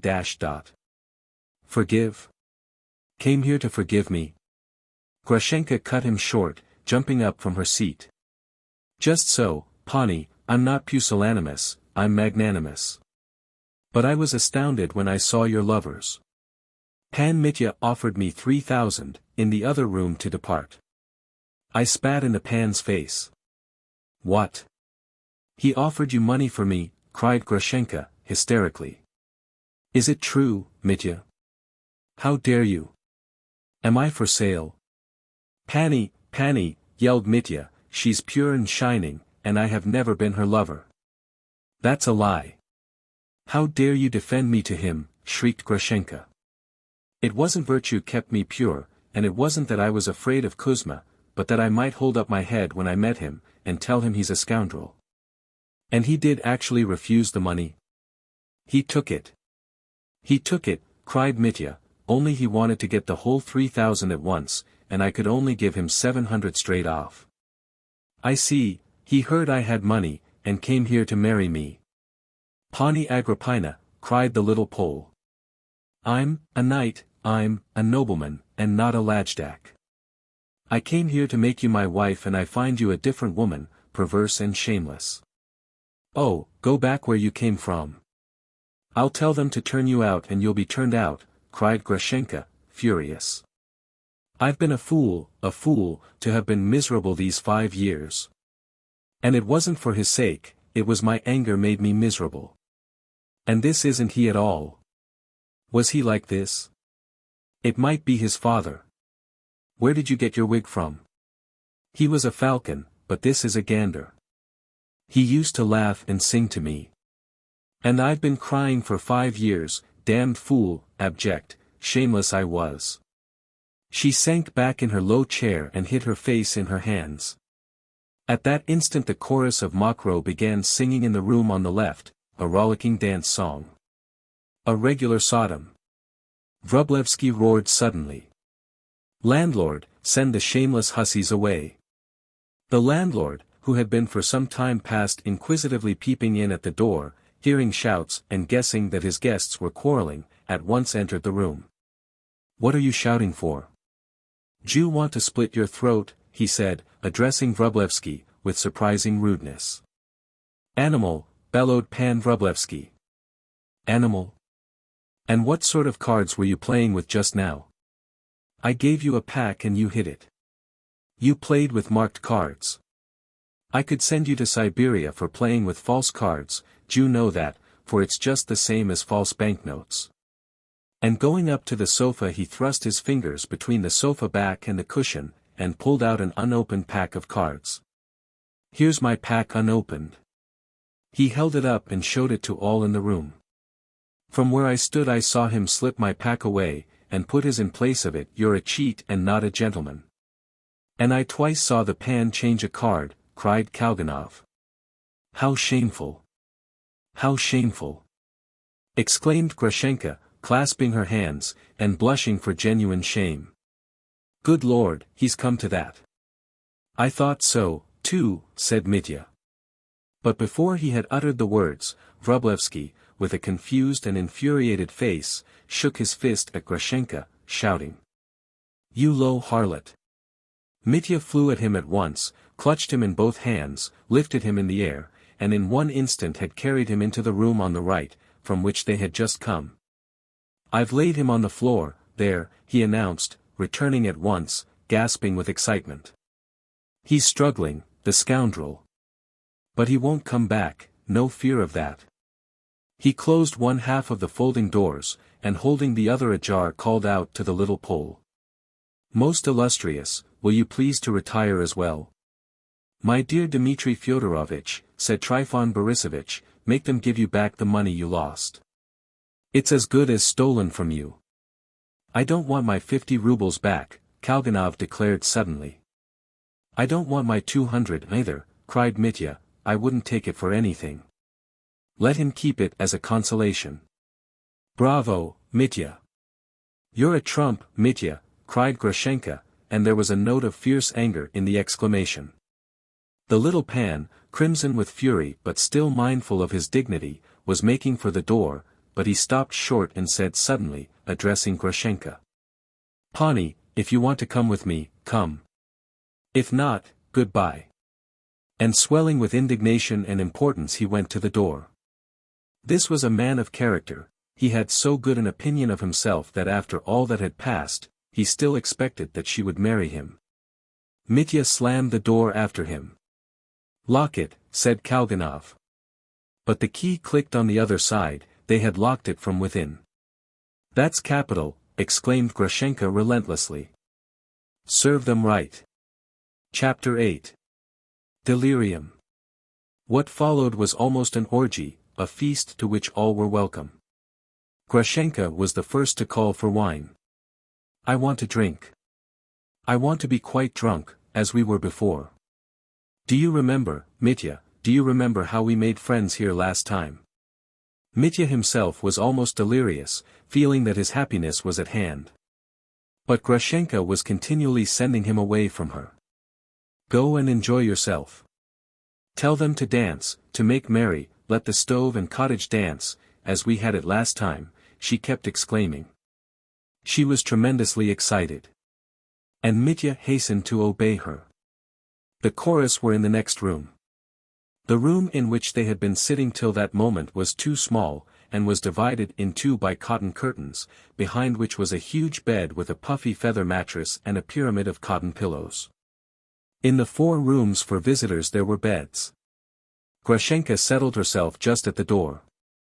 Mitya set an easy chair for her. She had sat in the same place to watch the dancing and singing the time before, when they had made merry there. All the girls who had come had been there then, the Jewish band with fiddles and zither had come, too, and at last the long-expected cart had arrived with the wines and provisions. Mitya bustled about. All sorts of people began coming into the room to look on, peasants and their women, who had been roused from sleep and attracted by the hopes of another marvelous entertainment such as they had enjoyed a month before.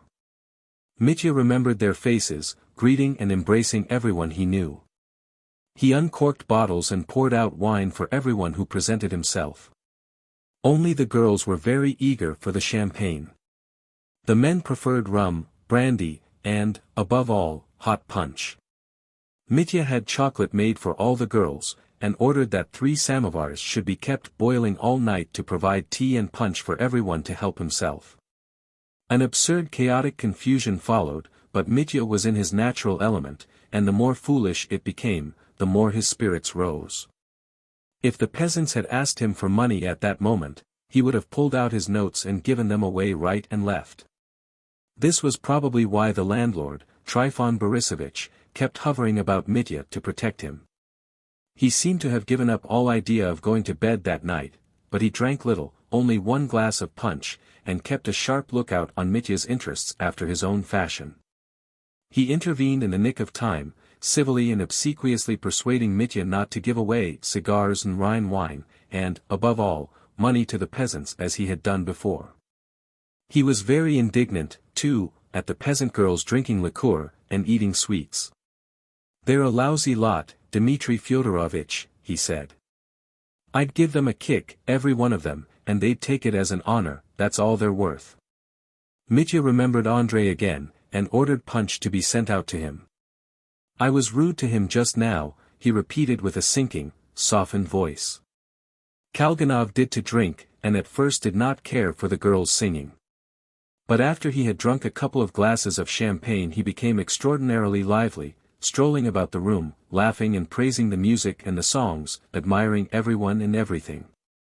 Maximov, blissfully drunk, never left his side. Grushenka, too, was beginning to get drunk. Pointing to Kalganov, she said to Mitya, "What a dear, charming boy he is." And Mitya, delighted, ran to kiss Kalganov and Maximov. Oh, great were his hopes. She had said nothing yet, and seemed, indeed, purposely to refrain from speaking. But she looked at him from time to time with caressing and passionate eyes. At last she suddenly gripped his hand and drew him vigorously to her. She was sitting at the moment in the low chair by the door. "How was it you came just now, eh? Have you walked in? I was frightened. So you wanted to give me up to him, did you? Did you really want to?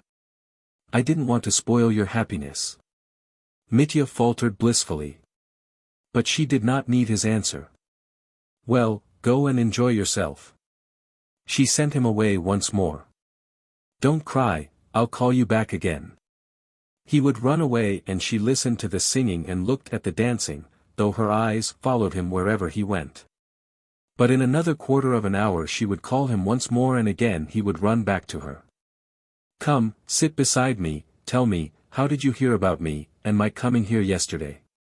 From whom did you first hear it?" And Mitya began telling her all about it, disconnectedly, incoherently, feverishly. He spoke strangely, often frowning, and stopping abruptly. "What are you frowning at?" she asked. "Nothing. I left a man ill there. I'd give 10 years of my life for him to get well, to know he was all right." "Well, never mind him, if he's ill. So you meant to shoot yourself tomorrow. What a silly boy. What for?" "I like such reckless fellows as you," she lisped, with a rather halting tongue. "So you would go any length for me, eh? Did you really mean to shoot yourself tomorrow, you stupid?" "No, wait a little. Tomorrow I may have something to say to you. I won't say it today, but tomorrow." "You'd like it to be today?" "No, I don't want it today. Come, go along now, go and amuse yourself." Once, however, she called him, as it were, puzzled and uneasy. "Why are you sad?" "I see you're sad." "Yes, I see it," she added, looking intently into his eyes. "Though you keep kissing the peasants and shouting, I see something. No, be merry. I'm merry, you be merry, too. I love somebody here. Guess who it is? Ah, look, my boy has fallen asleep, poor dear, he's drunk. She meant Kalganov. He was, in fact, drunk, and had dropped asleep for a moment, sitting on the sofa. But he was not merely drowsy from drink, he felt suddenly dejected, or, as he said, bored. He was intensely depressed by the girls' songs, which, as the drinking went on, gradually became coarse and more reckless. And the dances were as bad. Two girls dressed up as bears, and a lively girl, called Stepanida, with a stick in her hand, acted the part of keeper, and began to show them. Look alive, Maria, or you'll get the stick. The bears rolled on the ground at last in the most unseemly fashion, amid roars of laughter from the closely packed crowd of men and women. Well, let them. Let them, said Grushenka sententiously, with an ecstatic expression on her face. When they do get a day to enjoy themselves, why shouldn't folks be happy? Kalganov looked as though he had been besmirched with dirt. It's swinish, all this peasant foolery, he murmured, moving away. It's the game they play when it's light all night in summer. He particularly disliked one new song to a jaunty dance tune. It described how a gentleman came and tried his luck with the girls, to see whether they would love him. The master came to try the girls. Would they love him, would they not? But the girls could not love the master. He would beat me cruelly. And such love won't do for me. Then a gypsy comes along and he, too, tries. The gypsy came to try the girls. Would they love him, would they not? But they couldn't love the gypsy either. He would be a thief, I fear. And would cause me many a tear. And many more men come to try their luck, among them a soldier. The soldier came to try the girls. Would they love him, would they not? But the soldier is rejected with contempt, in two indecent lines, sung with absolute frankness and producing a furor in the audience. The song ends with a merchant.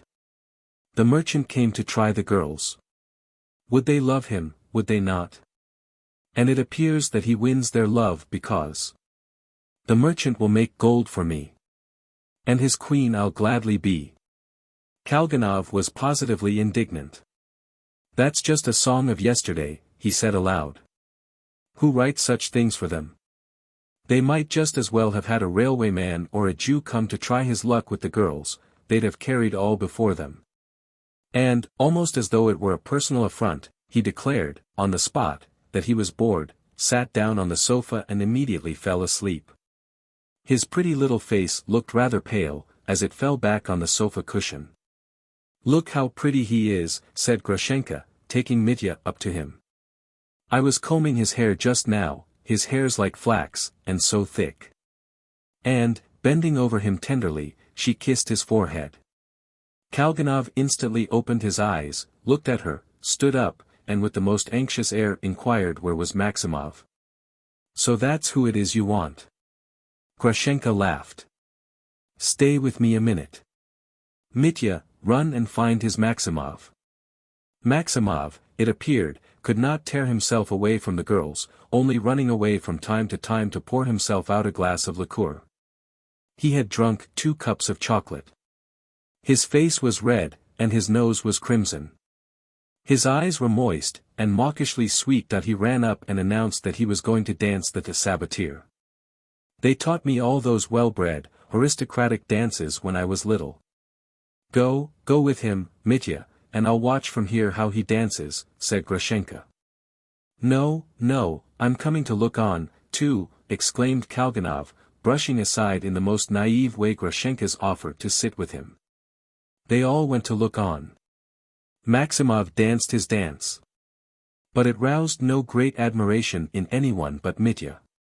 It consisted of nothing but skipping and hopping, kicking the feet, and at every skip Maximov slapped the upturned sole of his foot. Kalganov did not like it at all, but Mitya kissed the dancer. Thanks. You're tired perhaps. What are you looking for here? Would you like some sweets? A cigar, perhaps? A cigarette? Don't you want a drink? I'll just have a liqueur. Have you any chocolates? Yes, there's a heap of them on the table there. Choose one, my dear soul. I like one with vanilla, for old people. He. No, brother, we've none of that special sort. I say, the old man bent down to whisper in Mitya's ear. That girl there, little Maria, he. How would it be if you were to help me make friends with her? So that's what you're after. No, brother, that won't do. I'd do no harm to anyone, Maximov muttered disconsolately. Oh, all right, they only come here to dance and sing, you know, brother. But damn it all, wait a bit. Eat and drink and be merry, meanwhile. Don't you want money? Later on, perhaps, smiled Maximov. All right. Mitya's head was burning.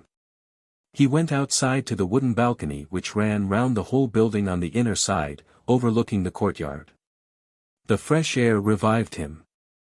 He stood alone in a dark corner, and suddenly clutched his head in both hands. His scattered thoughts came together, his sensations blended into a whole and threw a sudden light into his mind. A fearful and terrible light. If I'm to shoot myself, why not now, passed through his mind. Why not go for the pistols, bring them here, and here, in this dark dirty corner, make an end? Almost a minute he undecided. A few hours earlier, when he had been dashing here, he was pursued by disgrace, by the theft he had committed, and that blood. But yet it was easier for him then. Then everything was over, he had lost her, given her up. She was gone, for him. Oh, then his death sentence had been easier for him, at least it had seemed necessary, inevitable, for what had he to stay on earth for? But now? Was it the same as then? Now one phantom, one terror at least was at an end, that first, rightful lover, that fateful figure had vanished, leaving no trace. The terrible phantom had turned into something so small, so comic. It had been carried into the bedroom and locked in. It would never return. She was ashamed, and from her eyes he could see now whom she loved. Now he had everything to make life happy, but he could not go on living, he could not, oh, damnation. Oh God! Restore to life the man I knocked down at the fence. Let this fearful cup pass from me. Lord, thou hast wrought miracles for such sinners as me. But what if the old man's alive? Oh, then the shame of the other disgrace I would wipe away. I would restore the stolen money. I'd give it back, I'd get it somehow. No trace of that shame will remain except in my heart forever. But no, oh, impossible cowardly dreams. Oh, damnation. Yet there was a ray of light and hope in his darkness. He jumped up and ran back to the room, to her, his queen forever. Was not one moment of her love worth all the rest of life, even in the agonies of disgrace? This wild question clutched at his heart. To her alone, to see her, to hear her, to think of nothing, to forget everything, if only for that night, for an hour, for a moment. Just as he turned from the balcony into the passage, he came upon the landlord, Trifon Borisovich. He thought he looked gloomy and worried, and fancied he had come to find him. What is it, Trifon Borisovich? Are you looking for me? No, sir, the landlord seemed disconcerted. Why should I be looking for you? Where have you been? Why do you look so glum? You're not angry, are you? Wait a bit, you shall soon get to bed. What's the time? It'll be 3 o'clock. Past 3, it must be. We'll leave off soon. We'll leave off. Don't mention it, it doesn't matter. Keep it up as long as you like. What's the matter with him? Mitya wondered for an instant, and he ran back to the room where the girls were dancing. But she was not there. She was not in the blue room either, there was no one but Kalganov asleep on the sofa. Mitya peeped behind the curtain, she was there. She was sitting in the corner, on a trunk. Bent forward, with her head and arms on the bed close by, she was crying bitterly, doing her utmost to stifle her sobs that she might not be heard. Seeing Mitya, she beckoned him to her, and when he ran to her, she grasped his hand tightly. "Mitya, Mitya, I loved him, you know. How I have loved him these 5 years, all that time. Did I love him or only my own anger? No, him. It's a lie that it was my anger I loved and not him. Mitya, I was only 17 then, he was so kind to me, so merry, he used to sing to me. Or so it seemed to a silly girl like me. And now, oh Lord, it's not the same man. Even his face is not the same, he's different altogether. I shouldn't have known him. I drove here with Timofey, and all the way I was thinking how I should meet him, what I should say to him, how we should look at one another. My soul was faint, and all of a sudden it was just as though he had emptied a pail of dirty water over me. He talked to me like a schoolmaster, all so grave and learned, he met me so solemnly that I was struck dumb. I couldn't get a word in. At first I thought he was ashamed to talk before his great big Pole. I sat staring at him and wondering why I couldn't say a word to him now. It must have been his wife that ruined him, you know he threw me up to get married. She must have changed him like that. Mitya, how shameful it is. Oh, Mitya, I'm ashamed for all my life. Curse it, curse those 5 years. And again she burst into tears, but clung tight to Mitya's hand and did not let it go. Mitya, darling, stay, don't go away. I want to say one word to you, she whispered, and suddenly raised her face to him. Listen, tell me who it is I love. I love one man here. Who is that man? That's what you must tell me. A smile lighted up her face that was swollen with weeping, and her eyes shone in the half-darkness. A falcon flew in, and my heart sank. Fool! That's the man you love. That was what my heart whispered to me at once. You came in and all grew bright. What's he afraid of? I wondered. For you were frightened, you couldn't speak. It's not them he's afraid of, could you be frightened of anyone? It's me he's afraid of, I thought, only me. So Fenya told you, you little stupid, how I called to Alyosha out of the window that I'd loved Mityenka for 1 hour, and that I was going now to love another. Mitya, how could I be such a fool as to think I could love anyone after you? Do you forgive me, Mitya? Do you forgive me or not? Do you love me? Do you love me? She jumped up and held him with both hands on his shoulders. Mitya, dumb with rapture, gazed into her eyes, at her face, at her smile, and suddenly clasped her tightly his arms and kissed her passionately. You will forgive me for having tormented you? It was through spite I tormented you all. It was for spite I drove the old man out of his mind.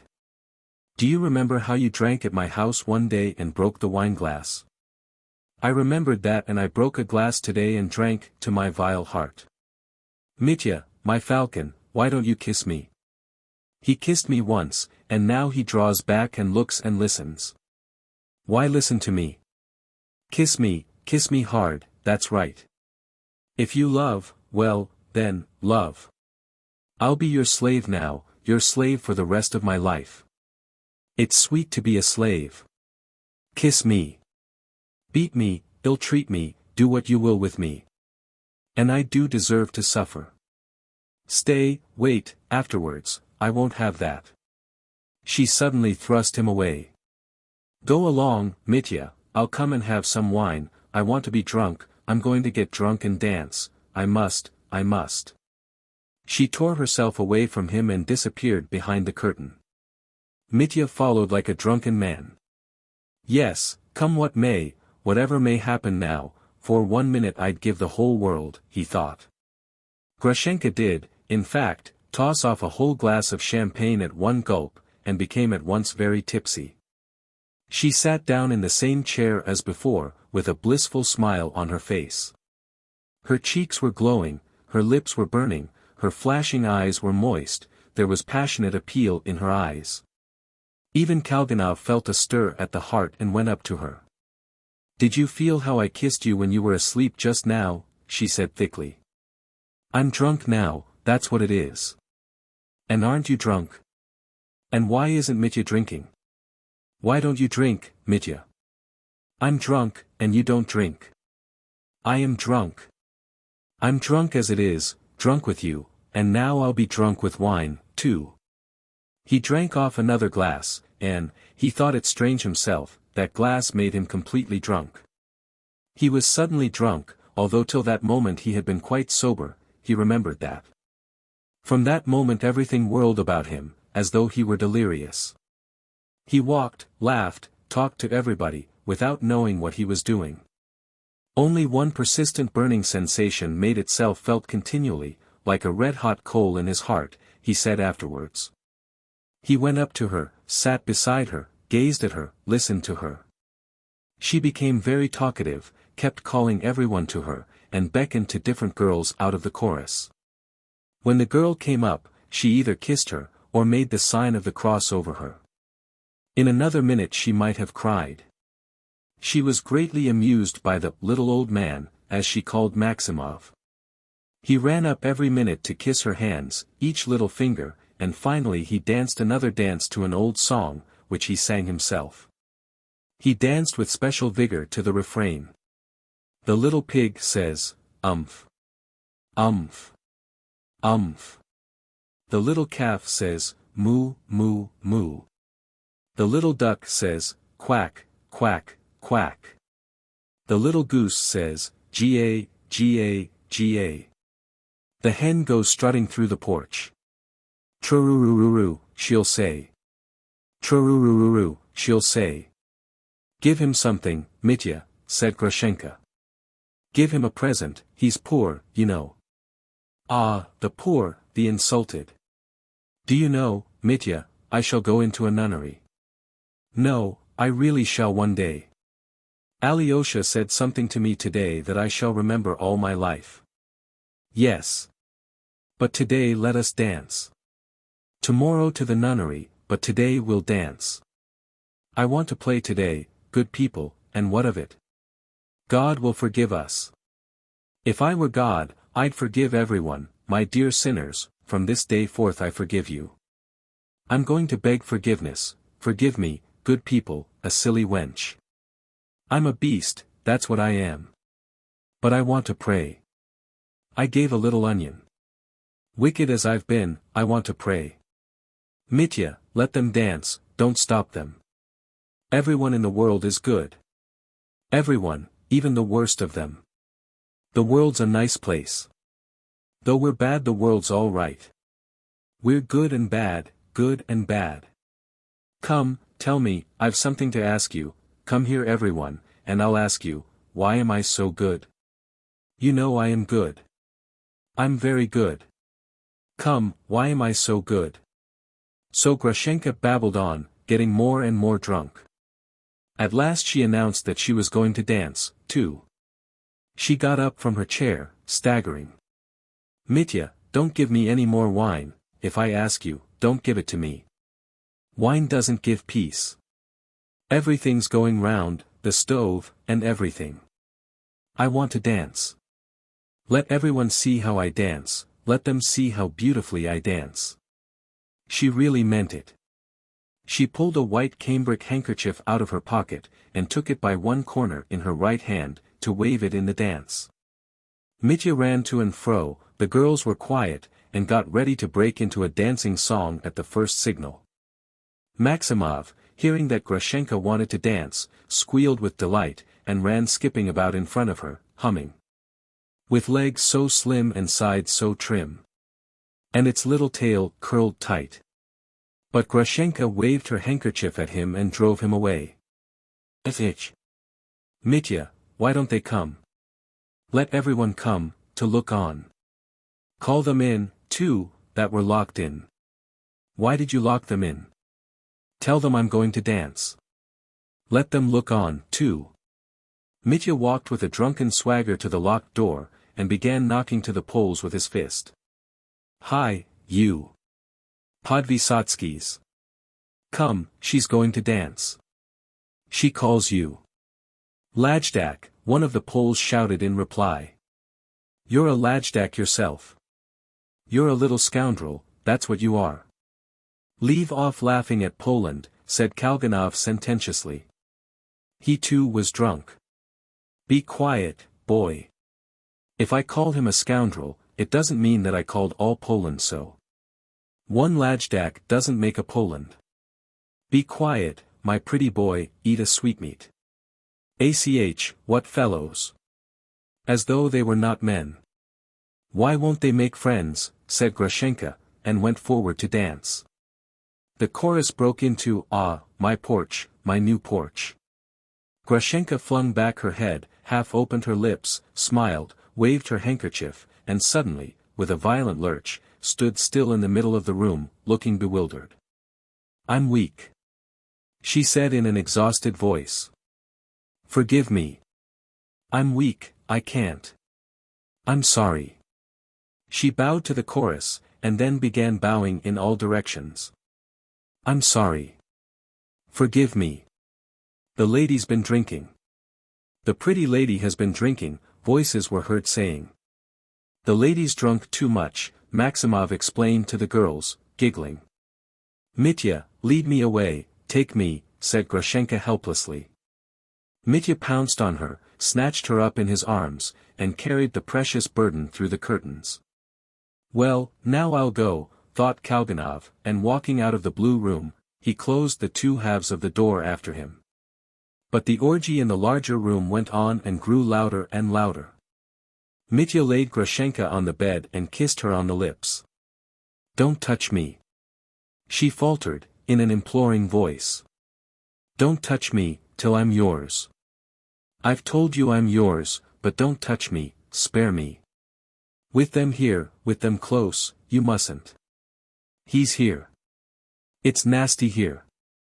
I'll obey you. I won't think of it. I worship you, muttered Mitya. Yes, it's nasty here, it's abominable. And still holding her in his arms, he sank on his knees by the bedside. I know, though you're a brute, you're generous, Grushenka articulated with difficulty. It must be honorable, it shall be honorable for the future. And let us be honest, let us be good, not brutes, but good, take me away, take me far away, do you hear? I don't want it to be here, but far, far away. Oh, yes, yes, it must be, said Mitya, pressing her in his arms. I'll take you and we'll fly away. Oh, I'd give my whole life for 1 year only to know about that blood. What blood? Asked Grushenka, bewildered. Nothing, muttered Mitya, through his teeth. Grusha, you wanted to be honest, but I'm a thief. But I've stolen money from Katya. Disgrace, a disgrace. From Katya, from that young lady? No, you didn't steal it. Give it back to her, take it from me. Why make a fuss? Now everything of mine is yours. What does money matter? We shall waste it anyway. Folks like us are bound to waste money. But we'd better go and work the land. I want to dig the earth with my own hands. We must work, do you hear? Alyosha said so. I won't be your mistress, I'll be faithful to you, I'll be your slave, I'll work for you. We'll go to the young lady and bow down to her together, so that she may forgive us, and then we'll go away. And if she won't forgive us, we'll go, anyway. Take her money and love me. Don't love her. Don't love her any more. If you love her, I shall strangle her. I'll put out both her eyes with a needle. I love you. Love only you. I'll love you in Siberia. Why Siberia? Never mind, Siberia, if you like. I don't care, we'll work, there's snow in Siberia. I love driving in the snow, and must have bells. Do you hear, there's a bell ringing? Where is that bell ringing? There are people coming. Now it's stopped. She closed her eyes, exhausted, and suddenly fell asleep for an instant. There had certainly been the sound of a bell in the distance, but the ringing had ceased. Mitya let his head sink on her breast. He did not notice that the bell had ceased ringing, nor did he notice that the songs had ceased, and that instead of singing and drunken clamor there was absolute stillness in the house. Grushenka opened her eyes. "What's the matter? Was I asleep?" "Yes, a bell. I've been asleep and dreamt I was driving over the snow with bells, and I dozed. I was with someone I loved, with you. And far, far away.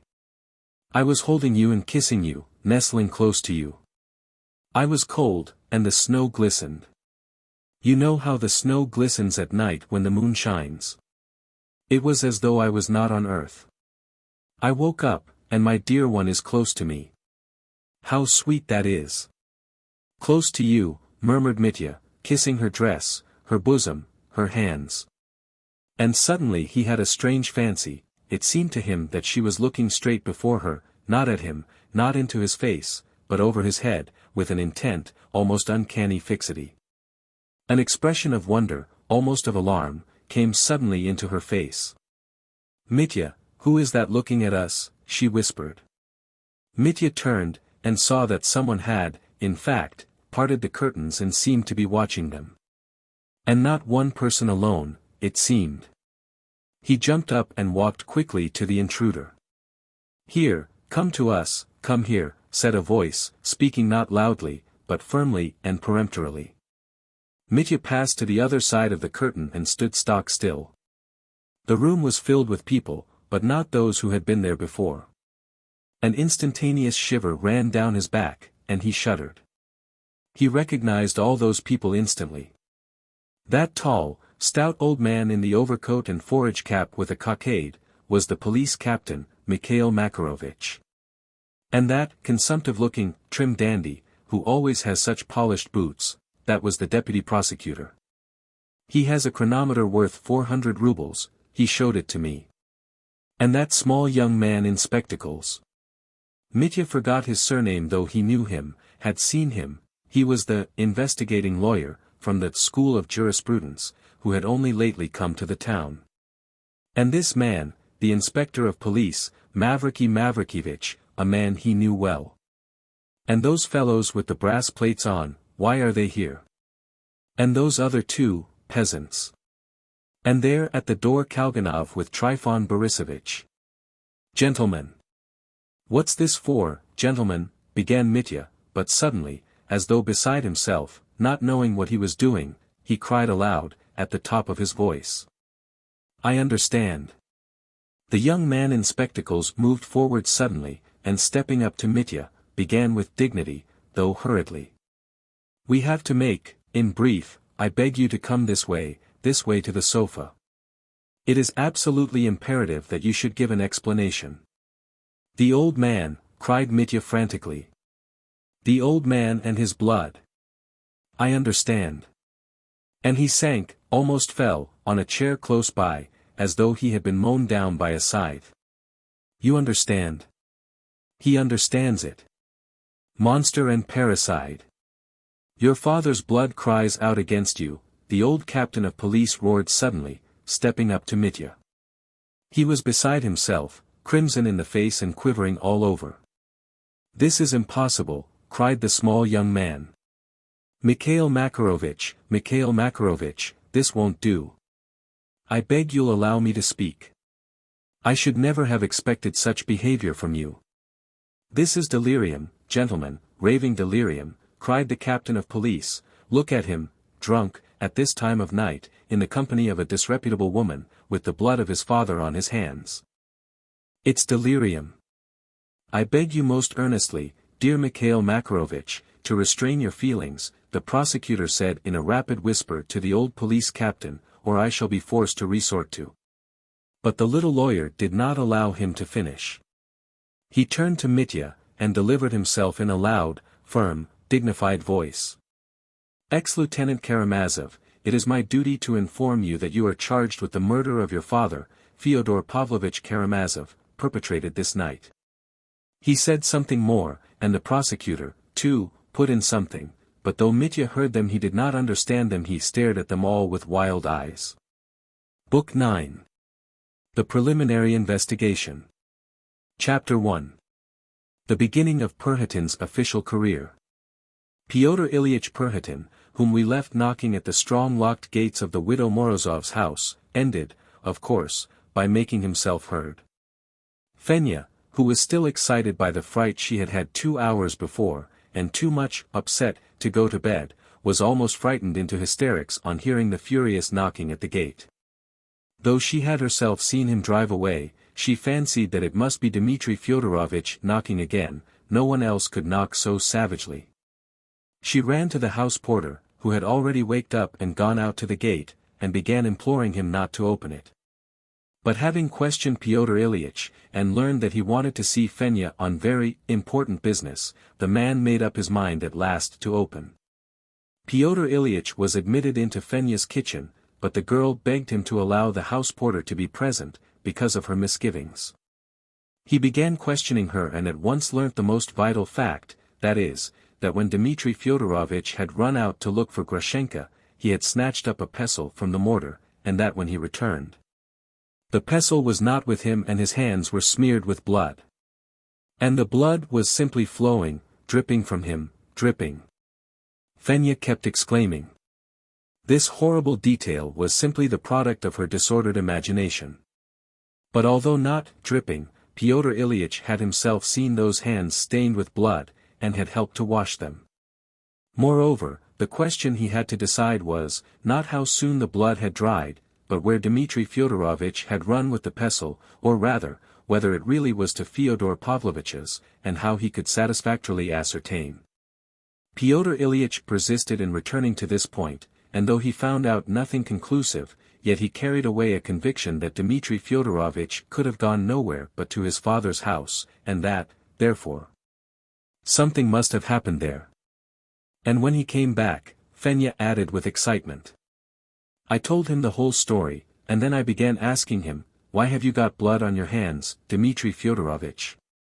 And he answered that that was human blood, and that he had just killed someone. He confessed it all to me, and suddenly ran off like a madman. I sat down and began thinking, where's he run off to now like a madman? He'll go to Mokroe, I thought, and kill my mistress there. I ran out to beg him not to kill her. I was running to his lodgings, but I looked at Plotnikov's shop, and saw him just setting off, and there was no blood on his hands then. Fenya had noticed this and remembered it. Fenya's old grandmother confirmed her evidence as far as she was capable. After asking some further questions, Pyotr Ilyich left the house, even more upset and uneasy than he had been when he entered it. The most direct and the easiest thing for him to do would have been to go straight to Fyodor Pavlovich's, to find out whether anything had happened there, and if so, what. And only to go to the police captain, as Pyotr Ilyich firmly intended doing, when he had satisfied himself of the fact. But the night was dark, Fyodor Pavlovich's gates were strong, and he would have to knock again.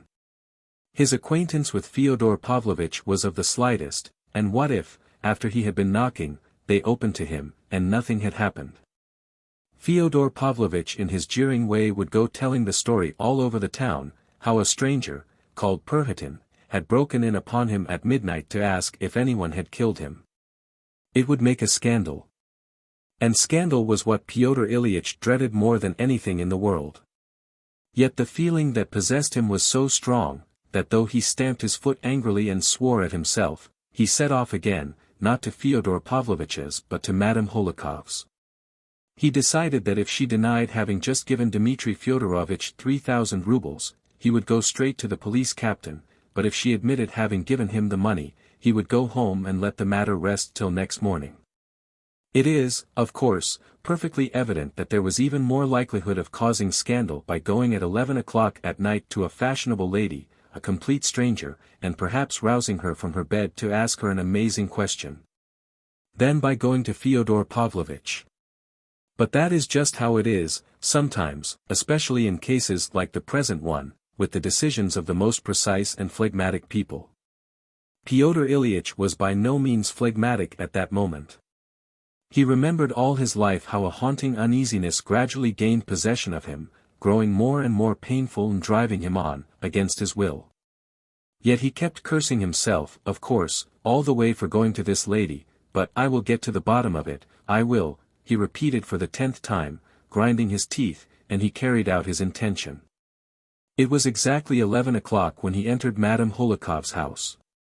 He was admitted into the yard pretty quickly, but, in response to his inquiry whether the lady was still up, the porter could give no answer, except that she was usually in bed by that time. "Ask at the top of the stairs. If the lady wants to receive you, she'll receive you. If she won't, she won't." Pyotr Ilyitch went up, but did not find things so easy here. The footman was unwilling to take in his name, but finally called a maid. Pyotr Ilyitch politely but insistently begged her to inform her lady that an official, living in the town, called Perhotin, had called on particular business, and that if it were not of the greatest importance he would not have ventured to come. "Tell her in those words exactly," he asked the girl. She went away. He remained waiting in the entry. Madame Hohlakov herself was already in her bedroom, though not yet asleep. She had felt upset ever since Mitya's visit, and had a presentiment that she would not get through the night without the sick headache which always, with her, followed such excitement. She was surprised on hearing the announcement from the maid. She irritably declined to see him, however, though the unexpected visit at such an hour, of an official living in the town, who was a total stranger, roused her feminine curiosity intensely. But this time Pyotr Ilyitch was as obstinate as a mule. He begged the maid most earnestly to take another message in these very words. That he had come on business of the greatest importance, and that Madame Hohlakov might have cause to regret it later, if she refused to see him now. I plunged headlong, he described it afterwards. The maid, gazing at him in amazement, went to take his message again. Madame Hohlakov was impressed. She thought a little, asked what he looked like, and learned that he was very well dressed, young, and so polite. We may note, parenthetically, that Pyotr Ilyitch was a rather good-looking young man, and well aware of the fact.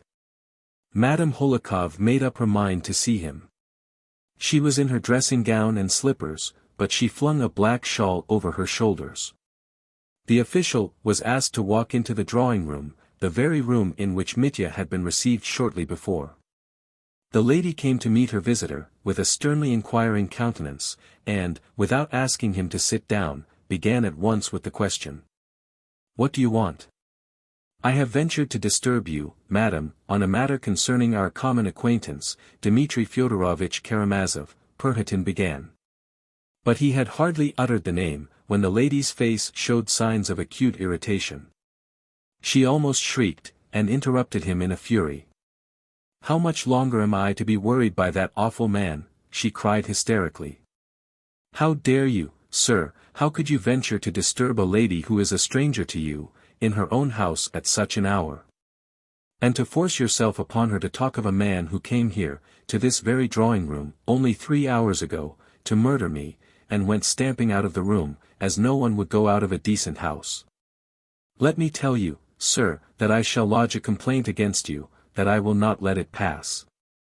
Kindly leave me at once. I am a mother. I. Murder. Then he tried to murder you, too?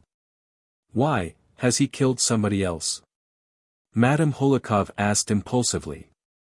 "If you would kindly listen, madam, for half a moment, I'll explain it all in a couple of words," answered Perhotin, firmly.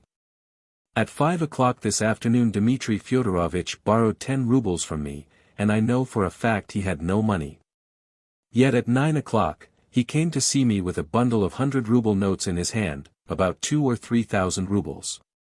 His hands and face were all covered with blood, and he looked like a madman.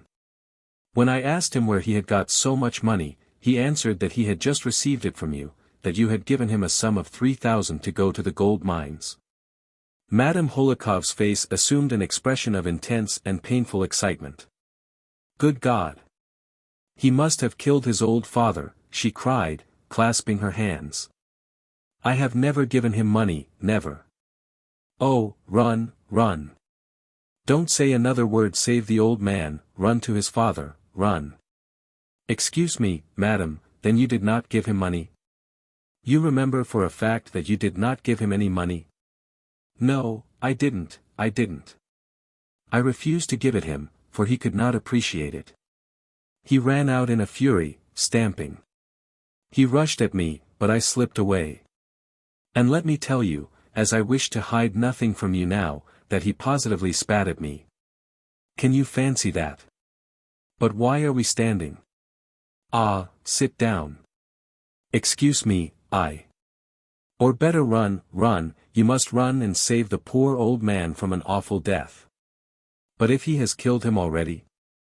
Ah, good heavens, yes. Then what are we to do now? What do you think we must do now? Meantime she had made Pyotr Ilyitch sit down and sat down herself, facing him briefly, but fairly clearly. Pyotr Ilyitch told her the history of the affair, that part of it at least which he had himself witnessed. He described, too, his visit to Fenya, and told her about the pestle. All these details produced an overwhelming effect on the distracted lady, who kept uttering shrieks, and covering her face with her hands. Would you believe it, I foresaw all this. I have that special faculty, whatever I imagine comes to pass. And how often I've looked at that awful man and always thought, that man will end by murdering me. And now it's happened. That is, if he hasn't murdered me, but only his own father, it's only because the finger of God preserved me, and what's more, he was ashamed to murder me because, in this very place, I put the holy icon from the relics of the holy martyr, Saint Varvara, on his neck. And to think how near I was to death at that minute. I went close up to him and he stretched out his neck to me. Do you know, Pyotr Ilyitch, I think you said your name was Pyotr Ilyitch, I don't believe in miracles, but that icon and this unmistakable miracle with me now, that shakes me, and I'm ready to believe in anything you like. Have you heard about Father Zosima? But I don't know what I'm saying, and only fancy, with the icon on his neck he spat at me. He only spat. It's true, he didn't murder me and, he dashed away. But what shall we do, what must we do now? What do you think?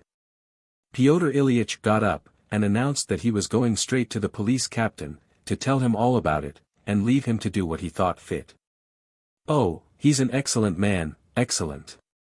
Mikhail Makarovich, I know him. Of course, he's the person to go to. How practical you are, Pyotr Ilyitch. How well you've thought of everything. I should never have thought of it in your place. Especially as I know the police captain very well, too, observed Pyotr Ilyitch, who still continued to stand, and was obviously anxious to escape as quickly as possible from the impulsive lady, who would not let him say goodbye and go away. And be sure, she prattled on, to come back and tell me what you see there, and what you find out, what comes to light, how they'll try him, and what he's condemned to. Tell me, we have no capital punishment, have we? But be sure to come, even if it's at 3 o'clock at night, at 4, at 4:30. Tell them to wake me, to shake me, if I don't get up. But, good heavens, I shan't sleep. But wait, hadn't I better come with you? And no. But if you would write 3 lines with your own hand, stating that you did not give Dmitri Fyodorovich money, it might, perhaps, be of use, in case it's needed. To be sure. Madame Holikov skipped, delighted, to her bureau. And you know I'm simply struck, amazed at your resourcefulness, your good sense in such affairs. Are you in the service here? I'm delighted to think that you're in the service here. And still speaking, she scribbled on half a sheet of notepaper the following lines. I've never in my life lent to that unhappy man, Dmitri Fyodorovich Karamazov, for, in spite of all, he is unhappy, 3,000 rubles today. I've never given him money, never, that I swear by all that's holy. K. Holikov. Here's the note, she turned quickly to Pyotr Ilyitch. Go, save him. It's a noble deed on your part. And she made the sign of the cross 3 times over him. She ran out to accompany him to the passage. How grateful I am to you. You can't think how grateful I am to you for having come to me, first. How is it I haven't met you before? I shall feel flattered at seeing you at my house in the future. How delightful it is that you are living here. Such precision. Such practical ability. They must appreciate you, they must understand you. If there's anything I can do, believe me, oh, I love young people. I'm in love with young people. The younger generation are the one prop of our suffering country. Her one hope. Oh, go, go. But Pyotr Ilyitch had already run away, or she would not have let him go so soon. Yet Madame Holikov had made a rather agreeable impression on him, which had somewhat softened his anxiety at being drawn into such an unpleasant affair. Tastes differ, as we all know. She's by no means so elderly, he thought, feeling pleased. On the contrary, I should have taken her for her daughter. As for Madame Holikov, she was simply enchanted by the young man. Such sense, such exactness. In so young a man. In our day. And all that with such manners and appearance. People say the young people of today are no good for anything, but here's an example, etc. So she simply forgot this dreadful affair, and it was only as she was getting into bed, that, suddenly recalling how near death she had been, she exclaimed, "Ah, it is awful, awful." But she fell at once into a sound, sweet sleep. I would not, however, have dwelt on such trivial and irrelevant details. If this eccentric meeting of the young official with the by no means elderly widow had not subsequently turned out to be the foundation of the whole career of that practical and precise young man. His story is remembered to this day with amazement in our town, and I shall perhaps have something to say about it, when I have finished my long history of the Brothers Karamazov. Chapter 2. The Alarm. Our police captain, Mikhail Makarovich Makarov, a retired lieutenant colonel, was a widower and an excellent man. He had only come to us 3 years previously, but had won general esteem, chiefly because he knew how to keep society together. He was never without visitors, and could not have got on without them. Someone or other was always dining with him. He never sat down to table without guests. He gave regular dinners, too, on all sorts of occasions, sometimes most surprising ones. Though the fare was not recherché, it was abundant. The fish pies were excellent, and the wine made up in quantity for what it lacked in quality. The first room his guests entered was a well-fitted billiard room, with pictures of English race horses, in black frames on the walls, an essential decoration, as we all know, for a bachelor's billiard room. There was card-playing every evening at his house, if only at one table. But at frequent intervals, all the society of our town, with the mammas and young ladies, assembled at his house to dance. Mikhail Makarovich was a widower, he did not live alone. His widowed daughter lived with him, with her 2 unmarried daughters, grown-up girls, who had finished their education. They were of agreeable appearance and lively character, and though everyone knew they would have no dowry, they attracted all the young men of fashion to their grandfather's house. Mikhail Makarovich was by no means very efficient in his work, though he performed his duties no worse than many others. To speak plainly, he was a man of rather narrow education. His understanding of the limits of his administrative power could not always be relied upon. It was not so much that he failed to grasp certain reforms enacted during the present reign, as that he made conspicuous blunders in his interpretation of them. This was not from any special lack of intelligence, but from carelessness, for he was always in too great a hurry to go into the subject. "I have the heart of a soldier rather than of a civilian," he used to say of himself. He had not even formed a definite idea of the fundamental principles of the reforms connected with the emancipation of the serfs, and only picked it up, so to speak, from year to year, involuntarily increasing his knowledge by practice. And yet he was himself a landowner. Pyotr Ilyitch knew for certain that he would meet some of Mikhail Makarovich's visitors there that evening, but he didn't know which. As it happened, at that moment the prosecutor, and Varvinsky, our district doctor, a young man, who had only just come to us from Petersburg after taking a brilliant degree at the Academy of Medicine, were playing whist at the police captain's. Ippolit Kirillovitch, the prosecutor, he was really the deputy prosecutor, but we always called him the prosecutor, was rather a peculiar man, of about 35, inclined to be consumptive, and married to a fat and childless woman. He was vain and irritable, though he had a good intellect, and even a kind heart. It seemed that all that was wrong with him was that he had a better opinion of himself than his ability warranted. And that made him seem constantly uneasy. He had, moreover, certain higher, even artistic, leanings, towards psychology, for instance, a special study of the human heart, a special knowledge of the criminal and his crime. He cherished a grievance on this ground, considering that he had been passed over in the service, and being firmly persuaded that in higher spheres he had not been properly appreciated, and had enemies. In gloomy moments he even threatened to give up his post, and practice as a barrister in criminal cases. The unexpected Karamazov case agitated him profoundly. It was a case that might well be talked about all over Russia. But I am anticipating. Nikolai Parfenovich Nelyudov, the young investigating lawyer, who had only come from Petersburg 2 months before, was sitting in the next room with the young ladies. People talked about it afterwards and wondered that all the gentlemen should, as though intentionally, on the evening of the crime, have been gathered together at the house of the executive authority. Yet it was perfectly simple and happened quite naturally. Ippolit Kirillovich's wife had had toothache for the last 2 days, and he was obliged to go out to escape from her groans. The doctor, from the very nature of his being, could not spend an evening except at cards. Nikolai Parfenovich Nelyudov had been intending for 3 days past to drop in that evening at Mikhail Makarovich's, so to speak casually, so as slyly to startle the eldest granddaughter, Olga Mihailovna, by showing that he knew her secret.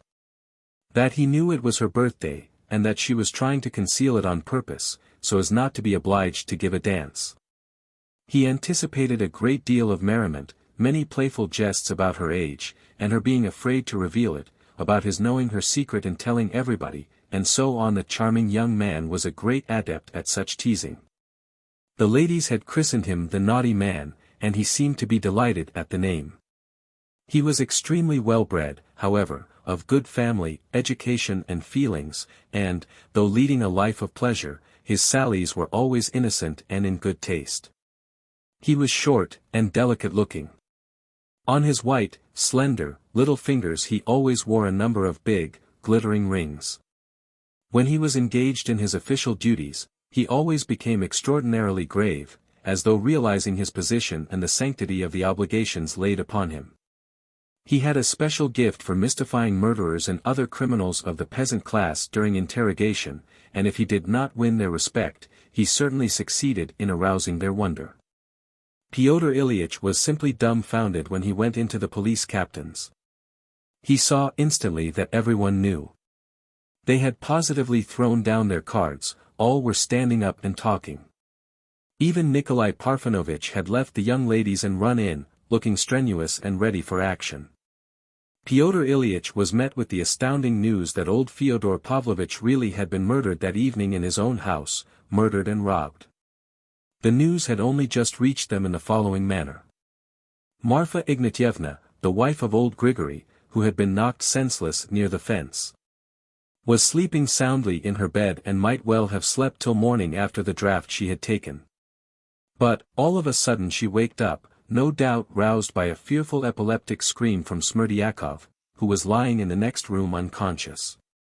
That scream always preceded his fits, and always terrified and upset Marfa Ignatyevna. She could never get accustomed to it. She jumped up and ran half awake to Smerdyakov's room. But it was dark there, and she could only hear the invalid beginning to gasp and struggle. Then Marfa Ignatyevna herself screamed out and was going to call her husband, but suddenly realized that when she had got up, he was not beside her in bed. She ran back to the bedstead and began groping with her hands, but the bed was really empty. Then he must have gone out where? She ran to the steps and timidly called him. She got no answer, of course, but she caught the sound of groans far away in the garden in the darkness. She listened. The groans were repeated, and it was evident they came from the garden. Good Lord! Just as it was with Lizaveta Smerdyashtkaya, she thought distractedly. She went timidly down the steps and saw that the gate into the garden was open. He must be out there, poor dear, she thought. She went up to the gate and all at once she distinctly heard Grigory calling her by name, Marfa. Marfa, in a weak, moaning, dreadful voice. Lord, preserve us from harm. Marfa Ignatyevna murmured, and ran towards the voice, and that was how she found Grigory. But she found him not by the fence where he had been knocked down, but about 20 paces off. It appeared later, that he had crawled away on coming to himself, and probably had been a long time getting so far, losing consciousness several times. She noticed at once that he was covered with blood, and screamed at the top of her voice. Grigory was muttering incoherently. He has murdered, his father murdered. Why scream, silly, run, fetch someone.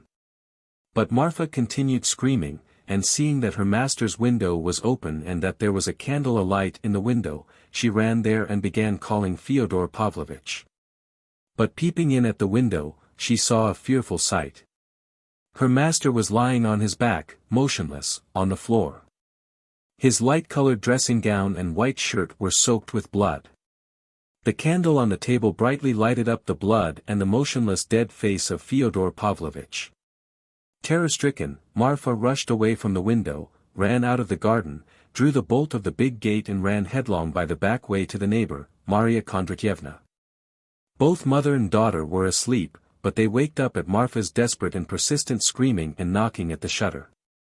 Marfa, shrieking and screaming incoherently, managed to tell them the main fact, and to beg for assistance.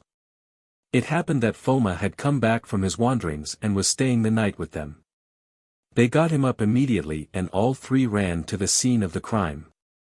On the way, Maria Kondratyevna remembered that at about 8 o'clock she heard a dreadful scream from their garden, and this was no doubt Grigory's scream, parricide, uttered when he caught hold of Mitya's leg. Some one person screamed out and then was silent, Maria Kondratyevna explained as she ran. Running to the place where Grigory lay, the two women with the help of Foma carried him to the lodge. They lighted a candle and saw that Smerdyakov was no better, that he was writhing in convulsions, his eyes fixed in a squint, and that foam was flowing from his lips.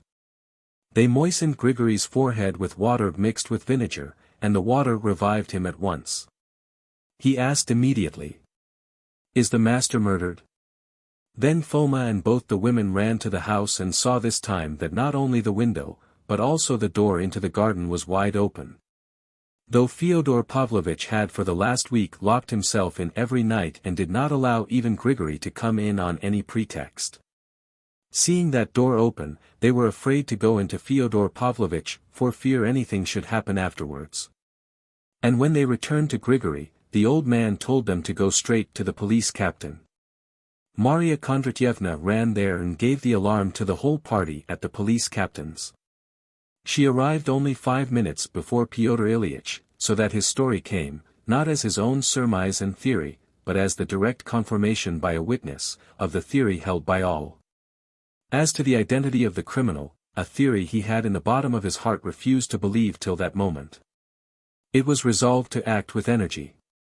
The deputy police inspector of the town was commissioned to take 4 witnesses, to enter Fyodor Pavlovich's house and there to open an inquiry on the spot, according to the regular forms, which I will not go into here. The district doctor, a zealous man, new to his work, almost insisted on accompanying the police captain, the prosecutor, and the investigating lawyer. I will note briefly that Fyodor Pavlovich was found to be quite dead, with his skull battered in. But with what? Most likely with the same weapon with which Grigory had been attacked. And immediately that weapon was found, Grigory, to whom all possible medical assistance was at once given, described in a weak and breaking voice how he had been knocked down. They began looking with a lantern by the fence and found the brass pestle dropped in a most conspicuous place on the garden path. There were no signs of disturbance in the room where Fyodor Pavlovich was lying. But by the bed, behind the screen, they picked up from the floor a big and thick envelope with the inscription, "A present of 3,000 rubles for my angel Grushenka, if she is willing to come." And below had been added by Fyodor Pavlovich, "For my little chicken." There were 3 seals of red sealing wax on the envelope, but it had been torn open and was empty, the money had been removed. They found also on the floor a piece of narrow pink ribbon, with which the envelope had been tied up. One piece of Pyotr Ilyitch's evidence made a great impression on the prosecutor and the investigating magistrate, namely, his idea that Dmitri Fyodorovich would shoot himself before daybreak, that he had resolved to do so. Had spoken of it to Ilyitch, had taken the pistols, loaded them before him, written a letter, put it in his pocket, etc. When Pyotr Ilyitch, though still unwilling to believe in it, threatened to tell someone so as to prevent the suicide, Mitya had answered grinning, "You'll be too late." So they must make haste to Mokroe to find the criminal, before he really did shoot himself. That's clear," repeated the prosecutor in great excitement. "That's just the way with mad fellows like that. I shall kill myself tomorrow, so I'll make merry till I die." The story of how he had bought the wine and provisions excited the prosecutor more than ever. "Do you remember the fellow that murdered a merchant called Alexei, gentlemen?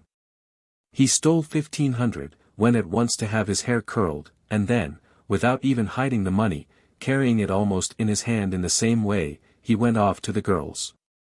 All were delayed, however, by the inquiry, the search, and the formalities, etc., in the house of Fyodor Pavlovich. It all took time, and so, 2 hours before starting, they sent on ahead to Mokroe the officer of the rural police, Mavriky Mavrikyevich Shmertsov, who had arrived in the town the morning before to get his pay.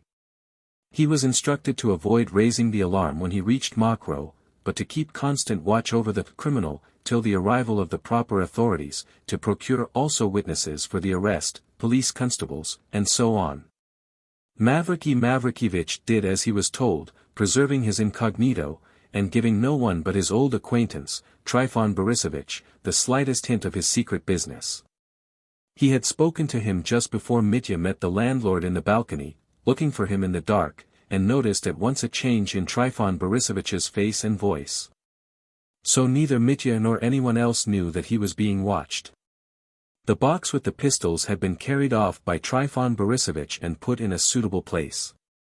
Only after 4 o'clock, almost at sunrise, all the officials, the police captain, the prosecutor, the investigating lawyer, drove up in 2 carriages, each drawn by 3 horses. The doctor remained at Fyodor Pavlovich's to make a post-mortem next day on the body. But he was particularly interested in the condition of the servant, Smerdyakov. Such violent and protracted epileptic fits, recurring continually for 24 hours, are rarely to be met with, and are of interest to science, he declared enthusiastically to his companions. And as they left they laughingly congratulated him on his find. The prosecutor and the investigating lawyer distinctly remembered the doctor saying that Smerdyakov could not outlive the night. After these long, but I think necessary explanations, we will return to that moment of our tale at which we broke off. Chapter 3. The Sufferings of a Soul, the First Ordeal. And so Mitya sat looking wildly at the people round him, not understanding what was said to him. Suddenly he got up, flung up his hands, and shouted aloud. "I'm not guilty. I'm not guilty of that blood. I'm not guilty of my father's blood. I meant to kill him. But I'm not guilty. Not I." But he had hardly said this, before Grushenka rushed from behind the curtain and flung herself at the police captain's feet. "It was my fault. Mine. My wickedness," she cried, in a heart-rending voice, bathed in tears, stretching out her clasped hands towards them. "He did it through me. I tortured him and drove him to it. I tortured that poor old man that's dead, too, in my wickedness, and brought him to this. It's my fault, mine first, mine most, my fault. Yes, it's your fault. You're the chief criminal. You fury. You harlot. You're the most to blame," shouted the police captain, threatening her with his hand. But he was quickly and resolutely suppressed. The prosecutor positively seized hold of him. "This is absolutely irregular, Mikhail Makarovich," he cried. "You are positively hindering the inquiry. You're ruining the case," he almost gasped. Follow the regular course. Follow the regular course, cried Nikolai Parfenovitch, fearfully excited too, otherwise it's absolutely impossible. Judge us together. Grushenka cried frantically, still kneeling. Punish us together. I will go with him now, if it's to death. Grusha, my life, my blood, my holy one. Mitya fell on his knees beside her and held her tight in his arms. Don't believe her, he cried, she's not guilty of anything, of any blood, of anything. He remembered afterwards that he was forcibly dragged away from her by several men, and that she was led out, and that when he recovered himself he was sitting at the table. Beside him and behind him stood the men with metal plates. Facing him on the other side of the table sat Nikolai Parfenovitch, the investigating lawyer. He kept persuading him to drink a little water out of a glass that stood on the table. That will refresh you, that will calm you. Be calm, don't be frightened, he added, extremely politely.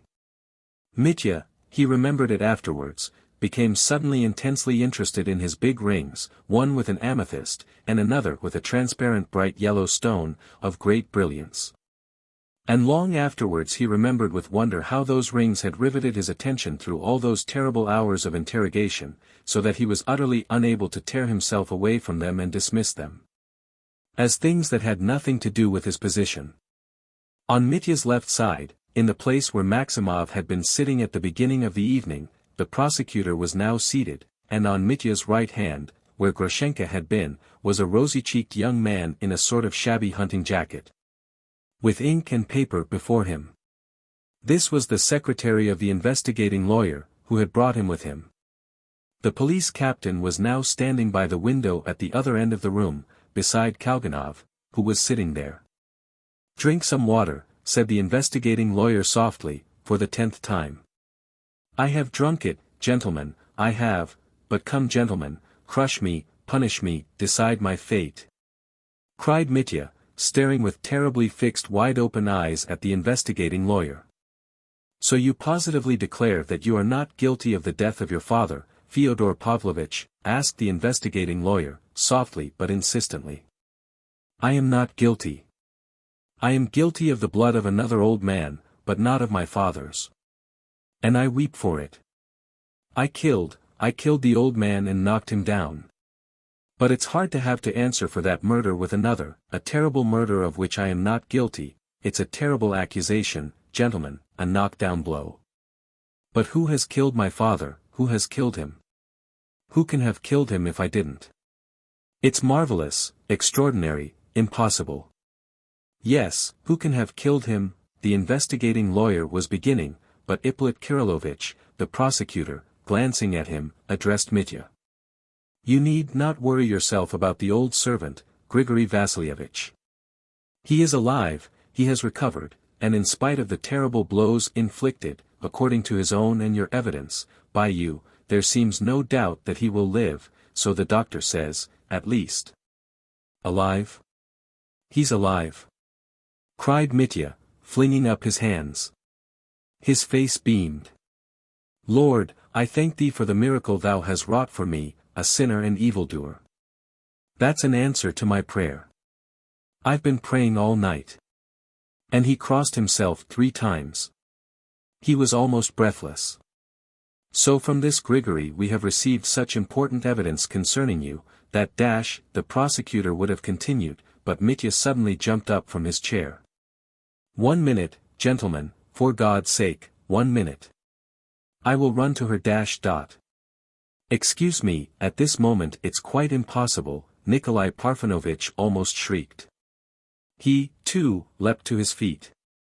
Mitya was seized by the men with the metal plates, but he sat down of his own accord. Gentlemen, what a pity. I wanted to see her for 1 minute only, I wanted to tell her that it has been washed away, it has gone, that blood that was weighing on my heart all night, and that I am not a murderer now. Gentlemen, she is my betrothed.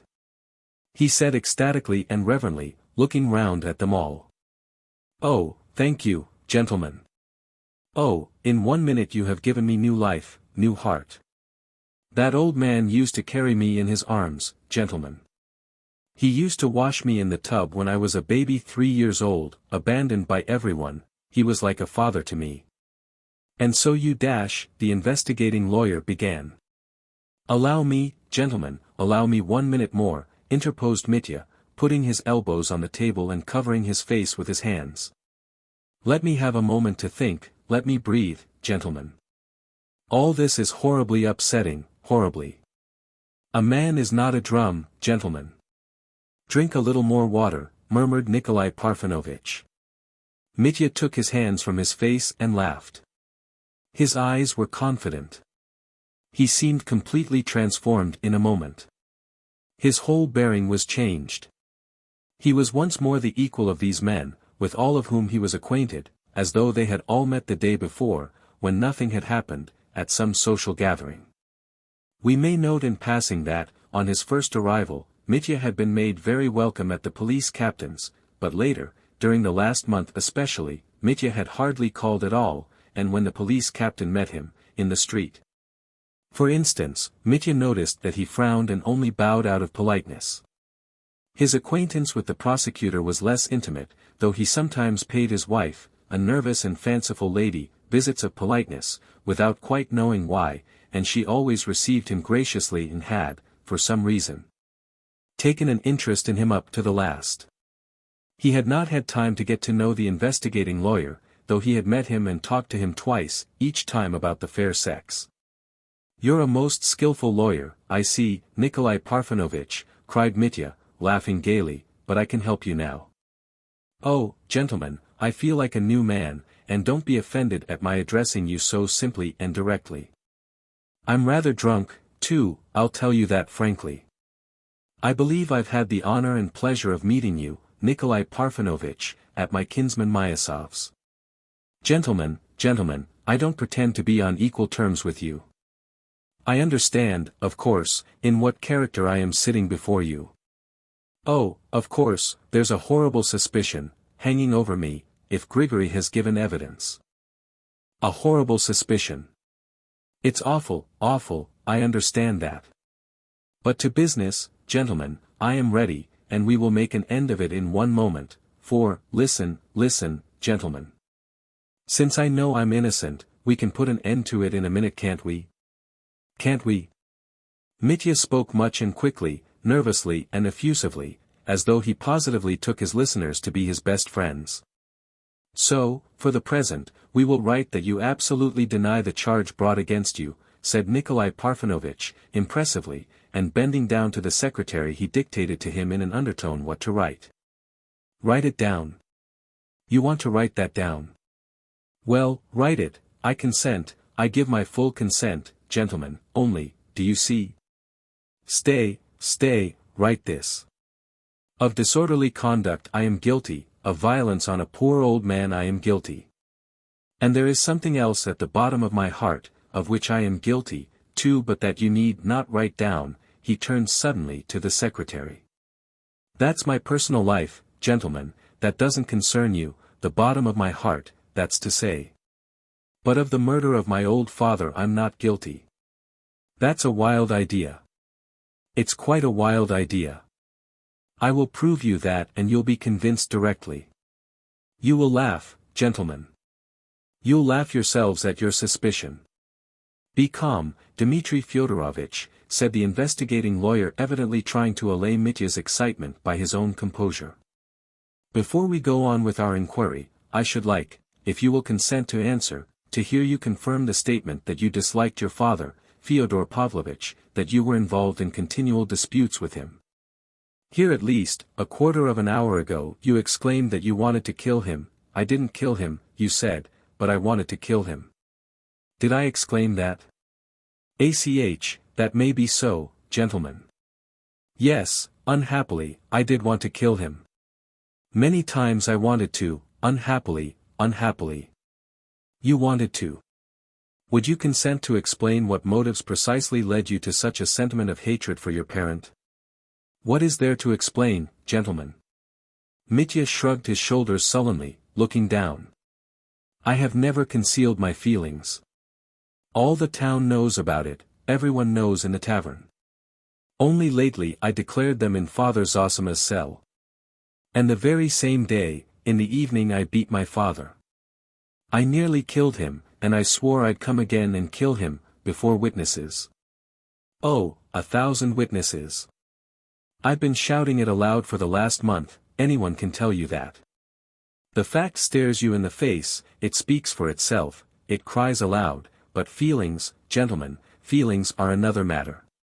You see, gentlemen, Mitya frowned, it seemed to me that about feelings you've no right to question me.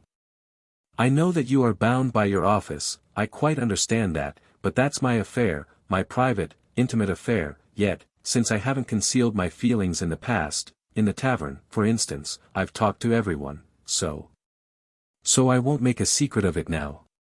You see, I understand, gentlemen, that there are terrible facts against me in this business.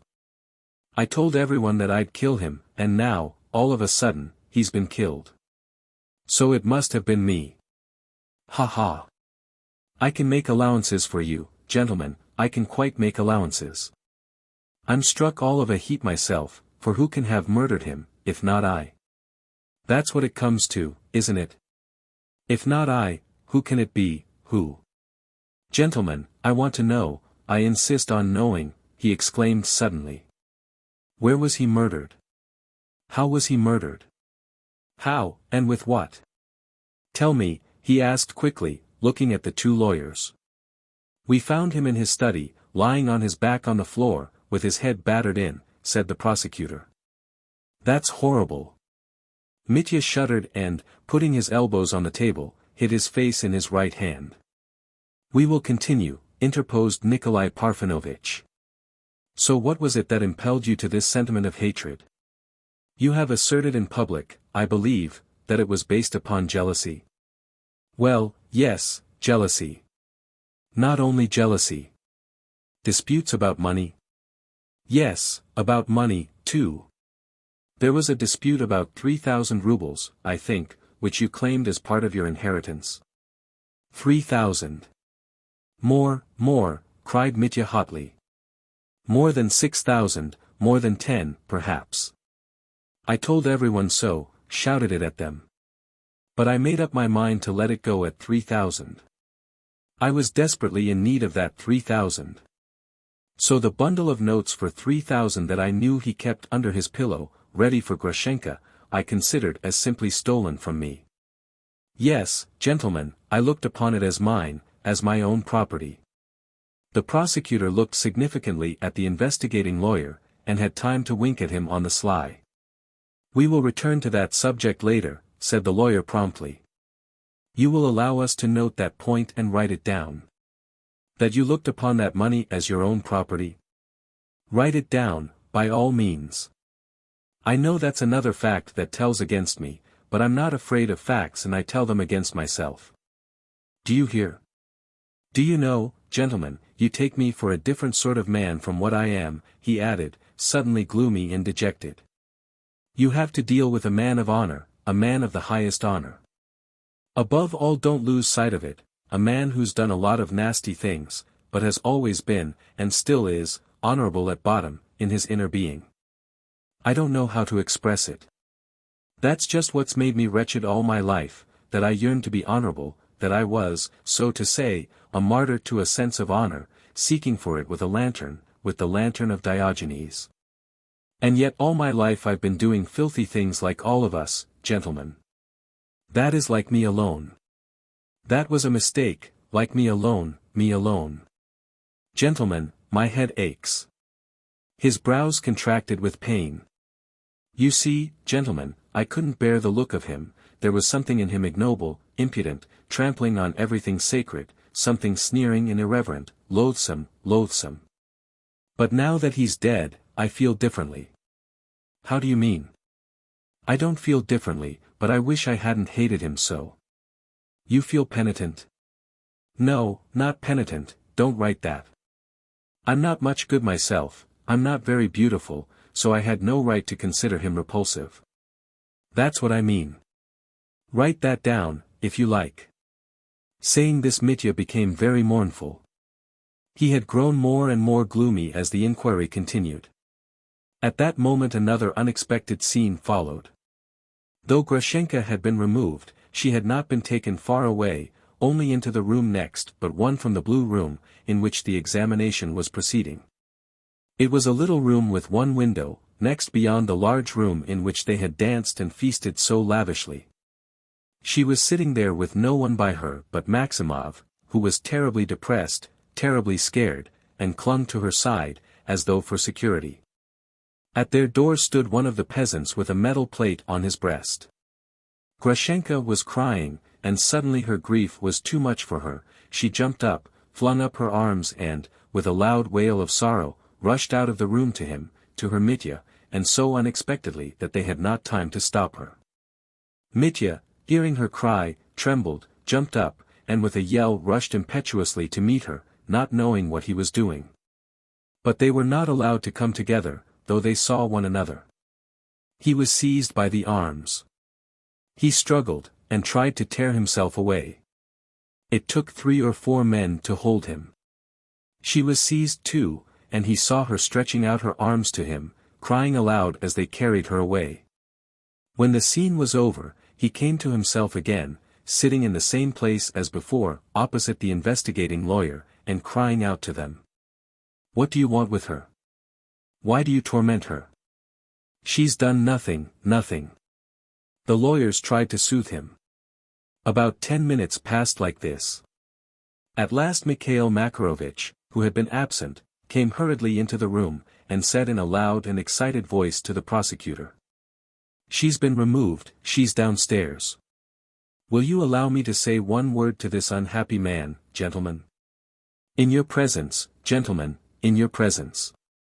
"By all means, Mikhail Makarovich," answered the investigating lawyer. "In the present case we have nothing against it." "Listen, Dmitri Fyodorovich, my dear fellow," began the police captain, and there was a look of warm, almost fatherly, feeling for the luckless prisoner on his excited face. "I took your Agrafena Alexandrovna downstairs myself, and confided her to the care of the landlord's daughters, and that old fellow Maximov is with her all the time. And I soothed her, do you hear? I soothed and calmed her. I impressed on her that you have to clear yourself, so she mustn't hinder you, must not depress you, or you may lose your head and say the wrong thing in your evidence. In fact, I talked to her and she understood. She's a sensible girl, my boy, a good-hearted girl, she would have kissed my old hands, begging help for you. She sent me herself, to tell you not to worry about her. And I must go, my dear fellow, I must go and tell her that you are calm and comforted about her. And so you must be calm, do you understand? I was unfair to her.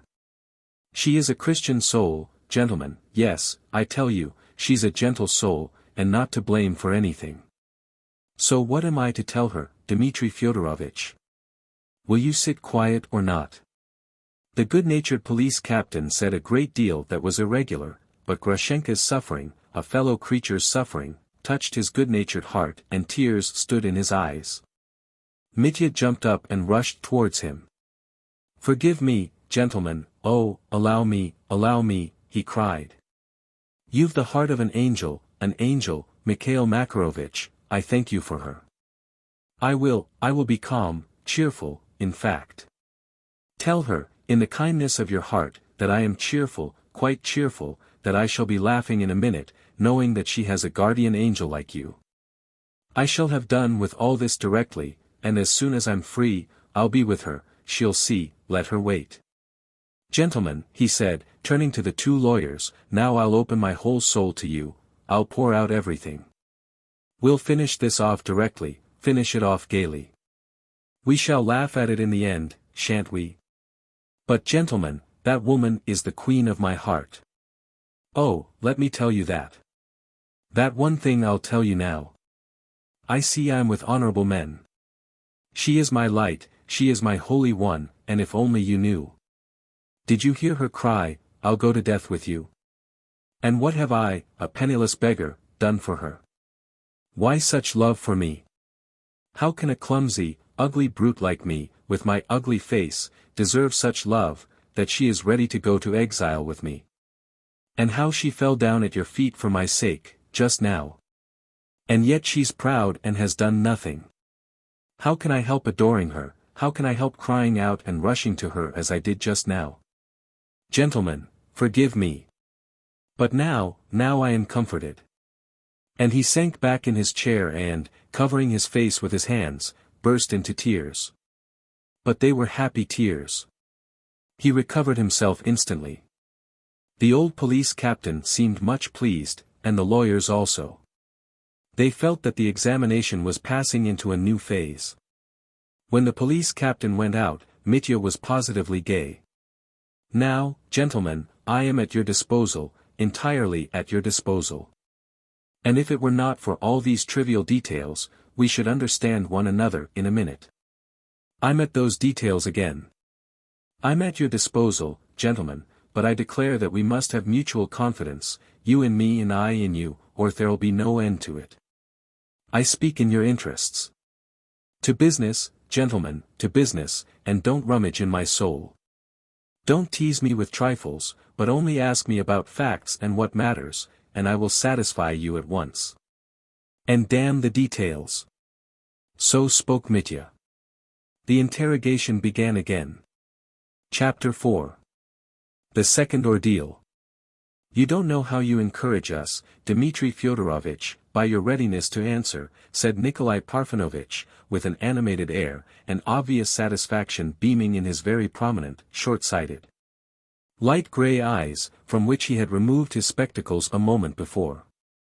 And you have made a very just remark about the mutual confidence, without which it is sometimes positively impossible to get on in cases of such importance. If the suspected party really hopes and desires to defend himself and is in a position to do so, we on our side, will do everything in our power, and you can see for yourself how we are conducting the case. You approve, Ippolit Kirillovitch? He turned to the prosecutor. Oh, undoubtedly, replied the prosecutor. His tone was somewhat cold, compared with Nikolai Parfenovitch's impulsiveness. I will note once for all that Nikolai Parfenovitch, who had but lately arrived among us, had from the first felt marked respect for Ippolit Kirillovitch, our prosecutor, and had become almost his bosom friend.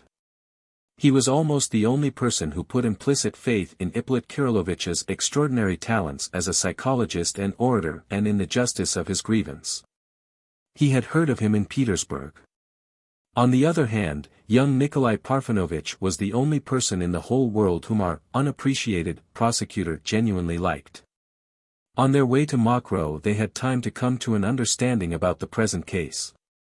And now as they sat at the table, the sharp-witted junior caught and interpreted every indication on his senior colleague's face, half a word, a glance, or a wink. Gentlemen, only let me tell my own story and don't interrupt me with trivial questions and I'll tell you everything in a moment, said Mitya excitedly. Excellent. Thank you. But before we proceed to listen to your communication, will you allow me to inquire as to another little fact of great interest to us? I mean the 10 rubles you borrowed yesterday at about 5 o'clock on the security of your pistols, from your friend, Pyotr Ilyitch Perhatin. I pledged them, gentlemen. I pledged them for 10 rubles. What more? That's all about it. As soon as I got back to town I pledged them. You got back to town? Then you had been out of town? Yes, I went a journey of 40 versts into the country. Didn't you know? The prosecutor and Nikolai Parfenovitch exchanged glances. Well, how would it be if you began your story with a systematic description of all you did yesterday, from the morning onwards? Allow us, for instance, to inquire why you were absent from the town, and just when you left and when you came back, all those facts. You should have asked me like that from the beginning, cried Mitya, laughing aloud, and, if you like, we won't begin from yesterday, but from the morning of the day before, then you'll understand how, why, and where I went.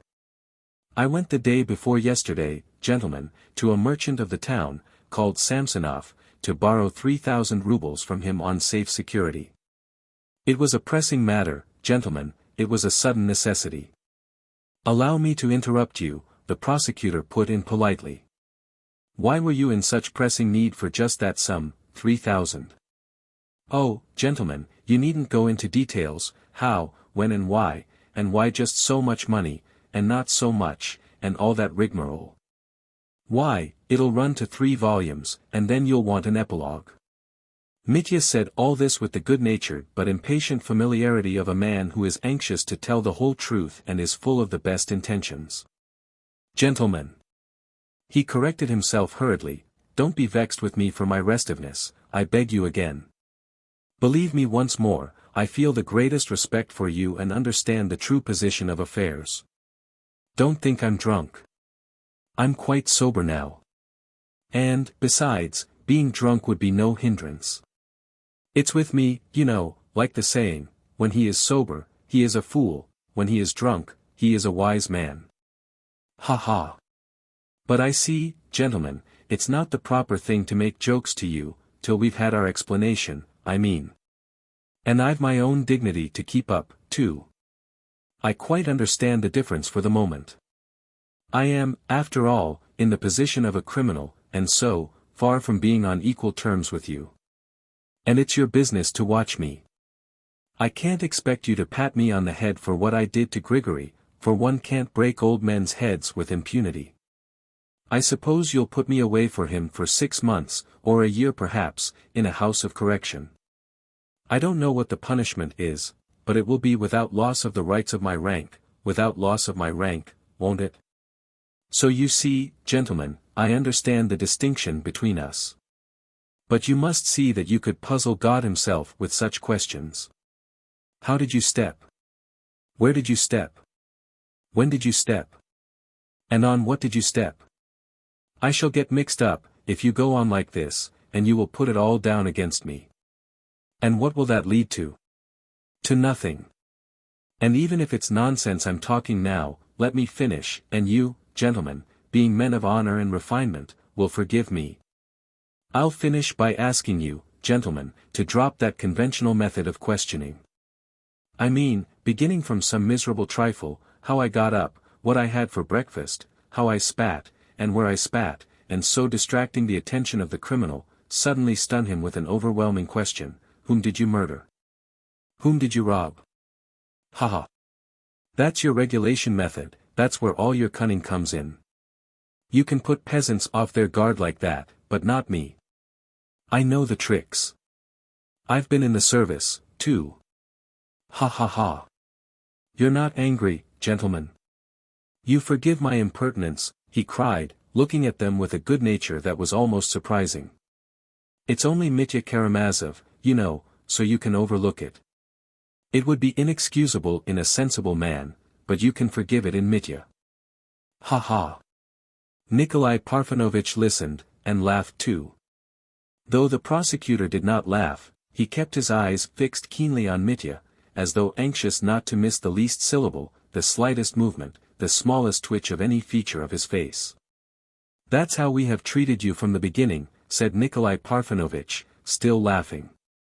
We haven't tried to put you out by asking how you got up in the morning and what you had for breakfast. We began, indeed, with questions of the greatest importance. I understand. I saw it and appreciated it, and I appreciate still more your present kindness to me, an unprecedented kindness, worthy of your noble hearts. We 3 here are gentlemen and let everything be on the footing of mutual confidence between educated, well-bred people, who have the common bond of noble birth and honor. In any case, allow me to look upon you as my best friends at this moment of my life, at this moment when my honor is assailed. That's no offense to you, gentlemen, is it? On the contrary. You've expressed all that so well, Dmitri Fyodorovitch, Nikolai Parfenovitch answered with dignified approbation.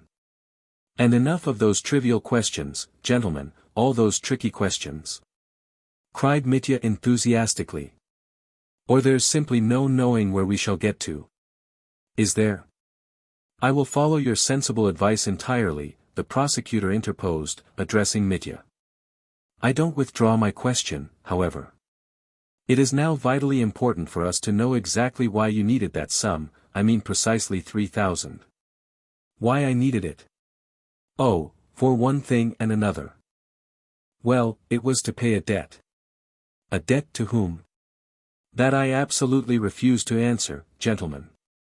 Not because I couldn't, or because I shouldn't dare, or because it would be damaging, for it's all a paltry matter and absolutely trifling, but, I won't, because it's a matter of principle, that's my private life. And I won't allow any intrusion into my private life. That's my principle. Your question has no bearing on the case, and whatever has nothing to do with the case is my private affair. I wanted to pay a debt.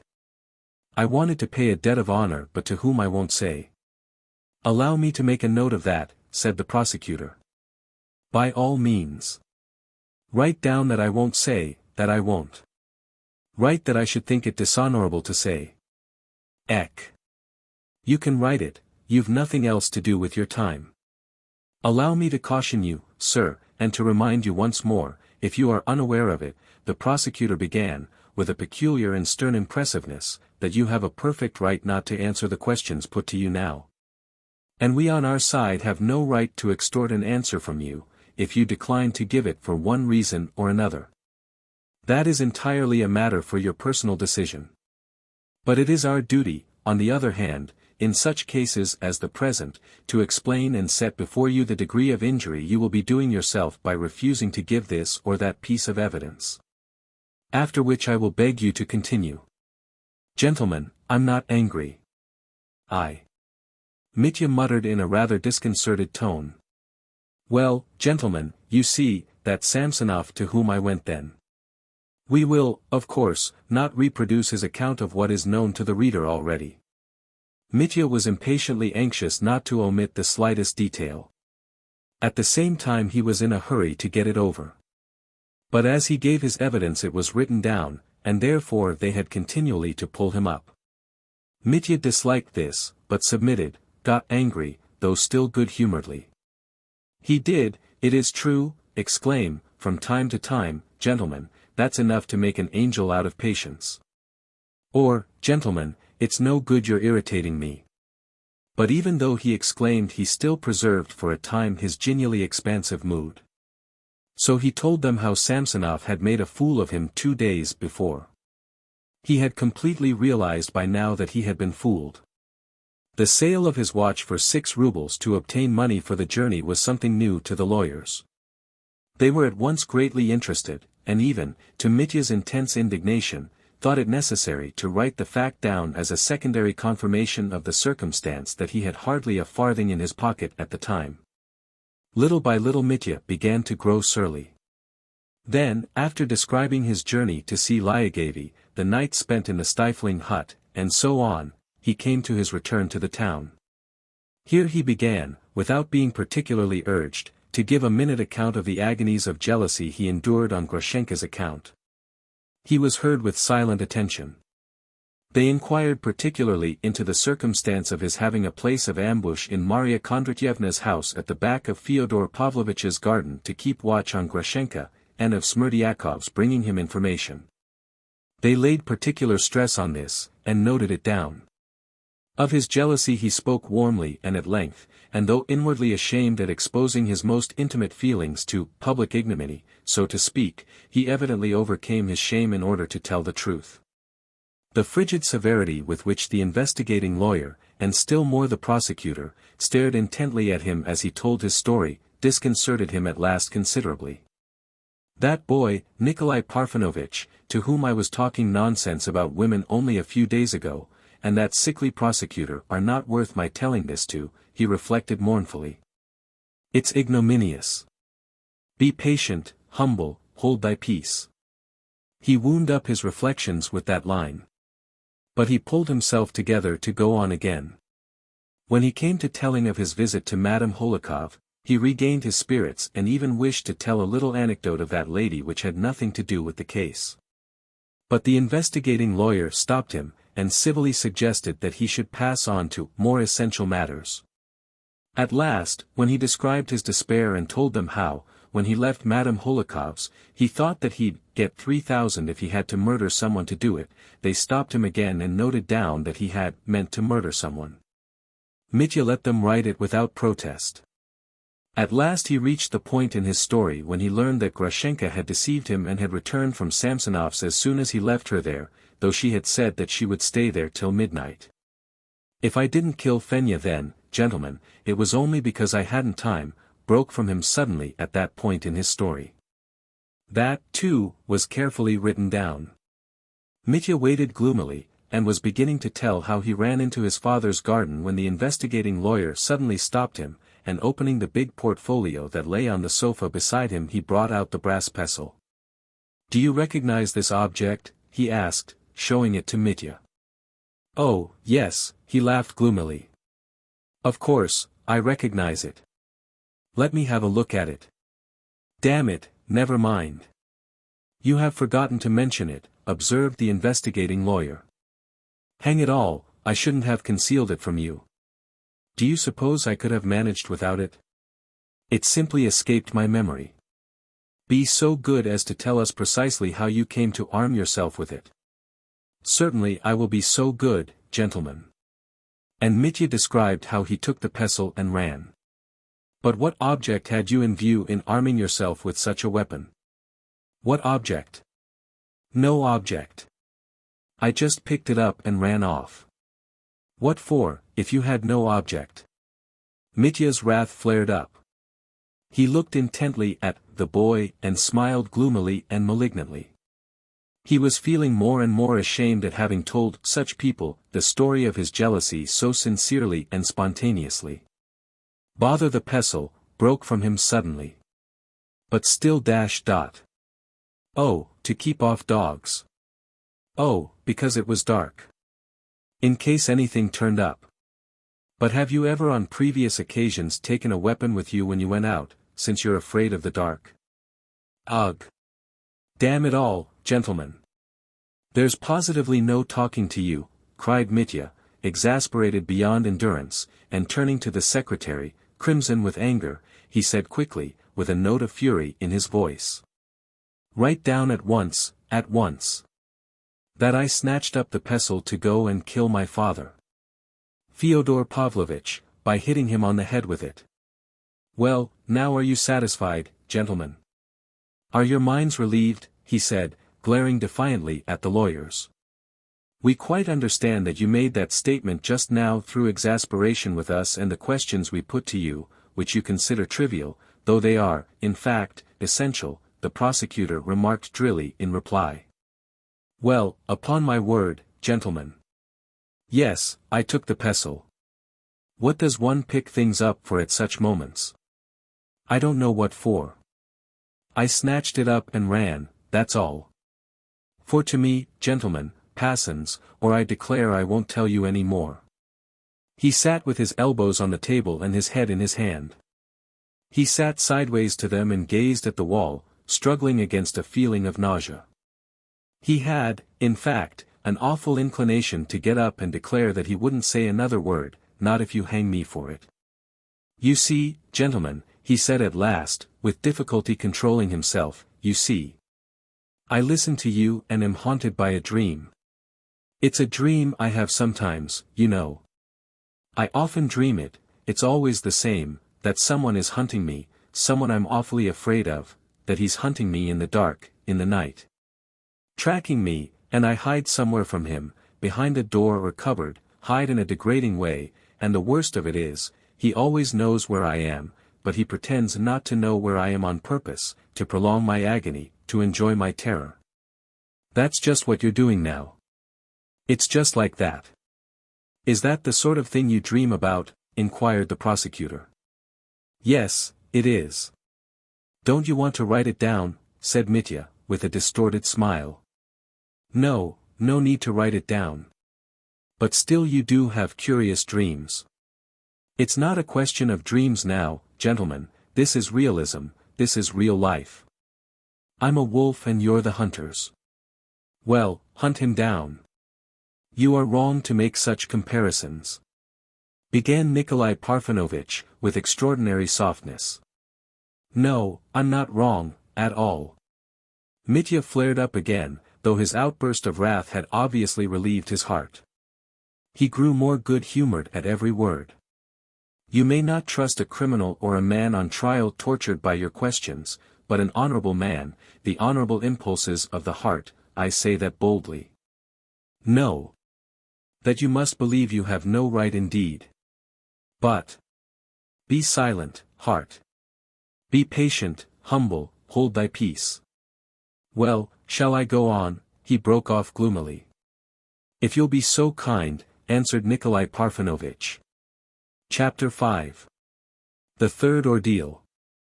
Though Mitya spoke sullenly, it was evident that he was trying more than ever not to forget or miss a single detail of his story. He told them how he had leapt over the fence into his father's garden. How he had gone up to the window, told them all that had passed under the window. Clearly, precisely, distinctly, he described the feelings that troubled him during those moments in the garden when he longed so terribly to know whether Grushenka was with his father or not. But, strange to say, both the lawyers listened now with a sort of awful reserve, looked coldly at him, asked few questions. Mitya could gather nothing from their faces. They're angry and offended, he thought. Well, bother them. When he described how he made up his mind at last to make the signal to his father that Grushenka had come, so that he should open the window, the lawyers paid no attention to the word signal. As though they entirely failed to grasp the meaning of the word in this connection, so much so, that Mitya noticed it. Coming at last to the moment when, seeing his father peering out of the window, his hatred flared up and he pulled the pestle out of his pocket, he suddenly, as though of design, stopped short. He sat gazing at the wall and was aware that their eyes were fixed upon him. Well, said the investigating lawyer. You pulled out the weapon and what happened then? Then? Why, then I murdered him. Hit him on the head and cracked his skull. I suppose that's your story. That's it. His eyes suddenly flashed. All his smothered wrath suddenly flamed up with extraordinary violence in his soul. Our story, repeated Nikolai Parfenovitch. Mitya dropped his eyes and was a long time silent. My story, gentlemen. Well, was like this, he began softly. Whether it was like this, he began softly. Whether it was someone's tears, or my mother prayed to God, or a good angel kissed me at that instant, I don't know. But the devil was conquered. I rushed from the window and ran to the fence. My father was alarmed and, for the first time, he saw me then, cried out, and sprang back from the window. I remember that very well. I ran across the garden to the fence, and there Grigory caught me, when I was sitting on the fence. At that point he raised his eyes at last and looked at his listeners. They seemed to be staring at him with perfectly unruffled attention. A sort of paroxysm of indignation seized on Mitya's soul. Why, you're laughing at me at this moment, gentlemen, he broke off suddenly. What makes you think that? Observed Nikolai Parfenovitch. You don't believe one word, that's why. I understand, of course, that I have come to the vital point. The old man's lying there now with his skull broken, while I, after dramatically describing how I wanted to kill him, and how I snatched up the pestle, I suddenly run away from the window. A romance. Poetry. As though one could believe a fellow on his word. Ha ha. You are scoffers, gentlemen.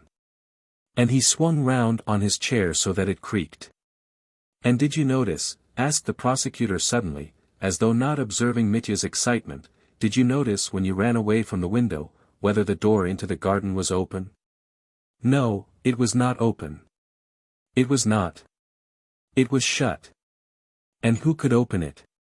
Bah! The door. Wait a bit, he seemed suddenly to bethink himself, and almost with a start. Why, did you find the door open? Yes, it was open. Why, who could have opened it if you did not open it yourselves? Cried Mitya, greatly astonished. The door stood open, and your father's murderer undoubtedly went in at that door, and, having accomplished the crime, went out again by the same door, the prosecutor pronounced deliberately, as though chiseling out each word separately. That is perfectly clear. The murder was committed in the room and not through the window, that is absolutely certain from the examination that has been made, from the position of the body and everything. There can be no doubt of that circumstance. Mitya was absolutely dumbfounded. But that's utterly impossible, he cried, completely at a loss. I didn't go in. I tell you positively, definitely, the door was shut the whole time I was in the garden, and when I ran out of the garden. I only stood at the window and saw him through the window. That's all, that's all. I remember to the last minute. And if I didn't remember, it would be just the same. I know it, for no one knew the signals except Smerdyakov, and me, and the dead man. And he wouldn't have opened the door to anyone in the world without the signals. Signals? What signals? Asked the prosecutor, with greedy, almost hysterical, curiosity. He instantly lost all trace of his reserve and dignity. He asked the question with a sort of cringing timidity. He scented an important fact of which he had known nothing, and was already filled with dread that Mitya might be unwilling to disclose it. So you didn't know? Mitya winked at him with a malicious and mocking smile. What if I won't tell you? From whom could you find out? No one knew about the signals except my father, Smerdyakov, and me, that was all. Heaven knew, too, but it won't tell you. But it's an interesting fact. There's no knowing what you might build on it. Ha ha. Take comfort, gentlemen, I'll reveal it. You've some foolish idea in your hearts. You don't know the man you have to deal with. You have to do with a prisoner who gives evidence against himself, to his own damage. Yes, for I'm a man of honor and you are not. The prosecutor swallowed this without a murmur. He was trembling with impatience to hear the new fact. Minutely and diffusely Mitya told them everything about the signals invented by Fyodor Pavlovich for Smerdyakov. He told them exactly what every tap on the window meant, tapped the signals on the table, and when Nikolai Parfenovitch said that he supposed he, Mitya, had tapped the signal Grushenka has come, when he tapped to his father. He answered precisely that he had tapped that signal, that Grushenka had come. So now you can build up your tower, Mitya broke off, and again turned away from them contemptuously. So no one knew of the signals but your dead father, you, and the valet Smerdyakov? And no one else? Nikolai Parfenovitch inquired once more. Yes. The valet Smerdyakov, and heaven. Write down about heaven. That may be of use. Besides, you will need God yourselves. And they had already, of course, begun writing it down. But while they wrote, the prosecutor said suddenly, as though pitching on a new idea. But if Smerdyakov also knew of these signals and you absolutely deny all responsibility for the death of your father, was it not he, perhaps, who knocked the signal agreed upon, induced your father to open to him, and then committed the crime? Mitya turned upon him a look of profound irony and intense hatred. His silent stare lasted so long that it made the prosecutor blink. You've caught the fox again, commented Mitya at last, you've got the beast by the tail.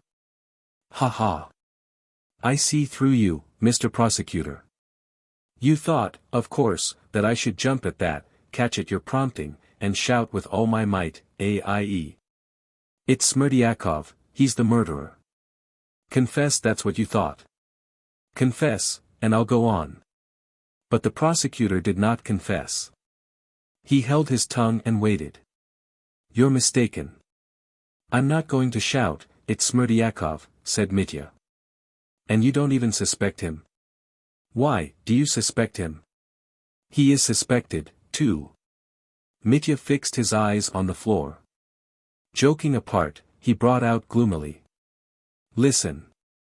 From the very beginning, almost from the moment when I ran out to you from behind the curtain, I've had the thought of Smerdyakov in my mind.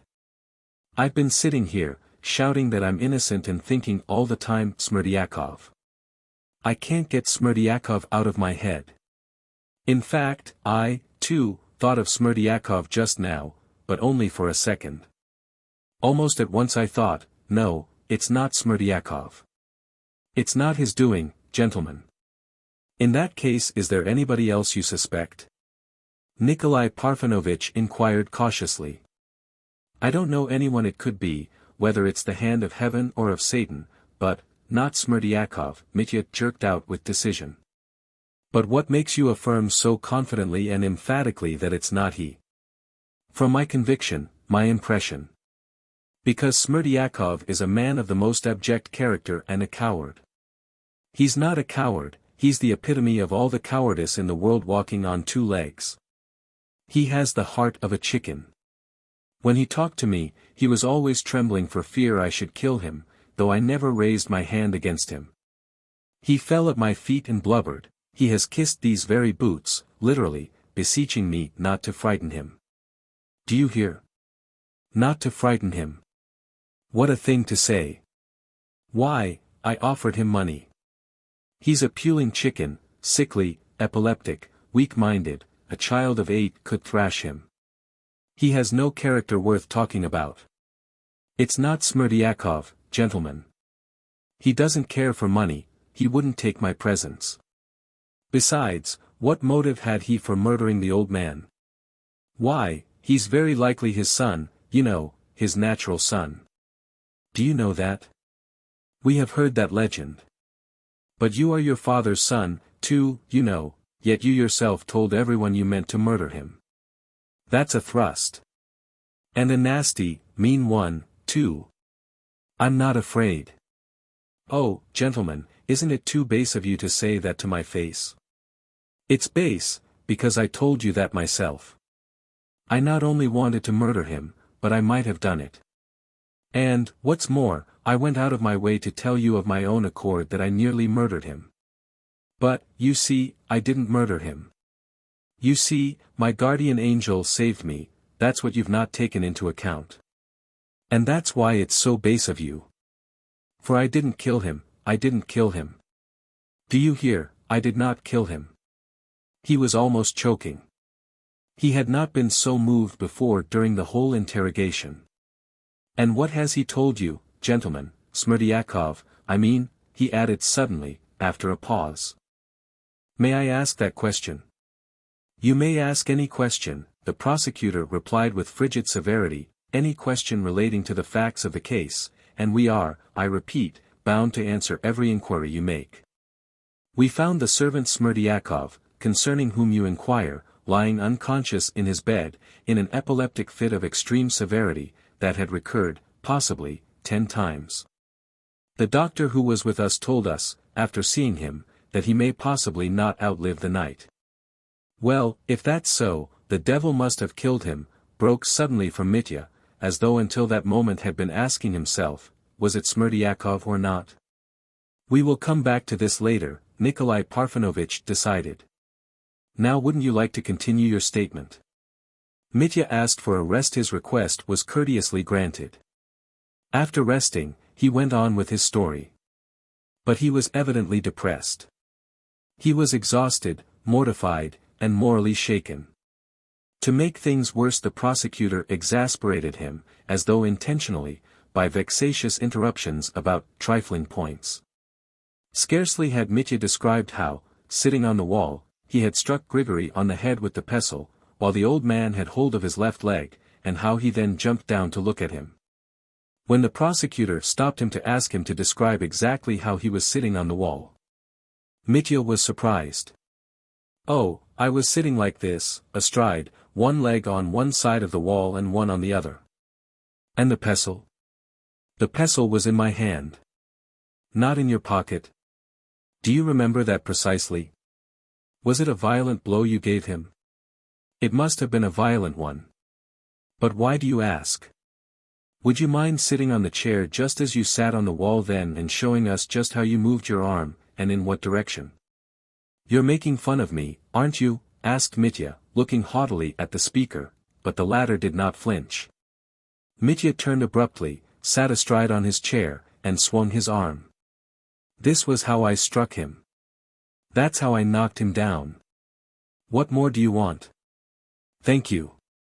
May I trouble you now to explain why you jumped down, with what object, and what you had in view? Oh, hang it. I jumped down to look at the man I'd hurt. I don't know what for. Though you were so excited and were running away. Yes, though I was excited and running away. You wanted to help him. Help. Yes, perhaps I did want to help him. I don't remember. You don't remember? Then you didn't quite know what you were doing. Not at all. I remember everything, every detail. I jumped down to look at him, and wiped his face with my handkerchief. We have seen your handkerchief. Did you hope to restore him to consciousness? I don't know whether I hoped it. I simply wanted to make sure whether he was alive or not. Ah. You wanted to be sure. Well, what then? I'm not a doctor. I couldn't decide. I ran away thinking I'd killed him. And now he's recovered. Excellent, commented the prosecutor. Thank you. That's all I wanted. Kindly proceed. Alas.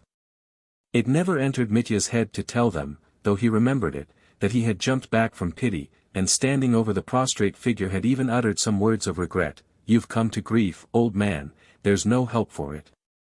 Well, there you must lie. The prosecutor could only draw one conclusion, that the man had jumped back at such a moment and in such excitement simply with the object of ascertaining whether the only witness of his crime were dead. That he must therefore have been a man of great strength, coolness, decision, and foresight even at such a moment, and so on. The prosecutor was satisfied. I've provoked the nervous fellow by trifles, and he has said more than he meant. With painful effort Mitya went on. But this time he was pulled up immediately by Nikolai Parfenovitch. How came you to run to the servant, Fedosia Markovna, with your hands so covered with blood, and, as it appears, your face, too? Why, I didn't notice the blood at all at the time, answered Mitya. That's quite likely. It does happen sometimes. The prosecutor exchanged glances with Nikolai Parfenovitch. I simply didn't notice. You're quite right there, prosecutor, Mitya assented suddenly. Next came the account of Mitya's sudden determination to step aside and make way for their happiness.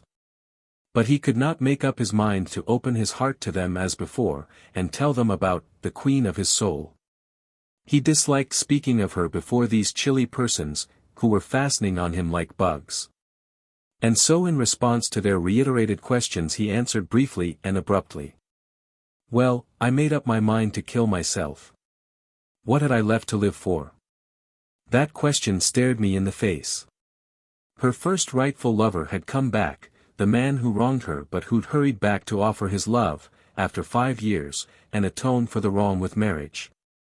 So I knew it was all over for me.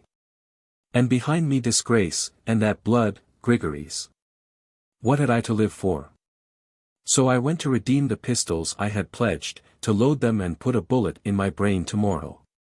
And a grand feast the night before. Yes, a grand feast the night before. Damn it all, gentlemen. Do make haste and finish it.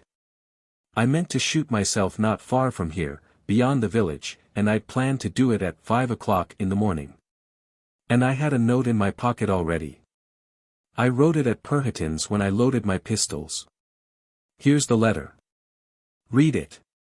It's not for you, I tell it, he added contemptuously. He took it from his waistcoat pocket and flung it on the table. The lawyers read it with curiosity, and, as is usual, added it to the papers connected with the case. And you didn't even think of washing your hands at Perhatin's? You were not afraid then of arousing suspicion? What suspicion? Suspicion or not, I should have galloped here just the same, and shot myself at 5 o'clock, and you wouldn't have been in time to do anything. If it hadn't been for what's happened to my father, you would have known nothing about it, and wouldn't have come here. Oh, it's the devil's doing. It was the devil murdered father, it was through the devil that you found it out so soon. How did you manage to get here so quick? It's marvelous, a dream. Mr. Perhatin informed us that when you came to him, you held in your hands, your blood-stained hands, your money, a lot of money. A bundle of 100-ruble notes, and that his servant boy saw it too. That's true, gentlemen. I remember it was so. Now, there's one little point presents itself. Can you inform us, Nikolai Parfenovitch began, with extreme gentleness, where did you get so much money all of a sudden, when it appears from the facts, from the reckoning of time, that you had not been home? The prosecutor's brows contracted at the question being asked so plainly, but he did not interrupt Nikolai Parfenovitch. No, I didn't go home, answered Mitya, apparently perfectly composed, but looking at the floor. Allow me then to repeat my question, Nikolai Parfenovitch went on as though creeping up to the subject.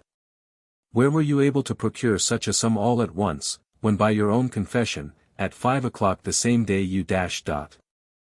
I was in want of 10 rubles and pledged my pistols with Perhatin, and then went to Madame Holikov to borrow 3,000 which she wouldn't give me, and so on, and all the rest of it, Mitya interrupted sharply. Yes, gentlemen, I was in want of it, and suddenly thousands turned up, eh? Do you know, gentlemen, you're both afraid now what if he won't tell us where he got it? That's just how it is. I'm not going to tell you, gentlemen. You've guessed right. You'll never know, said Mitya, chipping out each word with extraordinary determination. The lawyers were silent for a moment. You must understand, Mr. Karamazov, that it is of vital importance for us to know, said Nikolai Parfenovitch, softly and suavely. I understand, but still I won't tell you. The prosecutor, too, intervened, and again reminded the prisoner that he was at liberty to refuse to answer questions, if he thought it to his interest, and so on. But in view of the damage he might do himself by his silence, especially in a case of such importance as. And so on, gentlemen, and so on. Enough. I've heard that rigmarole before, Mitya interrupted again. I can see for myself how important it is, and that this is the vital point, and still I won't say. What is it to us? It's not our business, but yours. You are doing yourself harm, observed Nikolai Parfenovitch nervously.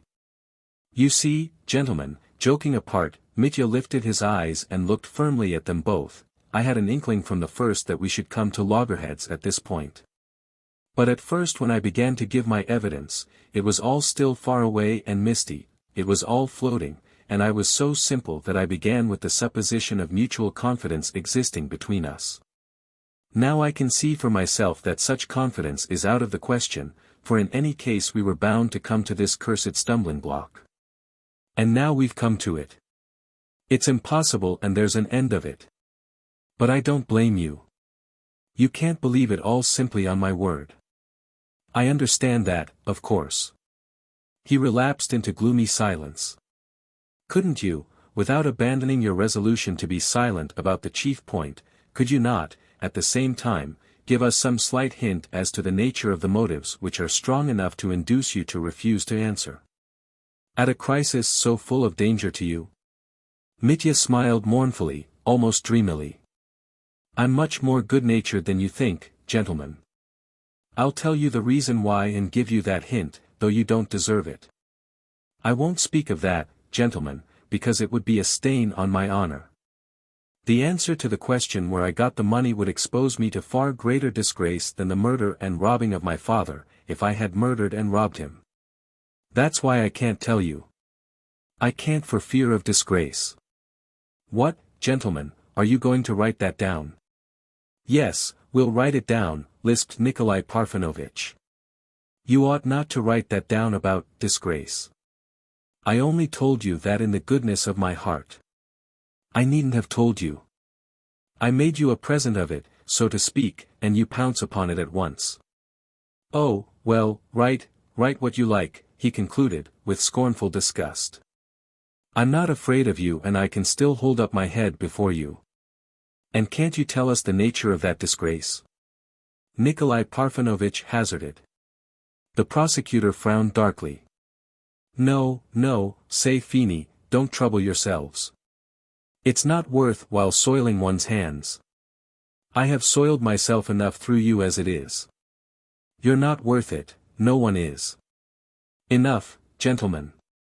I'm not going on. This was said too peremptorily. Nikolai Parfenovitch did not insist further, but from Ippolit Kirillovich's eyes he saw that he had not given up hope. "Can you not, at least, tell us what sum you had in your hands when you went into Mr. Perhotin's? How many rubles exactly?" "I can't tell you that." "You spoke to Mr. Perhotin, I believe, of having received 3,000 from Madame Holikov." "Perhaps I did." "Enough, gentlemen. I won't say how much I had. Will you be so good then as to tell us how you came here and what you have done since you arrived?" "Oh. You might ask the people here about that. But I'll tell you if you like." He proceeded to do so, but we won't repeat his story. He told it dryly and curtly. Of the raptures of his love he said nothing, but told them that he abandoned his determination to shoot himself, owing to new factors in the case. He told the story without going into motives or details. And this time the lawyers did not worry him much. It was obvious that there was no essential point of interest to them here. We shall verify all that. We will come back to it during the examination of the witnesses, which will, of course, take place in your presence, said Nikolai Parfenovitch in conclusion. And now allow me to request you to lay on the table everything in your possession, especially all the money you still have about you." "My money, gentlemen?" "Certainly. I understand that that is necessary. I'm surprised, indeed, that you haven't inquired about it before. It's true I couldn't get away anywhere. I'm sitting here where I can be seen. But here's my money, count it, take it. That's all, I think." He turned it all out of his pockets. Even the small change, 2 pieces of 20 kopecks, he pulled out of his waistcoat pocket. They counted the money, which amounted to 836 rubles, and 40 kopecks. "And is that all?" asked the investigating lawyer. "You stated just now in your evidence that you spent 300 rubles at Plotnikov's. You gave Perhotin 10, your driver 20, here you lost 200, then." Nikolai Parfenovitch reckoned it all up. Mitya helped him readily. They recollected every farthing and included it in the reckoning. Nikolai Parfenovitch hurriedly added up the total. "With this 800 you must have had about 1,500 at first." "I suppose so," snapped Mitya. "How is it they all assert there was much more?" "Let them assert it." "But you asserted it yourself." "Yes, I did, too. We will compare all this with the evidence of other persons not yet examined. Don't be anxious about your money. It will be properly taken care of and be at your disposal at the conclusion of what is beginning, if it appears, or, so to speak, is proved that you have undisputed right to it." "Well, and now?" Nikolai Parfenovitch suddenly got up, and informed Mitya firmly that it was his duty and obligation to conduct a minute and thorough search of your clothes and everything else. "By all means, gentlemen. I'll turn out all my pockets, if you like." And he did, in fact, begin turning out his pockets. "It will be necessary to take off your clothes, too." "What? Undress? Ugh! Damn it! Won't you search me as I am? Can't you?" "It's utterly impossible, Dmitri Fyodorovitch. You must take off your clothes." "As you like," Mitya submitted gloomily, "only, please, not here, but behind the curtains." "Who will search them?" "Behind the curtains, of course." Nikolai Parfenovitch bent his head in assent. His small face wore an expression of peculiar solemnity. Chapter 6. The prosecutor catches Mitya. Something utterly unexpected and amazing to Mitya followed. He could never, even a minute before, have conceived that anyone could behave like that to him, Mitya Karamazov. What was worst of all, there was something humiliating in it, and on their side something supercilious and scornful. It was nothing to take off his coat, but he was asked to undress further, or rather not asked but commanded. He quite understood that. From pride and contempt he submitted without a word. Several peasants accompanied the lawyers and remained on the same side of the curtain. To be ready if force is required, thought Mitya, and perhaps for some other reason, too. Well, must I take off my shirt, too? He asked sharply, but Nikolai Parfenovitch did not answer. He was busily engaged with the prosecutor in examining the coat, the trousers, the waistcoat and the cap, and it was evident that they were both much interested in the scrutiny. They make no bones about it, thought Mitya, they don't keep up the most elementary politeness. I ask you for the second time, need I take off my shirt or not, he said, still more sharply and irritably. Don't trouble yourself. We will tell you what to do, Nikolai Parfenovitch said, and his voice was positively peremptory, or so it seemed to Mitya. Meantime a consultation was going on in undertones between the lawyers. There turned out to be on the coat, especially on the left side at the back, a huge patch of blood, dry, and still stiff. There were bloodstains on the trousers, too. Nikolai Parfenovitch, moreover, in the presence of the peasant witnesses, passed his fingers along the collar, the cuffs, and all the seams of the coat and trousers, obviously looking for something, money, of course. He didn't even hide from Mitya his suspicion that he was capable of sewing money up in his clothes. He treats me not as an officer but as a thief, Mitya muttered to himself. They communicated their ideas to one another with amazing frankness. The secretary, for instance, who was also behind the curtain, fussing about and listening, called Nikolai Parfenovitch's attention to the cap, which they were also fingering. You remember Grushenka, the copying clerk, observed the secretary. Last summer he received the wages of the whole office, and pretended to have lost the money when he was drunk. And where was it found? Why, in just such pipings in his cap. The 100-ruble notes were screwed up in little rolls and sewed in the piping. Both the lawyers remembered Grushenka's case perfectly, and so laid aside Mitya's cap, and decided that all his clothes must be more thoroughly examined later. Excuse me, cried Nikolai Parfenovitch, suddenly, noticing that the right cuff of Mitya's shirt was turned in, and covered with blood. Excuse me, what's that, blood? Yes, Mitya jerked out. That is, what blood? And why is the cuff turned in? Mitya told him how he had got the sleeve stained with blood looking after Grigory, and had turned it inside when he was washing his hands at Perhatin's. You must take off your shirt, too. That's very important as material evidence. Mitya flushed red and flew into a rage. What, am I to stay naked? He shouted. Don't disturb yourself. We will arrange something. And meanwhile take off your socks. You're not joking. Is that really necessary? Mitya's eyes flashed.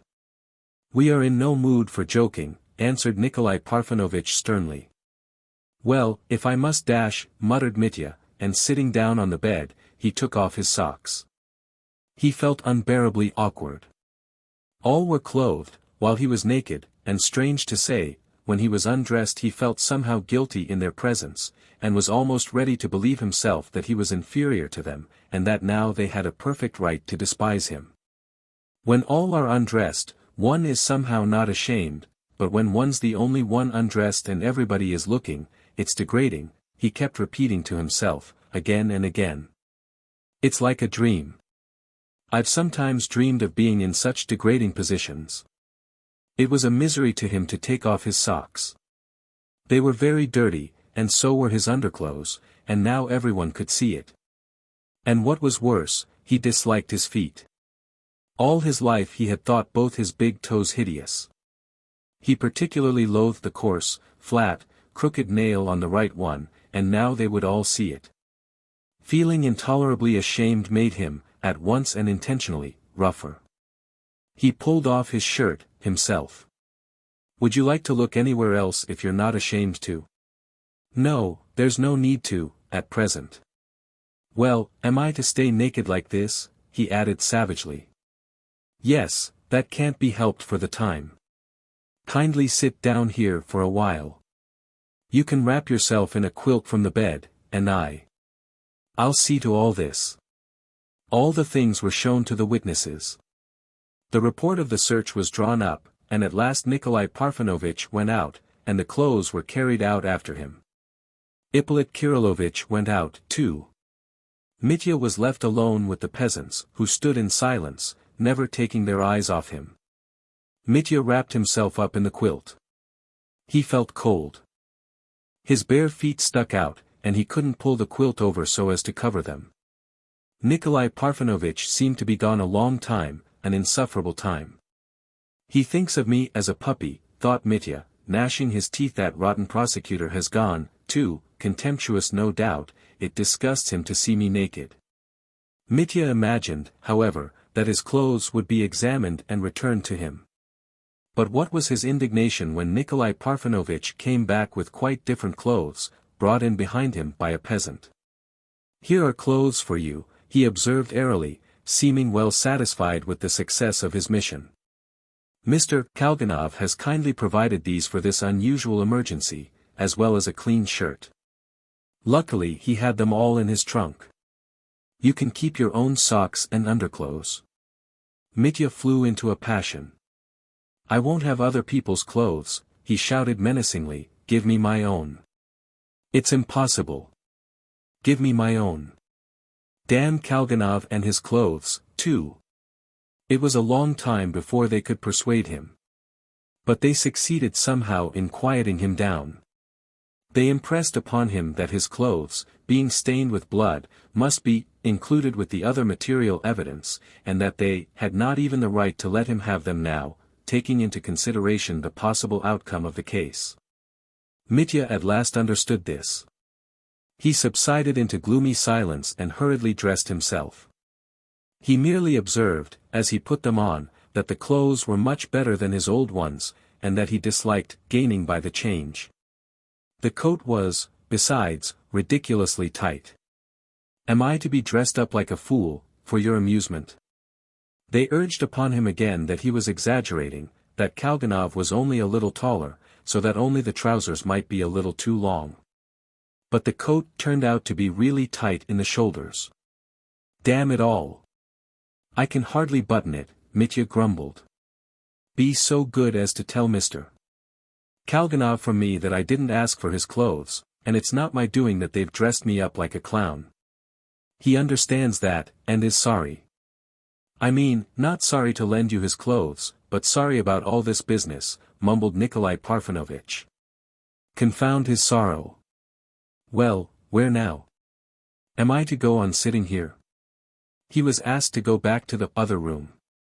Mitya went in, scowling with anger, and trying to avoid looking at anyone. Dressed in another man's clothes he felt himself disgraced, even in the eyes of the peasants, and of Trifon Borisovich, whose face appeared, for some reason, in the doorway, and vanished immediately. "He's come to look at me dressed up," thought Mitya. He sat down on the same chair as before. He had an absurd nightmarish feeling, as though he were out of his mind. "Well, what now? Are you going to flog me?" "That's all that's left for you," he said, clenching his teeth and addressing the prosecutor. He would not turn to Nikolai Parfenovitch, as though he disdained to speak to him. "He looked too closely at my socks, and turned them inside out on purpose to show everyone how dirty they were, the scoundrel." "Well, now we must proceed to the examination of witnesses," observed Nikolai Parfenovitch, as though in reply to Mitya's question. "Yes," said the prosecutor thoughtfully, as though reflecting on something. "We've done what we could in your interest, Dmitri Fyodorovitch," Nikolai Parfenovitch went on, "but having received from you such an uncompromising refusal to explain to us the source from which you obtained the money found upon you, we are at the present moment . What is the stone in your ring?" Mitya interrupted suddenly, as though awakening from a reverie. He pointed to one of the 3 large rings adorning Nikolai Parfenovitch's right hand. "Ring?" repeated Nikolai Parfenovitch with surprise. "Yes, that one, on your middle finger, with the little veins in it. What stone is that?" Mitya persisted, like a peevish child. "That's a smoky topaz," said Nikolai Parfenovitch, smiling. "Would you like to look at it?" "I'll take it off." "No, don't take it off," cried Mitya furiously, suddenly waking up, and angry with himself. "Don't take it off, there's no need. Damn it! Gentlemen, you've sullied my heart. Can you suppose that I would conceal it from you, if I had really killed my father, that I would shuffle, lie, and hide myself? No, that's not like Dmitri Karamazov, that he couldn't do, and if I were guilty, I swear I shouldn't have waited for your coming, or for the sunrise as I meant at first, but should have killed myself before this, without waiting for the dawn. I know that about myself now. I couldn't have learnt so much in 20 years as I found out in this accursed night. And should I have been like this on this night, and at this moment, sitting with you, could I have talked like this, could I have moved like this, could I have looked at you and at the world like this, if I had really been the murderer of my father? When the very thought of having accidentally killed Grigory gave me no peace all night, not from fear, oh, not simply from fear of your punishment. The disgrace of it. And you expect me to be open with such scoffers as you, who see nothing and believe in nothing, blind moles and scoffers, and to tell you another nasty thing I've done, another disgrace, even if that would save me from your accusation. No, better Siberia. The man who opened the door to my father and went in at that door, he killed him, he robbed him. Who was he? I'm racking my brains and can't think who. But I can tell you it was not Dmitri Karamazov, and that's all I can tell you, and that's enough, leave me alone.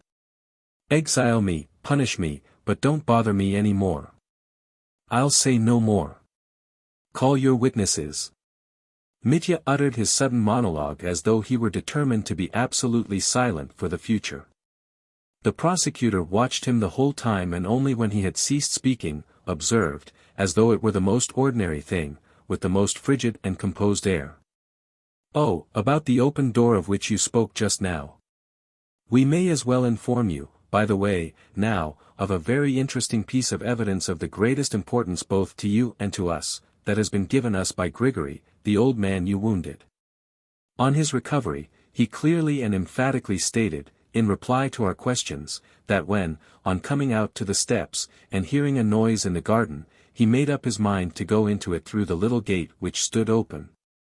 Before he noticed you running, as you have told us already, in the dark from the open window where you saw your father, he, Grigory, glanced to the left, and, while noticing the open window, observed at the same time, much nearer to him, the door. Standing wide open, that door which you have stated to have been shut the whole time you were in the garden. I will not conceal from you that Grigory himself confidently affirms and bears witness that you must have run from that door, though, of course, he did not see you do so with his own eyes. Since he only noticed you first some distance away in the garden, running towards the fence. Mitya had leapt up from his chair halfway through this speech. Nonsense, he yelled, in a sudden frenzy, it's a barefaced lie. He couldn't have seen the door open because it was shut. He's lying. I consider it my duty to repeat that he is firm in his statement. He does not waver. He adheres to it. We've cross-examined him several times. Precisely. I have cross-examined him several times, Nikolai Parfenovitch confirmed warmly. It's false, false.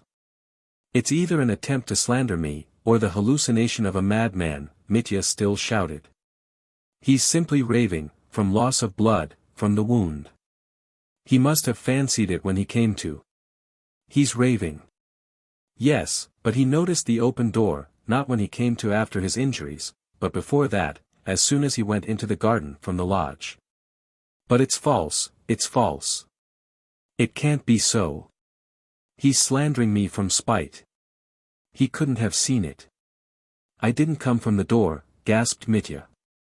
The prosecutor turned to Nikolai Parfenovitch and said to him impressively. Confront him with it. Do you recognize this object? Nikolai Parfenovitch laid upon the table a large and thick official envelope, on which 3 seals still remained intact. The envelope was empty, and slit open at one end. Mitya stared at it with open eyes. It must be that envelope of my father's, the envelope that contained the 3,000 rubles, and if there's inscribed on it, allow me, for my little chicken, yes, 3,000, he shouted, do you see, 3,000, do you see? Of course, we see. But we didn't find the money in it. It was empty, and lying on the floor by the bed, behind the screen.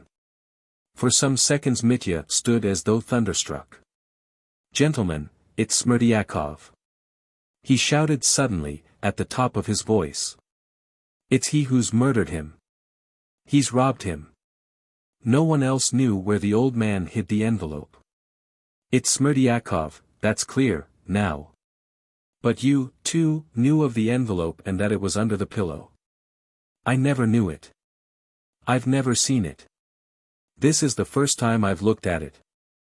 I'd only heard of it from Smerdyakov. He was the only one who knew where the old man kept it hidden, I didn't know." Mitya was completely breathless. "But you told us yourself that the envelope was under your deceased father's pillow. You especially stated that it was under the pillow, so you must have known it." "We've got it written down," confirmed Nikolai Parfenovitch. "Nonsense. It's absurd. I'd no idea it was under the pillow. And perhaps it wasn't under the pillow at all. It was just a chance guess that it was under the pillow." "What does Smerdyakov say? Have you asked him where it was?" "What does Smerdyakov say? That's the chief point. And I went out of my way to tell lies against myself. I told you without thinking that it was under the pillow, and now you know how one says the wrong thing, without meaning it. No one knew but Smerdyakov, only Smerdyakov, and no one else. He didn't even tell me where it was. But it's his doing, his doing. There's no doubt about it, he murdered him, that's as clear as daylight now," Mitya exclaimed more and more frantically, repeating himself incoherently, and growing more and more exasperated and excited. "You must understand that, and arrest him at once. He must have killed him while I was running away and while Grigory was unconscious, that's clear now. He gave the signal and father opened to him. For no one but he knew the signal, and without the signal father would never have opened the door." "But you're again forgetting the circumstance," the prosecutor observed, still speaking with the same restraint, though with a note of triumph, "that there was no need to give the signal if the door already stood open when you were there. While you were in the garden." The door, muttered Mitya, and he stared speechless at the prosecutor. He sank back helpless in his chair. All were silent. "Yes, the door. It's a nightmare. God is against me," he exclaimed, staring before him in complete stupefaction. "Come, you see," the prosecutor went on with dignity, "and you can judge for yourself, Dmitri Fyodorovitch. On the one hand, we have the evidence of the open door from which you ran out, a fact which overwhelms you and us. On the other side, your incomprehensible, persistent, and, so to speak, obdurate silence with regard to the source from which you obtained the money which was so suddenly seen in your hands, when only 3 hours earlier, on your own showing, you pledged your pistols for the sake of 10 rubles. In view of all these facts, judge for yourself. What are we to believe, and what can we depend upon? And don't accuse us of being frigid, cynical, scoffing people, who are incapable of believing in the generous impulses of your heart. Try to enter into our position." Mitya was indescribably agitated. He turned pale. "Very well," he exclaimed suddenly, "I will tell you my secret. I'll tell you where I got the money. I'll reveal my shame, that I may not have to blame myself or you hereafter. And believe me, Dmitri Fyodorovitch," put in Nikolai Parfenovitch, in a voice of almost pathetic delight, "that every sincere and complete confession on your part at this moment may, later on, have an immense influence in your favor, and may indeed, moreover But the prosecutor gave him a slight shove under the table, and he checked himself in time. Mitya, it is true, had not heard him. Chapter 7. Mitya's great secret received with hisses. "Gentlemen," he began, still in the same agitation, "I want to make a full confession, that money was my own." The lawyers' faces lengthened. That was not at all what they expected. "How do you mean?" faltered Nikolai Parfenovitch, "when at 5 o'clock on the same day, from your own confession Damn 5 o'clock on the same day and my own confession. That's nothing to do with it now. That money was my own, that is, stolen by me, not mine, I mean, but stolen by me, and it was 1,500 rubles, and I had it on me all the time, all the time. But where did you get it? I took it off my neck, gentlemen, off this very neck, it was here, round my neck, sewn up in a rag, and I'd had it round my neck a long time, it's a month since I put it round my neck, to my shame and disgrace. And from whom did you appropriate it? You mean, steal it? Speak out plainly now. Yes, I consider that I practically stole it, but, if you prefer, I appropriated it. I consider I stole it. And last night I stole it finally. Last night? But you said that it's a month since you obtained it? Yes. But not from my father. Not from my father, don't be uneasy. I didn't steal it from my father, but from her. Let me tell you without interrupting. It's hard to do, you know. You see, a month ago, I was sent for by Katerina Ivanovna, formerly my betrothed. Do you know her? Yes, of course. I know you know her. She's a noble creature, noblest of the noble. But she has hated me ever so long, oh, ever so long. And hated me with good reason, good reason. Katerina Ivanovna. Nikolai Parfenovitch exclaimed with wonder. The prosecutor, too, stared. Oh, don't take her name in vain. I'm a scoundrel to bring her into it. Yes, I've seen that she hated me.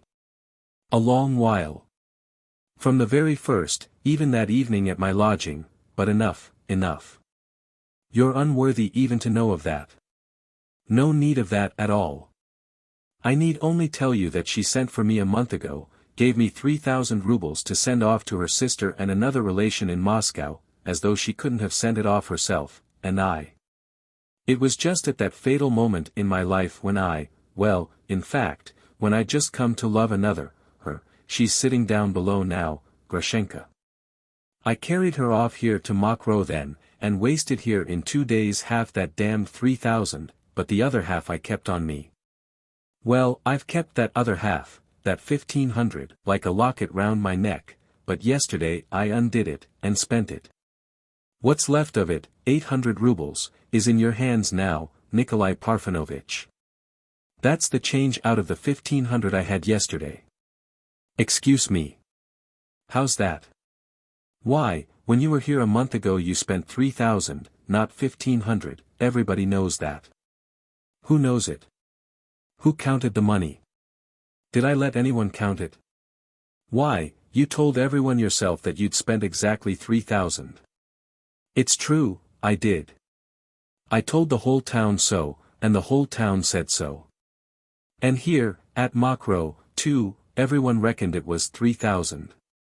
Yet I didn't spend 3,000, but 1,500. And the other 1,500 I sewed into a little bag. That's how it was, gentlemen. That's where I got that money yesterday. This is almost miraculous, murmured Nikolai Parfenovitch. Allow me to inquire, observed the prosecutor at last, have you informed anyone whatever of this circumstance before? I mean that you had 1,500 left about you a month ago? I told no one. That's strange. Do you mean absolutely no one? Absolutely no one. No one and nobody. What was your reason for this reticence? What was your motive for making such a secret of it? To be more precise, you have told us that last your secret, in your words, so disgraceful, though in reality, that is, of course, comparatively speaking, this action, that is, the appropriation of 3,000 rubles belonging to someone else.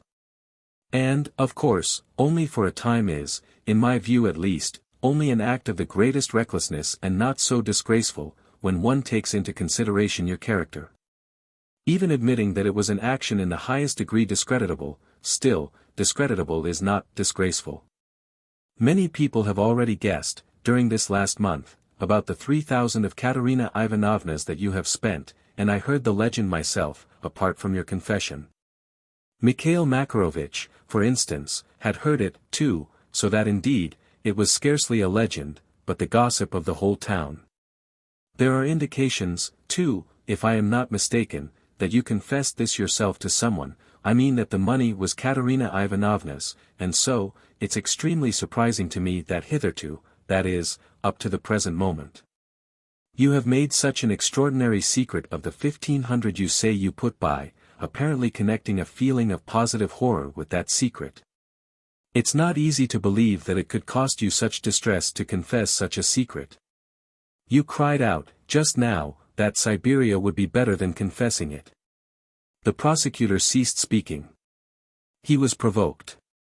He did not conceal his vexation, which was almost anger, and gave vent to all his accumulated spleen, disconnectedly and incoherently, without choosing words. It's not the 1500 that's the disgrace, but that I put it apart from the rest of the 3000, said Mitya firmly. Why? Smiled the prosecutor irritably. What is there disgraceful, to your thinking, in your having set aside half of the 3000 you had discreditably, if you prefer, disgracefully, appropriated? Your taking the 3000 is more important than what you did with it. And by the way, why did you do that? Why did you set apart that half? For what purpose, for what object did you do it? Can you explain that to us? Oh, gentlemen, the purpose is the whole point, cried Mitya. I put it aside because I was vile, that is, because I was calculating, and to be calculating in such a case is vile, and that vileness has been going on a whole month. It's incomprehensible. I wonder at you. But I'll make it clearer. Perhaps it really is incomprehensible. You see, attend to what I say. I appropriate 3000 entrusted to my honor. I spend it on a spree, say I spend it all, and next morning I go to her and say, Katya, I've done wrong, I've squandered your 3000, well, is that right? No, it's not right, it's dishonest and cowardly. I'm a beast, with no more self-control than a beast, that's so, isn't it? But still I'm not a thief. Not a downright thief, you'll admit. I squandered it, but I didn't steal it. Now a second, rather more favorable alternative, follow me carefully, or I may get confused again, my head's going round, and so, for the second alternative, I spent here only 1500 out of the 3000, that is, only half. Next day I go and take that half to her, Katya, take this 1500 from me, I'm a low beast, and an untrustworthy scoundrel, for I've wasted half the money, and I shall waste this, too, so keep me from temptation. Well, what of that alternative? I should be a beast and a scoundrel, and whatever you like, but not a thief, not altogether a thief, or I should not have brought back what was left, but have kept that, too. She would see at once that since I brought back half, I should pay back what I'd spent, that I should never give up trying to, that I should work to get it and pay it back. So in that case I should be a scoundrel, but not a thief, you may say what you like, not a thief. I admit that there is a certain distinction, said the prosecutor, with a cold smile, but it's strange that you see such a vital difference. Yes, I see a vital difference. Every man may be a scoundrel, and perhaps every man is a scoundrel, but not everyone can be a thief, it takes an arch scoundrel to be that. Oh, of course, I don't know how to make these fine distinctions. But a thief is lower than a scoundrel, that's my conviction. Listen, I carry the money about me a whole month, I may make up my mind to give it back tomorrow, and I'm a scoundrel no longer. But I cannot make up my mind, you see, though I'm making up my mind every day, and every day spurring myself on to do it, and yet for a whole month I can't bring myself to it, you see. Is that right to your thinking, is that right? Certainly, that's not right, that I can quite understand, and that I don't dispute, answered the prosecutor with reserve. And let us give up all discussion of these subtleties and distinctions, and, if you will be so kind, get back to the point. And the point is, that you have still not told us, although we've asked you, why, in the first place, you have the money, squandering one half and hiding the other. For what purpose exactly did you hide it, what did you mean to do with that 1500? I insist upon that question, Dmitri Fyodorovich. Yes, of course, cried Mitya, striking himself on the forehead. Forgive me, I'm worrying you, and am not explaining the chief point, or you'd understand in a minute, for it's just the motive of it that's the disgrace. You see, it was all to do with the old man, my dead father. He was always pestering Agrafena and I was jealous. I thought then that she was hesitating between me and him. So I kept thinking every day, suppose she were to make up her mind all of a sudden, suppose she were to leave off tormenting me, and were suddenly to say to me, I love you, not him, take me to the other end of the world. And I'd only 40 kopecks. How could I take her away, what could I do? Why, I'd be lost. You see, I didn't know her then, I didn't understand her, I thought she wanted money, and that she wouldn't forgive my poverty. And so I fiendishly counted out the half of that 3,000, sewed it up, calculating on it, sewed it up before I was drunk, and after I had sewn it up, I went off to get drunk on the rest. Yes, that was base. Do you understand now? Both the lawyers laughed aloud. I should have called it sensible and moral on your part not to have squandered it all, chuckled Nikolai Parfenovitch, for after all what does it amount to? Why, that I stole it, that's what it amounts to. Oh, God, you horrify me by not understanding. Every day that I had that 1,500 sewn up round my neck, every day and every hour I said to myself, you're a thief. You're a thief. Yes, that's why I've been so savage all this month, that's why I fought in the tavern, that's why I attacked my father, it was because I felt I was a thief. I couldn't make up my mind. I didn't dare even to tell Alyosha, my brother, about that 1,500, I felt I was such a scoundrel and such a pickpocket. But, do you know, while I carried it I said to myself at the same time every hour, no, Dmitri Fyodorovitch, you may yet not be a thief. Why? Because I might go next day and pay back that 1,500 to Katya. And only yesterday I made up my mind to tear my amulet off my neck, on my way from Fenyas to Perhatin. I hadn't been able till that moment to bring myself to it. And it was only when I tore it off that I became a downright thief, and a dishonest man for the rest of my life. Why? Because, with that I destroyed, too, my dream of going to Katya and saying, I'm a scoundrel, but not a thief. Do you understand now? Do you understand? What was it made you decide to do it yesterday? Nikolai Parfenovitch interrupted. Why? It's absurd to ask. Because I had condemned myself to die at 5 o'clock this morning, here, at dawn. I thought it made no difference whether I died a thief or a man of honor. But I see it's not so, it turns out that it does make a difference. Believe me, gentlemen, what has tortured me most during this night has not been the thought that I'd killed the old servant, and that I was in danger of Siberia just when my love was being rewarded, and heaven was open to me again. Oh, that did torture me, but not in the same way, not so much as the damned consciousness that I had torn that damned money off my breast at last and spent it, and had become a downright thief. Oh, gentlemen, I tell you again, with a bleeding heart, I have learned a great deal this night. I have learnt that it's not only impossible to live a scoundrel, but impossible to die a scoundrel. No, gentlemen, one must die honest. Mitya was pale. His face had a haggard and exhausted look, in spite of his being intensely excited. I am beginning to understand you, Dmitri Fyodorovitch, the prosecutor said slowly, a soft and almost compassionate tone. But all this, if you'll excuse my saying so, is a matter of nerves, in my opinion, your overwrought nerves, that's what it is. And why, for instance, should you not have saved yourself such misery for almost a month, by going and returning that 1,500 to the lady who had entrusted it to you?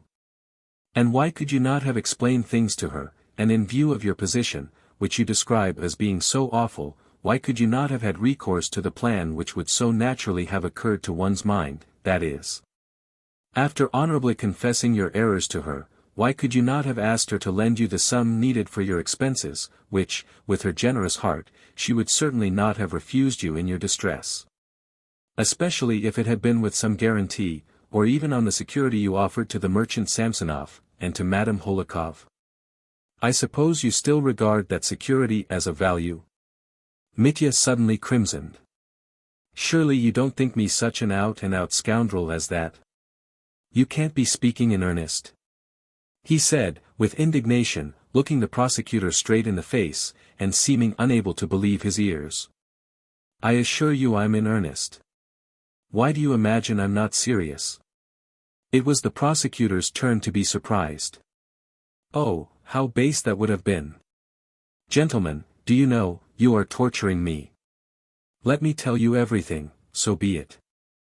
I'll confess all my infernal wickedness, but to put you to shame, and you'll be surprised yourselves at the depth of ignominy to which a medley of human passions can sink. You must know that I already had that plan myself, that plan you spoke of, just now, prosecutor. Yes, gentlemen, I, too, have had that thought in my mind all this current month, so that I was on the point of deciding to go to Katia. I was mean enough for that. But to go to her, to tell her of my treachery, and for that very treachery, to carry it out, for the expenses of that treachery, to beg for money from her, Katia, to beg, do you hear, to beg, and go straight from her to run away with the other. The rival, who hated and insulted her, to think of it. You must be mad, prosecutor.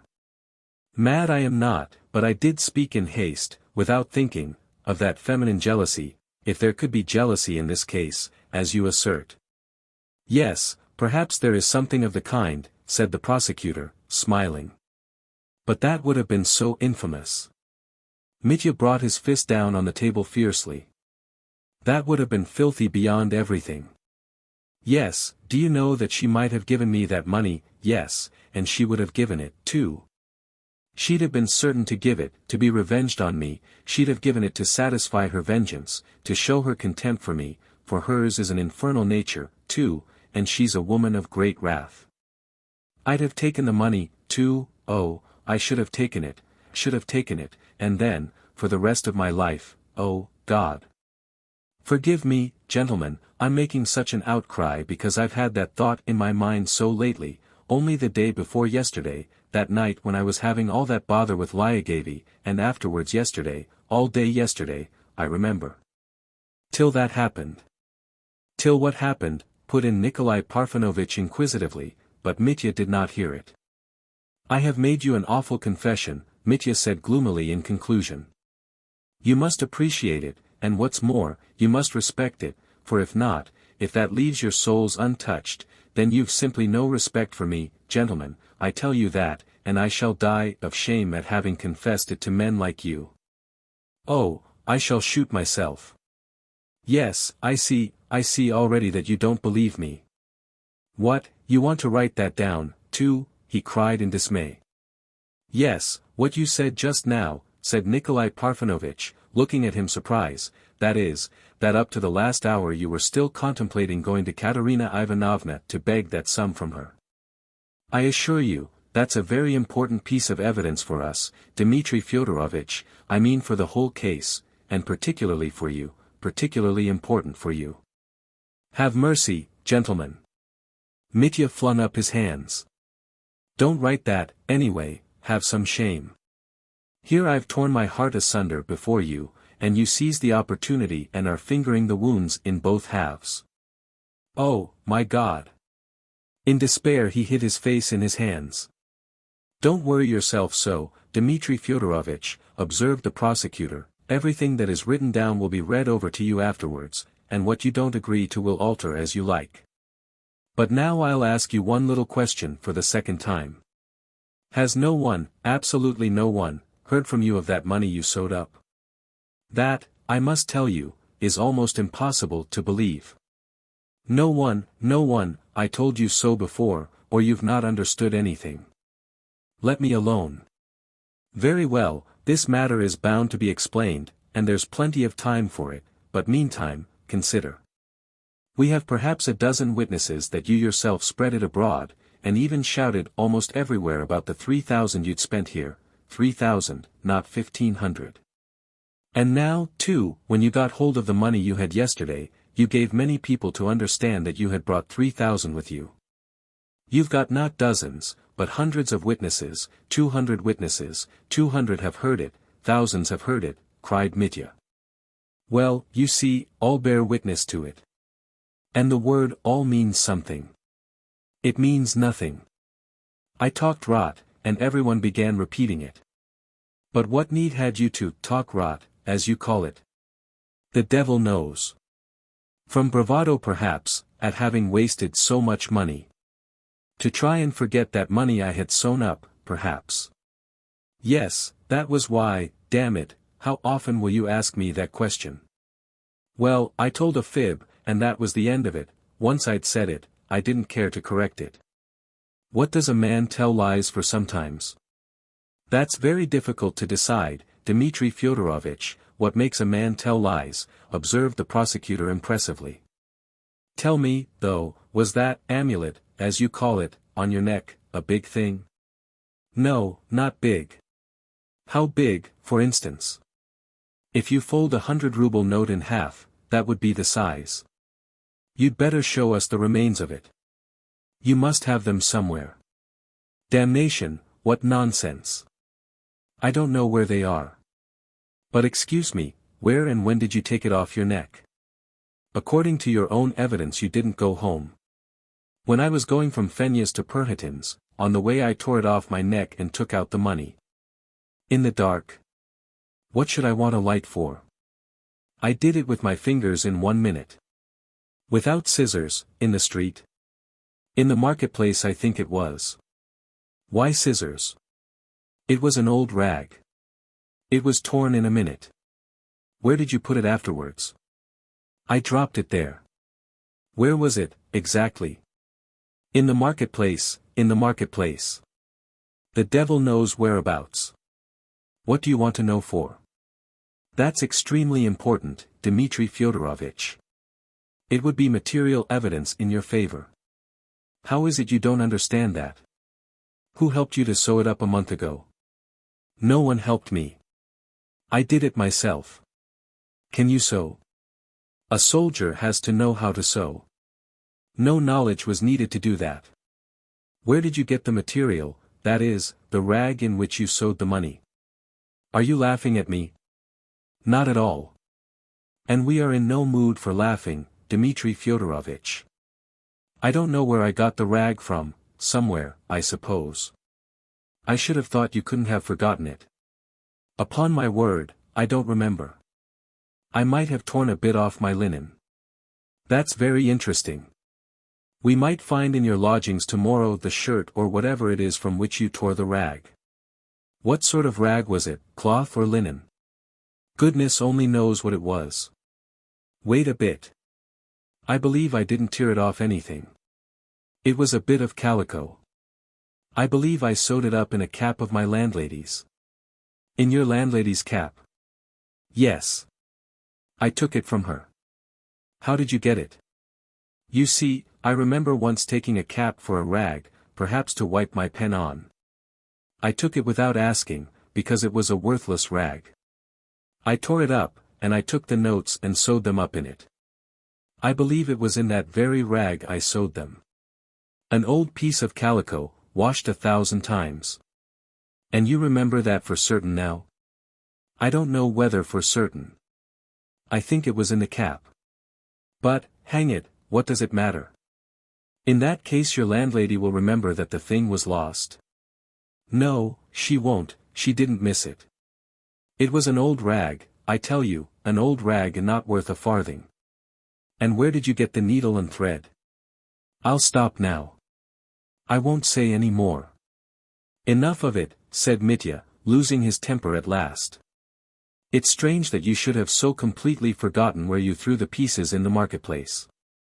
Give orders for the marketplace to be swept tomorrow, and perhaps you'll find it, said Mitya sneering. Enough, gentlemen, enough.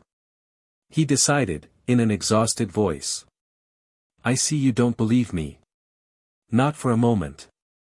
It's my fault, not yours. I ought not to have been so ready. Why did I degrade myself by confessing my secret to you? It's a joke to you. I see that from your eyes. You led me on to it, prosecutor. Sing a hymn of triumph if you can. Damn you, you torturers. He bent his head, and hid his face in his hands. The lawyers were silent. A minute later he raised his head and looked at them almost vacantly. His face now expressed complete, hopeless despair, and he sat mute and passive as though hardly conscious of what was happening. In the meantime they had to finish what they were about. They had immediately to begin examining the witnesses. It was by now 8 o'clock in the morning. The lights had been extinguished long ago. Mikhail Makarovich and Kalganov, who had been continually in and out of the room all the while the interrogation had been going on, had now both gone out again. The lawyers, too, looked very tired. It was a wretched morning, the whole sky was overcast, and the rain streamed down in bucketfuls. Mitya gazed blankly out of window. "May I look out of window?" he asked Nikolai Parfenovitch, suddenly. "Oh, as much as you like," the latter replied. Mitya got up and went to the window. The rain lashed against its little greenish panes. He could see the muddy road just below the house, and farther away, in the rain and mist, a row of poor, black, dismal huts, looking even blacker and poorer in the rain. Mitya thought of Phoebus the golden-haired, and how he had meant to shoot himself at his first ray. Perhaps it would be even better on a morning like this, he thought with a smile, and suddenly, flinging his hand downwards, he turned to his torturers. "Gentlemen," he cried, "I see that I am lost. But she? Tell me about her, I beseech you. Surely she need not be ruined with me. She's innocent, you know, she was out of her mind when she cried last night, it's all my fault. She's done nothing, nothing. I've been grieving over her all night as I sat with you. Won't you tell me what you are going to do with her now? You can set your mind quite at rest on that score, Dmitri Fyodorovich, the prosecutor answered at once, with evident alacrity. We have, so far, no grounds for interfering with the lady in whom you are so interested. I trust that it may be the same in the later development of the case. On the contrary, we'll do everything that lies in our power in that matter. Set your mind completely at rest. Gentlemen, I thank you. I knew that you were honest, straightforward people in spite of everything. You've taken a load off my heart. Well, what are we to do now? I'm ready. Well, we ought to make haste. We must pass to examining the witnesses without delay. That must be done in your presence and therefore ... Shouldn't we have some tea first? Interposed Nikolai Parfenovitch, I think we've deserved it. They decided that if tea were ready downstairs, Mikhail Makarovich had, no doubt, gone down to get some, they would have a glass and then go on, putting off their proper breakfast until a more favorable opportunity. Tea really was ready below, and was soon brought up. Mitya at first refused the glass that Nikolai Parfenovitch politely offered him, but afterwards he asked for it himself and drank it greedily. He looked surprisingly exhausted. It might have been supposed from his Herculean strength that one night of carousing, even accompanied by the most violent emotions, could have had little effect on him. But he felt that he could hardly hold his head up, and from time to time all the objects about him seemed heaving and dancing before his eyes. A little more and I shall begin raving, he said to himself. Chapter 8. The evidences of the witnesses. The babe. The examination of the witnesses began. But we will not continue our story in such detail as before. And so we will not dwell on how Nikolai Parfenovitch impressed on every witness called that he must give his evidence in accordance with truth and conscience, and that he would afterwards have to repeat his evidence on oath. How every witness was called upon to sign the protocol of his evidence, and so on. We will only note that the point principally insisted upon in the examination was the question of the 3,000 rubles. That is, was the sum spent here, at Mokroe, by Mitya on the first occasion, a month before, 3,000 or 1,500? And again had he spent 3,000 or 1,500 yesterday? Alas, all the evidence given by everyone turned out to be against Mitya. There was not one in his favor, and some witnesses introduced new, almost crushing facts, in contradiction of his, Mitya's, story. The first witness examined was Trifon Borisovich. He was not in the least abashed as he stood before the lawyers. He had, on the contrary, an air of stern and severe indignation with the accused, which gave him an appearance of truthfulness and personal dignity. He spoke little, and with reserve, waited to be questioned, answered precisely and deliberately. Firmly and unhesitatingly he bore witness that the sum spent a month before could not have been less than 3,000. That all the peasants about here would testify that they had heard the sum of 3,000 mentioned by Dmitri Fyodorovich himself. What a lot of money he flung away on the gypsy girls alone. He wasted 1,000, I dare say, on them alone. I don't believe I gave them 500, was Mitya's gloomy comment on this. It's a pity I didn't count the money at the time, but I was drunk. Mitya was sitting sideways with his back to the curtains. He listened gloomily, with a melancholy and exhausted air, as though he would say, "Oh, say what you like. It makes no difference now." "More than 1,000 went on them, Dmitri Fyodorovich," retorted Trifon Borisovich firmly. "You flung it about at random and they picked it up. They were a rascally, thievish lot, horse stealers, they've been driven away from here, or maybe they'd bear witness themselves how much they got from you. I saw the sum in your hands, myself, count it I didn't, you didn't let me, that's true enough, but by the look of it I should say it was far more than 1,500, indeed. We've seen money too. We can judge of amounts." As for the sum spent yesterday, he asserted that Dmitri Fyodorovich had told him, as soon as he arrived, that he had brought 3,000 with him. "Come now, is that so, Trifon Borisovich?" replied Mitya. "Surely I didn't declare so positively that I'd brought 3,000. "You did say so, Dmitri Fyodorovich. You said it before Andrei. Andrei himself is still here. Send for him."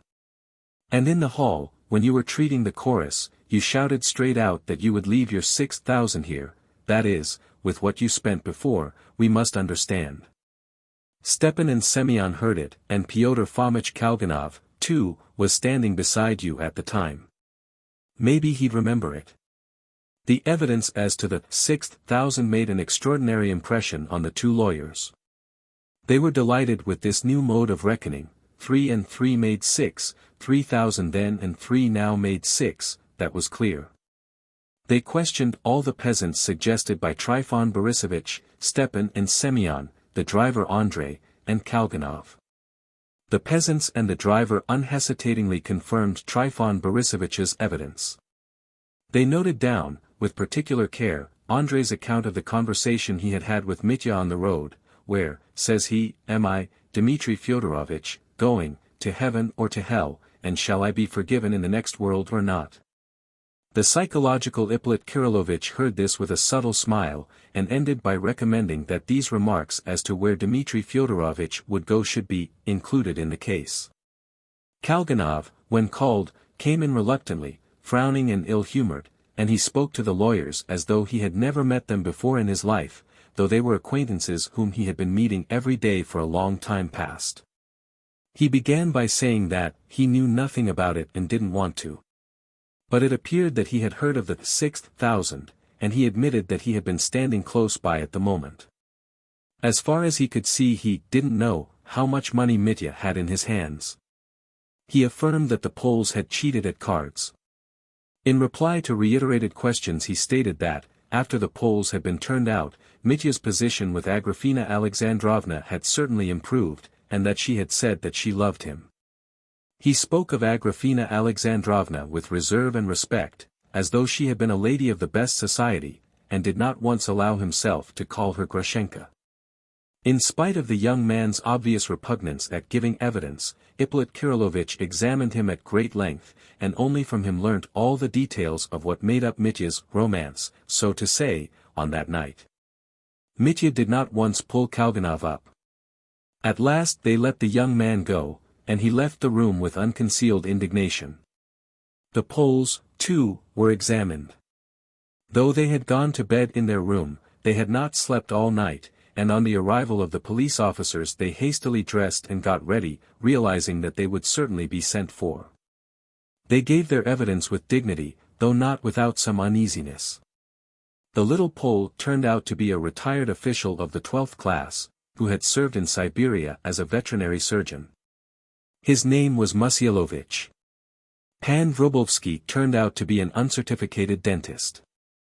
Although Nikolai Parfenovitch asked them questions on entering the room, they both addressed their answers to Mikhail Makarovitch, who was standing on one side, taking him in their ignorance for the most important person and in command. And addressed him at every word as Pan Colonel. Only after several reproofs from Mikhail Makarovitch himself, they grasped that they had to address their answers to Nikolai Parfenovitch only. It turned out that they could speak Russian quite correctly except for their accent in some words. Of his relations with Grushenka, past and present, Pan Musyilovich spoke proudly and warmly, so that Mitya was roused at once and declared that he would not allow that scoundrel to speak like that in his presence. Pan Musyilovich at once called attention to the word scoundrel, and begged that it should be put down in the protocol. Mitya fumed with rage. "He's a scoundrel. A scoundrel. You can put that down. And put down, too, that, in spite of the protocol, I still declare that he's a scoundrel," he cried. Though Nikolai Parfenovitch did insert this in the protocol, he showed the most praiseworthy tact and management. After sternly reprimanding Mitya, he cut short all further inquiry into the romantic aspect of the case, and hastened to pass to what was essential. One piece of evidence given by the Poles roused special interest in the lawyers, that was how, in that very room, Mitya had tried to buy off Pan Musyilovich, and had offered him 3,000 rubles to resign his claims. 700 rubles down, and the remaining 2,300 to be paid next day in the town. He had sworn at the time that he had not the whole sum with him at Mokroe, but that his money was in the town. Mitya observed hotly that he had not said that he would be sure to pay him the remainder next day in the town. But Pan Vrublevsky confirmed the statement, and Mitya, after thinking for a moment, admitted, frowning, that it must have been as the Poles stated, that he had been excited at the time, and might indeed have said so. The prosecutor positively pounced on this piece of evidence. It seemed to establish for the prosecution, and they did, in fact, base this deduction on it, that half, or a part of, the 3,000 that had come into Mitya's hands might really have been left somewhere hidden in the town, or even, perhaps, somewhere here, in Mokroe. This would explain the circumstance, so baffling for the prosecution, that only 800 rubles were to be found in Mitya's hands. This circumstance had been the one piece of evidence which, insignificant as it was, had hitherto told, to some extent, in Mitya's favor.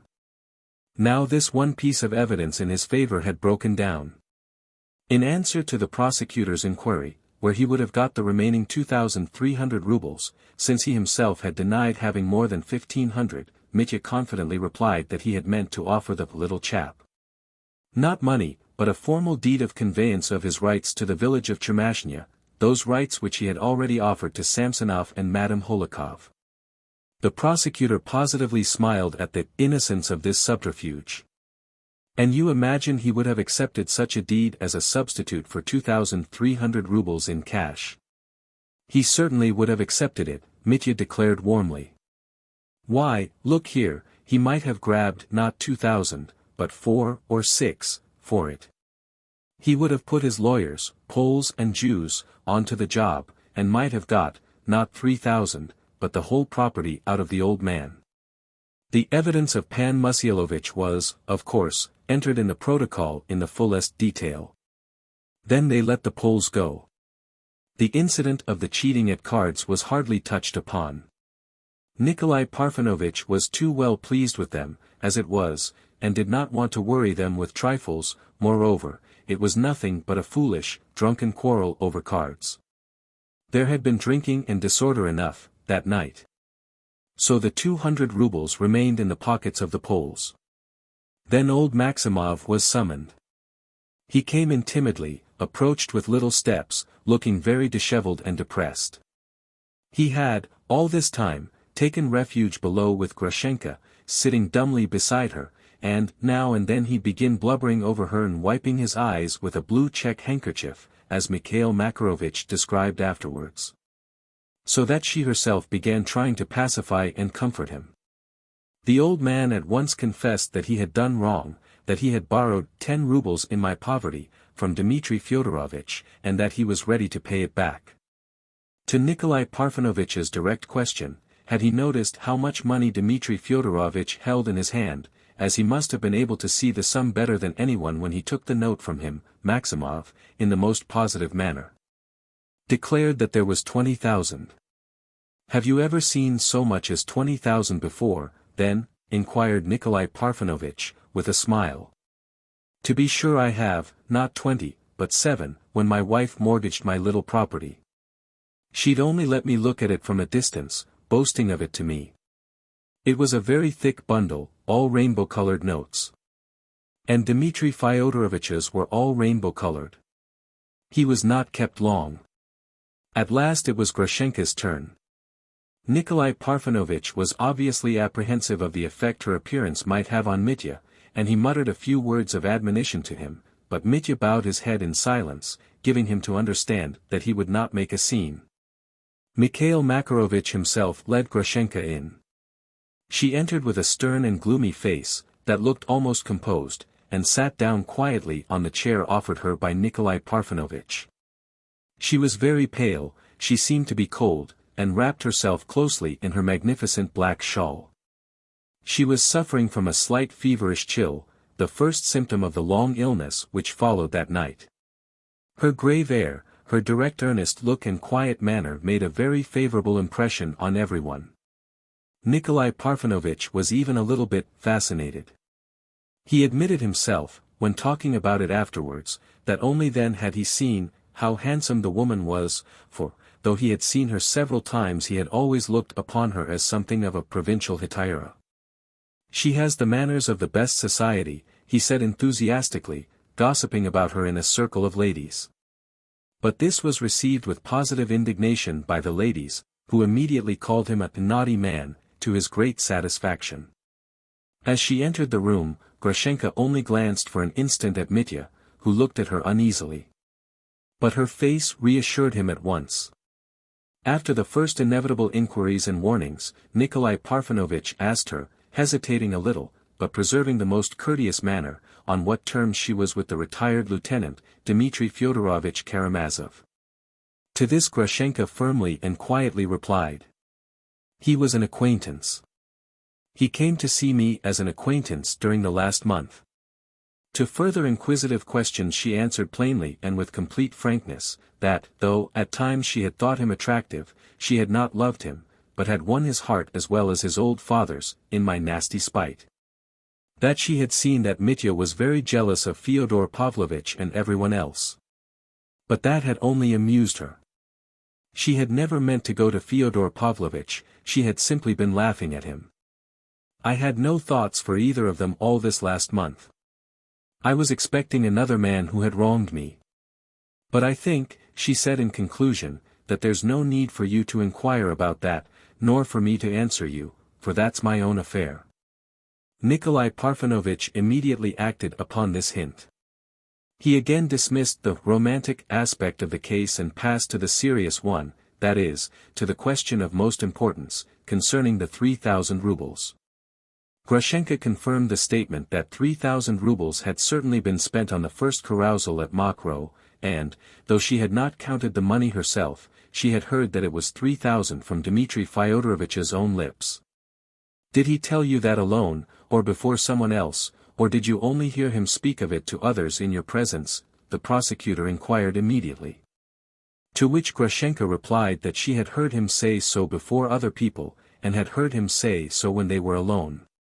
"Did he say it to you alone once, or several times?" inquired the prosecutor, and learned that he had told Grushenka so several times. Ippolit Kirillovitch was very well satisfied with this piece of evidence. Further examination elicited that Grushenka knew, too, where that money had come from, and that Dmitri Fyodorovich had got it from Katerina Ivanovna. "And did you never, once, hear that the money spent a month ago was not 3,000, but less, and that Dmitri Fyodorovich had saved half that sum for his own use?" "No, I never heard that," answered Grushenka. It was explained further that Mitya had, on the contrary, often told her that he hadn't a farthing. "He was always expecting to get some from his father," said Grushenka in conclusion. "Did he never say before you?" Casually, or in a moment of irritation, Nikolai Parfenovitch put in suddenly, that he intended to make an attempt on his father's life. He did say so, sighed Grushenka. Once or several times. He mentioned it several times, always in anger. And did you believe he would do it? No, I never believed it, she answered firmly. I had faith in his noble heart. Gentlemen, allow me, cried Mitya suddenly, allow me to say one word to Agrafena Alexandrovna, in your presence. You can speak, Nikolai Parfenovitch assented. Agrafena Alexandrovna. Mitya got up from his chair, have faith in God and in me. I am not guilty of my father's murder. Having uttered these words, Mitya sat down again on his chair. Grushenka stood up and crossed herself devoutly before the icon. Thanks be to thee, O Lord, she said, in a voice thrilled with emotion, and still standing, she turned to Nikolai Parfenovitch and added. As he has spoken now, believe it. I know him.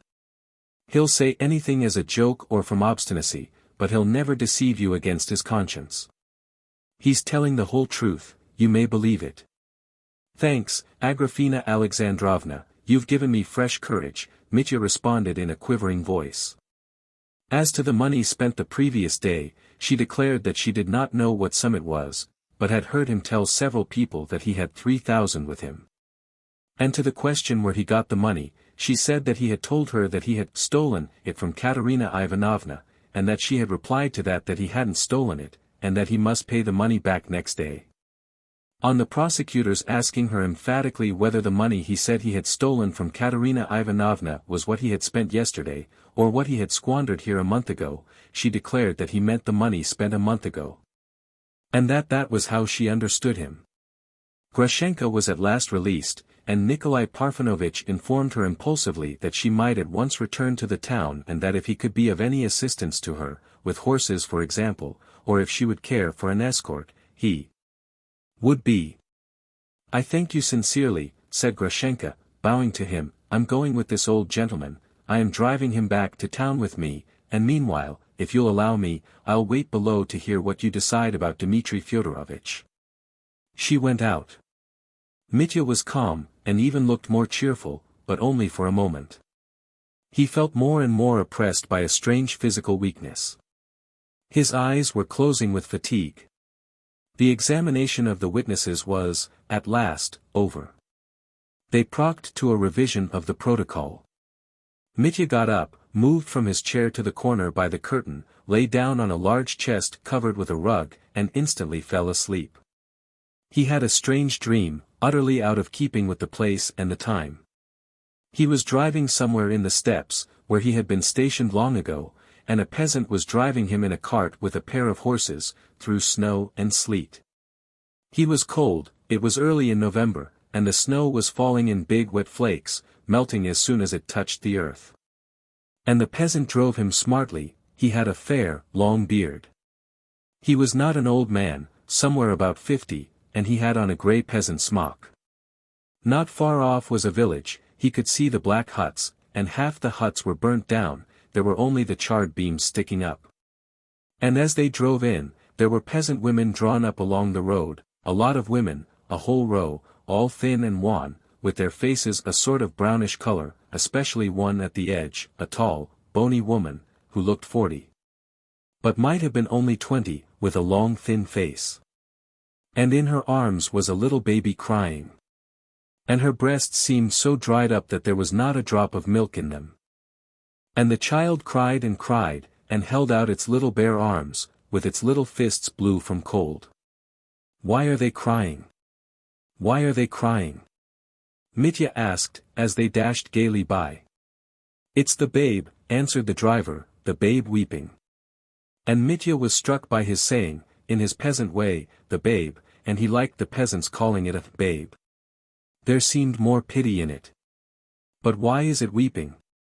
Mitya persisted stupidly, why are its little arms bare?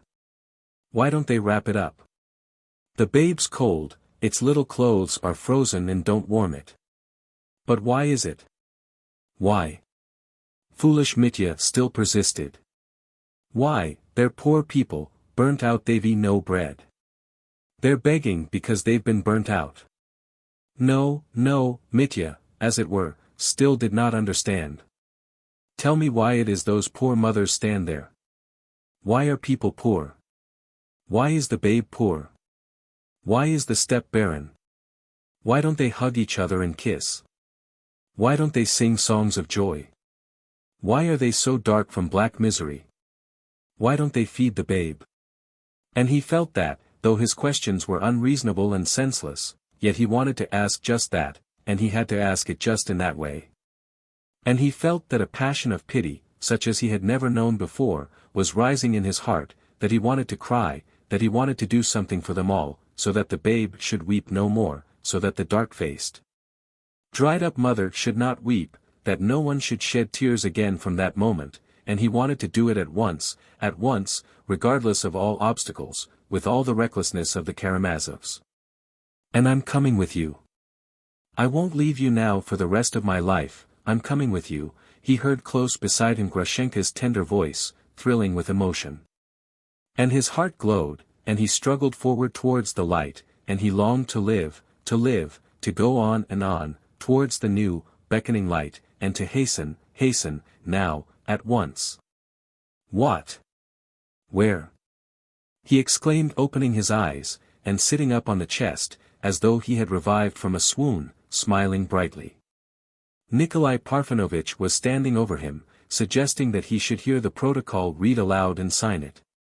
Mitya guessed that he had been asleep an hour or more, but he did not hear Nikolai Parfenovitch. He was suddenly struck by the fact that there was a pillow under his head, which hadn't been there when he had leant back, exhausted, on the chest. Who put that pillow under my head?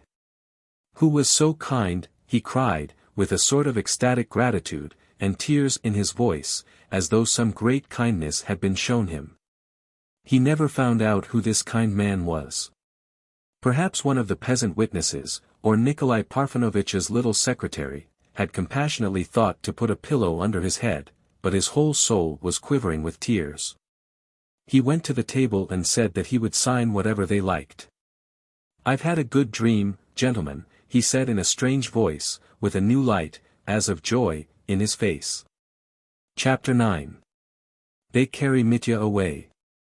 When the protocol had been signed, Nikolai Parfenovitch turned solemnly to the prisoner and read him the committal, setting forth, that in such a year, on such a day, in such a place, the investigating lawyer of such and such a district court, having examined so and so, to wit, Mitya, accused of this and of that, all the charges were carefully written out, and having considered that the accused, not pleading guilty to the charges made against him, had brought forward nothing in his defense, while the witnesses, so and so, and so and so, and the circumstances such and such testify against him, acting in accordance with such and such articles of the statute book, and so on, has ruled, that, in order to preclude so and so, Mitya, from all means of evading pursuit and judgment, he be detained in such and such a prison, which he hereby notifies to the accused and communicates a copy of this same committal to the deputy prosecutor, and so on, and so on. In brief, Mitya was informed that he was, from that moment, a prisoner, and that he would be driven at once to the town, and there shut up in a very unpleasant place. Mitya listened attentively, and only shrugged his shoulders. Well, gentlemen, I don't blame you. I'm ready. I understand that there's nothing else for you to do. Nikolai Parfenovitch informed him gently that he would be escorted at once by the rural police officer, Mavriky Mavrikyevich, who happened to be on the spot. Stay, Mitya interrupted, suddenly, and impelled by uncontrollable feeling he pronounced, addressing all in the room. Gentlemen, we're all cruel, we're all monsters, we all make men weep, and mothers, and babes at the breast, but of all, let it be settled here, now, of all I am the lowest reptile. I've sworn to amend, and every day I've done the same filthy things. I understand now that such men as I need a blow of destiny to catch them as with a noose, and bind them by a force from without. Never, never should I have risen of myself. But the thunderbolt has fallen. I accept the torture of accusation, and my public shame, I want to suffer, and by suffering I shall be purified. Perhaps I shall be purified, gentlemen. But listen, for the last time, I am not guilty of my father's blood. I accept my punishment, not because I killed him, but because I meant to kill him, and perhaps I really might have killed him. Still I mean to fight it out with you. I warn you of that. I'll fight it out with you to the end, and then God will decide. Goodbye, gentlemen, don't be vexed with me for having shouted at you during the examination. Oh, I was still such a fool then. In another minute I shall be a prisoner, but now, for the last time, as a free man, Dmitri Karamazov offers you his hand. Saying goodbye to you, I say it to all men. His voice quivered and he stretched out his hand, but Nikolai Parfenovitch, who happened to stand nearest to him, with a sudden, almost nervous movement, hid his hands behind his back. Mitya instantly noticed this, and started. He let his outstretched hand fall at once. The preliminary inquiry is not yet over, Nikolai Parfenovitch faltered, somewhat embarrassed. We will continue it in the town, and I, for my part, of course, am ready to wish you all success. In your defense. As a matter of fact, Dmitri Fyodorovitch, I've always been disposed to regard you as, so to speak, more unfortunate than guilty. All of us here, if I may make bold to speak for all, we are all ready to recognize that you are, at bottom, a young man of honor, but, alas, one who has been carried away by certain passions to a somewhat excessive degree. Nikolai Parfenovitch's little figure was positively majestic by the time he had finished speaking. It struck Mitya that in another minute this boy would take his arm, lead him to another corner, and renew their conversation about girls. But many quite irrelevant and inappropriate thoughts sometimes occur even to a prisoner when he is being led out to execution. Gentlemen, you are good, you are humane, may I see her to say, goodbye, for the last time, asked Mitya. Certainly, but considering, in fact, now it's impossible except in the presence of ... Oh, well, if it must be so, it must. Grushenka was brought in, but the farewell was brief, and of few words, and did not at all satisfy Nikolai Parfenovitch. Grushenka made a deep bow to Mitya. I have told you I am yours, and I will be yours. I will follow you forever, wherever they may send you. Farewell, you are guiltless, though you've been your own undoing. Her lips quivered, tears flowed from her eyes. Forgive me, Grusha, for my love, for ruining you, too, with my love. Mitya would have said something more, but he broke off and went out. He was at once surrounded by men who kept a constant watch on him. At the bottom of the steps to which he had driven up with such a dash the day before with Andrei's 3 horses, 2 carts stood in readiness. Mavriky, a sturdy, thick-set man with a wrinkled face, was annoyed about something, some sudden irregularity. He was shouting angrily. He asked Mitya to get into the cart with somewhat excessive surliness. When I stood in drinks in the tavern, the man had quite a different face, thought Mitya, as he got in. At the gates there was a crowd of people, peasants, women, and drivers. Trifon Borisovich came down the steps too. All stared at Mitya. Forgive me at parting, good people. Mitya shouted suddenly from the cart. Forgive us too, he heard 2 or 3 voices. Goodbye to you, too, Trifon Borisovich. But Trifon Borisovich did not even turn round. He was, perhaps, too busy. He, too, was shouting and fussing about something. It appeared that everything was not yet ready in the second cart, in which 2 constables were to accompany Mavriky. The peasant who had been ordered to drive the second cart was pulling on his smock, stoutly maintaining that it was not his turn to go, but Akim's. But Akim was not to be seen. They ran to look for him. The peasant persisted and besought them to wait. You see what our peasants are, Mavriky. They've no shame, exclaimed Trifon Borisovich. Akim gave you 25 kopecks the day before yesterday. You've drunk it all and now you cry out. I'm simply surprised at your good nature, with our low peasants, Mavriky, that's all I can say. But what do we want a second cart for? Mitya put in. Let's start with the one, Mavriky. I won't be unruly, I won't run away from you, old fellow. What do we want an escort for? I'll trouble you, sir, to learn how to speak to me if you've never been taught. I'm not old fellow to you, and you can keep your advice for another time. Mavriky snapped out savagely, as though glad to vent his wrath. Mitya was reduced to silence. He flushed all over. A moment later he felt suddenly very cold. The rain had ceased, but the dull sky was still overcast with clouds, and a keen wind was blowing straight in his face. I've taken a chill, thought Mitya, twitching his shoulders. At last Mavriky, too, got into the cart, sat down heavily, and, as though without noticing it, squeezed Mitya into the corner. It is true that he was out of humor and greatly disliked the task that had been laid upon him. Goodbye, Trifon Borisovich. Mitya shouted again, and felt himself, that he had not called out this time from good nature, but involuntarily, from resentment. But Trifon Borisovich stood proudly, with both hands behind his back, and staring straight at Mitya with a stern and angry face. He made no reply. Goodbye, Dmitri Fyodorovich, goodbye.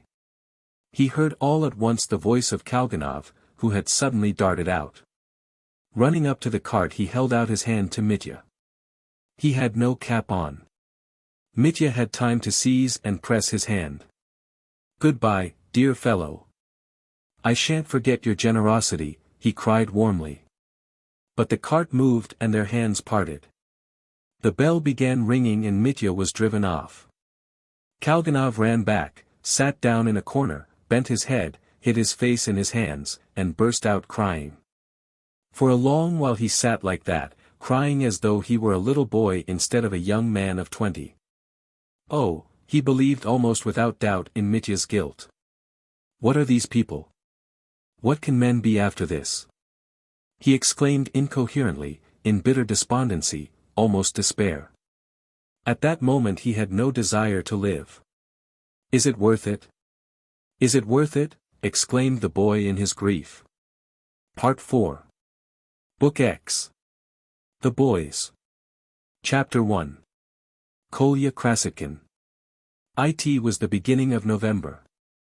There had been a hard frost, 11 degrees Romer, without snow, but a little dry snow had fallen on the frozen ground during the night, and a keen dry wind was lifting and blowing it along the dreary streets of our town.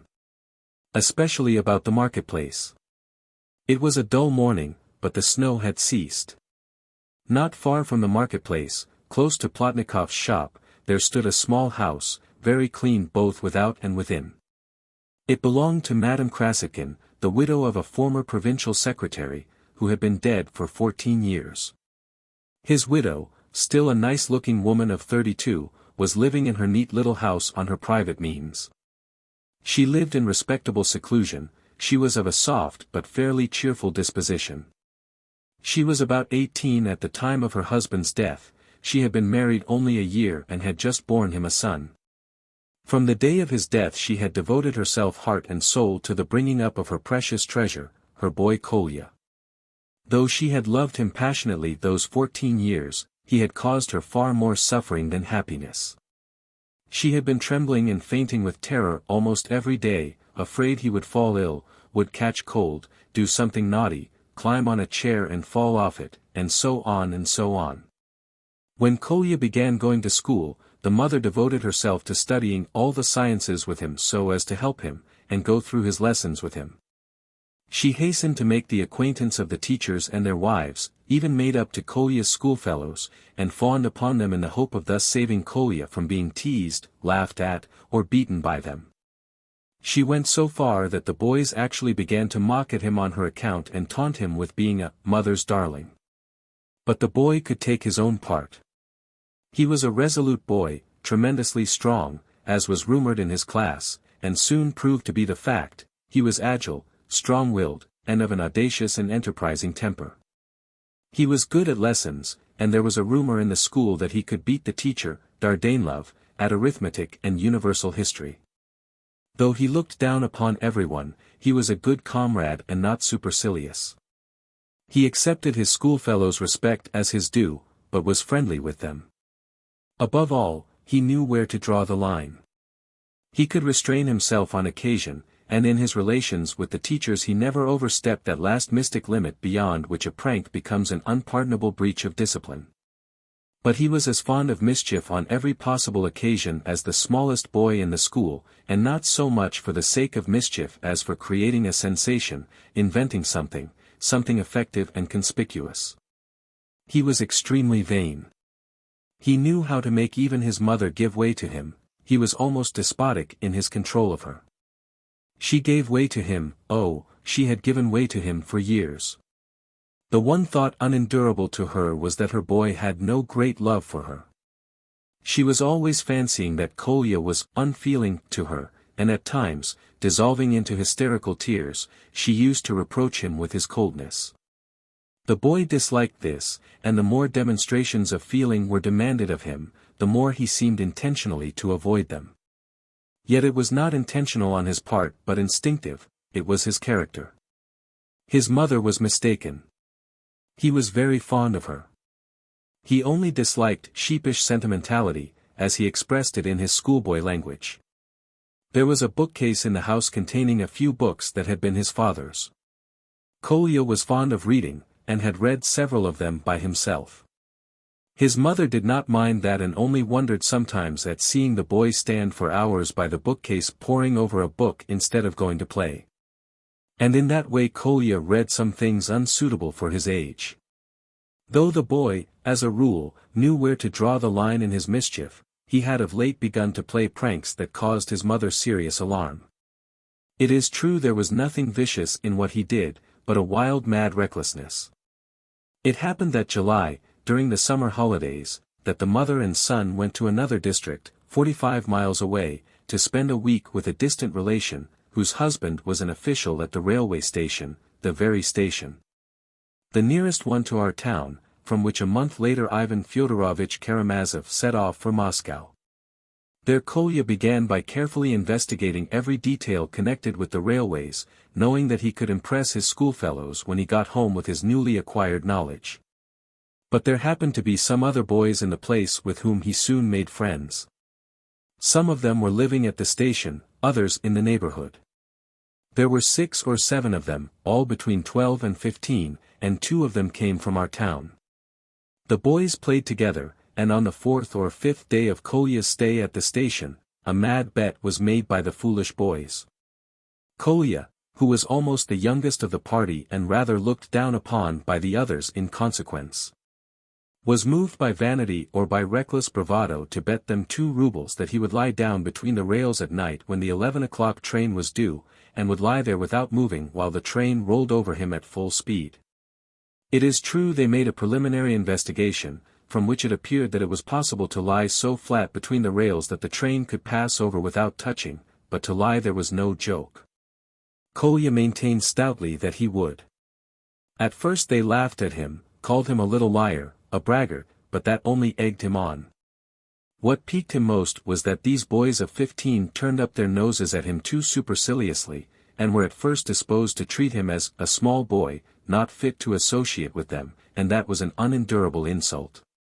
And so it was resolved to go in the evening, half a mile from the station, so that the train might have time to get up full speed. After leaving the station the boys assembled. It was a pitch-dark night without a moon. At the time fixed, Kolya lay down between the rails. The 5 others who had taken the bet waited among the bushes below the embankment, their hearts beating with suspense, which was followed by alarm and remorse. At last they heard in the distance the rumble of the train leaving the station. 2 red lights gleamed out of the darkness, the monster roared as it approached. "Run, run away from the rails," the boys cried to Kolya from the bushes, breathless with terror. But it was too late, the train darted up and flew past. The boys rushed to Kolya. He lay without moving. They began pulling at him, lifting him up. He suddenly got up and walked away without a word. Then he explained that he had lain there as though he were insensible to frighten them, but the fact was that he really had lost consciousness, as he confessed long after to his mother. In this way his reputation as a desperate character was established forever. He returned home to the station as white as a sheet. Next day he had a slight attack of nervous fever, but he was in high spirits and well pleased with himself. The incident did not become known at once, but when they came back to the town it penetrated to the school and even reached the ears of the masters. But then Kolya's mother hastened to entreat the masters on her boy's behalf, and in the end Dardanelov, a respected and influential teacher, exerted himself in his favor, and the affair was ignored. Dardanelov was a middle-aged bachelor, who had been passionately in love with Madame Krasotkin for many years past, and had once already, about a year previously, ventured, trembling with fear and the delicacy of his sentiments, to offer her most respectfully his hand in marriage. But she refused him resolutely, feeling that to accept him would be an act of treachery to her son, though Dardanelov had, to judge from certain mysterious symptoms, reason for believing that he was not an object of aversion to the charming but too chaste and tender-hearted widow. Kolya's mad prank seemed to have broken the ice, and Dardanelov was rewarded for his intercession by a suggestion of hope. The suggestion, it is true, was a faint one, but then Dardanelov was such a paragon of purity and delicacy that it was enough for the time being to make him perfectly happy.